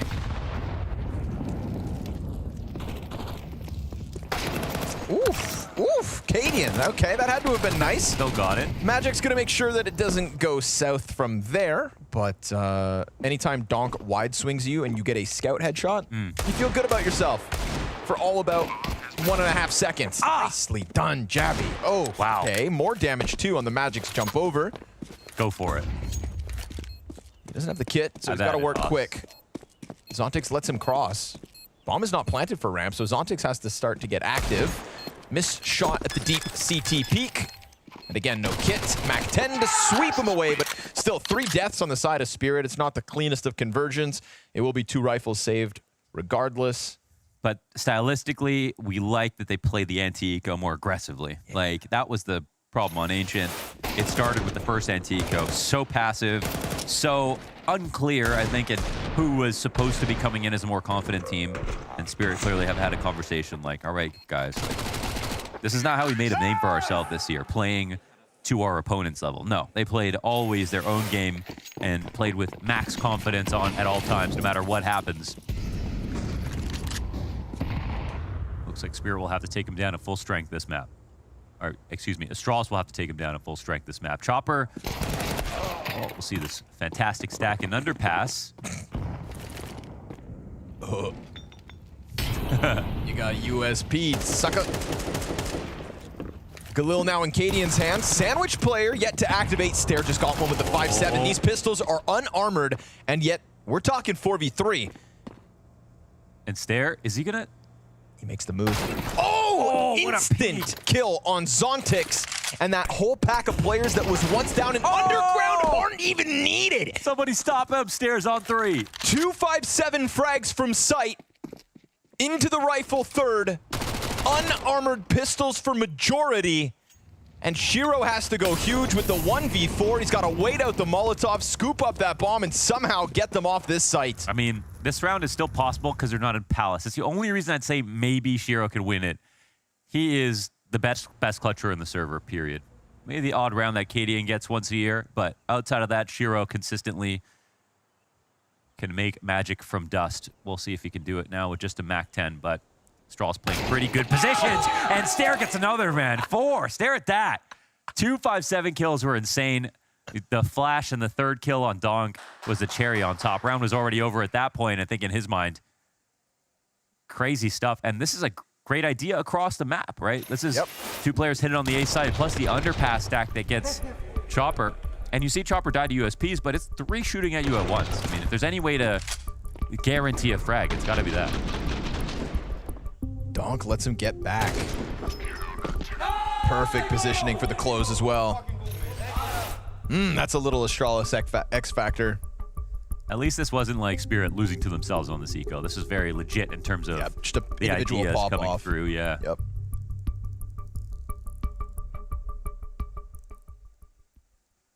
Oh, nice one, Astralis. Let's see if they can build off that.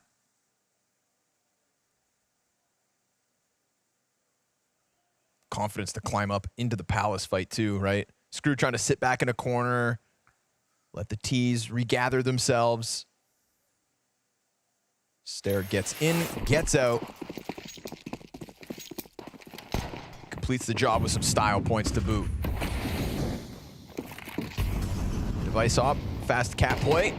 Into the ladder room, but Donk got a kill already. Wow. And he got away. Device can't even find the trade frag. Looking to chase him with a deep peek, but you've already got 2 up. Connector now, the Tech 9 connecting. And it's not an op, excuse me. It's the scout that gets a little damage. How? And Device is the last one alive. Device had a sliver of Donk to shoot at, didn't pull the trigger, and look what happened. 5 seconds later, everyone, look what happens. All your friends are You let dead. this happen. Their blood is on your hands, brother. What? When it comes to Donk, you gotta take your chance. Take it quick. Man, they're out right into the cap play for this exact pick. And Dog somehow found a way to get a kill and get out. I mean, to be fair, didn't even know Device existed. Didn't even realize he was there. Terrorists win.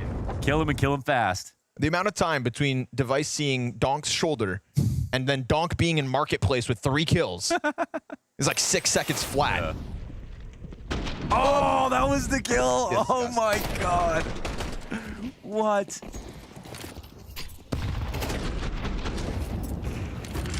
Minute 30. Window, 3 frags. Nice. Do that again. And here comes the double up.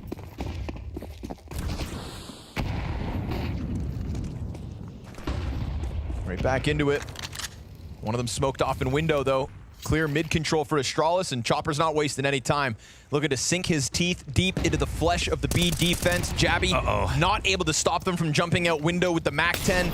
He's mollied, has to fall back, takes an additional duel as Shiro simultaneous with the top mid frag, and all that Astralis now have is the market. Oh, man. And they've already conceded. This one is done quick. Don't you know they full B sometimes? This is the perfect counter call. Worst situation for Astralis.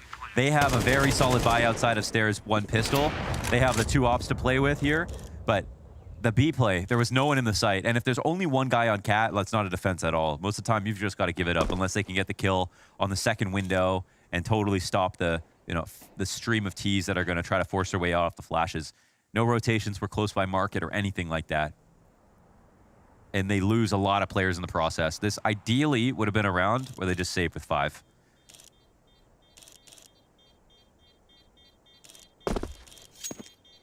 Donk just changed the game.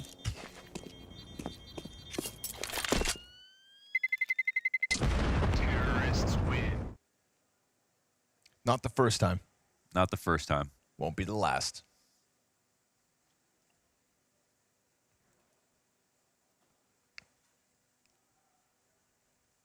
What a contrast from the kid who had his head in his hands for almost 5 minutes in map 1. I mean, it was like 2 rounds. The amount of time just keeps getting bigger. He was for 4 weeks. Uphill both ways, no shoes.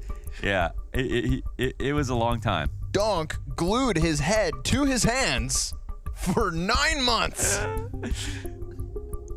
So that's the story I'm telling my kids. So there was this kid, right? And he had no hands. He was just crying. 10 ADR.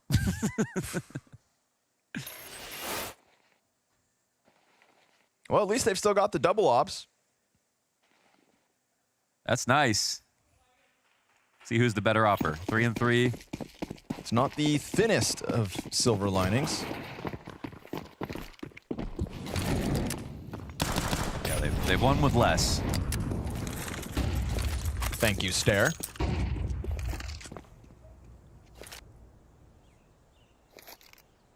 So we get device top staircase. We got Cadian deep on B apps, and it looks like Cadian's giving cover for Jabby to push up too. So not only just double ops, but at least getting active on one side of the map.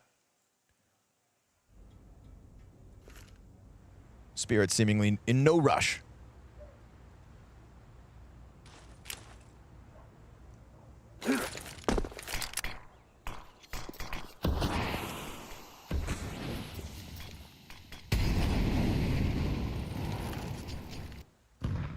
That 5.7's dangerous. We've seen what it can do. Right now, Stound's pistol looks towards mid. He's the only guy with eyes on connector or window. And now a bit of ambiguity as to what's about to happen as they smoke top con instead. They got to check on Yabby. I mean, it looked like they were coming back, but now Ciro's going to line up a smoke, it looks like, and Jabby's going to walk up. I mean, they know it's an A exec. It might not make a difference. Let's see if Yabby can get a kill or 2. Does anybody turn around and check it? We've got Stare still pressed against the ramp. Oh, they start to run back. Deagle shots into the spine. AK nabbed. Then Stare activates. Finds his. Stound unchecked. Oh, he regains vision. We said they'd done more with less. None of those ops even needed, as it is just the pistols from Astralis that catches Spirit in a weird one. Yeah, extremely strange, and that'll be Donk going down. Last player alive is Zontix, sitting in his palace, which is more of a golden cage at this point.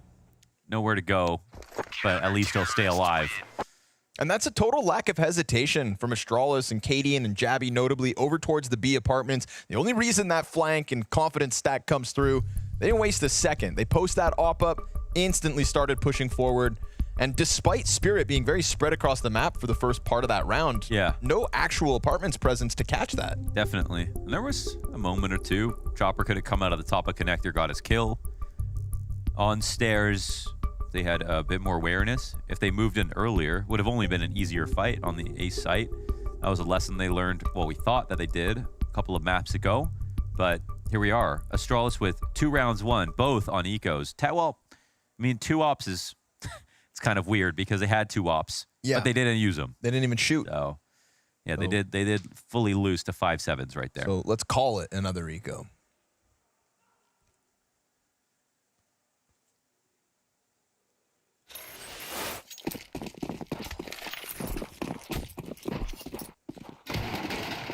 Great way to jumpstart a little CT side comeback here for the Astralis, but we'll see if they can do what has escaped them in winning consecutive rounds. Yeah, this time they say, go ahead, try again. Come get it. There is a sea of smoke grenades here for Chopper. I thought I saw 2 more. Yeah. They're going to default. They can leave their minute timing window smoke. So they're still fully spread out, even though a bomb starts to lean over towards A site. No one's pushing into middle. I think they're just trying to attract some attention this way from the CT side. And it is Astralis playing without anyone here inside of middle. So here's that minute timing window smoke. What are we thinking about? They're nervous about some kind of push. Yeah, I guess. Yeah, it looked like he thought he heard something. Ghosts. As there is nobody push forward for the defense. They seem to do a lot of stuff but they're making contact. The flash gets Device off his angle. No op impact just yet. Stair player looking to come over top now because they've lost Stair himself. And Device just getting pelted by utility here. Super awkward double op on Ticket. Luckily for them, Stown will bring one out. Donk able to get the trade. Beautiful snap up from Cadian. As Donk is taken down, bomb plant for Connector's side. That's going to be Magic. No plant, 15 seconds. He tried, and this time he has to go for the commitment before that jungle peek can come through. The op continues to ring out, and Device goes down. Jabby and Cadian both coming out from jungle instead. As the Connector smoke fades, this crossfire could be neat for Spirit. But how ready is Magic's going to peek here? And Cadian, if he jumps out of the window, Magic's will turn around. And he gets that kill. Second Opper goes down, and Shiro closes. Wow. So despite a couple kills that are on site, it's just slowly Spirits to take. Yeah, slowly Spirits. I'm not going to say this is a great round from Spirit. They had a lot of utility they could have used to help them scale. They didn't really put that much pressure on CT spawn. I feel like there was a lot of opportunities for Astralis to win fights here, and it was just how uncomfortable it was. I think ultimately that helped Spirit in the end. I mean, the way that NAVI have been winning a lot of their A-site rounds, it's like a lot of ramp presence and very slowly working on angles, making people very uncomfortable. That looks sort of like that, but just not as calculated. Still worked out in the end. Connector op support smoked out. A little more adamant about top mid play here this round, Astralis. Oh, he sees his feet. Dirty positioning from Stown. And it almost baits Shiro into the peak. He waits a second, but then the delayed walkout's going to give him a 5v3. Little mid presence looking good for the CT side. Yeah, it's a sweet find. Deeper angle even taken here by Device. Missed chance at a second kill in the round. He'll fall back, leaving Stown roosting on top of the cat rails. No one's really jumping to action because they know that there's a second op on the map as well.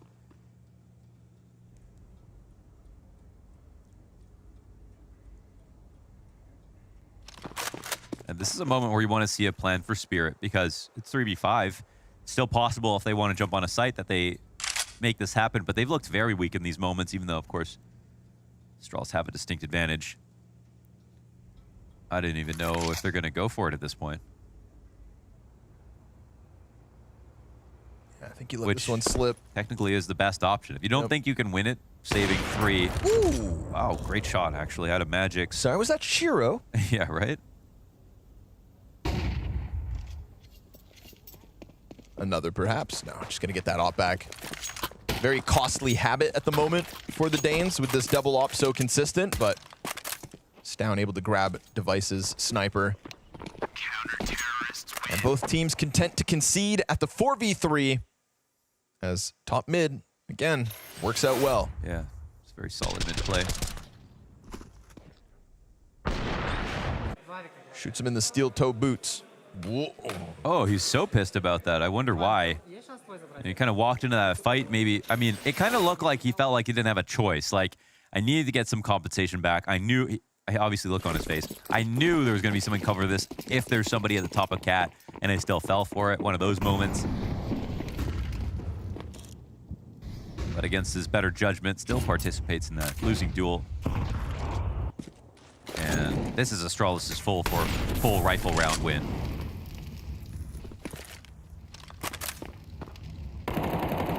And I love this pressure on B as well, but... Yeah, nicely done. Ooh. I think he took a little tip of damage, and then with the Cat player would have been called, so real certainty in pushing Stown forward like that. In fact, the flashbang is also just perfectly placed. That's an easy pickup. So we go back-to-back opening kills for Astralis between round 8 and 9. This time there's a response set to flood this A site. Nice pickup from Shiro. As Device misses his chance to strike one down, Stairs reposition yet again. Such a nuisance pushed forward on this A site. Donk's gonna go deep, real deep, and he gets met by Cadian's op. Device may be dropping shots, but Cadian's picking up the slack. And while Chopper's crossed over towards stairs, Shiro tagged low, last man left, 13 health, and the deep stairs peak is the end of him. The Danes are catching up. Yeah, not bad. That's definitely a second full rifle round win. The B pressure seems like a great idea because Spirit have gone for the full B play that one single round. Outside of that, they've been really light on the presence. Here they pair it with a flash and the push from Cadian. Cadian also manages to kill Donk, and like, it's not actually free. He runs into that spot, doesn't realize how close Donk could be. If he doesn't hit it, Donk has window and they can take the site 100%, make that look a lot scarier. So, showing us why the double op is worth it here for Astralis.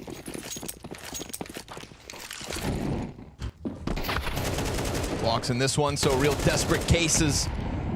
Looking like the inevitable 5-5 score.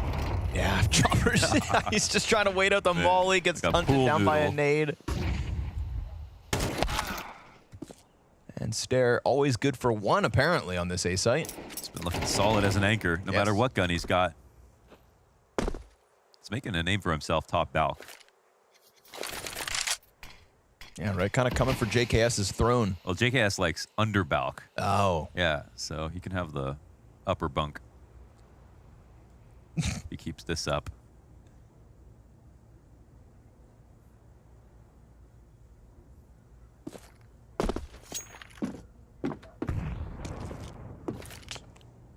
Pistols can't nip at his heels as he jumps up and in.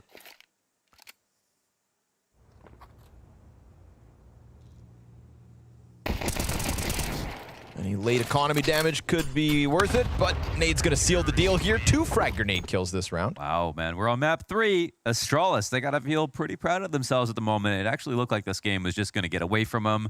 Donk is back, everything like that, but 2 ecos, 2 gun rounds, another eco. The economy was playing against them as well, right? Yeah. Winning 1 round just to get reset when you're also trying to be so adamant about this double op. Like, that's just undermining your strategy. But now they're saving money. Yeah. They'll be able to buy in this good. next round no matter what. Yep. Full pressure on Spirit. See what you got. Securing weapons. All half long now, shooting for that 7-5 lead. Astralis back towards middle, but not sending anybody aggressively to the top of it. And good thing, because there is this pack of Spirit players ready, Donk included. Zontix and Chopper behind him. Missed chance for Device to strike down Spirit's IGL.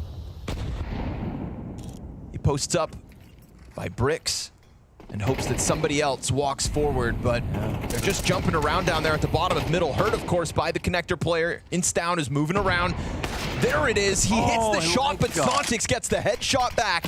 And we go 5v4 Spirit while Bomb is about to walk out onto this B site. Cadian's surely going to get blindsided by this.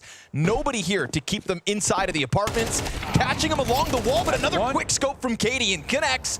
And Shiro trade frags back. Leaves Chopper in connector for a moment. Stare gets the wall bang from over on Ticket.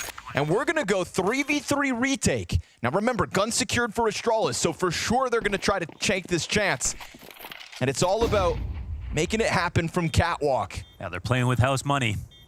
Jabby's gonna go for that late lurk through the apartments. He's got a little time to work. Him and Stare both working with kits. And the first CT goes down in the retake attempt. Donk lonking this in, but he loses the spray up towards bricks. There is still time, but they have to go fast. And now Jabby finally starting to arrive is found out by the exit of the apps. And Stare, at this point, too much to ask. He'll pick up a kill and economic damage great versus Spirit. All 10 players down at the end of, oh no. 8 HP makes the difference. Yeah, he'll stay alive. That's, I mean, quite good, actually, because for Spirit, like, they're the ones who were pressed when it comes to money. That was a pretty crazy round when it came down to the duels, and a little bit closer than it seemed. But ultimately, trades are better for Spirit overall. They get that B site round they're looking for once again. And it's this transposition from Device that I thought was going to work because he showed his presence on Cat already. Who's to assume that he would go back and boost if he wasn't going to start there at the beginning of the round? He has the opportunity to catch him off guard. It just doesn't get the kill. God, look at the impact of all those deaths from the round prior. We've already almost got empty utility belts for all of Spirit. We've got Galils on 2. In the final round of the half. They let him out. Astralis looking to split this one right down the middle. Spirit have no smokes, no nades left over. No, that's nothing. They had so little. coming into the round, that it all gets burned, and still they're only now crossing, but that cross comes with the opening pick. And Donk wants more. 2 CTs deep on Ticket. Stair slides out, and he lines him up. He's not able to get the third. And the bomb not planted, but no more smokes to cover anything. Luckily for them, headshots connect. And luckily for Astralis, Cadian keeps fighting. Can he clutch this? They're both ready to swing, but he separates the engagements. And as he tries to climb up, Magix clutches, and they do indeed keep that lead. 7 rounds for Spirit.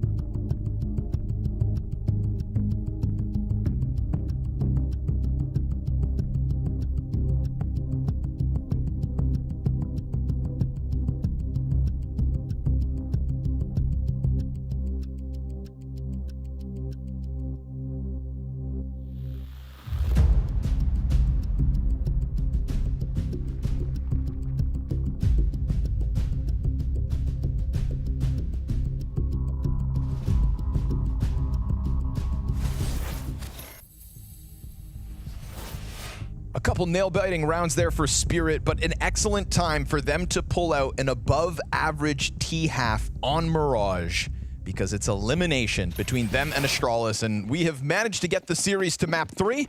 Spirit have managed to post 7 on the T side. A pistol here that could put Astralis in dire straits.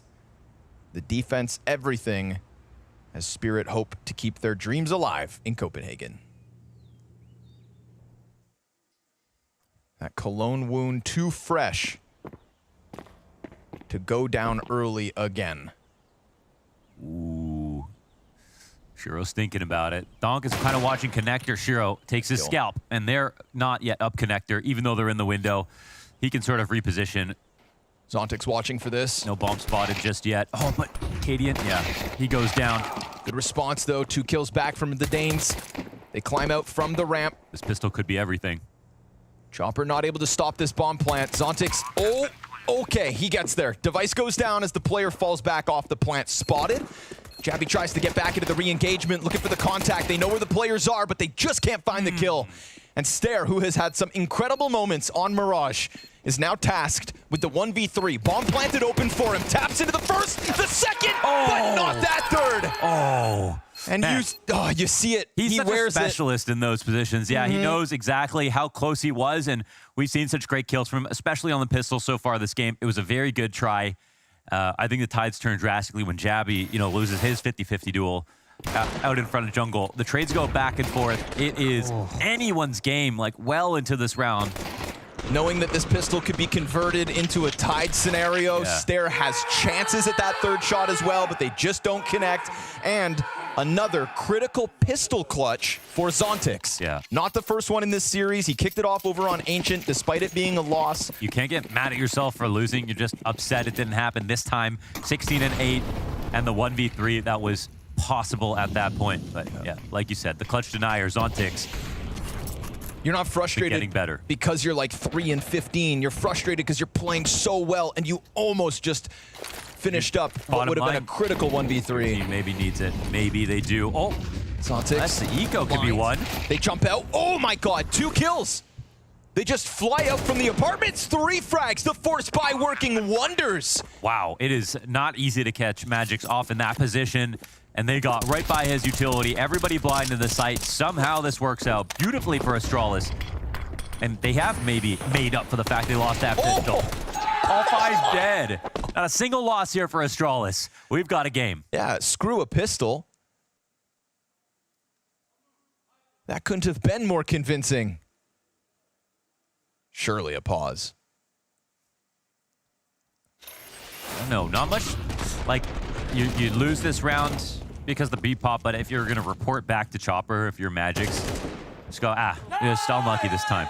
Like, they also are going to come into this round with no money, so forcing up. Like, get ourselves into a tie position here with a chance for Astralis to make some bank behind it. There's a good chance they could isolate a fight against Jabby with this underpass push from Chopper. Whoa, see where bomb goes at the moment, because at the start of this with the smokes elsewhere, it's almost like it's all coming B. Chopper's coming in for this, and they're walking towards B. Jabby's gonna die in just a second. He's not watching this at all. Dead man. The question now is, do they commit? And if they do, can the other pistol players do much about it? Yes. Zontix finding one back from the bench. Still plenty of times to reroute. Oh, but over towards A, Magix even picks one up on his own. Things remaining frantic. And as Shiro tries to chase out, Device gets up into the jungle. That's rifles picked up and a dig! But Stair back. Another chance at a 1v3. Fully flash, gives away his position. Can't plant the bomb. 1v3, needs this mow down. Opera looming over top. He gets tagged! And just like this, the CT so close to robbing it right back. Stair dead! And Spirit with the B-lurk behind Jabby, kick off the deny. The commitment almost comes in, and they can't run for the hills towards A. Damn, that's a bit of Astralis right there. And Shiro creates his own upgrade. The Deagle shot into the upgrade, into the final kill. Man, we've had some great calls from both teams in rounds like this on Mirage. No kidding, no kidding. But this was a position that Astralis needed just to tie up. They're about to make so much money, and all the momentum gets swept back into the winning team's favor. 9 rounds here for Spirit. Confidence is back. Oh, Chopper's gonna be glowing with that call. Who knows? Maybe Astralis can win on this relatively low buy. Still full investment. All the rifles. It's incredible how they won without any buys almost at all that previous round. Just armor and some pistols. Yeah, got their own M4s back off Jabby's dead body. Playing around in middle as the CTs look to... This is weak. I mean, they have no CT anchor in spawn right now. 2 playing in jungle, and Donk is the one guy in the side. He dies. Kadian straight up beats him in Device now. This is great ladder control. Wait, he didn't see Zontix. Oh, he now notices that should be the free one. Jungle player isolated. Jabby gets an entry, and now all that's left is Spirit towards B. We're going back and forth again. They made it happen. They really did it. It was just Donk who was within smokes on the A side. No one in CT spawn to defend against that lurk they saw earlier as well. There was definitely a clue. Astralis getting a ton out of these mid plays, especially I mean, and this round they have better guns. Last round they won just like this. They did with mostly Tech 9s.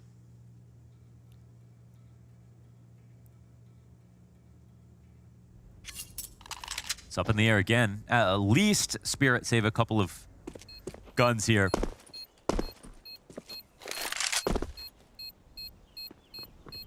I like the brand of CEST, though, out of Astralis. It's faster. It's more rowdy. And it's Stare at the very tippity top of the stage for Astralis as well. 19 and 9. 2 excellent maps in the series. But Cadian beating Donk is really the X factor moment of that last one. Yeah. Opens up the A site. It's what drew Zontix out of the ladder room so that Device doesn't get found out coming through the doorway. This is the hard part for Spirit, of course, trying to prepare for this team that's different now, and different in a big way, with Cadian calling. It's not the last Astralis that they've seen, by any means. They didn't really know how to respond to that aggressive mid-play.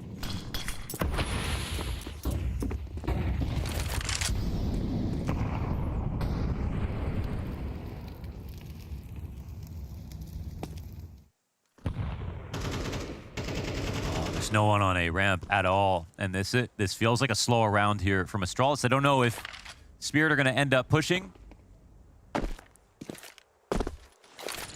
off of this spot from Magix. Oh my god, what a critical find. Damn, that had to have been clean.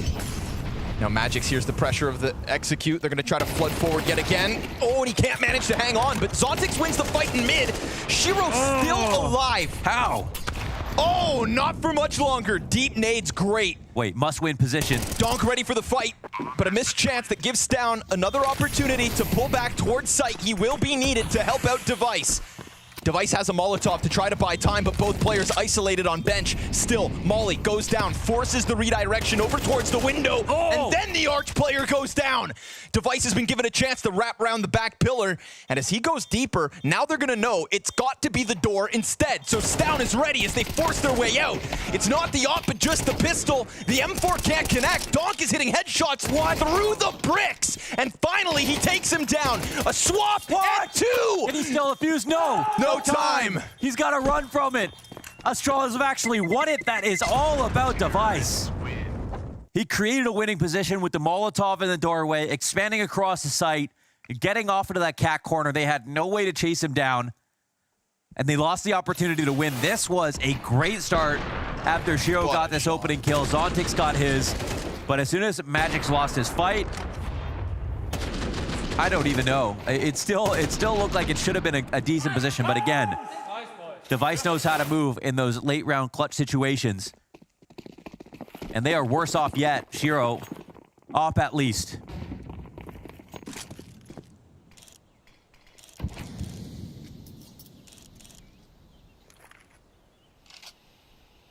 Uh-oh. That's not the way you want to go. Well, I mean, unless you don't get the kill. That could have been a free one. Yeah, and they know they're running into a stack. They look like they want to commit to it. That could have been an AK with a pack of players on the other side of the smoke. Oh, Shiro missing a chance to strike down Device. That's got to be a bit too much to run into, especially with Cadian taking over window. Yep. They're out. He'll surely find Zontix on this one. Takes a dink nonetheless, but smoking his way into the B bomb site to join up with that pack of 4 players. Definitely chances here for Spirit to have gotten some kills with the pistols, but not this time. Yeah, and they got beat up yesterday versus Vitality, but look at Astralis now. I mean, they're looking very strong with a map win, potential to win Mirage. Didn't think it was possible in the first few rounds of this game, but now they're fighting hard, both teams.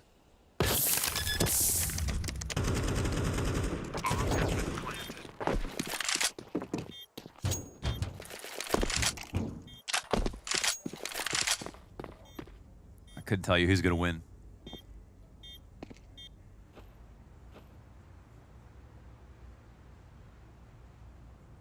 Trying not to waste this Stare carry in this series. Ancient, he was a key player. Mirage, the key player.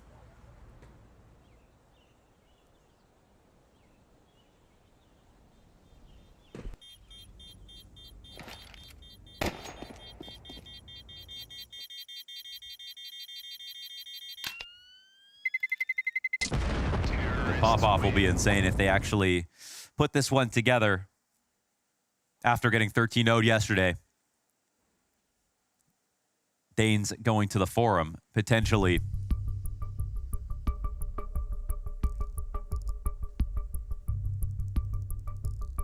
Here it is, the final Halley timeout.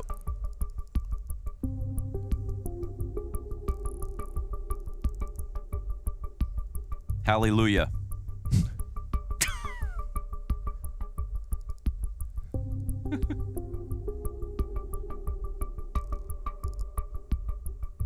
Memories of Cologne start to creep in. Halle Mary. Let's see what he's got.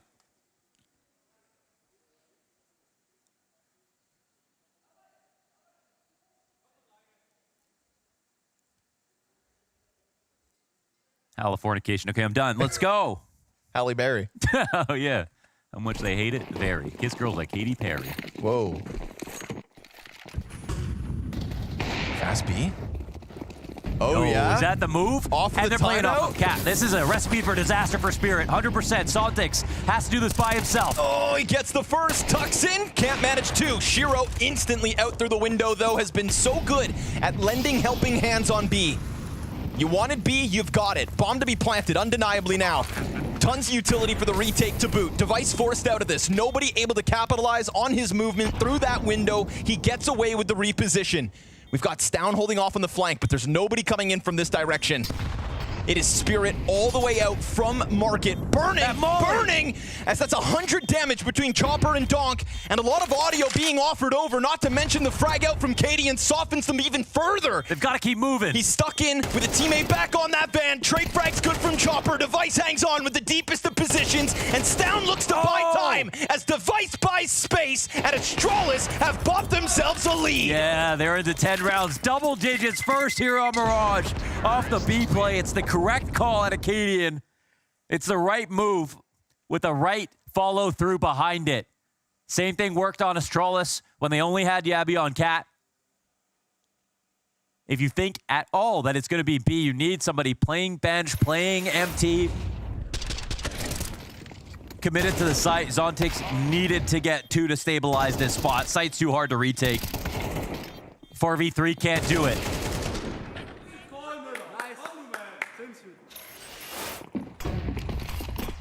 Back into a lackluster spot here. Suddenly 11th looks guaranteed. Tempo and pace to the top of mid, but no real follow through just yet. Those MP9s have nothing. One flash on Shiro. That is the utility that Spirit will have in round 20. They're readying the delayed pop, but there's a smoke on B. Magic's playing behind it. I think Astralis assumed this is going to be a free anti-eco, and they're going to keep it simple. But now they're adjusting based on the utility that they spotted. Of course, we see from the buy, it's still basically an anti-eco. Apart from this Shiro off, they've got to be worried about. He's been able to find really key openings. The rest of his team, however, in some of these spots aren't complementing that op kill that he can find as an opener. Now coming back towards the A site. Once again, no one in CT spawn to spot this. Nobody inside of this bomb site. Yeah, he's going to try to walk out of this window, come up off of Cat. I think this is the plan. Not a soul in sight for Spirit. They could take a gamble if they want to try to press through that smoke, but Chopper down towards mid as Cadian doubles back just to make sure he can clear it. Jabby's lurk as well. That's going to catch one off guard. Zontix just running and they're jumping going back as if it was the all-in, and now B is so compromised, except the fact that Shiro's over there. And if he gets a kill on Jabby, well, then things could get weird, but he pulls back with that presence shown inside of the A site, because it's not everybody to leave, it's just the bomb. Shiro keeps this round somewhat alive, while again, B completely under wraps. Yeah, no way they can pull off a retake, no utility, no rifle to help out Shiro. Too valuable of a gun. It's a good kill, but that's all it'll be. So Astralis go to 11. Looking to perform in a massive upset here on Spirit. And that was heroic activated right there. That Jabby lurk into the call from Cadian. Right back to old times. Yeah, that classic kind of do what you need to environment. Confidence for anybody to take over in their moment. And Zontic just running away, so convinced that it was the all-in on A. They were so in the dark with nobody positioned anywhere closer than Connector. Game's still not over, though. Now comes the full buy here for Spirit.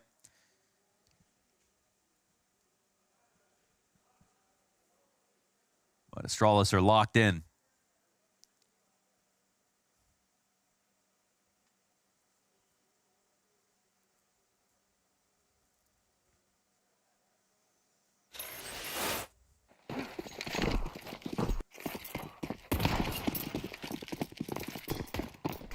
Stonk gonna have his big round, 12 frags. He's had a couple of them so far. Oh, but he'll get absolutely smacked by Stare inside of mid. Again.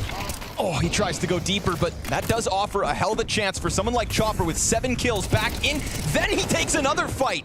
It costs him as he's caught out in the open. Nobody else here on A. Shiro again trying to rotate into a site that's been compromised. As Jabby and Stown have taken over to plant for Cadian, who's going for that Palace post plant. We get no presence in jungle, no set of eyes for Spirit towards mid, all in ticket. And with 2 players deep on jungle, this retake, oh, this will be a tough one. Cadian coming out from the doorway as they've already managed to extend out. Fire at his feet. Cadian goes down empty-handed, and then the jungle player gets traded right back. Stown's position unknown to the CT side, and as he catches one off, he misses his shots. Magix is on the defuse. He gets the kill. Oh, he got it. Clutch out from Magix as the defuse makes the difference. Wow, into 10 our Spirit. They pulled off a retake, which is not something I expected to see. In these 3v3 moments, it has been Astralis consistently, once they get that bomb planted, looking way more comfortable. Spirit, I think, checked something off the list that they needed to in this game.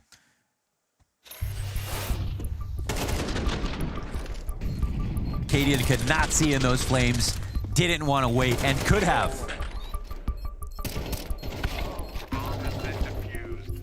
Still had 2 teammates alive working the map. And that was the full whole old heroic core between the 3 of them. And I think in his mind, he said, okay, they're forcing us to act a little bit sooner. What if they go ahead and try to stick the plant? 1 kill could have won the rounds. But instead, they offer a chance for Spirit to stay alive. They call in their second timeout. It was a great kill from Stare on Donk early in the round, but it was in vain. Chopper gets his, 6th and 7th kill of the game when it matters the most. Talk about stepping up. And that was stopping Stare, top performing player of Astralis in Connector.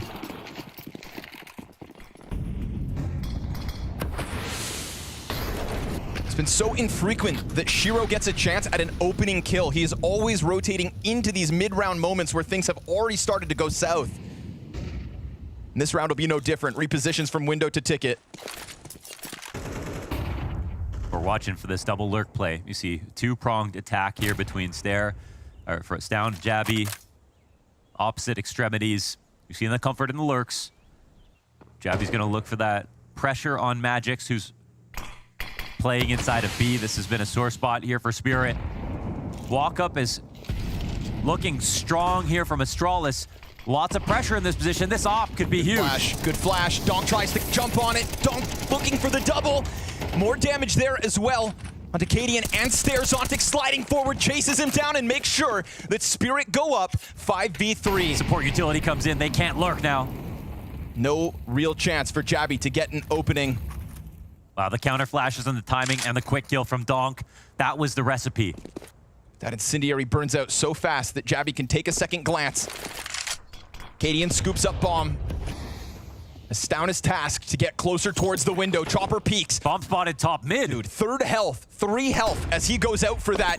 As he sticks around, Stown misses the jump. 25 seconds. There isn't time to be dropping the ball like this. Not to mention Chopper with the frag over the back of it. Maybe Jabby can get a kill, but he'd have to get a little bit lucky at this point. Bomb needs to be picked up and Zontic's in between. No, sir. The Spirit Academy duo locks in mid. Donk with a big moment, stopping bomb in the process as Chopper has yet another instrumental hold. Aging like wine in this match so far. Round by round, getting better, getting into the groove just when they need him. It's him and Donk who have been relatively absent, and since the early rounds where we saw a couple of moments it looked like Donk was back, it's now him not just making cameos anymore. Looking more like he's casted as the main character, and oh my god. Yeah. We're frames away from a different ending. Missed jump or not, would have had to go back to grab the bomb. It gets dropped on catwalk, forces his hand. This has been a great matchup so far, stylistically, that's for sure. The tempo's been electric. Yeah, and so many different ways the rounds can be played out. Chaos is being created here from Astralis. This is why they hired Cadian. 2 rounds now are ending with that heroic trio to find odds. Starting off with the speed pressure again. You know that Spirit are a little bit insecure about it, but they've got the rotations in place now, and Donk is very comfortable inside of Connector. They haven't been able to condition him out of this in the last few.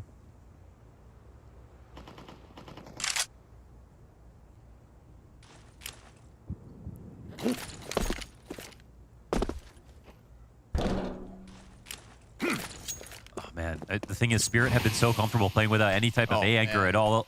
Missed their window smoke on top of it. I mean, luckily there's nobody there, but once Donk starts to move over, if he sees that gap, he'll see nobody coming up middle. And if Zontix turns attention to help on apartments, this could turn into a lethal bottleneck for 12. Or do they just barrel forward in through the defense? First one untraded. Cadian ahead of the pack. Jabby, one and done. Magic's also a solo frag. It's Zontix and Donk again to make the difference. Spirit secure their 12. Yes, they do. At the end of the night, they finally grab it. This is Astralis so close to be able to take 12 first, but Spirit knew that they were going to save, let 11 come, get their buy-in, and since then have looked sharp. Good protocols when it comes to stopping B, slowing B down. And Astralis on this round, it has nothing to do with mid. It's really simplistic towards the end on the B attack. They didn't take advantage of what made them win rounds earlier, and that was multiple lurks. That was mid control.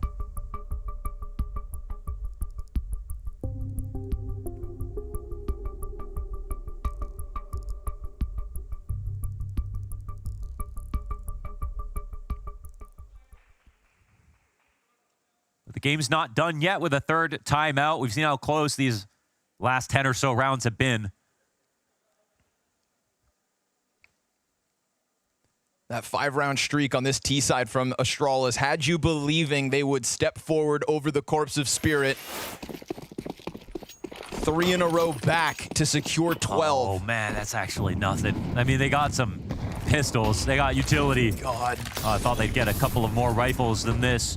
I mean, the utility's strong. They could go for the exec, and we have seen moments where Astralis are able to take an entire site with no real contest. Spirit playing behind these walls of smoke.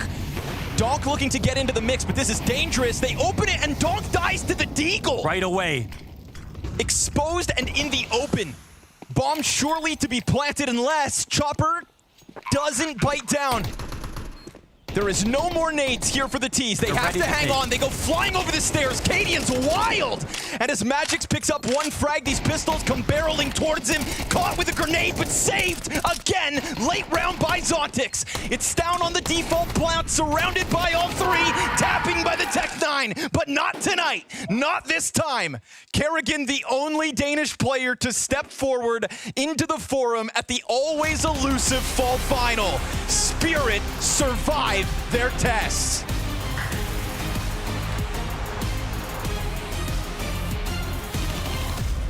Yeah, Spirit survived, but not without some sweat. Talk about an absolute nail-biter of a third and final decider. Unfortunately for Astralis, though, no permission inside their home arenas, Tico.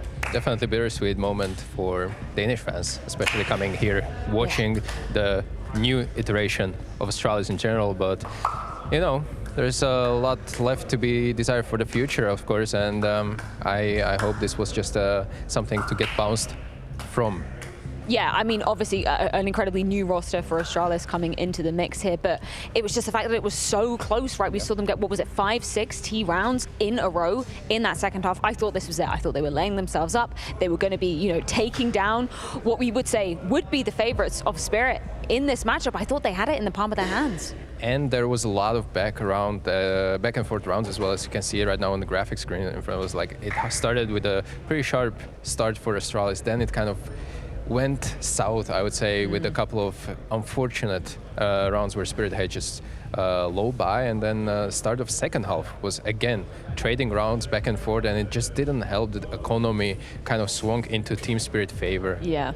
I mean, when we talk about the pressure as well, you could see it on so many of the faces throughout this series, but coming to the tail end there are a couple of Astralis players that, you know, they were fumbling some of those rounds that maybe in previous iterations we wouldn't have seen happen, right? Absolutely. The experience is definitely there, individually speaking, but, you know, the pressure still somehow creep up on the players, and you can see it on the cameras right now, both on Team Spirit and Astralis side. The thing is, it's clearly meaning a lot for the players to play here, and obviously they're not playing for advancement to the final yet or something like that, but being eliminated to last place is always something that you don't want to experience as a player.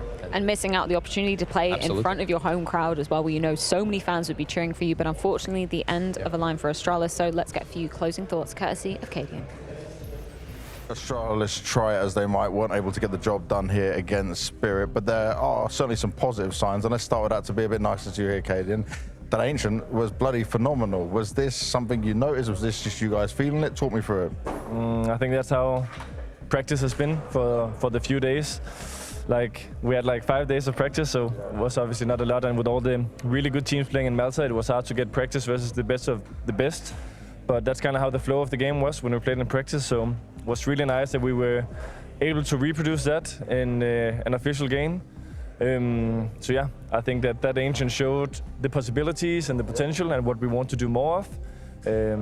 But also Dust 2 showed that, just like the other days, that there's still some way to go. Dust 2, though, I think it'd be fair to say that the scoreline didn't really paint the full picture. There was more chances in that game. What was the problems you were facing in order to get some of the rounds you needed to turn the game around? Was it just a lack of protocols, a lack of understanding of each other at this point? I think some of the things is that they are pretty set heavy, like set strat heavy, execute heavy team. And sometimes we maybe didn't get to block them with enough utility on the execute. So then you have to be really good to kind of kill 2-3 guys when they're entering with like set good flashes and stuff like this. So that was one of the things. But yeah, Dust 2 is far back. I don't remember too much other than that. So yeah. Overall though, okay, Vitality game was horrible to go through. Then you have to fight through this one. It comes very close against Spirit. You almost managed to take them down so close here on Mirage. For your first event back on a server and your first event with Astralis, how would you sum it up? I think conditions were pretty rough. Drawing against number 2 and number 4 in the world with 5 days of practice is not easy. All the extra noise surrounding me playing was not easy. Only 5 days of practice was not easy. I think I can come up with a lot of logical reasons for why it would be difficult for us to have a good event here. I think though that the kind of improvement from the shaky start yesterday to the way that we play today is something that we can bring with us, and that is going to bring a lot of potential for the future, and we can look at it and say, okay, that's how we want to play different rounds. I think, of course, the expectations is high. People want Danish Counter-Strike back. Maybe some people didn't want it for this tournament for the obvious reasons, but I think that, you know, we showed some promise, and I'm very proud of the guys. The hard work has just started, so there's obviously a very long journey ahead, but yeah, props to Spirit and props to the other guys who's gonna play in the Danish arena. I'll still show my face and grab a photo with some of the fans, but yeah. Well, it's good to have you back at least on the server, mate. Thank you very much. Yeah, only the beginning of the road for Cadian and co. Unfortunately eliminated here by the hands of Spirit. Either way, though, fair play to them. 5 days of practice coming in, putting up this much of a test to a team like Spirit. I think that's something that I know saying being proud of is a stretch because they did want to play in front of the fans, but it's not all bad signs, right? There's some signs of life after, you know, kind of quite a tragic showing versus Vitality yesterday. Right, and you have to take it into account. But if you look at the whole lineup of the teams that are coming here, Astralis was supposed to be probably one of the outsiders together with Falcons, and in the end both of these teams didn't manage to win a single game, but it kind of gives a leverage for the Astralis, and the fact that the lineup is new, we have still something to show for the future. Let's check in with the bracket and give me a take on Spirit right now. Sure, they advance, they do make it through, but are they looking in fighting form? Do you think they have a possibility of lifting the trophy? not with the current form that we've seen yesterday and today. I feel like all the teams left in the tournament, they're going to have really easy time, or they will be lucky to draw Spirit, so to speak, because you have to perform just a little bit better when it comes to semifinals of such tournaments like this one. And individually, tactically, emotionally, Yeah. you have to be there. And so far from Spirit, it was on and off depending on the map. Well, from lows for some, from the likes of Astralis, to highs, because these next two teams, neither of which will be eliminated, but a semi-final spot on the line. It's Vitality versus Liquid to round out the night after the break.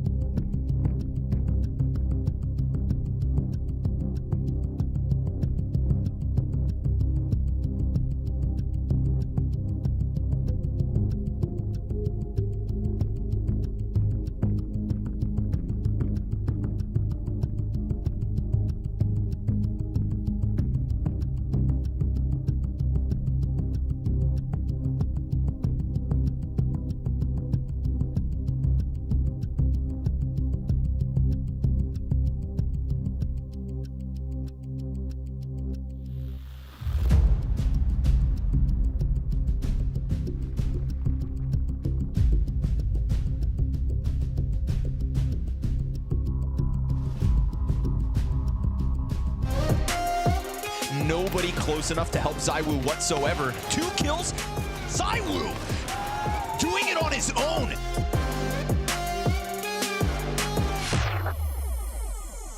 Nap, shaves the headshot off Magic. And it's a 1v1 clutch for Liquid.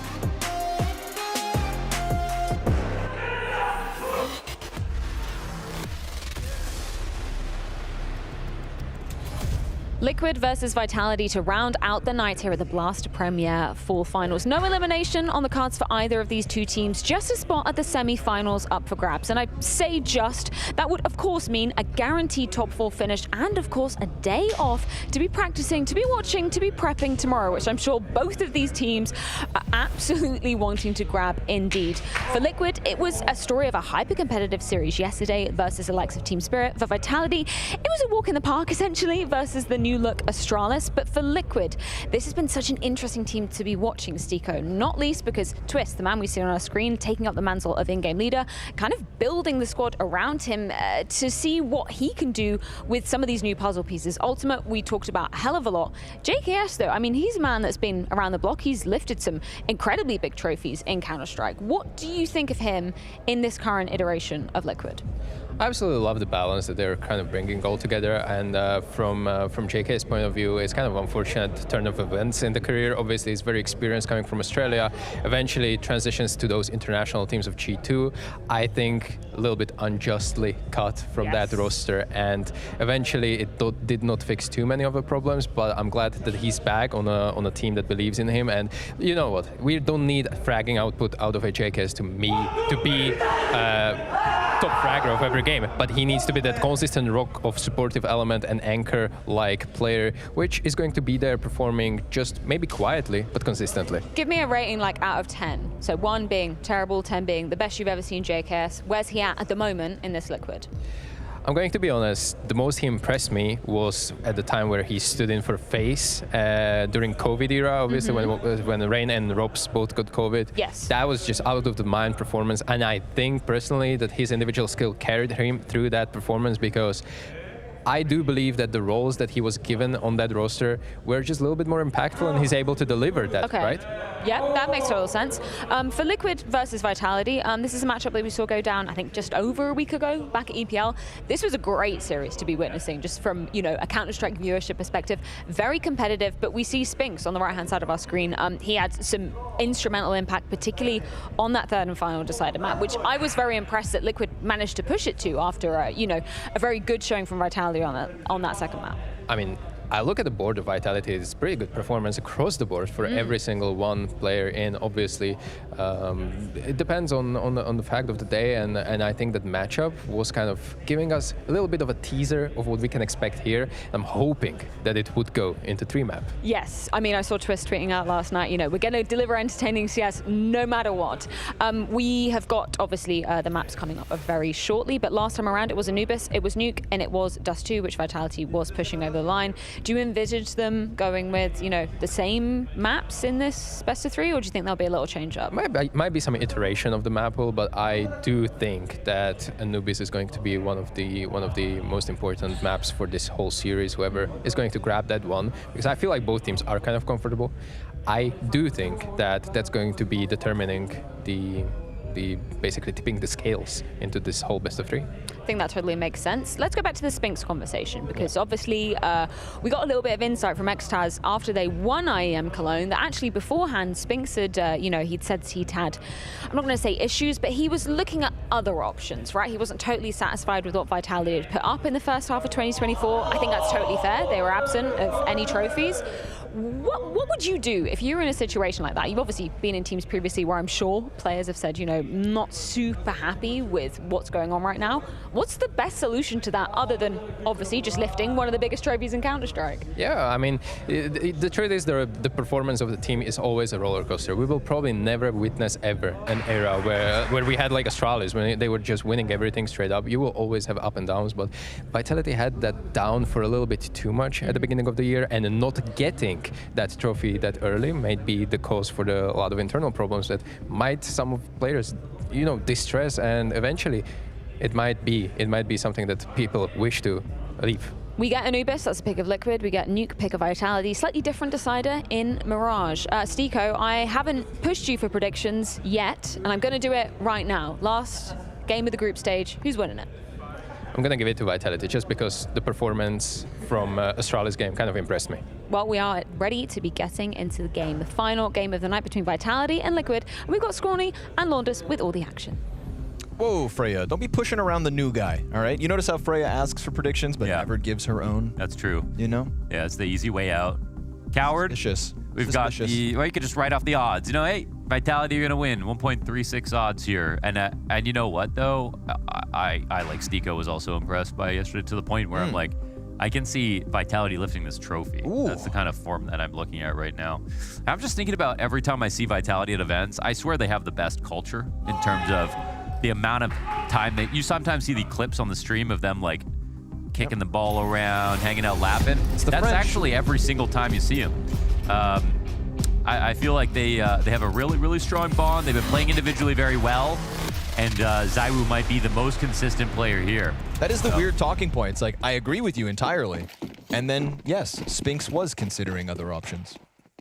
Yeah. Right? Yeah. Yeah, they're like bonding, best friends, kind of brothers, and where's the back door? Yeah, true. But, of course, I agree entirely. Set up very well. Honestly, them and Navi, I kind of put on that pedestal, and I think that's why they are going kind of back and forth for #1. But I digress. Liquid walking out top middle. Ooh, they come out with 2 kills after Spinks puts up a couple. That's a man advantage. And of course, we're talking about a Team Liquid that has a certain fondness for Anubis. Able to win it yesterday. And they beat it last time they played Vitality. I mean, they're genuinely one of the best Anubis teams on the planet Earth right now. Maybe the universe. Maybe. Maybe the multi. Maybe. ZywOo is nowhere to be found, so go ahead and plant, boys. I know you're scared about the long control, but it is indeed yours for the taking. So, again, we talked about Team Liquid, oddly, yesterday having the choice and beginning on CT side, where historically they win nearly 70% of their T rounds. And they kind of took on that challenge. They did better than expected, and then they closed things down in a win. But now we get to see that T side to start the day. Yeah, and right now Vitality have 3 out of 4 losses on Anubis, but they lost to Eternal Fire. That was overtime. It's a good team. That was a great performance from Eternal Fire. They lost to Liquid, who good are team. like 7-1 right now. They beat FaZe. That's a good team. That's a good team on a good day sometimes, but FaZe haven't beat a top 5 team since May. And they lost to Gamer Legion. That's a good team. That's good sometimes, for sure, once in a while when you see them. In Paris.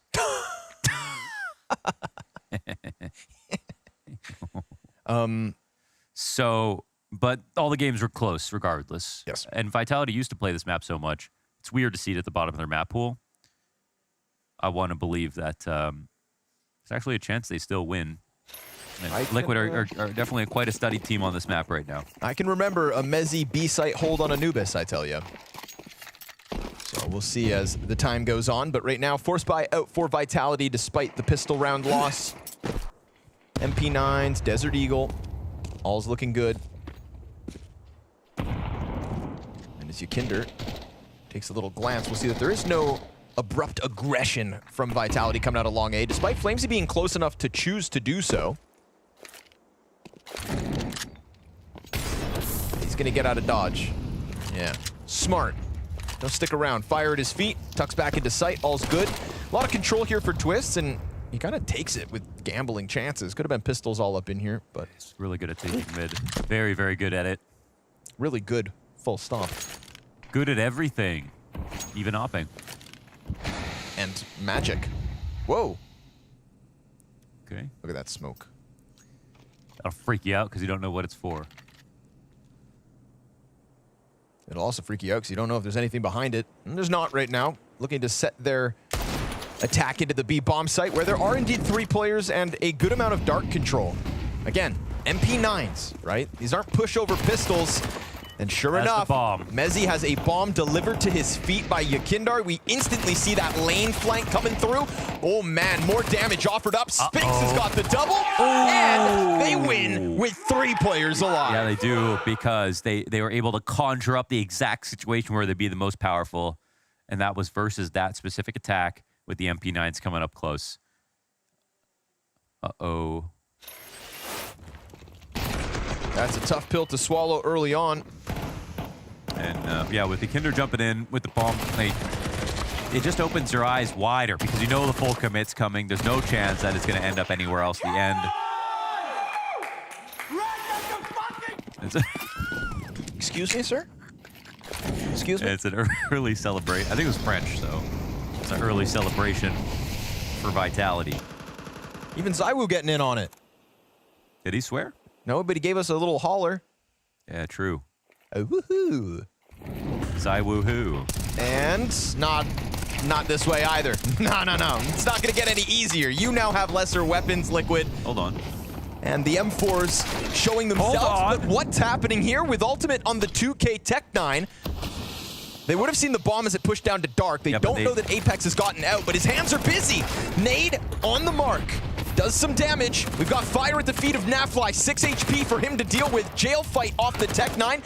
That's a good distraction. And Naf even hits it. 1 player left. That's all we get. Yo, give me close. 60 rounds Let's of keep this. Going with this exact energy. Exactly.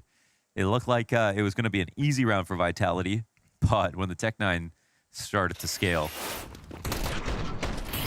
Here comes Roland. When Ultimate let it rip.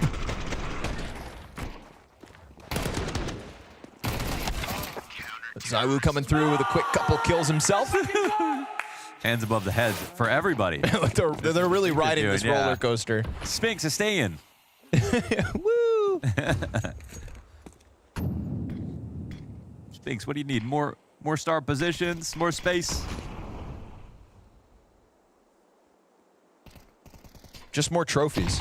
I'll let you sit next to anybody. I think that's really all he wanted. I mean, Vitality are a great team in terms of trophies. Like, every team has had a hard time. Like, no one's got more than 2 besides NAVI, right? Yeah. So it's... Oh, Spirit. They got 3? No, they had 2. I said no one's got more than 2. Sorry. Yeah. Correct. Mezzi holding on as ZywOo stuck along the wall and the pistols push into him. Oh my God. Wait a second, again? Yes. 60 rounds of this. Second. All 60 rounds like this. M4 for Twists, M4 for JKS, who got 2 of these kills and has enabled this bomb to go down. Flamesy not trying to hide his presence, comes barreling outwards. JKS, 3 kills. It's him versus Apex, and he gives himself a flash. 30 3 health. bullets on the gun. Didn't finish the reload and gets naded out of his position. So Apex for the clutch and Vitality have 3 rounds, as many trophies as Navi. More rounds like this. Keep it coming. Liquid getting close to winning in this kind of way. But the thing is that, like, these are CT rounds that Vitality are winning. Yeah, but these were Glocks. Yeah. But it is Liquid. It is Liquid. I mean, a win on Anubis is just genuinely a big upset. A win in the series, not so much for Vitality. It really does come down to Anubis, I think, for Liquid in this matchup. Although we say that, I kind of felt the same thing yesterday when it came to Nuke versus Spirit. You know, Nuke being the second map for Vitality's pick. We saw that NAF clutch to close it. But one of the key pieces of the success for Liquid yesterday was that Yakindar had a very good Anubis to close out the series. Right now sitting 1-4 alongside Twists. And I think Yakindar's a little under the weather. Yeah, we'll extend that olive branch. We'll hit him with those olives. Flashed into long. JKS looks for contact. We saw beautiful entry frags from him as well. So now Twist disgusting. Offers a couple headshots. Flamesy's feeling the pressure from both sides, but hanging on to a good amount of space. No teammates, though. No teammates, man. Mezzi's the closest over towards Temple. He survives way longer than maybe you could have expected, but ultimately he is Twist's 3rd victim. And this is all the in-game leader of Liquid to put up their 2nd round win. So good at taking mid. So good at lurking. So good at everything like that. What an opening that he found, and so crispy with how he cleared the angles. Knew exactly that there was going to be one person on the left hugging the wall and the right in camera. Prescient. Twist is on the spice.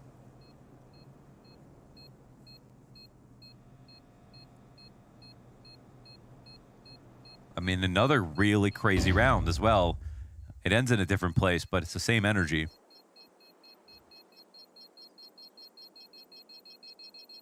I love that NAF is always just up to something else. Yeah. Just kind of sometimes playing his I own... think he just mutes. Right? Okay. Like his teammates and himself. That's why he's never nervous, because he doesn't actually know what's happening. It's like that saying, it's impossible to be countered if you don't have a plan.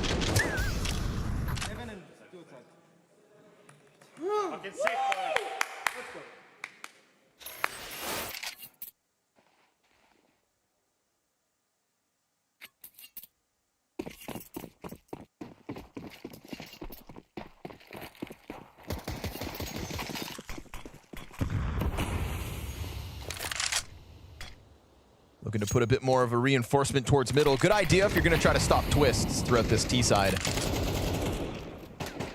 They will more often than not. The prodding mid. Spinks takes a third of the damage. That was a chance. And he wants to stay here. Yakinder, will he click again? Thinking about it. Lets him get back. Lets him reposition into Plat. 2 players Plat. As the top dark Molly comes through. Yeah, let's see if Flamesy wants this. Oh, he really does. Yep. Second flash is beautiful. Yeah. Ahead of the T utility, coupled with his teammates' assistance. Nicely done from Apex to set up Flamesy's aggression, but Nap, he will indeed catch Spinks mid-sight. ZywOo's here to support. That's the 3rd player, the rotator in. And as a smoke lands front Plat, they're now going to lose a bit of vision until they go into the boost. Twist is bringing the bomb eventually. This gives them eyes for long, but nobody else coming in from that direction. Yakindar, gotta be careful. I mean, they don't know there's a boost taking place. They could know there's one up here. Ooh, sound. And they make noise. Yakinder's obviously calming this at the moment, but there's still 2 players here. That's the big problem. 20 seconds. Oh, ZywOo's positioning now is a lot stronger, Worried though. about mid, though, at the same time, right? I mean, he is on a swivel, but that doesn't always stop ZywOo. Oh, he goes in, damages Yakinder. Mezzi from the back Plat. It is perfect. If you ever have to worry about him, man, he's not pre-fire is ridiculous. It's just ZywOo. He's like, yeah, now. I love how he thought about Temple for a second, goes, no. Turns around into the pre-fire. Like, you can see him just kind of triangulating the contact. ZEST is unlikely. Reading it down. Good kill by Nap, but the response here from ZywOo was beautiful. And then he gets these additional 2 kills as Mezzi loses vision, cleans up 1. Hands up, baby. Hands up. It's a party. As Vitality go up 4-2. Very solid. This one's going to be a 2-for-1 round if they win it. Liquid looking at being broke. We can't pull it off here. Roland looking for his pick. It's a try. At least he doesn't take any damage in the process. We know that these late round situations can be pretty favorable for Liquid when Twist is around. You can see his inspirations on his op. Guardian, Monacy, Shiro stickers. Cultured. That's why he's so damn good, man. Guardian. High. Down to 1 smoke. Nope. 2. Chucks it over. Yakinder's starting to work that bomb back. Again, I wanted to sing JKS's praise when it came to the A entries and the headshots that come with it, but he's limited to that Tech 9, right? He is the biggest limitation of this Liquid attack. Right now, mid is, timing-wise, looking good, but met by a camera smoke, things are going to get a little weird. Flamesy takes position on Fountain. That smoke's going to route them over top and into him. That'll allow ZywOo to just hold off on the camera smoke, so... He has good support for this. Both CTs just waiting for the approach, but now ZywOo's compromised on the other end, and if the camera push comes through, he's going to turn ready for it. Oh, he gets a second. Ow. USP, not going to happen. 10 seconds to the clock as Yakinder's hands now busy. Nap deep peek towards storage, finds his headshot in the last bullet, and Apex coming wide for the trade frag goes down to Naf. 3v1 post plant. That was the Liquid retake. Get through. That was the retake. That was the chance. Somehow Naf lands 3 in this round. And it's all about A site right now for Liquid. That's where they're really making their money. Dude, the beauty of Naf, just seemingly out of nowhere, always at the top of the scoreboard. I know, so chill about it too. And he was, nasty ass Naf. No ego, on Nuke yesterday. nonchalant. Just here to put in the work. Full faith in his teammates. When really, it's him that carries them through round 7 and cuts that lead to 1. Snap. Clocking in and locking in.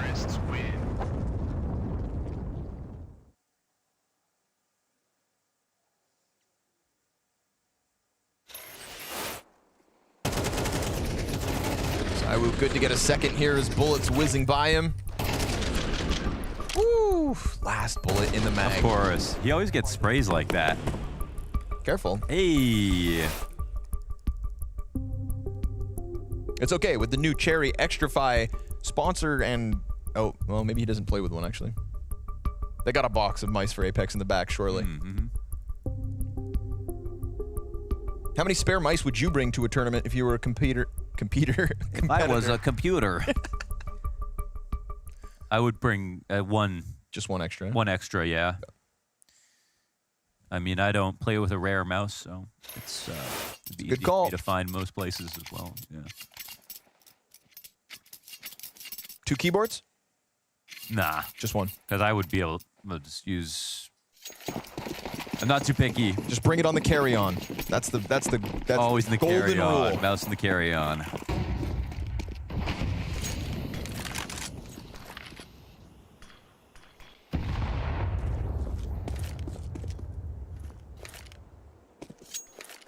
I wouldn't bring anything and just find Jimmy. Yeah.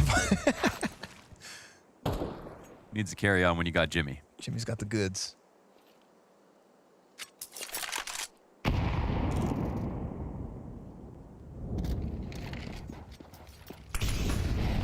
Kinder back into dark. Again, he's going to get in here with no real fight. There's been a couple times we've seen Vitality just peel back into sight instead. Obviously limited to the MAC-10 and currently no teammates either for Yakinder. So a lot of puffing his chest going on at the moment. There's this affinity for mid, as you can come to expect with a Liquid T-side led by Twists. Oh, blasted by Spinks though. See you later, buddy. Yeah, just really waiting and looking for that and finding. But this cluster up on the brick, this has been so high yield in terms of plays for Liquid. They get a lot out of this. Trying to do it again. Apex takes up a different spot. ZywOo, quick rotation to try and support Heaven, and he will get here in time. He is running over to put the op on the line. Apex turns empty-handed. Missed shot from ZywOo, and Flamesy a single frag. But ZywOo keeps it alive, and he's not going to overdo it. Ultimate's going to have to go down for the plant. ZywOo pushes through, and this could very well catch them off. Yeah, Roland jumps up. Clipped by ZywOo. JKS to the clutch. Looking to get away from that Opper as he slides back into the site, and he knows. He turns. 1v3 queued up, but he just doubts it for a second, and ZywOo strikes another down. ZywOo waited just long enough that JKS thought he was walking back the entire way. It looked like he missed an opportunity, but he created a new one with that exact same patience. Nice try here from JKS on the site, but this is the moment where ZywOo, he's making all kinds of impactful moves, whether it's on the A or B site. And up here in Heaven, walking through that molly early, granted him the chance to also get this kill. Ultimate thought, no way. I don't even think they heard him get tagged by the molly. Maybe one tick, because he came out so quickly, knowing that they wouldn't watch it. These are the call-outs that ZywOo was making, and this is the player that ZywOo has become in these last couple of months. He is just getting to a new level. And we're talking about a player who's averaged, 1.5 in terms of best player of the year to second best player of the year. And yet somehow is actually making visible improvements and increasing the X factor. The consistency is always there. Now the X factor is coming up.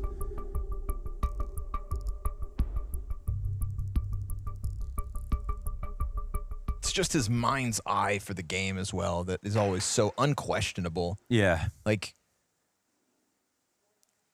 it almost feels like he sees what we see as observers, Yeah, it could be hard to appreciate because he makes the game look so simple, but it's usually because he's in his position earlier. I mean, all good players have that same quality, but ZywOo's just it looks so effortless. You go back to like that. So effortless. You go back to that like Paris clutch at the major when he drops out of Heaven silently onto Hooksy. Like that's just one of those ones where, yeah, all the good players have it, but he's got that like cranked to 11. Right now, cranked to 13. 13 and 5, ZywOo. You want to carry from a star? Well, you're getting one. Ooh, JKS finds timing on Flamesy while the A site's a little compromised here. A bit understaffed. With just that FOMS coming out from camera and going down with nothing. Apex leaves a little to be desired. ZywOo picks up some slack going back towards mid in case it's a split, but it's not even A per se. Yeah, and JKS can sit here and establish grenades, and you know what? They can't really approach him that quickly, so it looks like Vitality are just going to let them have the site and save if Liquid don't make a mistake. So, I don't know. Might be hard to try to find NAF in this position. I don't know if they're going to play Snake and rotate together. but I don't think they're intent on trying to take this back over. They're saying that this round was won off of the single duel from JKS on Flamesy.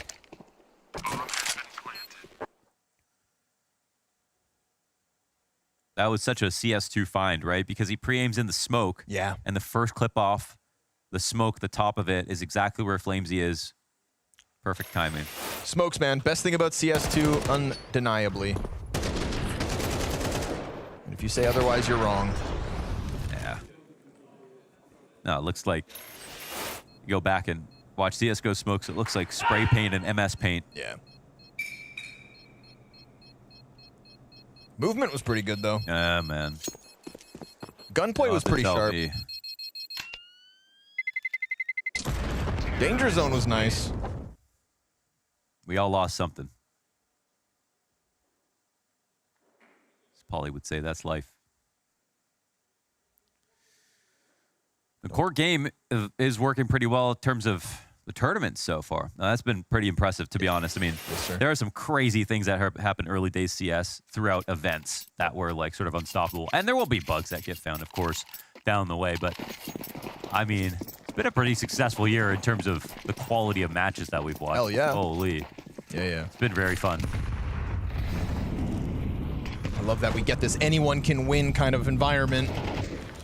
And Henry G was saying there's no bad games at the fall finals. That has continued to reign true. And this one, 6 rounds back and forth, non-consecutive round wins. It's a moment for Mezzy to shine. Hell yeah.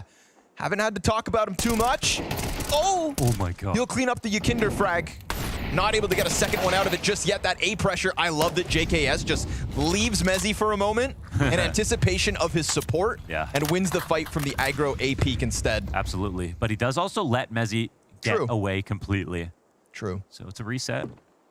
And where do they go? Off to B? Or you mean where? Through middle. Off. Where do Liquid go? Yeah. Well, actually, they're starting to peel back. That has been the play they've been making very consistently. But JKS sitting outside of A, he says, he's got an idea. But look how they're moving. Weaving with the punches here are Vitality, taking space where it's lost perfectly. And they did this at the exact right timing, right? This should favor Vitality massively. Spinks trying to sprint over to add himself. We'll see how much ZywOo and Apex can do on their own for the time being. And there's no one here to smoke camera, so Mezzy's going to come clear this. They know that it's now going to be the A site and full on through the main choke point. Yep. Mezzy can just jump right through that camera smoke, no concern. But Apex still gives them a man advantage before the follow through at 15 seconds. Flashes are good. No kills until ZywOo's solo no scope is all they get on a 4-player stack site. Oops. I mean, Apex maybe makes a small mistake, but he dies through the smoke standing in front of it. They kind of just wanted everyone to come out, but the exec was so good. Everyone was blind. Uh-oh. Buff. Well, the staging was great. This was the main issue. I mean, Liquid, you get more excited based on how unlikely it was to pull the situation out, and that is an explosion of energy because what a losable spot that was. And look what nets them, right? Look at this free round. Yeah. Asterisk. Free round, presumably, barring ZywOo's Armored Deeg.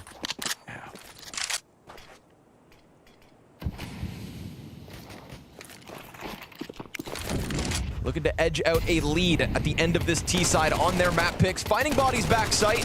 That should be a warning sign. Could very well be more to come. If there's 2 on plat, there's probably 1 elsewhere, and they find Spinks after he gets his single kill, holding on to jail.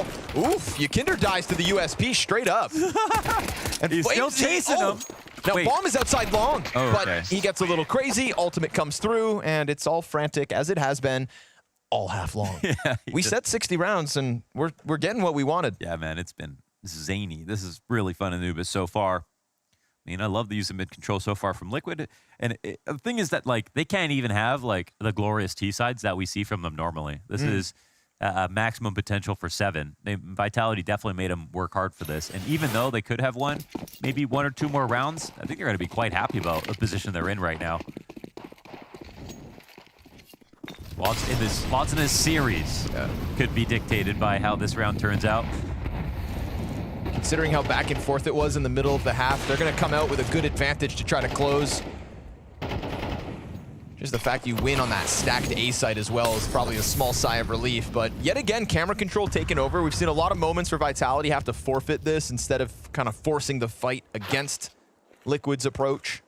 I love that Anubis has evolved out of just flashing B main and retaking it. That's what Vitality used to do way too often, and now they're much more comfortable working the map in different ways. That being said, they've rarely been aggressive out towards A. Flamesy's playing within the site, and he has had better halves on the site. He's sometimes extremely powerful as an anchor here. One of my favorite players in this spot normally. Let's twist smoke for front plat. Oh, and here's that late flash. And Naps, no pressure, man. They're flashing. No sweat, no stress. 30 seconds. Naf on the other side of the map. We'll see if he gets active before they commit in. Weird though, because they think it's A. Yeah. And it is.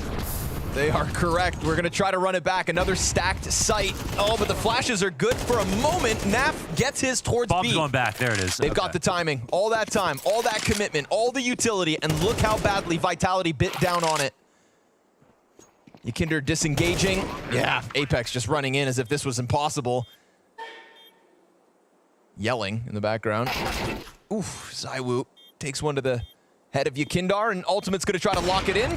Good chance for ZywOo to, for a moment, equalize things, but as he drops down, yeah, Ultimate's got him locked in. All he needs to see is a sliver half the time. Oh! He sends a message as he closes 7 rounds up for Team Liquid.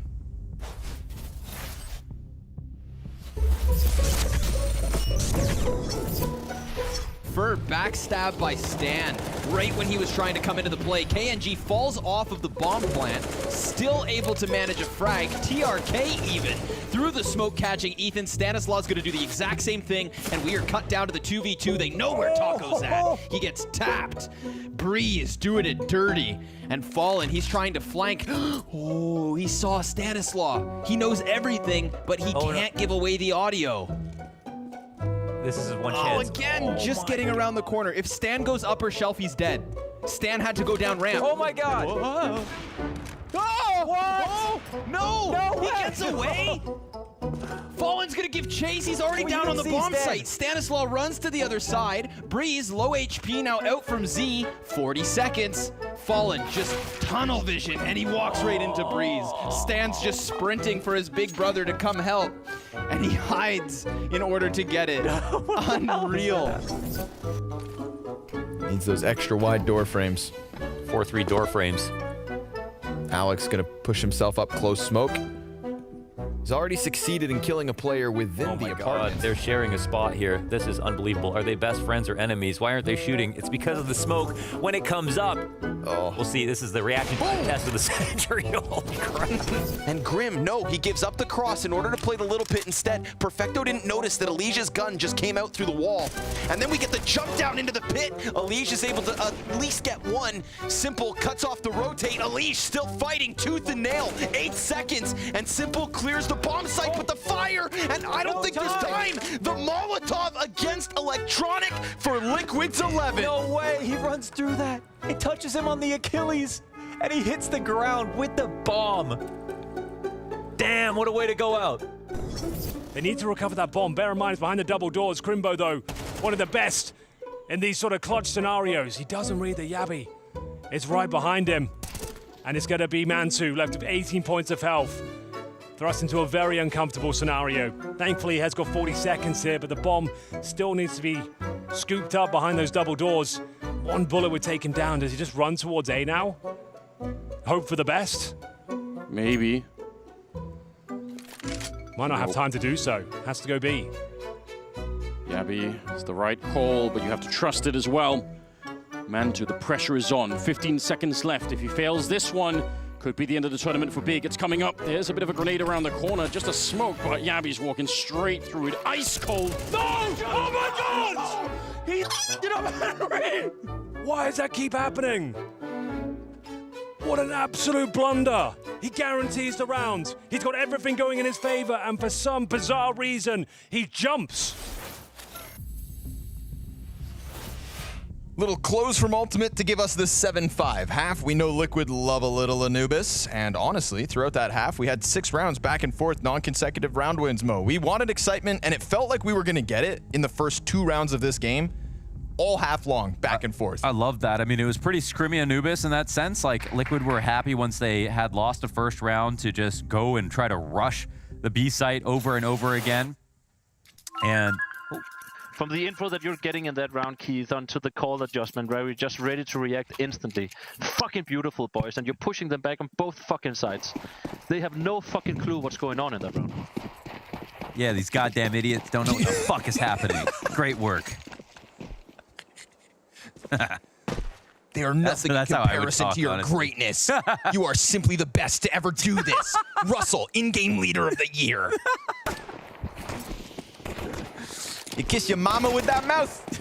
Flamesy, headshots to open up shop. Down goes Twist, so he can call from the sidelines as already this A site looking under wraps. JKS, he gets one. Oof, Spinks in with the clean headshot. Oh, what?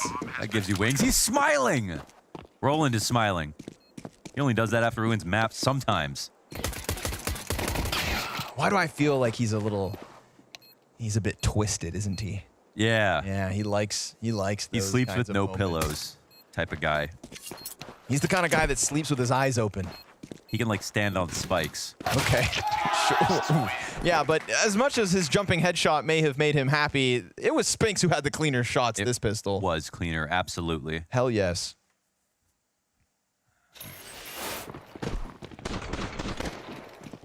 Flamesy 2, though, he did get that gush into storage. Wow. That's something. What the fuck? Yeah.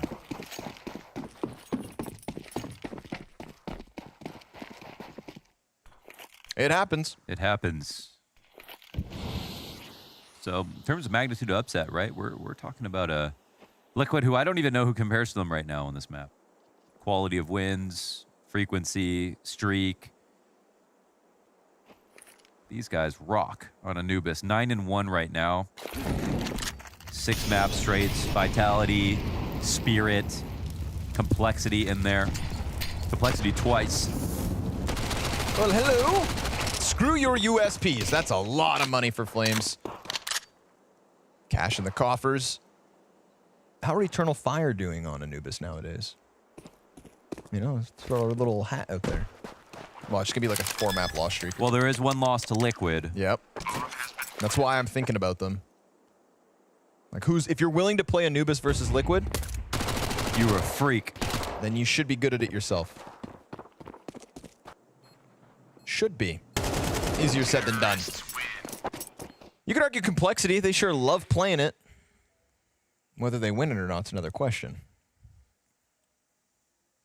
Something about NA and Anubis at the moment.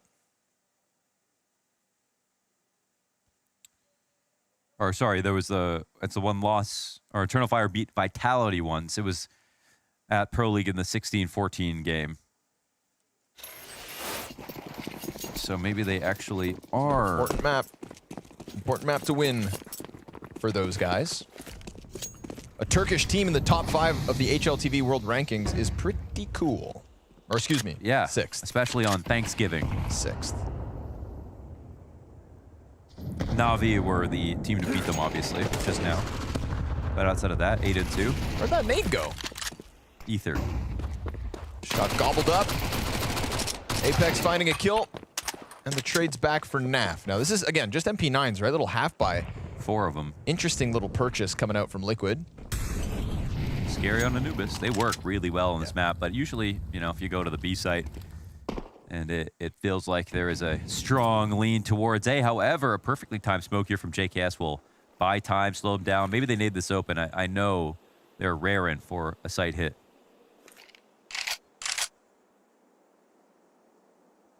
Flamesy gonna catch him getting active, though. So it's an SMG fight down canals with Spinks to support it.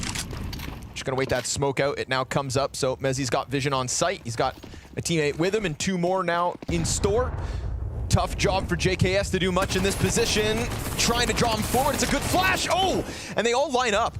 2v2. Good amount of damage coming through for SMGs. AK's the edge, and Twist's head popped. NAF, tough spot. Yeah, bomb crosses. Smokes come down camera. NAF. But he's got the element of surprise. You got to pull off some magic, and you know what? Timing. It is NAF. It is great timing. Ooh. And ZywOo's over towards Fountain, but he thinks maybe he climbed up. NAF looking the wrong direction, falls to the best. And so ZywOo puts up the clutch, and Vitality take a round. Yeah. Kept it simple. ZywOo just didn't move. And NAF would have been a genius if he read that correctly. But ZywOo's been too sharp today.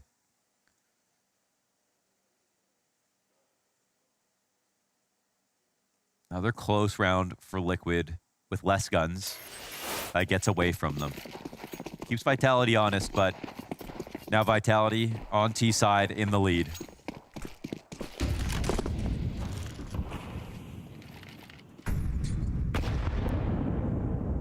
I love when Ultimate plays this angle.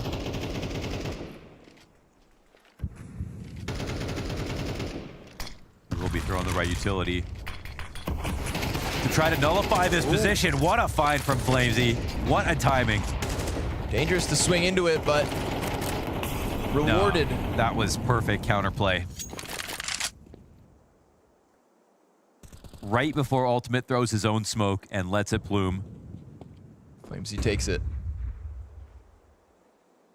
Now starting to size up an A site that at the moment is understaffed. Poor JKS on his own. He's got utility, but none of it's down yet. So he peeks out dry. Oh, they're reading this beautifully. Yeah, they are ready for both of the 2 engagements that anybody, the only offerings Liquid put forth, and Vitality there to pounce on it. And it's not just one player who gets a 1v1. No, that's the whole team as a pack ready for each of those fights, and they'll walk away with a 9-7 lead. Oh, those are proper reads on Liquid CT side. The downside of having such an affinity for Anubis, Vitality, plenty of game tape. And everyone wants to learn from the team that's doing the best.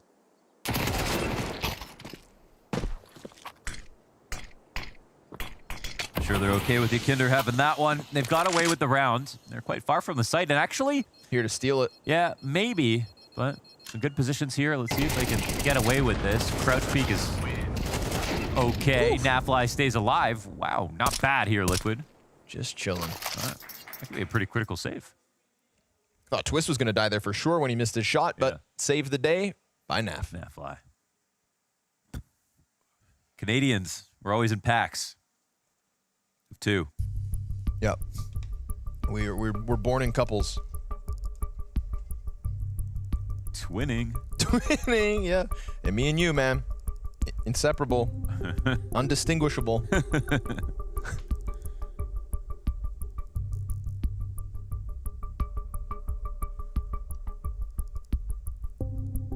You are Indian, right? On weekends. I won't make the joke.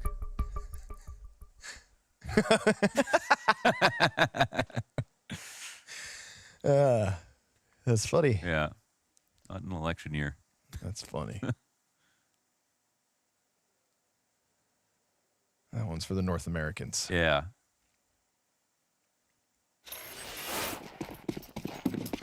All right. Full-fledged buy for 4 rounds straight, man. 4 rounds straight for Vitality. That's a good nade. Meaty. Oh, just misses actually. 7 damage. Deep, huh? Shame about that. Spinks instant kill towards Nap. So he needed to hit that. Best performing Liquid player dead already, and Ultimate follows suit. Man, is this Vitality T side about to just change all expectations? They have such a good game plan in the second half. They know exactly how all these rifle rounds are going to start. Yeah. They understand the micro movements of each of the players in their positions. They particularly countered Ultimate now. It's like they got their hands on Mither's binder. That binder, man, it's big for a reason. This T side has been perfection on the side of Vitality, and they're going to go up 10-7. You'd assume. Whoa. SnapTap wins that.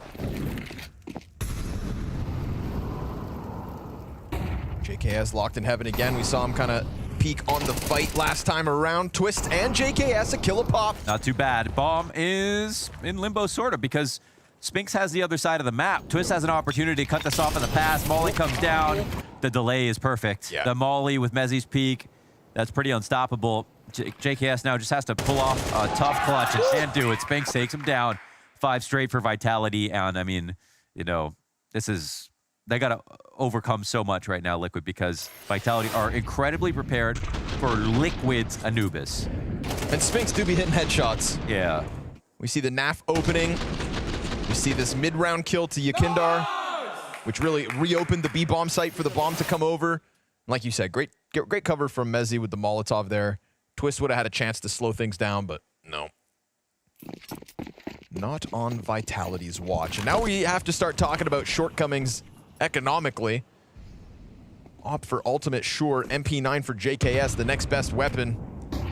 The last time Ultimate tried to play this, he just got rattled by Flamesy. And then you're going to lose confidence in making your own plays because you don't know how much they know about you. That, like, maneuver that he tried to pull off, he looked very confident setting it up. And without one round win, you feel like you're in free fall. He's got no smoke to either, no teammates around. Now, he is hanging out for quite some time. There's not a Molly coming onto his position. Oh, there it is. That wasn't on the waist belt for some reason. But he's given a gap on it. Oh, that's a big... Oh, they're playing it so perfectly. Yow. Down to 15 health. Desperate. Zywoo locks in on Nap. Oh, and perfect flash dodge. Gets a second kill. Had support with him. Didn't need it. Spinks hunting the heads again, but it's Apex to start padding stats as Vitality inevitably continue to tear up this scoreboard. A flawless T-side so far. Yeah. Nah. They didn't have that in my bingo card. What? The flawless T-side. Oh, flawless T-side, yeah. But, like, when we saw Astralis lose yesterday, we also saw Vitality play incredibly well. True. Yeah, that's kind of what we were singing the praise of all the favorites by the end of the day, saying that, you know, Vitality, Navi stepping forward and really being cut from a different cloth. Looking like earned semifinalists. That would probably be the most interesting finish in terms of what's the one team that could take down Navi right now, potentially. Sure. There has been tons of parity, but, you know, Vitality taking the early exit at EPL, for example. Yep. Shout out to Eternal Fire. Shout out to Eternal Fire. That was a great game played by them. And they showed also that it wasn't that Vitality were weak and that's why they won. They were just super strong. But there was a missed opportunity to have those two teams clash. So I think it's probably the one roster that Navi have in their minds as like a potential threat. Like at this point, they even destroyed Spirit. So that was one demon down.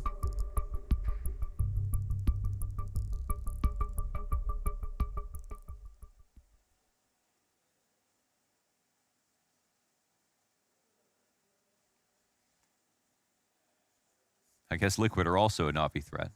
Beat them twice to kick off the season. But that was back before anybody knew Ultimate was the real deal. Now he's clearly getting figured out here, at least on Anubis tonight. Yeah. He's not been able to get his game going in mid on the CT side. He's not the only one. 6 rounds in a row for Vitality. And a T-side that has shown no weakness. Yeah, the anti-strat tonight has been remarkable for Vitality. And Zywoo's individual level has also been. Yep. Worthy of championing. Oh. Kindar tagged down to 12 health, dude, as if his day's gonna get any worse. Ooh. Twist can stay locked in at the very least. We hit a minute to the clock. Well, Liquid survived that first volley of pressure that comes out from Vitality, who have now just since fallen silent. this is actually big for Twist to start to push on mid. Since he stayed there, the molly didn't spread to him. And, Nafly takes out Zywoo as well. I don't think the bomb suddenly wants to be in this position. They would love to have taken over Dark Control. Mezzi split from this attack as the CTs bifurcate them.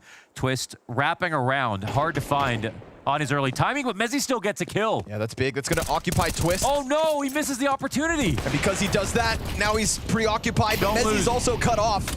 Apex and Spinks, they've got to get into this bomb site. 20 to the clock. We've got back line held here. Yakindar on the op. 2 ops in the engagement, but we've got Mezzi and Spinks trying to press in. As they get closer, one gets cut down. Spinks fakes it into the headshot to Yakindar. Still time to plant. And this time it's not a commitment either. Now 7 seconds, has to go for this. Fakes it, and he gets the reaction that he wants, but now he can't win the round. I don't know about that one. I mean, he was definitely given the space, wasn't worried about his flank.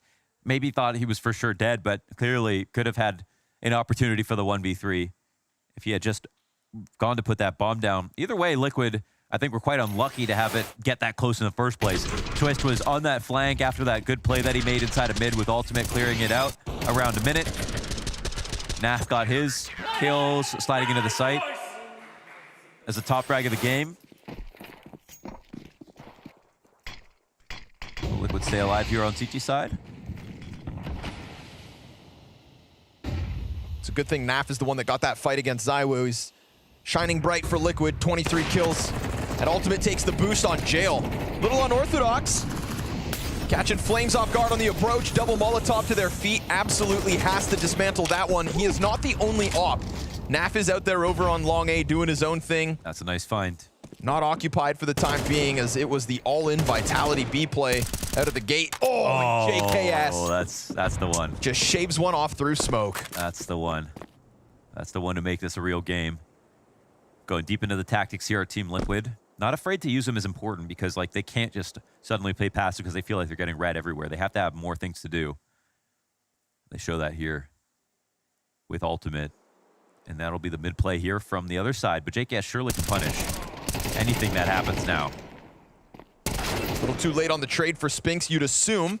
This would be a 1v5. Unreal 1v5. And the only reason to bring it up is first 2 kills are down.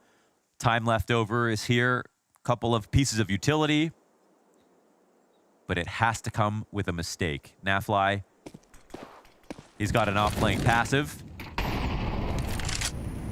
Oh man, is Spinks actually just going to come back and crawl up the left side of the wall? No, Nav is making a lot of noise here, man. Oh, you could feel it, eh? Yeah. Oh yeah. my goodness. Yeah. Nice try. Nice try.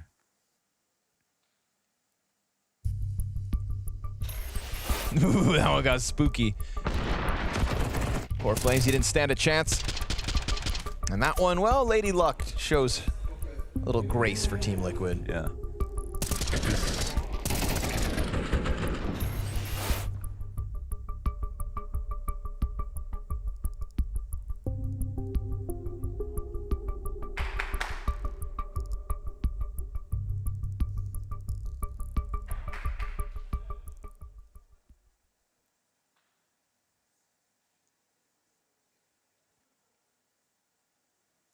It was flawless.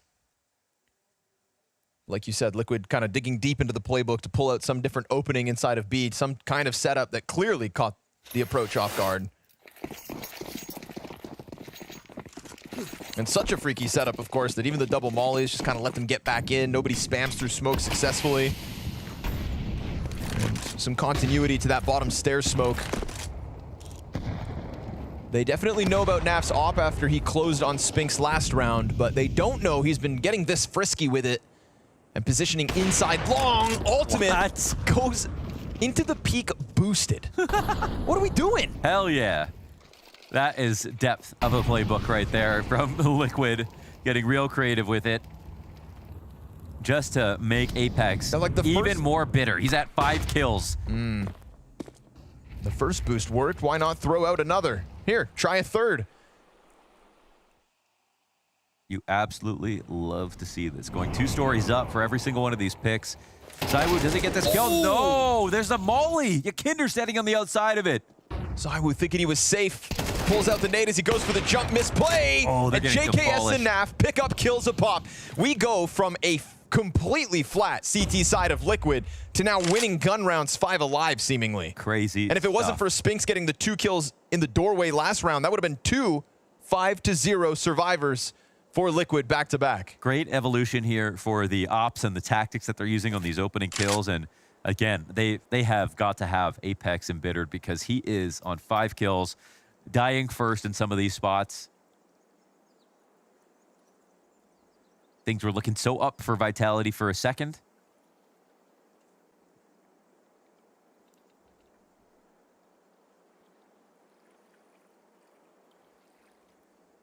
Now their bank accounts are about to be drier than a sandbox. It's got Spinks here saving the one good gun.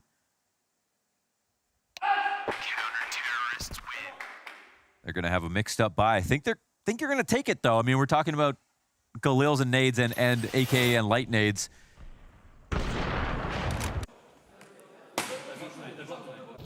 Yeah. He's held off on that punch a few times. But you can see it this game, it makes sense. Like this game, I would be almost exactly as frustrated. And that's the right guy to be pulling these tactics off on right now. He's stopped himself multiple rounds, but when you get peeked by a boosted off outside B, yeah, let one rip. Why are these guys so tall? Have 3 pistols.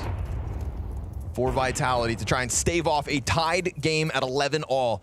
It is crazy, despite how long of a, this roster's been alive in Liquid, that we have had these crazy close matches. The resilience, the comebacks, and sometimes the failures to close. Nail biters with Team Liquid. And just when you thought their CT side had been figured out, they dig deeper. Kindart, it's a fight at a distance. Tech9 up close. He disengages. We've seen multiple players come at him here in mid before, but Ultimate, can't survive the second test. Sharp from Spinks. All game long. And no immediate trade as JKS plays top camera. Had to be that quick, right? It did. They start to group themselves up for the A commitment by the looks of things. Twist comes rotating over through storage. And it looks like Spinks, last contact known for Liquid, just falls completely silent, tucked into this corner. Could he really get away with this? I wonder, actually, how this works out. And he's going to take the early peek. He ends up paying for it. The exec comes in, wanted to make it a lurk. Yeah, the timing there works out well for Liquid. Getting that frag right before the volley of utility. You see how deep their positioning in sight gets to be because of how fast they found the mid frag.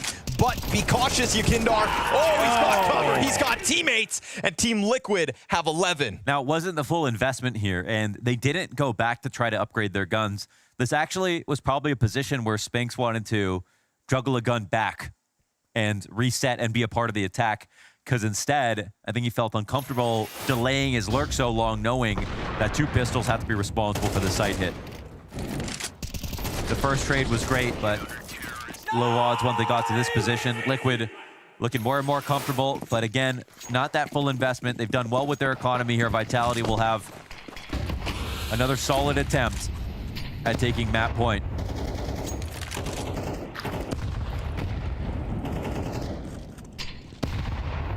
Open for ultimate. Oh, he sees all he needs. Was that even on his screen? My God, that was fast from ultimate. ZywOo down. That's a heavy hitter. A glimpse, a sliver, a feeling. And Yakindar goes deep out long A. Very confident move from Yakindar. Can't drop the ball with this one. No, but he does. Naf luckily there to pick up the slack. If not for that crossfire. Yakindar would be kicking himself, but he's at least put his team into a 4v2. All made possible just by the fact that he's in that corner and has backs turned. You see the panic of Vitality as they try to react to him. And Vitality have to stay focused here because they have to make a decision very soon as to whether or not they're going to go for this. They're broke as hell right now. It's a long save, but it's a 4v2, so they don't even want to try it. Hoping they can stay alive. It's basically all the chances they have to make this go to overtime now because Liquid have secured themselves map point. Wow. Love them. That CT comeback. Love them or hate them, it is never a dull moment with Team Liquid. Just protecting that incredible Anubis record that they've got. We go back to the first half. They closed it with 4 rounds in a row to take that edge. 6 rounds straight for Vitality with the pistol and full conversions. And this is Team Liquid securing 12 after losing round 2 in the first half, right? Stolen away that early momentum.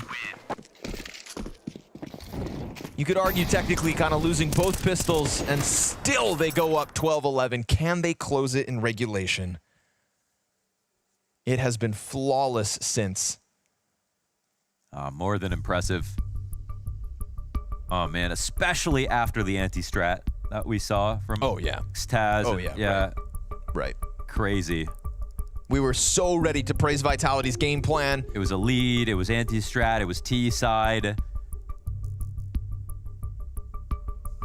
Unraveling all the positions. Then they just started boosting everywhere, like Transformers, going higher and higher up, shooting lasers from the sky. Just build bigger. I don't even know. You know, we were watching that with X-Ray and I was like, wait, could he have seen him with X-Ray off? I mean, barely there. That was crazy. I get it.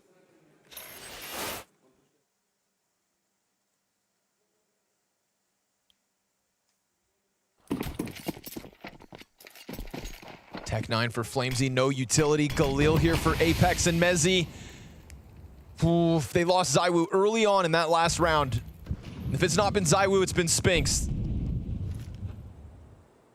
They go for the boost again. You got Apex. If he dies to this again. Oh, well, they made noise. Surely not. Yeah, okay. Flamesy gets the kill. Yakinder goes out wide. Oh my god. That's a shot missed. He tries to stick around. That is ballsy from Ultimate.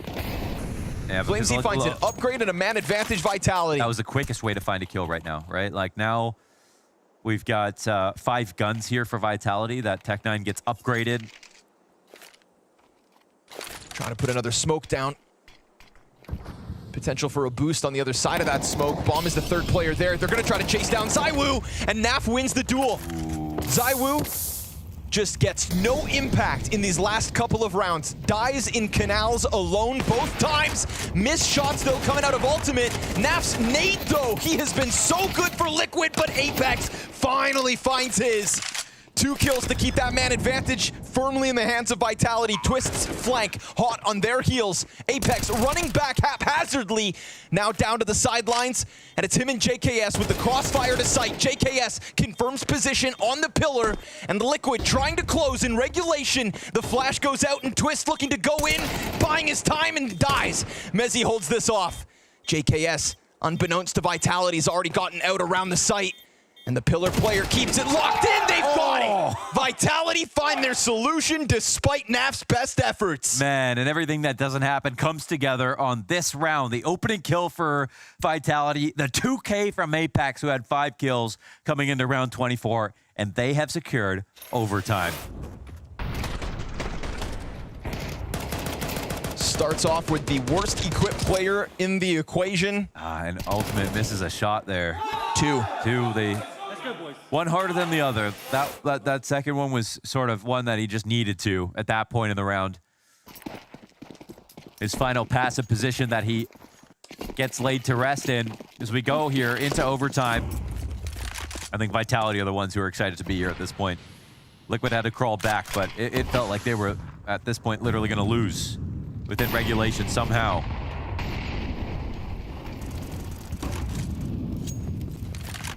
They get the T side. They've seen some of the counters.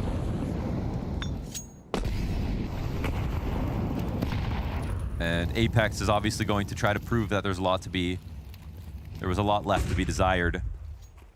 Twist doing the same play, standing behind the Molotov. This is where last time they had Ultimate come and clear out mid so they could take a timing.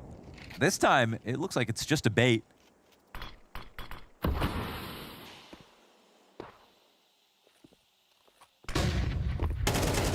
Oh, wow. Great flash. I mean, they had everything right there. They had the perfect hold in case there was going to be a bridge push here from Twists. Plus, they were ready to attack properly, not just running up with an op behind it.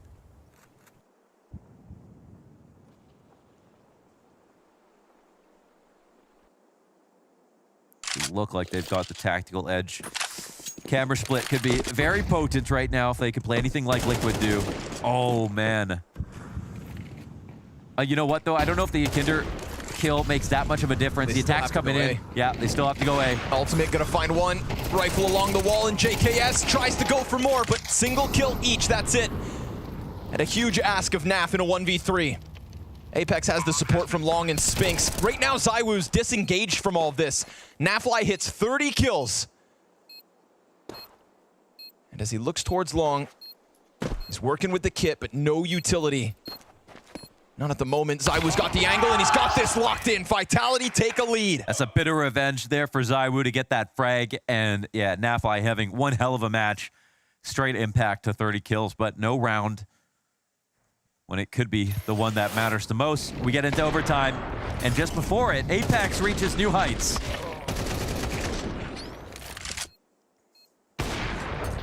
Even these single trades are so important. Yeah, keeping Ultimate on one, shutting down JKS with a single frag. Counter twisted mid. Got to tip the hat to the tactic right there.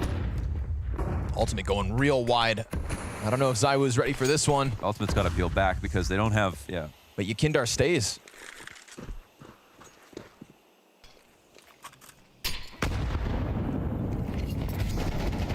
Wow. Yeah, for a second. Playing a dangerous game, giving ZywOo a chance. Apex been munching on shrapnel. What are you up to? What are those glasses see? He's looking for Twist behind the wall. And this boost is obviously so good. Third time they've used it so far in this game. We call that the Apex breaker. And not finding anything is still information here at 55 seconds. But there's still players. Yekindar off the leash. Yeah, he's got to go. Flamesy is still floating around middle. He's just playing the hole in the bridge at the moment. Oh, he eats the flash. Mezzy comes through. Oh, that's such a good headshot. And Nafly gives up on the spray. Gets the kill. Softens him up, though, for Twist. Double kill his way. Yekindar does get found out. Now, the bomb's going to get scooped up by ZywOo. Him and Flamesy still left. They've got options at 30 seconds. Either bomb site there is for the taking. And Ultimate had peeled back, so you'd think Flamesy could create space for ZywOo to come up behind him. They should run into this, right? Oh no, Ultimate! Hoping that they path the other way. Flamesy too tricky. Just scoped in and unable to get around the obelisk without being found. Easy kill as far as Flamesy's concerned as they rock that boat back. He found Yekindar on the flank. Yeah, Yekindar had... he was the crux of the puzzle right here for Vitality. I mean, that was the key play that Liquid made when they cleared out B main, and I don't know how Yekindar got found out, but if he had basically stayed alive, they would have been forced to take the A site, which would have been very difficult.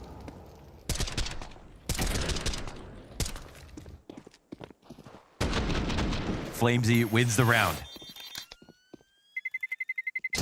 That puts Vitality up by 2, looking for the sweep of the T side in overtime. We don't find out how Flamesy exactly clipped him because Twist is getting simultaneous kills on A. That's also Yekindar sitting 9 and 20. Yeah.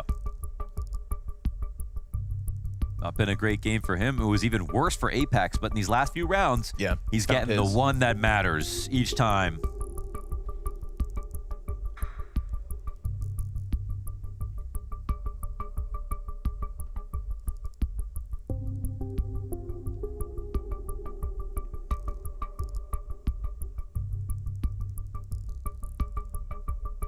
Liquid have done some impressive things this game. I don't know. It's still more impressed by Vitality overall.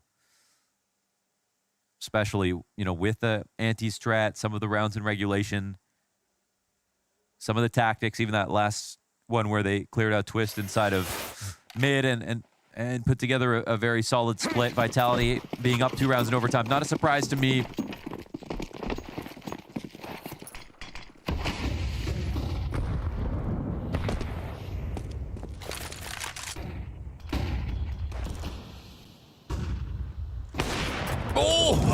whoa. But what was he trying? He was just going for the dolphin peak, I think, just to bait a shot out. But ZywOo literally had the deepest possible angle on that and literally waited for the jump. Another counter on ultimate with his playstyle. Nafly, you got to be a superhero, man. Let's see, he's got his cape on. Oh, they're already out, already ready kills. to go. He's dead. Vitality tapping back into that gusto that got them here to begin with on the T side. I mean, he's fully countered, right? He literally went for the exact peak that ZywOo was waiting for. He wasn't aiming for a crouch swing, a wide swing. Right. He was waiting for a jump spot. And, well, he got what he wanted, so... Read like a book. The only life we had from Liquid's CT side ended up being off of the back of a few boosts, some of them here towards the B site. They kept trying to go for them, but nothing was gained by the repetition, and nothing is earned in OT either. Liquid empty-handed after their CT half. It could be flawless, but it has to be, is the problem here for Liquid. We know how good their T sides can be, but we saw how prepped Vitality came into their CT side. They made it very, very difficult.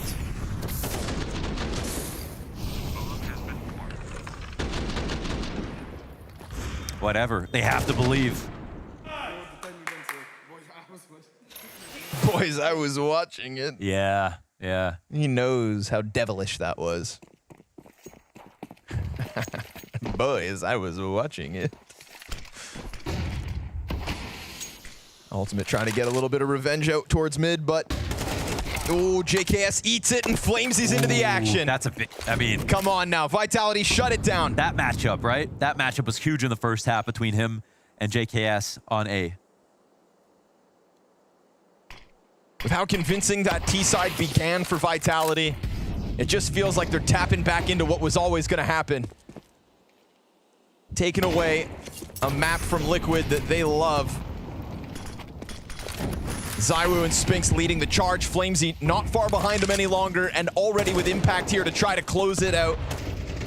In the fourth round of OT, ZywOo continues to tear him up. No space offered over for Liquid. No Another comfort. volley.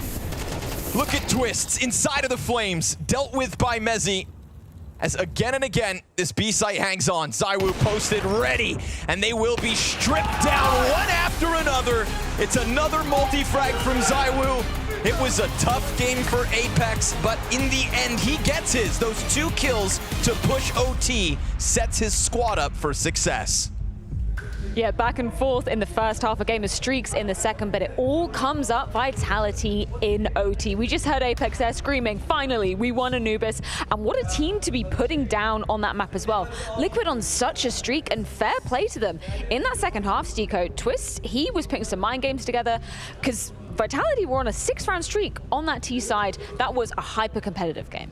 I have to say that towards the end, when the comeback kind of started happening for Team Liquid, all of the rounds that they were actually coming back from were like a pocket plays, a boost with an AWP and double AWP setup between Nav and Ultimate, something that you don't usually see on map like Anubis, but it was working. And overall, I'm going to say that I like the more Vitality playstyle because it felt more sound and tactically, you know, flexible, I would say, but Team Liquid, props to them for coming up with this such a interesting plays, you know. Yeah, how did you like those boosts that Liquid were pulling out? Because those were kind of wild, right? You always want to see the boost, you know. It's kind of nice, refreshing thing to see, and especially when you see something that is not used too often, and especially these picks towards A side and B side.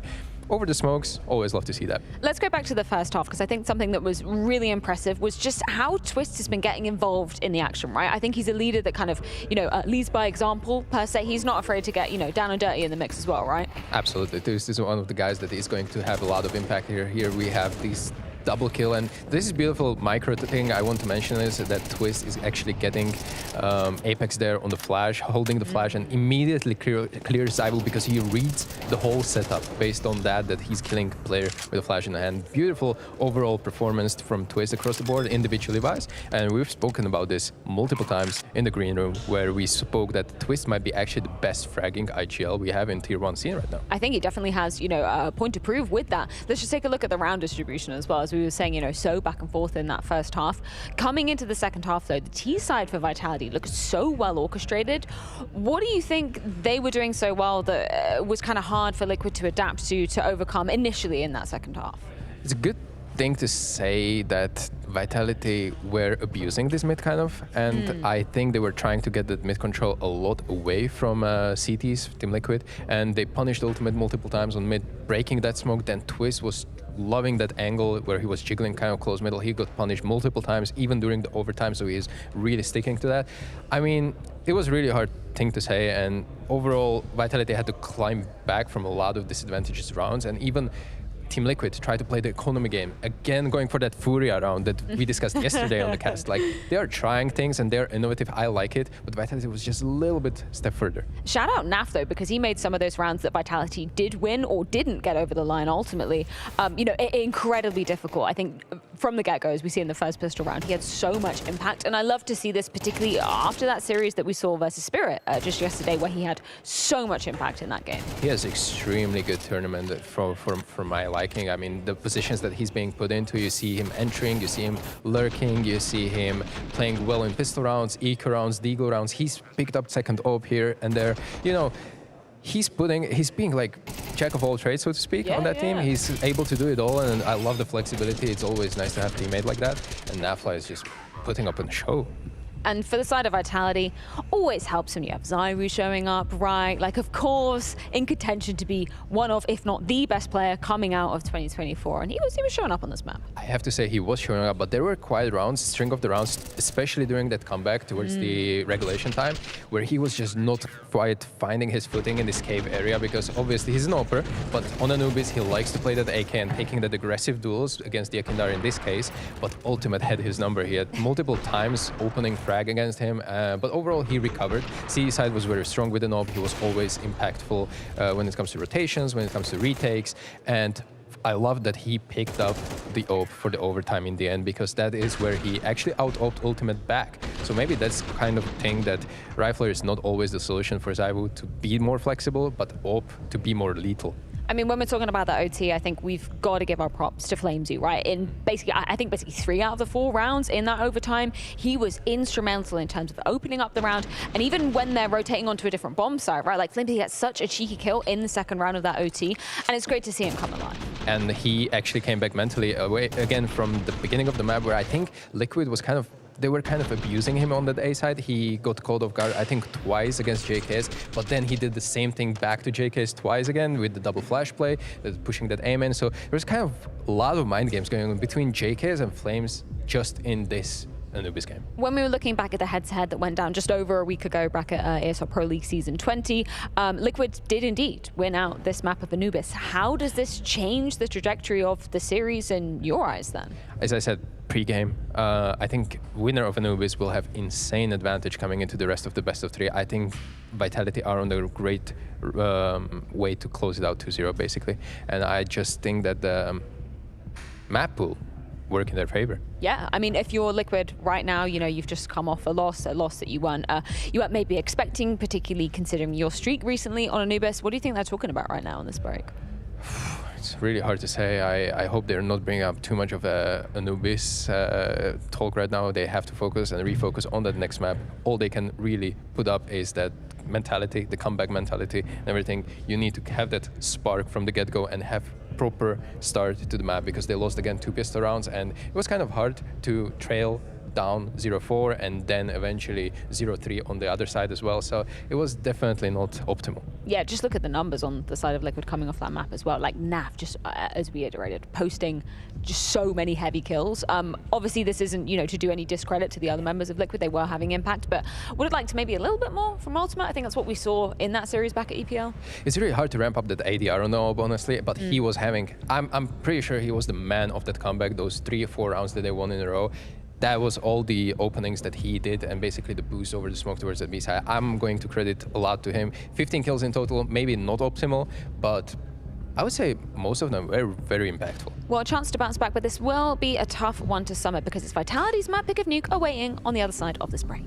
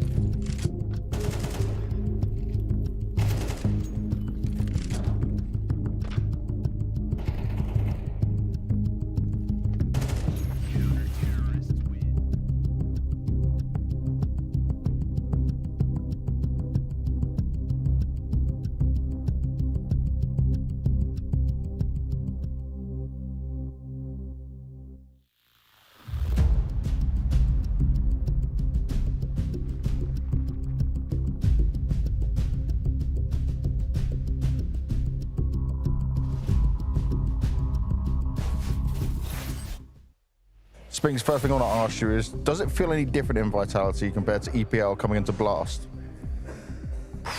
Does it feel different? I think we are more hungry for a win right now because we won Cologne, but we are not satisfied. So we are coming here for the title. We are coming here for the win. And in terms of coming here for the win, you did beat Liquid last time around, but you lost to Anubis on it. It's a key map for them. Is there something you're more ready for in terms of that map in particular? So I don't know the veto yet. I don't know if we play Anubis or not. But if we do, yeah, we prepared our game. We said what we want to do. We lost the last two Anubis in Liquid and Eternal Fire. But I think we've been pretty okay on it. Even though we lost, we've been pretty okay. I think we just need to be this 5% better and we can win. And do you think you hit the same level you had against Astralis, against Liquid today? I don't think so. I think it will be hard to do this type of performance. And Liquid are right now also a better team. So I don't expect it to be 13-0, but we'll do our best. I agree. I don't expect the 13-0, but is there something like hitting that flow state where you guys are feeling so confident? Is that something you want to try and replicate again? Of course, we want to be dominate. We want to win 13-5 if we can, of course. But I think Liquid right now are in really good form. They are playing pretty good. I don't think it will be easy to win a game 13-4. But the most important thing is we are going for the win. It doesn't matter the score. I like it. I like that attitude. Thank you very much, man. Thank you. That hunger certainly showing for Vitality after a hyper-competitive map number 1. It goes to OT, where Vitality ultimately steal it away, and now we're waiting on the doorstep of their map pick of Nuke. Exactly the same first two maps as we saw back at ESL Pro League. Difference is that Vitality managed to steal Liquid's away. But with Nuke, we know that Liquid, they're going to be starting on the CT side once again. What are you hoping to see off the bat from Twist & Co? Well, I'm definitely going to say that I need some kind of a break of the plan that Vitality is going to have. I want to have some lobby crunches thrown into there, maybe outside aggression, something that Spirit yesterday weren't really doing against Liquid, and they kind of got comfortable, got too comfortable maybe at some point, and I would love to see that. Vitality obviously rocking that 100% win ratio, but that's clearly showing not only that they're solid on the map, but they're flexible. They have multiple playstyles that they can fall back up on, and maybe this will be one of them, bringing aggression back to Liquid. Yeah, 7 maps in a row in the last 3 months for the side of Vitality. We know that Flamesy was really igniting in terms of the overtime rounds on that map of Anubis. Who are you looking at from the Vitality camp, particularly, starting on this T side of things, to be a real difference maker?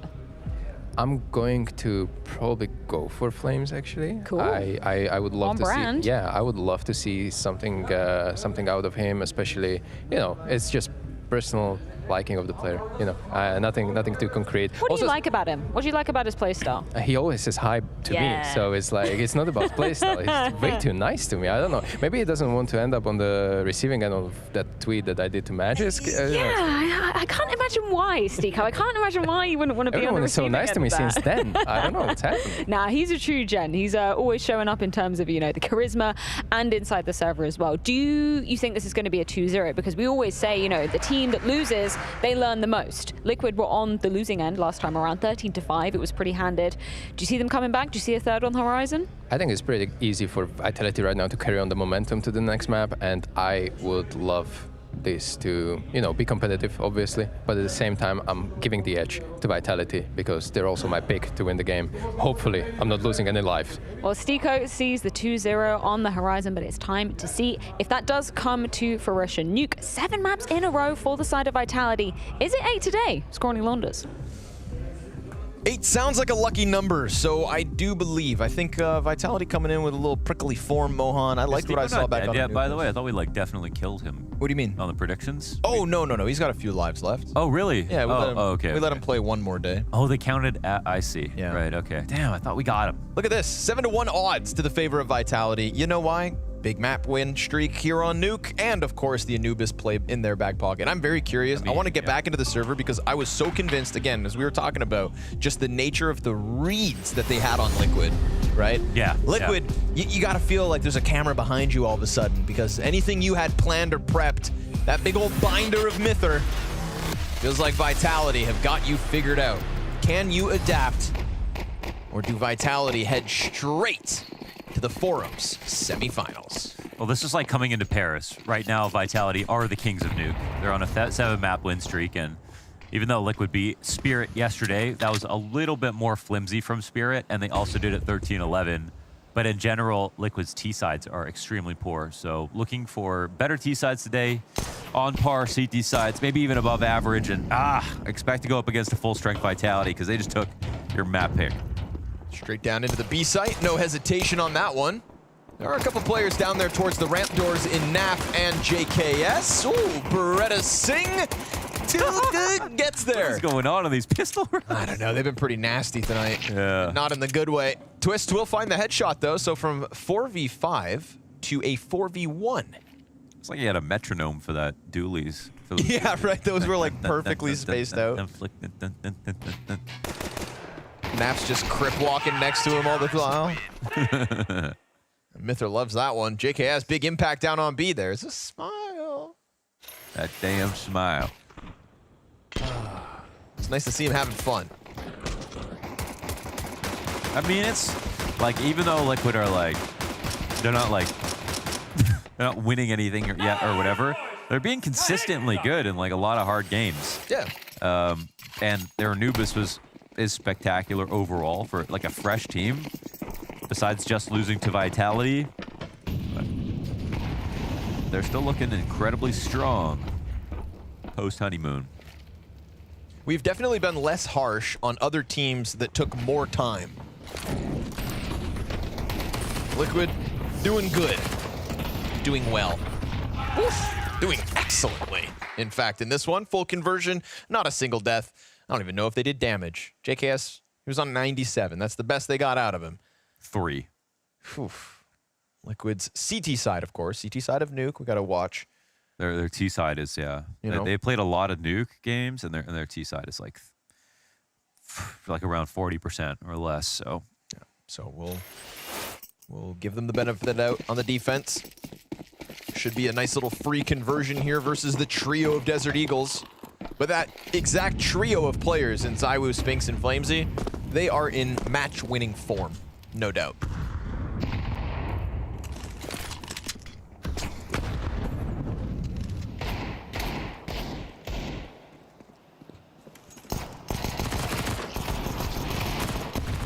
Kinder's got a lot of targets, and he's dealing with them nicely. Yeah, feel bad for him. Obviously, very rough performance on Anubis earlier, but we'll say it again, is very clearly dealing with a sickness at the moment. Is he going to knife him? Yes.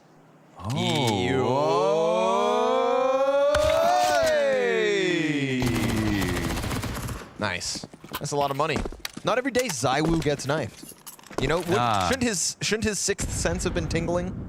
Yeah, for sure. But he's just trying to let us know that he's relatable. Oh, he's trying to be human, right? Yeah, exactly. I got you. Hello, fellow kids. The glasses aren't even prescription. They just make him look more normal. It's like Mark Zuckerberg's rebrand. Yeah, Sweet Baby Ray's.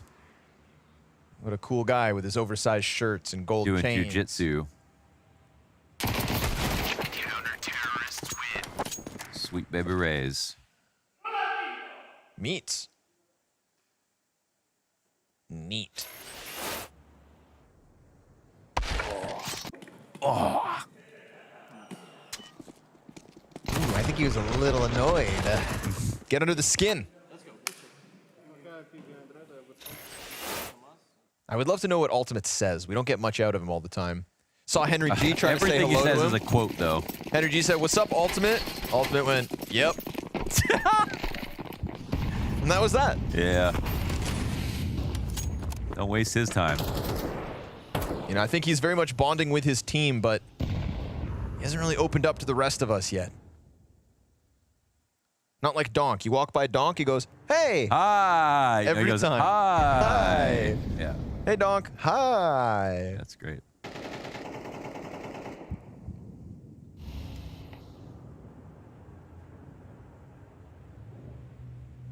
Well, this is the right strategy. How did you do this? Why is no one playing ramp at all? Oh, look, open sight. At a minute 10, they're on B site, 4 players, and they haven't made any contact. No rotations. No one's playing ramp at all. The worst thing that could happen is Apex overextends, and then they get 4v5 when they could just plant. We were talking about the reads. Yep. We were talking about it, and look where we are now. 5v5, B-site plant. I mean, is that a coincidence? Oh, that's it. That's the rounds. You cannot go for this now, surely. You got to take that op. Ultimate said, you better save that thing. Octua.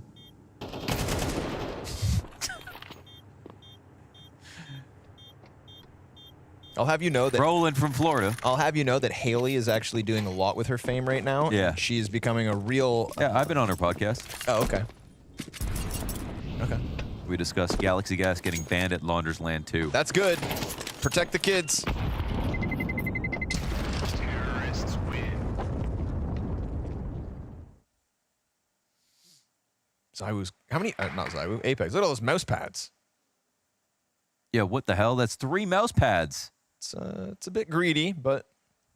It's like a stack of pancakes. He is the captain. Crepe? I mean, okay. Stack of crepes. There you go.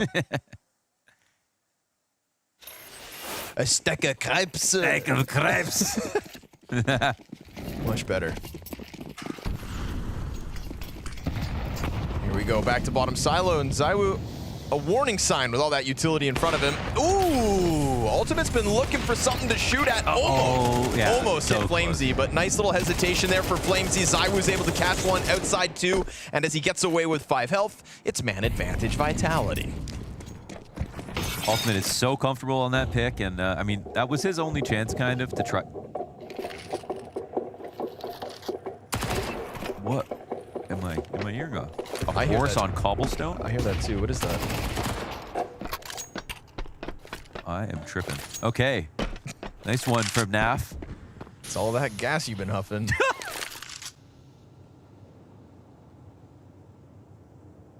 Was that Pimp on his bicycle? What was that? Oh, nice trade frag out from Flamesy. Can he do it with 10 HP? This would be so crazy if he could do this. I mean, NAF is super far away, so... He's gonna walk back into hut? You'd think Twists... Oh, he can't. Huge health advantage. 10 health. Okay, if he protects Mini properly, it's unlikely still. Okay, yeah. All right, yeah. Done deal here. Twist goes for the defuse. 4th up here for Liquid.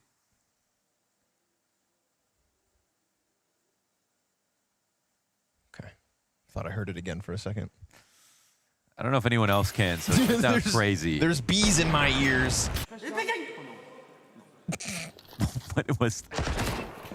Sometimes I forget that they're an international team. They're speaking English because I'm like totally convinced he's speaking French.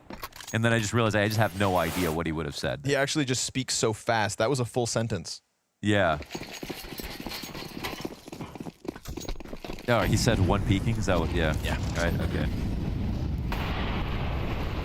Oh, ultimate. Oh. I mean, Mezzi didn't see him, did he? I don't think so. But we saw Ultimate drop this shot not long ago. And NAF instead's gonna just slide on through, pick up man advantage. This is a very comfortable CT side, or so it was a moment ago. Apex gets his main player locked in.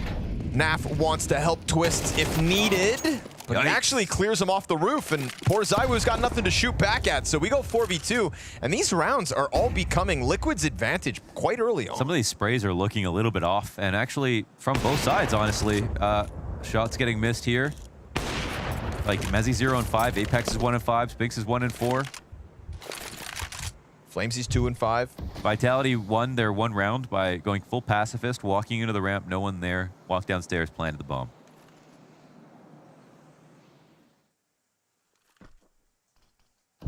Maybe it wasn't a fluke. Liquid beating Spirit, going above and beyond on Nuke yesterday. Yeah.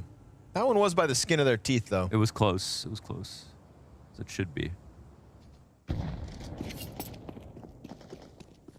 long save. So what were the Spinks, like, I saw the Spinks rumors, how, like, serious were those? Well, X-Taz confirmed it. Oh, X-Taz confirmed it. That he had approached the organization, or at least X-Taz, and said, Right. like, listen, I'm starting to consider other options, and... Yeah. How many other details? Did he say what teams? Was there any leak on that? I didn't hear anything about teams. Okay. And that's where I kind of question it, where I'm like, well, where would you go? Who wants yo ass? You know? What, you gonna go go play for Falcons? Huh? Seems like the thing to do these days. Gonna play for FaZe? Spinks, Nico. G2 maybe? I guess he could be the new Nico. Or start your own team. That's true. Dota style. Create your own org. But then you win Cologne, so you can't go anywhere. Yeah, exactly. You can't go anywhere after Cologne. You're like, oh, wait. Oh, yeah, okay, we are. We are good enough. We are nuts. Yeah. Now, that being said, this would be a very interesting game.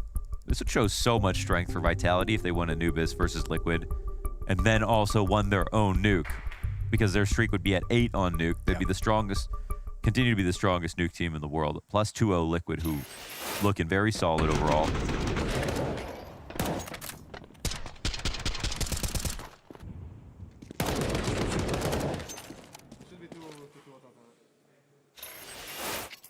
All streaks must come to an end, though.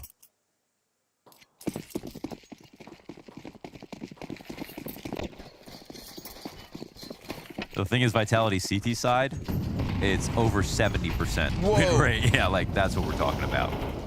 That's what we're dealing with. Let's see what kind of state they're in once they get there. Yeah. It is an inevitability.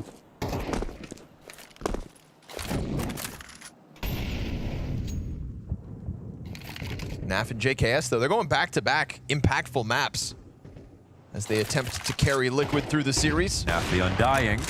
Ooh. Ultimate just keeps racking up these outer kills, Another dude. great shot. What a nuisance to try to deal with, because he keeps coming at it from all these different angles, too. Yeah. Started out incredibly aggressive, and now just being dynamic. Could have had some trouble. Last 2 deaths were a bit untimely. Wouldn't want to let this be the 4v4 return here, but there it is. Perfect timing for you, Kinder. This will activate Ultimate, seeing nothing outside. This is huge and valuable information. Twist plays front side sight.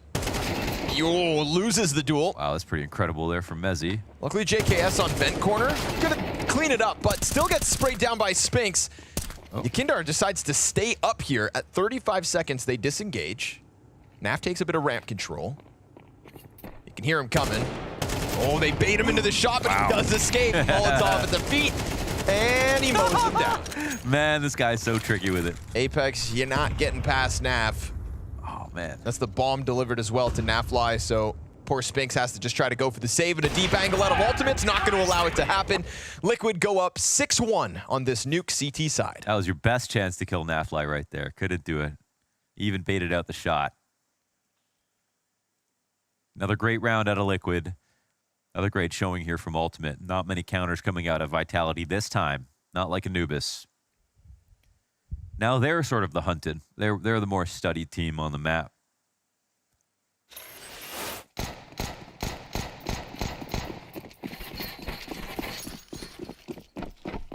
Lots of utility behind these upgraded pistols, and it looks like this one's got pace. Yeah, they're going to try to hit it fast. Twist slides down into the back sight, and looking good. 2 defenders left over. Third one comes through main, and doesn't even look like Ultimate's needed to stop all this jazz. Twist comes through. Damn your upgraded pistols. They don't get much done. Job's not finished here for Liquid. They need to, like, make sure Vitality can't even get 3 rounds here, because that might be enough. When we go into the second half, their T side's so poor on average. Vitality's CT side is so good on average, and the sample size is so big for both of them. That could be an inevitable future if they let Vitality start to crawl back in 4, let alone 5 rounds. But why should they slow down at this point? Nafly still has not died. Ultimate still being aggressive. Oh my God. Still nailing him. Could have been a collat, but Zaiwu gets off the line. Trade frags right back. So good 4v4 here for Vitality to try to take a bit of outer yard control. Thing is, we got it. Yakindar still locked into red box. And Ultimate's repeaks do get punished sometimes.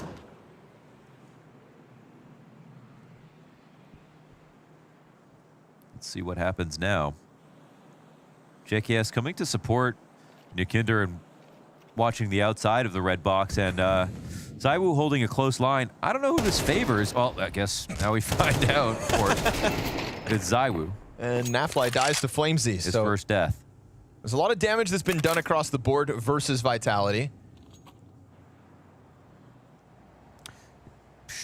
Both the CT's lower, and the bomb's just gonna wait. Maybe to see what ZywOo finds. Yeah, I'm assuming this still ends upper. Like I think Vitality figured this out, but it would be great, obviously, for Liquid if that didn't happen. Okay. Oh my God. Free haircuts, whether you like it or not.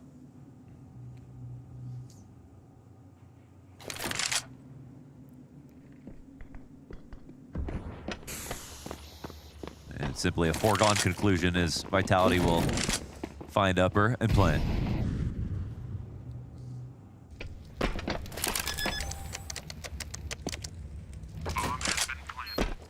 And that actually does start with the ultimate repeak, and he's kind of one of the few operas right now that goes for like the 2015 CS:GO repeaks, where it's just instant, like it's kind of egregious sometimes. Okay. And I hate to criticize him because it actually works in a lot of his spots, but I think if people are going to really expect it, then it's not going to be a cute trick anymore. When m0NESY gets criticized occasionally for kind of like repeaking too often, is that a comparable situation? I haven't personally seen that as much. Okay. I don't know. I haven't heard that or seen that as much. I remember there was my criticism for m0NESY was shooting too often when he'd get flashed, but he doesn't do that anymore. Okay. Growth, you know? Yeah. Yeah. Should be celebrated. That was nearly the collateral. So close, but instead it gives ZywOo runway to come back with these 2 critical outer kills. And the difference between a repeak and like another peak, even if it's on the same angle, is a flash, is somebody else shooting. It's taking another shot first.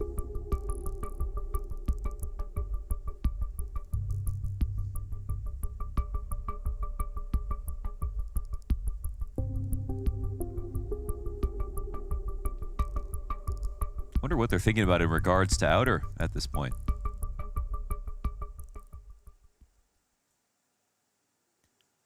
You never see ultimate play yard from the more standard passive positions. Back towards CT spawn. Back towards CT spawn. Yeah, that's that one. Where he would come from on the CT side. You just never see ultimate in T-spawn when he's... There's 2, though. But that round really was just kind of like ZywOo waiting out Yakindar, putting the gun to the back of his head. Making use of the AK, because ZywOo, not always on there.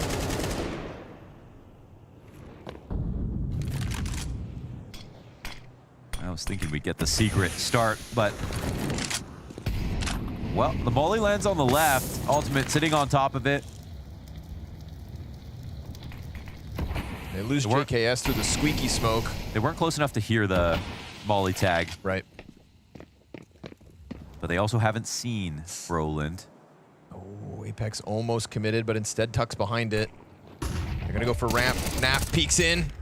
Enough time to get away from the fight if he chooses to. Yeah, he wants nothing more to do with that. Apex is still hanging on to the back of main. Oh, saw him. Saw it? Yep. Ultimate ready. But Apex is just leaving. He is actually just vacating the premises. Doesn't want anything to do with this. I mean, if he thinks that because he hasn't seen Ultimate that he is starting Secret again, then they know that Naf has dropped downstairs. It's a great time to go upper. I mean, this site literally has one person in heaven. Yeah, they're still so preoccupied, not thinking Apex left, but now they found it out. Ultimate pushing all the way around. Yakindar, what can you do? Takes a quick glimpse in. Frag grenade could have softened them up, but that is a nice grenade, but ZywOo just goes in deep with a double headshot, clears out everything that was outside. And yeah, just kind of hunting Apex's ghost as he had already left. Apex said, you know, if no one's fighting me right now, you're giving me info because we haven't seen the op anywhere else. Naf is still close enough to the bomb site. He's the guy with the kit at the moment. He's gonna find one back turn. Ooh, good damage to the vent play, but Mezzy's also in sight. And if Mezzy dies, that 4th player ain't there. But alas, trades go well. And of course, Vitality take a 3rd round. So door feeling open on the T side now. Yeah, and again, it's liquid gold. Every single round that Vitality can get here. I don't think they care too much about how this half goes. If it's a poor half and they get the pistol, I think they're they have amazing chances of still closing out. So Liquid understand, and Mithra understands. They need every little bit.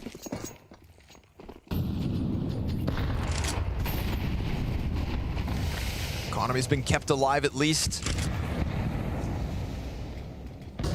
Liquid coming through. This is a faster tempo out from Apex as he crosses over, unchecked from what is indeed Heaven being held by Twist. This is an interesting call out. I mean, Ultimate is down here, so how far does Apex extend? Oh, barely. Hit him. There's half of Apex gone. That's huge for Apex, though. That's information without dying. Oh, never mind. Without what? More info, at least you got 2 pieces. That's true. Found out Yakindar as well. Again, a little preoccupied with outdoors. Oh, JKS comes through from top hut. But that's Mezzi's chance to slide out, and he's not alone. Him and ZywOo, element of surprise. Squeaky player gets clipped. No triple for Mezzi, but the trade's back out of Spinks. The Heaven fight from Twist's taken. Tracked, but ZywOo doesn't end him. He thought he was dead. He thought it was a limp body flying to the ground. And he could have had a chance in that 1v1. Well, that's quite uncharacteristic. Yeah.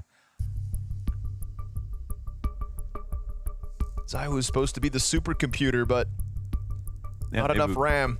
Maybe it's the game's fault then. And is that because Twist hits the pallet on the way down that he even lives? Yeah, maybe. Like 12 health. Oh, we got that replay? We got the replay. Y'all got that replay? You know? Yeah, I know it's 11 p.m. production, but y'all got that replay. You. It's okay. Because he was low. He was low. Very low. Sub 10 HP if I had to guess. Yeah. Oh. No. That's the guy. That's the guy.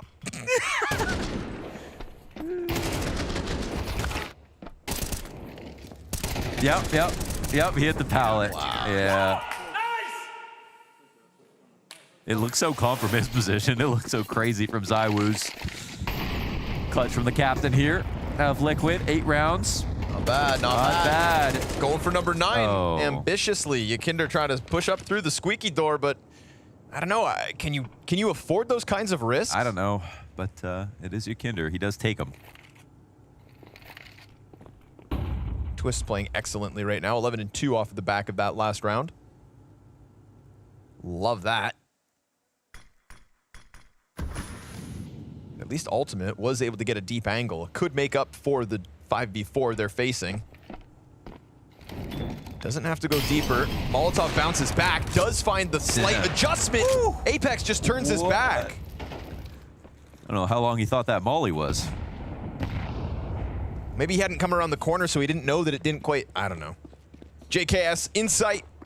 There's always been somebody up in the rafters, so Mezzi looks a little silly staring to the sky, praying to God they'll get an entry, but that's not the case. 4v5 to close the half, a 9-3 CT side, but despite your captain's looks, Vitality have a defense of their own in store. So my name is Ixtas, I'm coach for Vitality. I start with friends just to enjoy it after school, like almost every round. And then try to be player, manager I was, but for a while. And for 8 years now I'm coach. We play each other for a while. So sometimes just need between 1-2 hours, sometimes maybe 3. And sometimes you are just focused about yourself because, for example, Game & Legend, and we have no data at all. It's a new roster. We don't know which map they want to pick. So we are just thinking about our own prep, and that's it. We take a timeout because of plan, because of mentality-wise, or just make a new call. Honestly, when I take tactical timeout, it's for a lot of reasons. Sometimes you feel immediately it's the wrong plan, so you want to change. Sometimes it's just to adapt the plan. Sometimes it's just mentality-wise. Sometimes it's just to calm down a bit the players because we are too excited and we are not thinking about the game. We need to adapt all the time. I feel frustrated, especially advantage situations. You know, you have the right call. It's like 5v3. You have the control. You lose the round. You had the right call, and now the economy is sorry, but you don't know what to do, or you have the right call, but someone changed the call for no reason or didn't trust, not the call, but what we are seeing on TeamSpeak, for example. When the round is over, you know why you lost the round. Just not because of the enemy, because you made a mistake. I have one rough moment for sure. It was Katowice, because I got COVID. And so me in playoff, we did grand final. It was a different organization. And you are in the bedroom at the hotel watching the game, and you can't do anything. It was the worst feeling, honestly, in my career. And the best moment, I don't know, actually. Of course, when you win a tournament, it's amazing feeling. I don't know, to win in Blast fall final, even final in a row was pretty good, of course. I enjoyed a lot the first time I did Cologne, because it was my first big stage. It was crazy atmosphere. My personal goal is definitely to win one major at least. I'm not thinking in general about the future. For the team, yes, but not personally, because I don't think it's the role of the coach, in my opinion. So I hope to be next year and I could say, okay, we did a great job last year. That's not the case yet. Cheeky 3-round T-side, led by Apex and Vitality. Now, we know the CT should have good things in store for us, but you look at that 9-3 score, Mohan, that looks daunting at the top of the screen. For me, basically, like, this is my raw prediction. If Vitality win the pistol, they win the match. Really? Yeah, that's how I'd view this. Guys, they're in our fucking palm tree on this too, you know what I mean? Bro, let's fucking go, boys. Good job. Nope, I've got no clue what you mean. That's definitely an insider. But yeah, but that's just to say, that's how I view this game based on the T side of Liquid, the Vitality CT side that we've seen in their big sample size of games. Doesn't mean it'll happen. Obviously, Liquid are very close to winning. But my eyes are peeled right now for this pistol. Like grapes. Spinks. Bullet whizzes by, takes to the ladder. Garage pretty much belongs to Liquid, and JKS thinking about starting to climb up top. Flamesy's down in the corner behind the window. He's got Spinks up above him. I see the bomb is big. Like, we're getting a lot of lurks into place. Flamesy starts to make his move, but does that contact that far away lead them to believe that there's not a player already on top? No, they know. There's still one in Heavens holding back. You see Spinks? Yeah. Ooh. Flamesy does a good job of getting one, dies. Ooh, that's the big one. JKS clears out upper heaven. Twist takes a second player down inside of Hell. And now you go 4v2, so surely you don't overstep. Bomb's got to be scooped up. I think you got to take this lower, man. Surely they just threatened Heaven. CTs are not going to be rotating downstairs. Yeah, this is off to ramp, it looks like, for Liquid. Funny sight of ZywOo just looking in all directions. If Man, Kinder had a choice to just either keep eyes on vent or rather come and join them for the site clear, he will do the latter. And then get back. And he gets back in time. Oh man, Kinder left his post for a second. That was definitely a free frag on ZywOo. Don't let this go 2v2. Was a 2v4. Now you've got them sectioned off. Mezzi fighting one. ZywOo lets the Berettas rip. We know he hits hard with them. But Twist there it is. comes back in. And that's double digits Liquid off the pistol. In this situation, it's a little bit harder for Vitality win, that's for sure. But not even being ironic here, there's still a chance that they can pull this back. Liquid know that. They've got to be careful every single round. And we saw that Vitality picked up their map pick because they studied their Anubis. Expecting that same energy here for Liquid, knowing that Vitality were going to take them to nuke.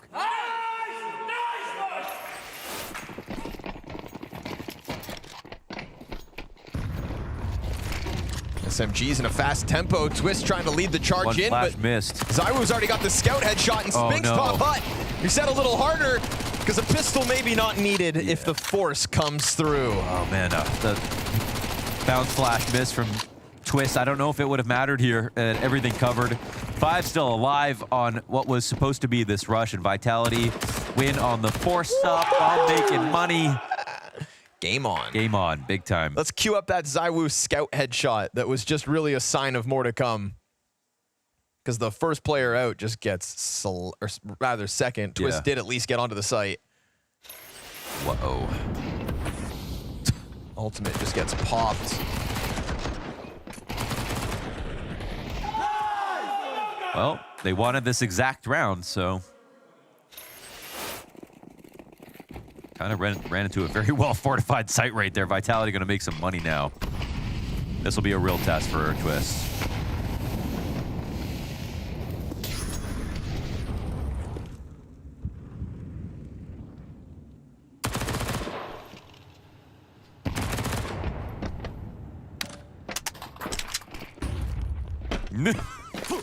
Yep. It's like he had a feeling and it just gets confirmed. Yeah. Come here.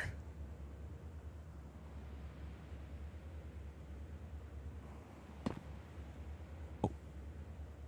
Shh, nobody heard it. Tension.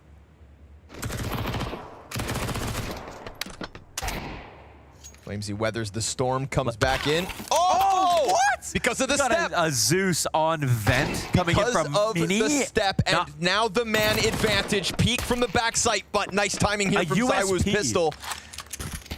Swaps it over to the SMG. Oh, and he's got the lower side covered. Twist is going to run into this. Wait, hold on. Bomb still... Yeah, Bomb hasn't decided just yet.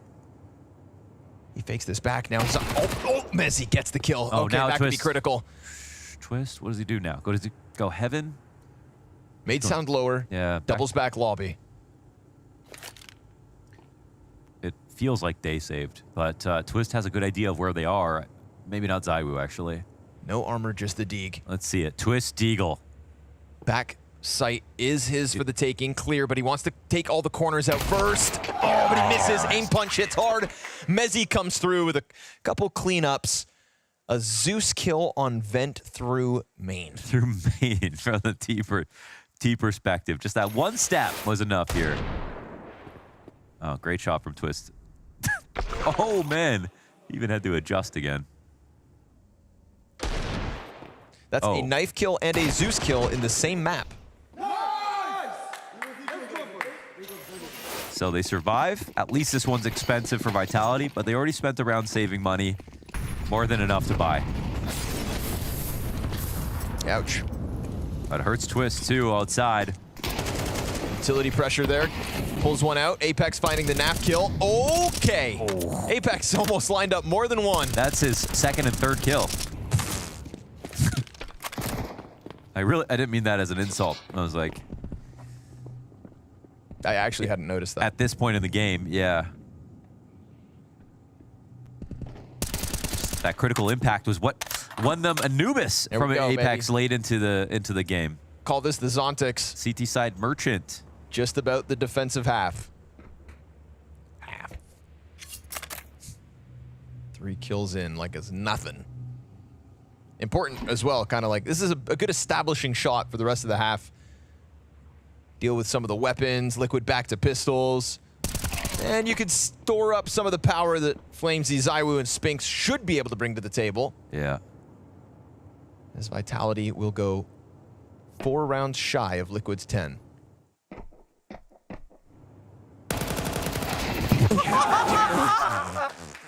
Hit the tray flip off the vent. All right, man. Yeah. Honestly, JKS has had to deal with some doozies, right? That Spinks shot through smoke all the way from back lobby last half. And they're getting such a high amount of MP9 kills. This round's all about Apex. Again, his second, third, and fourth kill all in this round. And versus the rifles here on the CT side. His impact's going to be so important. He plays outside. Everyone's going to need the time to recover their score lines. You can see that there are 4 players under 10 kills right now here for Vitality. These saves are going to sting Liquid. Couldn't convert off their pistol round.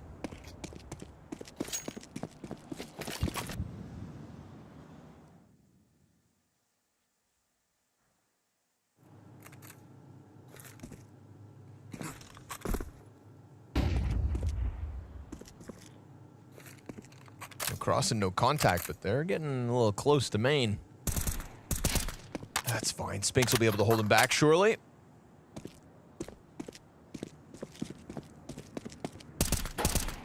Yeah, Apex starting to feel himself.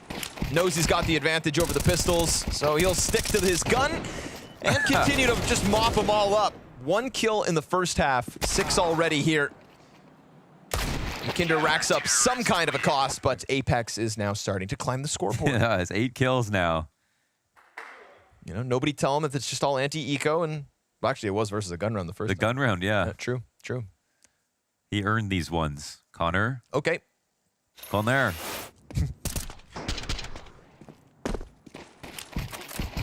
Have some damn respect. Connor. Please forgive me. Vitality. Lost the pistol, win the force buy. Not looking back yet. Nice moves from Ultimate. It's all these boosts again. This is a moving boost. Get him high up. He always delivers. Strike him down from the skies. No one watching the vent. JKS can't find it though. Okay, he does. And silent. Whoa. Oh, not silently at all. No, he got stuck on it. Oh, this is a bait. Could have worked. Yeah. Any HE? No. Goes back. What is? My God. Whoa, my God. Chill. That was ridiculous. Almost worked as well. Twist was like, did he really just run through that molly fully? Yes, he did. Vent control was taken over, though, earlier by JKS. He made noise doing it. It's the jump that really pushes that one over the edge. When you get vent, when you get secret at the same time, this is where you're really going to bring up the insecurity of the CT side. But they've actually stayed strong holding outside. And I think Liquid actually want to use this as a bait. Plus, they have Squeaky as well. Yeah. This could still work out for Vitality. That definitely helps. Zywoo's not going to miss his chance to strike down Naf.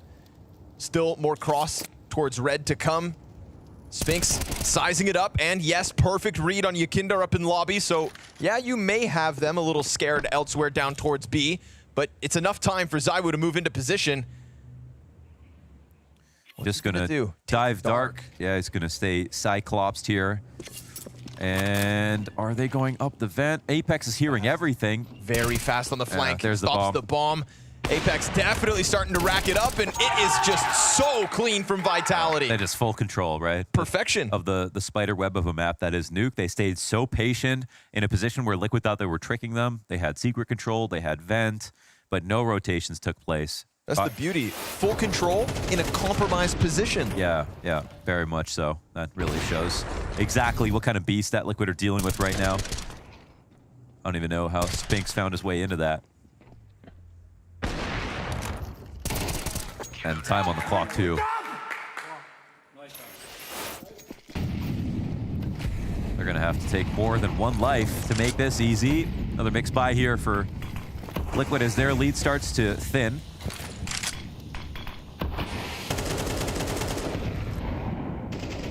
Gonna go for the ramp play with the triple tech 9. Claims he's not able to stop him from taking it over. Here's the rush coming at him, and Naf, ooh, gets back out through the door as Apex continues to tear it up. He's almost breaking even. He's passed by Flamesy, Spinks, and Mezzy. Go Apex, go. And that's the rifle out of the round as well that he kills. The one big gun. Bomb plant, though, not bad for Liquid. Spinks has to let it go down, play the kills instead, closes it in his face, but Ultimate still comes out on top. Robs away the AK from the dead body, but Yakindar gets found out. And now all that's left here for Liquid's post plant is control and double doors. And they know JKS is in here as well. Yeesh, Ultimate. Oh, he got two! How did he do that? Connect the Deagle right towards it. Zywoo looking to find that second, but because of that incendiary and control, will he consider it? Gets back to the side of the site. He's going to hear him on the approach. Wait, there's only one. No. Oh! Peeks and dies, and Liquid break through off a bunch of Tech 9s. Wow. I mean, that was a really risky play for Ultimate to make to come out of control side. But as you mentioned, that was a low gun buy. If Zywoo had defused like fully on the back of the site, he would have got away with it. Oh. Whoa, that's the kill? What a spray transfer.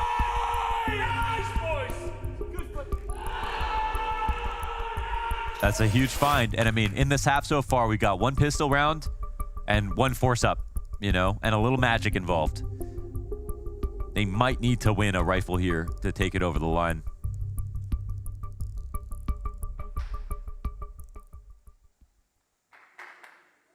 But they did such a great job in that first half. Maybe they don't, you know? This is, they knew how hard this was going to be.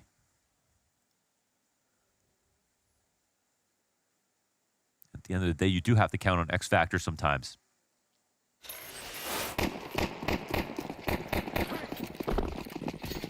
Let's see if they can catch Vitality lacking. They were able to do it versus Spirit yesterday.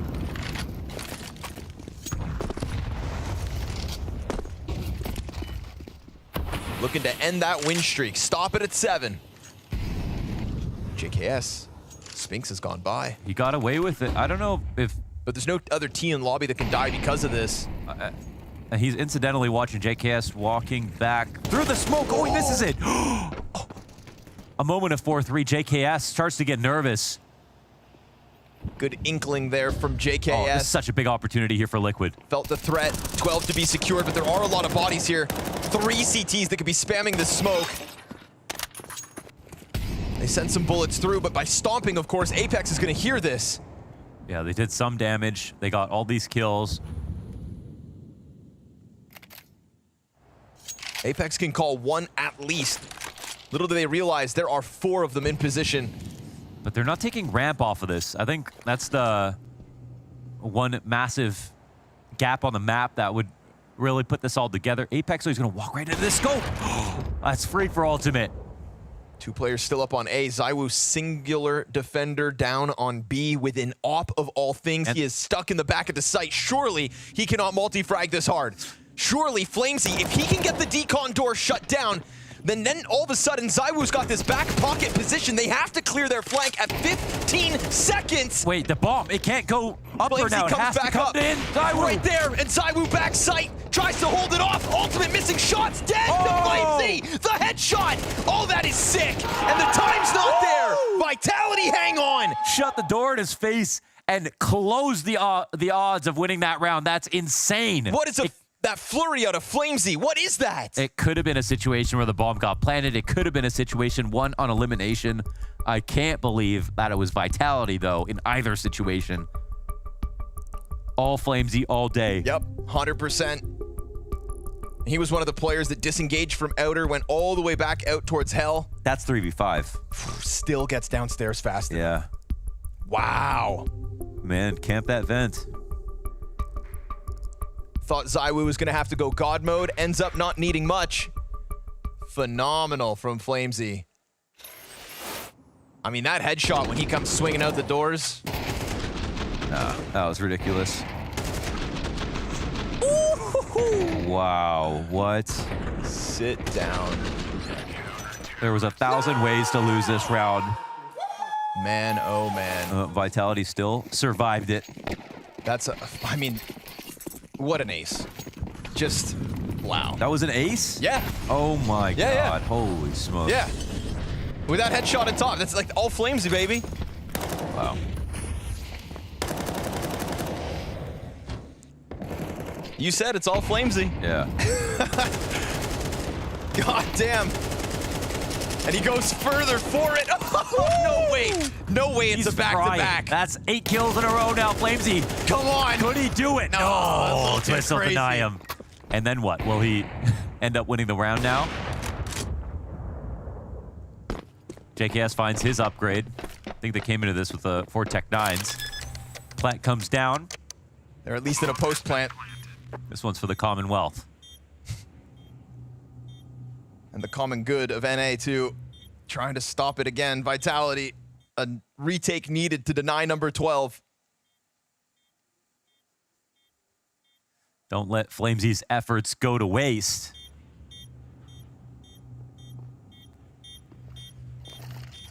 Twist locked into the corner. He's past half. The time's ticking quick, man. 2 kits on the play, but they gotta get him in here. Instant clear on Twist and JKS. And just enough time to get on it. Just enough.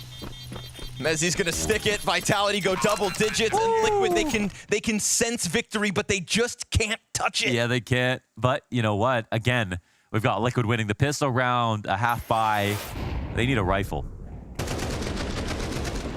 Bro. What a machine. 8 kills in a row. Flamesy's turning this all the way up. We haven't talked about him quite as much. Unreal.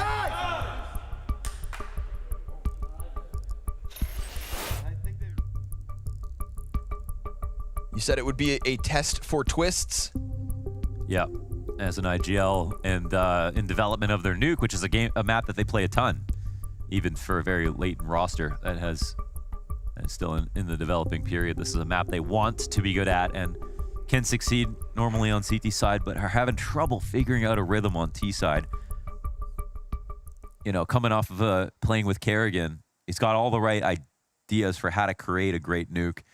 And sometimes it comes down to the personalities or the players on your team and how good naturally they are at the map. See if it's a good fit for you. But it's also, you're playing against Vitality right now. You just beat Spirit yesterday. You're up around versus the best nuke team in the world. You're about to end their streak. You're also fighting for your life here. It's playoffs guaranteed, but it's the semifinals on the line. Vitality trying to set up that grand finals versus Navi, if you ask them. Apex, ooh, he wants more. Twist turns, but luckily, at least gets Snaf in the background. Good reaction out of Twist there to make sure that one doesn't go from bad to worse. It looked like there's basically no way he gets 2, as long as he forces him to react. That's probably best case situation for Apex, who, again, has done a bang-up job of recovering here on CT side.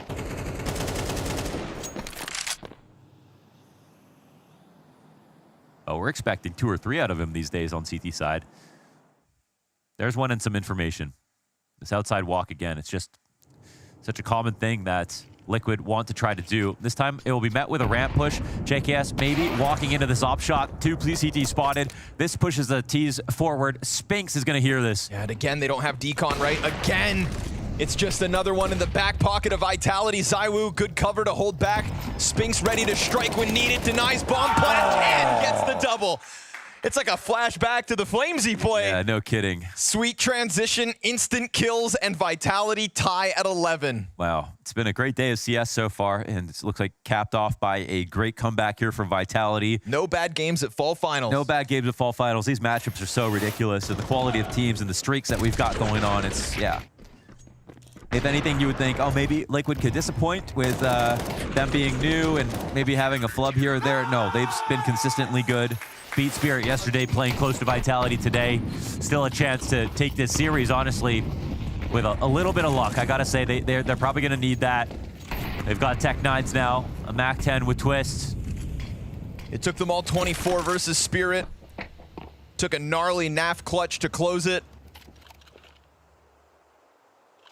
If they can't win off this lesser buy, then... And look at this, like Vitality are not even really worried about outside. Nope. The early rotations downstairs, 3 upper, they kind of know what's probably coming their way. Still too dedicated to the site with Mezzi back behind silos, and ZywOo can hang on to this vent cover if needed, but he actually decides to move. They will try to molly him in a second. He's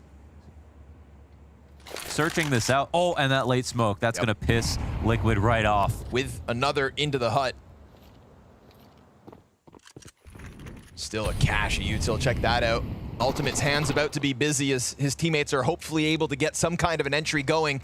We hit 50 seconds. There's that Molotov destined for ZywOo thrown out. He has to forfeit control of vent. But he can play off the corner of this guy with a headshot deagle. Fully smoked. Flamesy's gonna feel the pressure though towards ramp. How dare you think you best him? How dare you? With further damage done, Apex cleans up. It was never the A commitment. It was never the entry they'd find. And it's not OT secured for Liquid, but rather the CT side comeback from Vitality without Pistol. Without Pistol and losing to a half buy. Vitality have still shown why they're so unbelievably strong on this map. Just full blind. Making it a massive streak, looking to skip right to semifinals off of this game. Why waste time? Poor JKS was frustrated when Spinks hit him through the smoke, but that shot from ZywOo is just gross. 76% over their last 7 games on CT side. Good for them. 76%. That's how you go 7-0 at the moment. Flamesy's unleashed. He's on another level right now, man. JKS just getting muted. ZywOo catching his. NAV tries to get crazy. Apex, good transition. The trait frags are excellent. Wow. And the streak lives on. Oh, wow. No pistol needed. A CT side comeback and the cleanest of victories for Vitality, pushed on both maps, but it's a 2-0 nonetheless, and they move to the semifinals alongside NAVI. Emotions running high down here for the side of Vitality, and for damn good reason. 8 wins in a row on their home ground of Nuke, semi-finals secured, and what a way for this comeback to be started. The man himself in the middle, the man making all the noise, Apex truly coming alive in that second half. Yeah, definitely the disparity between his T-side, CT-side performance. You could feel the energy coming into the comeback as well. He was hyping up all of his teammates, no matter the lose or win the round. He was making sure everything is on point. And, you know, that's what you need out of a leader like Apex, and great job by him. Yeah, some huge form coming in from basically every single member of Vitality. I mean, we've got to give props to Flamesy as well, particularly towards the tail end of that round of Nuke. The ramp hold that he had, so instrumental, great at opening up the sites as well. Just, yeah, really good form coming out of Flames. 100%, especially on that CT side. Like, it's really a rock-solid player. He's going to deliver most of the times, especially when you get AK on the player and he's having insane first headshot accuracy. I mean, first shot headshot accuracy, and he's just delivering. Yeah, if he's feeling it, he doesn't really crumble under the pressure, even though the games are pretty close. Obviously, this is not the map. If they lose, they still have a third map in the back pocket, but it's still nice to bring it over the line. We got to see some images of Liquid camp there as well, particularly Twist. I mean, obviously after that, you're going to feel a little bit deflated. No elimination for Liquid, just to reiterate. I believe they're going to be going up versus FaZe in that quarterfinal, which is just going to be crazy to see Twist and Carragher going head to head.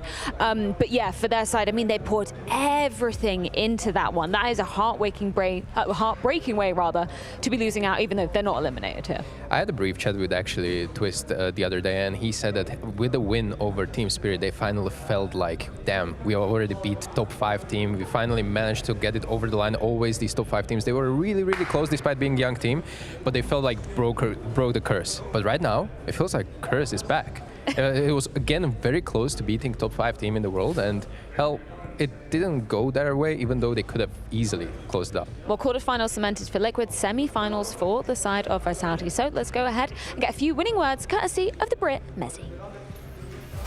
Vitality get through to the semi-finals, but it certainly wasn't an easy fight. But you kept the streak alive.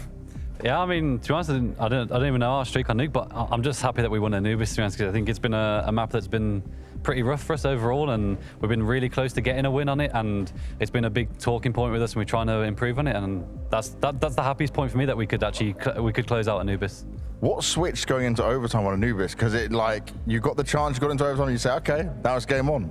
To be honest, I think we got pretty unlucky in some of the later rounds on the second half. I think Ultimate got some kills which were pretty unlucky, like ZywOo going to a close cave and he gets some kills through the smoke, and we just gave up a few too many opening picks. So we just said going into overtime that we need to be a bit more disciplined, make sure we're playing together, and if we are going to do something, do it together. And yeah, it paid off in the end. It definitely did pay off, and you're through to the semi-finals. But it looks like we've got 2 different faces of Vitality. Okay, Astralis was maybe an easier opponent than what we see when it comes out from Team Liquid. But do you feel confident that Vitality's back and in a position to win the whole tournament? Yeah, I mean, I think we were always confident that we can win a tournament. I think we knew it was going to be a tough game going up against Liquid. They're a team that's playing really well. They're really annoying playing against. Like, Ultimate is everywhere, doing something all the time. It's really hard to play against, and props to them. I think they played really well, and just for us, I think we're confident against going up against anyone, and yeah, going into the semi-finals and this tournament overall, we know we can win. I like the attitude, I like the confidence, and enjoyed the day off, mate. Thank you. Yeah, full force confidence going forward for the side of Vitality, and cannot blame them. Of course, they'll be hungry to make it into that arena semi-finals. They get a day off tomorrow, which I think is well deserved, because just think about how many tournaments back to back these guys have played, and we're not even halfway into the season, right? They've made this a long journey for themselves, right? Day off is obviously a scarce thing to have in professional Counter-Strike. Always use a good, good use into the off days. Obviously, you want to watch Counter-Strike, you want to prepare a little bit. but not having to perform in front of the audience with the team, with the jersey on, that's always nice luxury to have to reset that mind and refocus for Talk Saturday. about luxuries. Two sides of the story, wasn't it, with Apex on this final map of Nuke? First half on the T side wasn't amazing from the in-game leader. Of course, we know him as being that information taker. We're not expecting him to get so many kills. Maybe expecting him to get more than one kill. But talk about the resurgence and the difference of form coming onto that CT side. And that's why I think he's been an inspiring factor in that whole comeback period throughout that CT side, because he's been basically a different player compared to that T side. Obviously, he's been playing a really, really impactful role of outside the Nuke player, and he really did his best to recover the fumbled half, and he was instrumental in a lot of retake situations, in a lot of multi-kills, and overall, really impactful performance. Otherwise, out of the man who maybe is not supposed to perform that well on Vitality.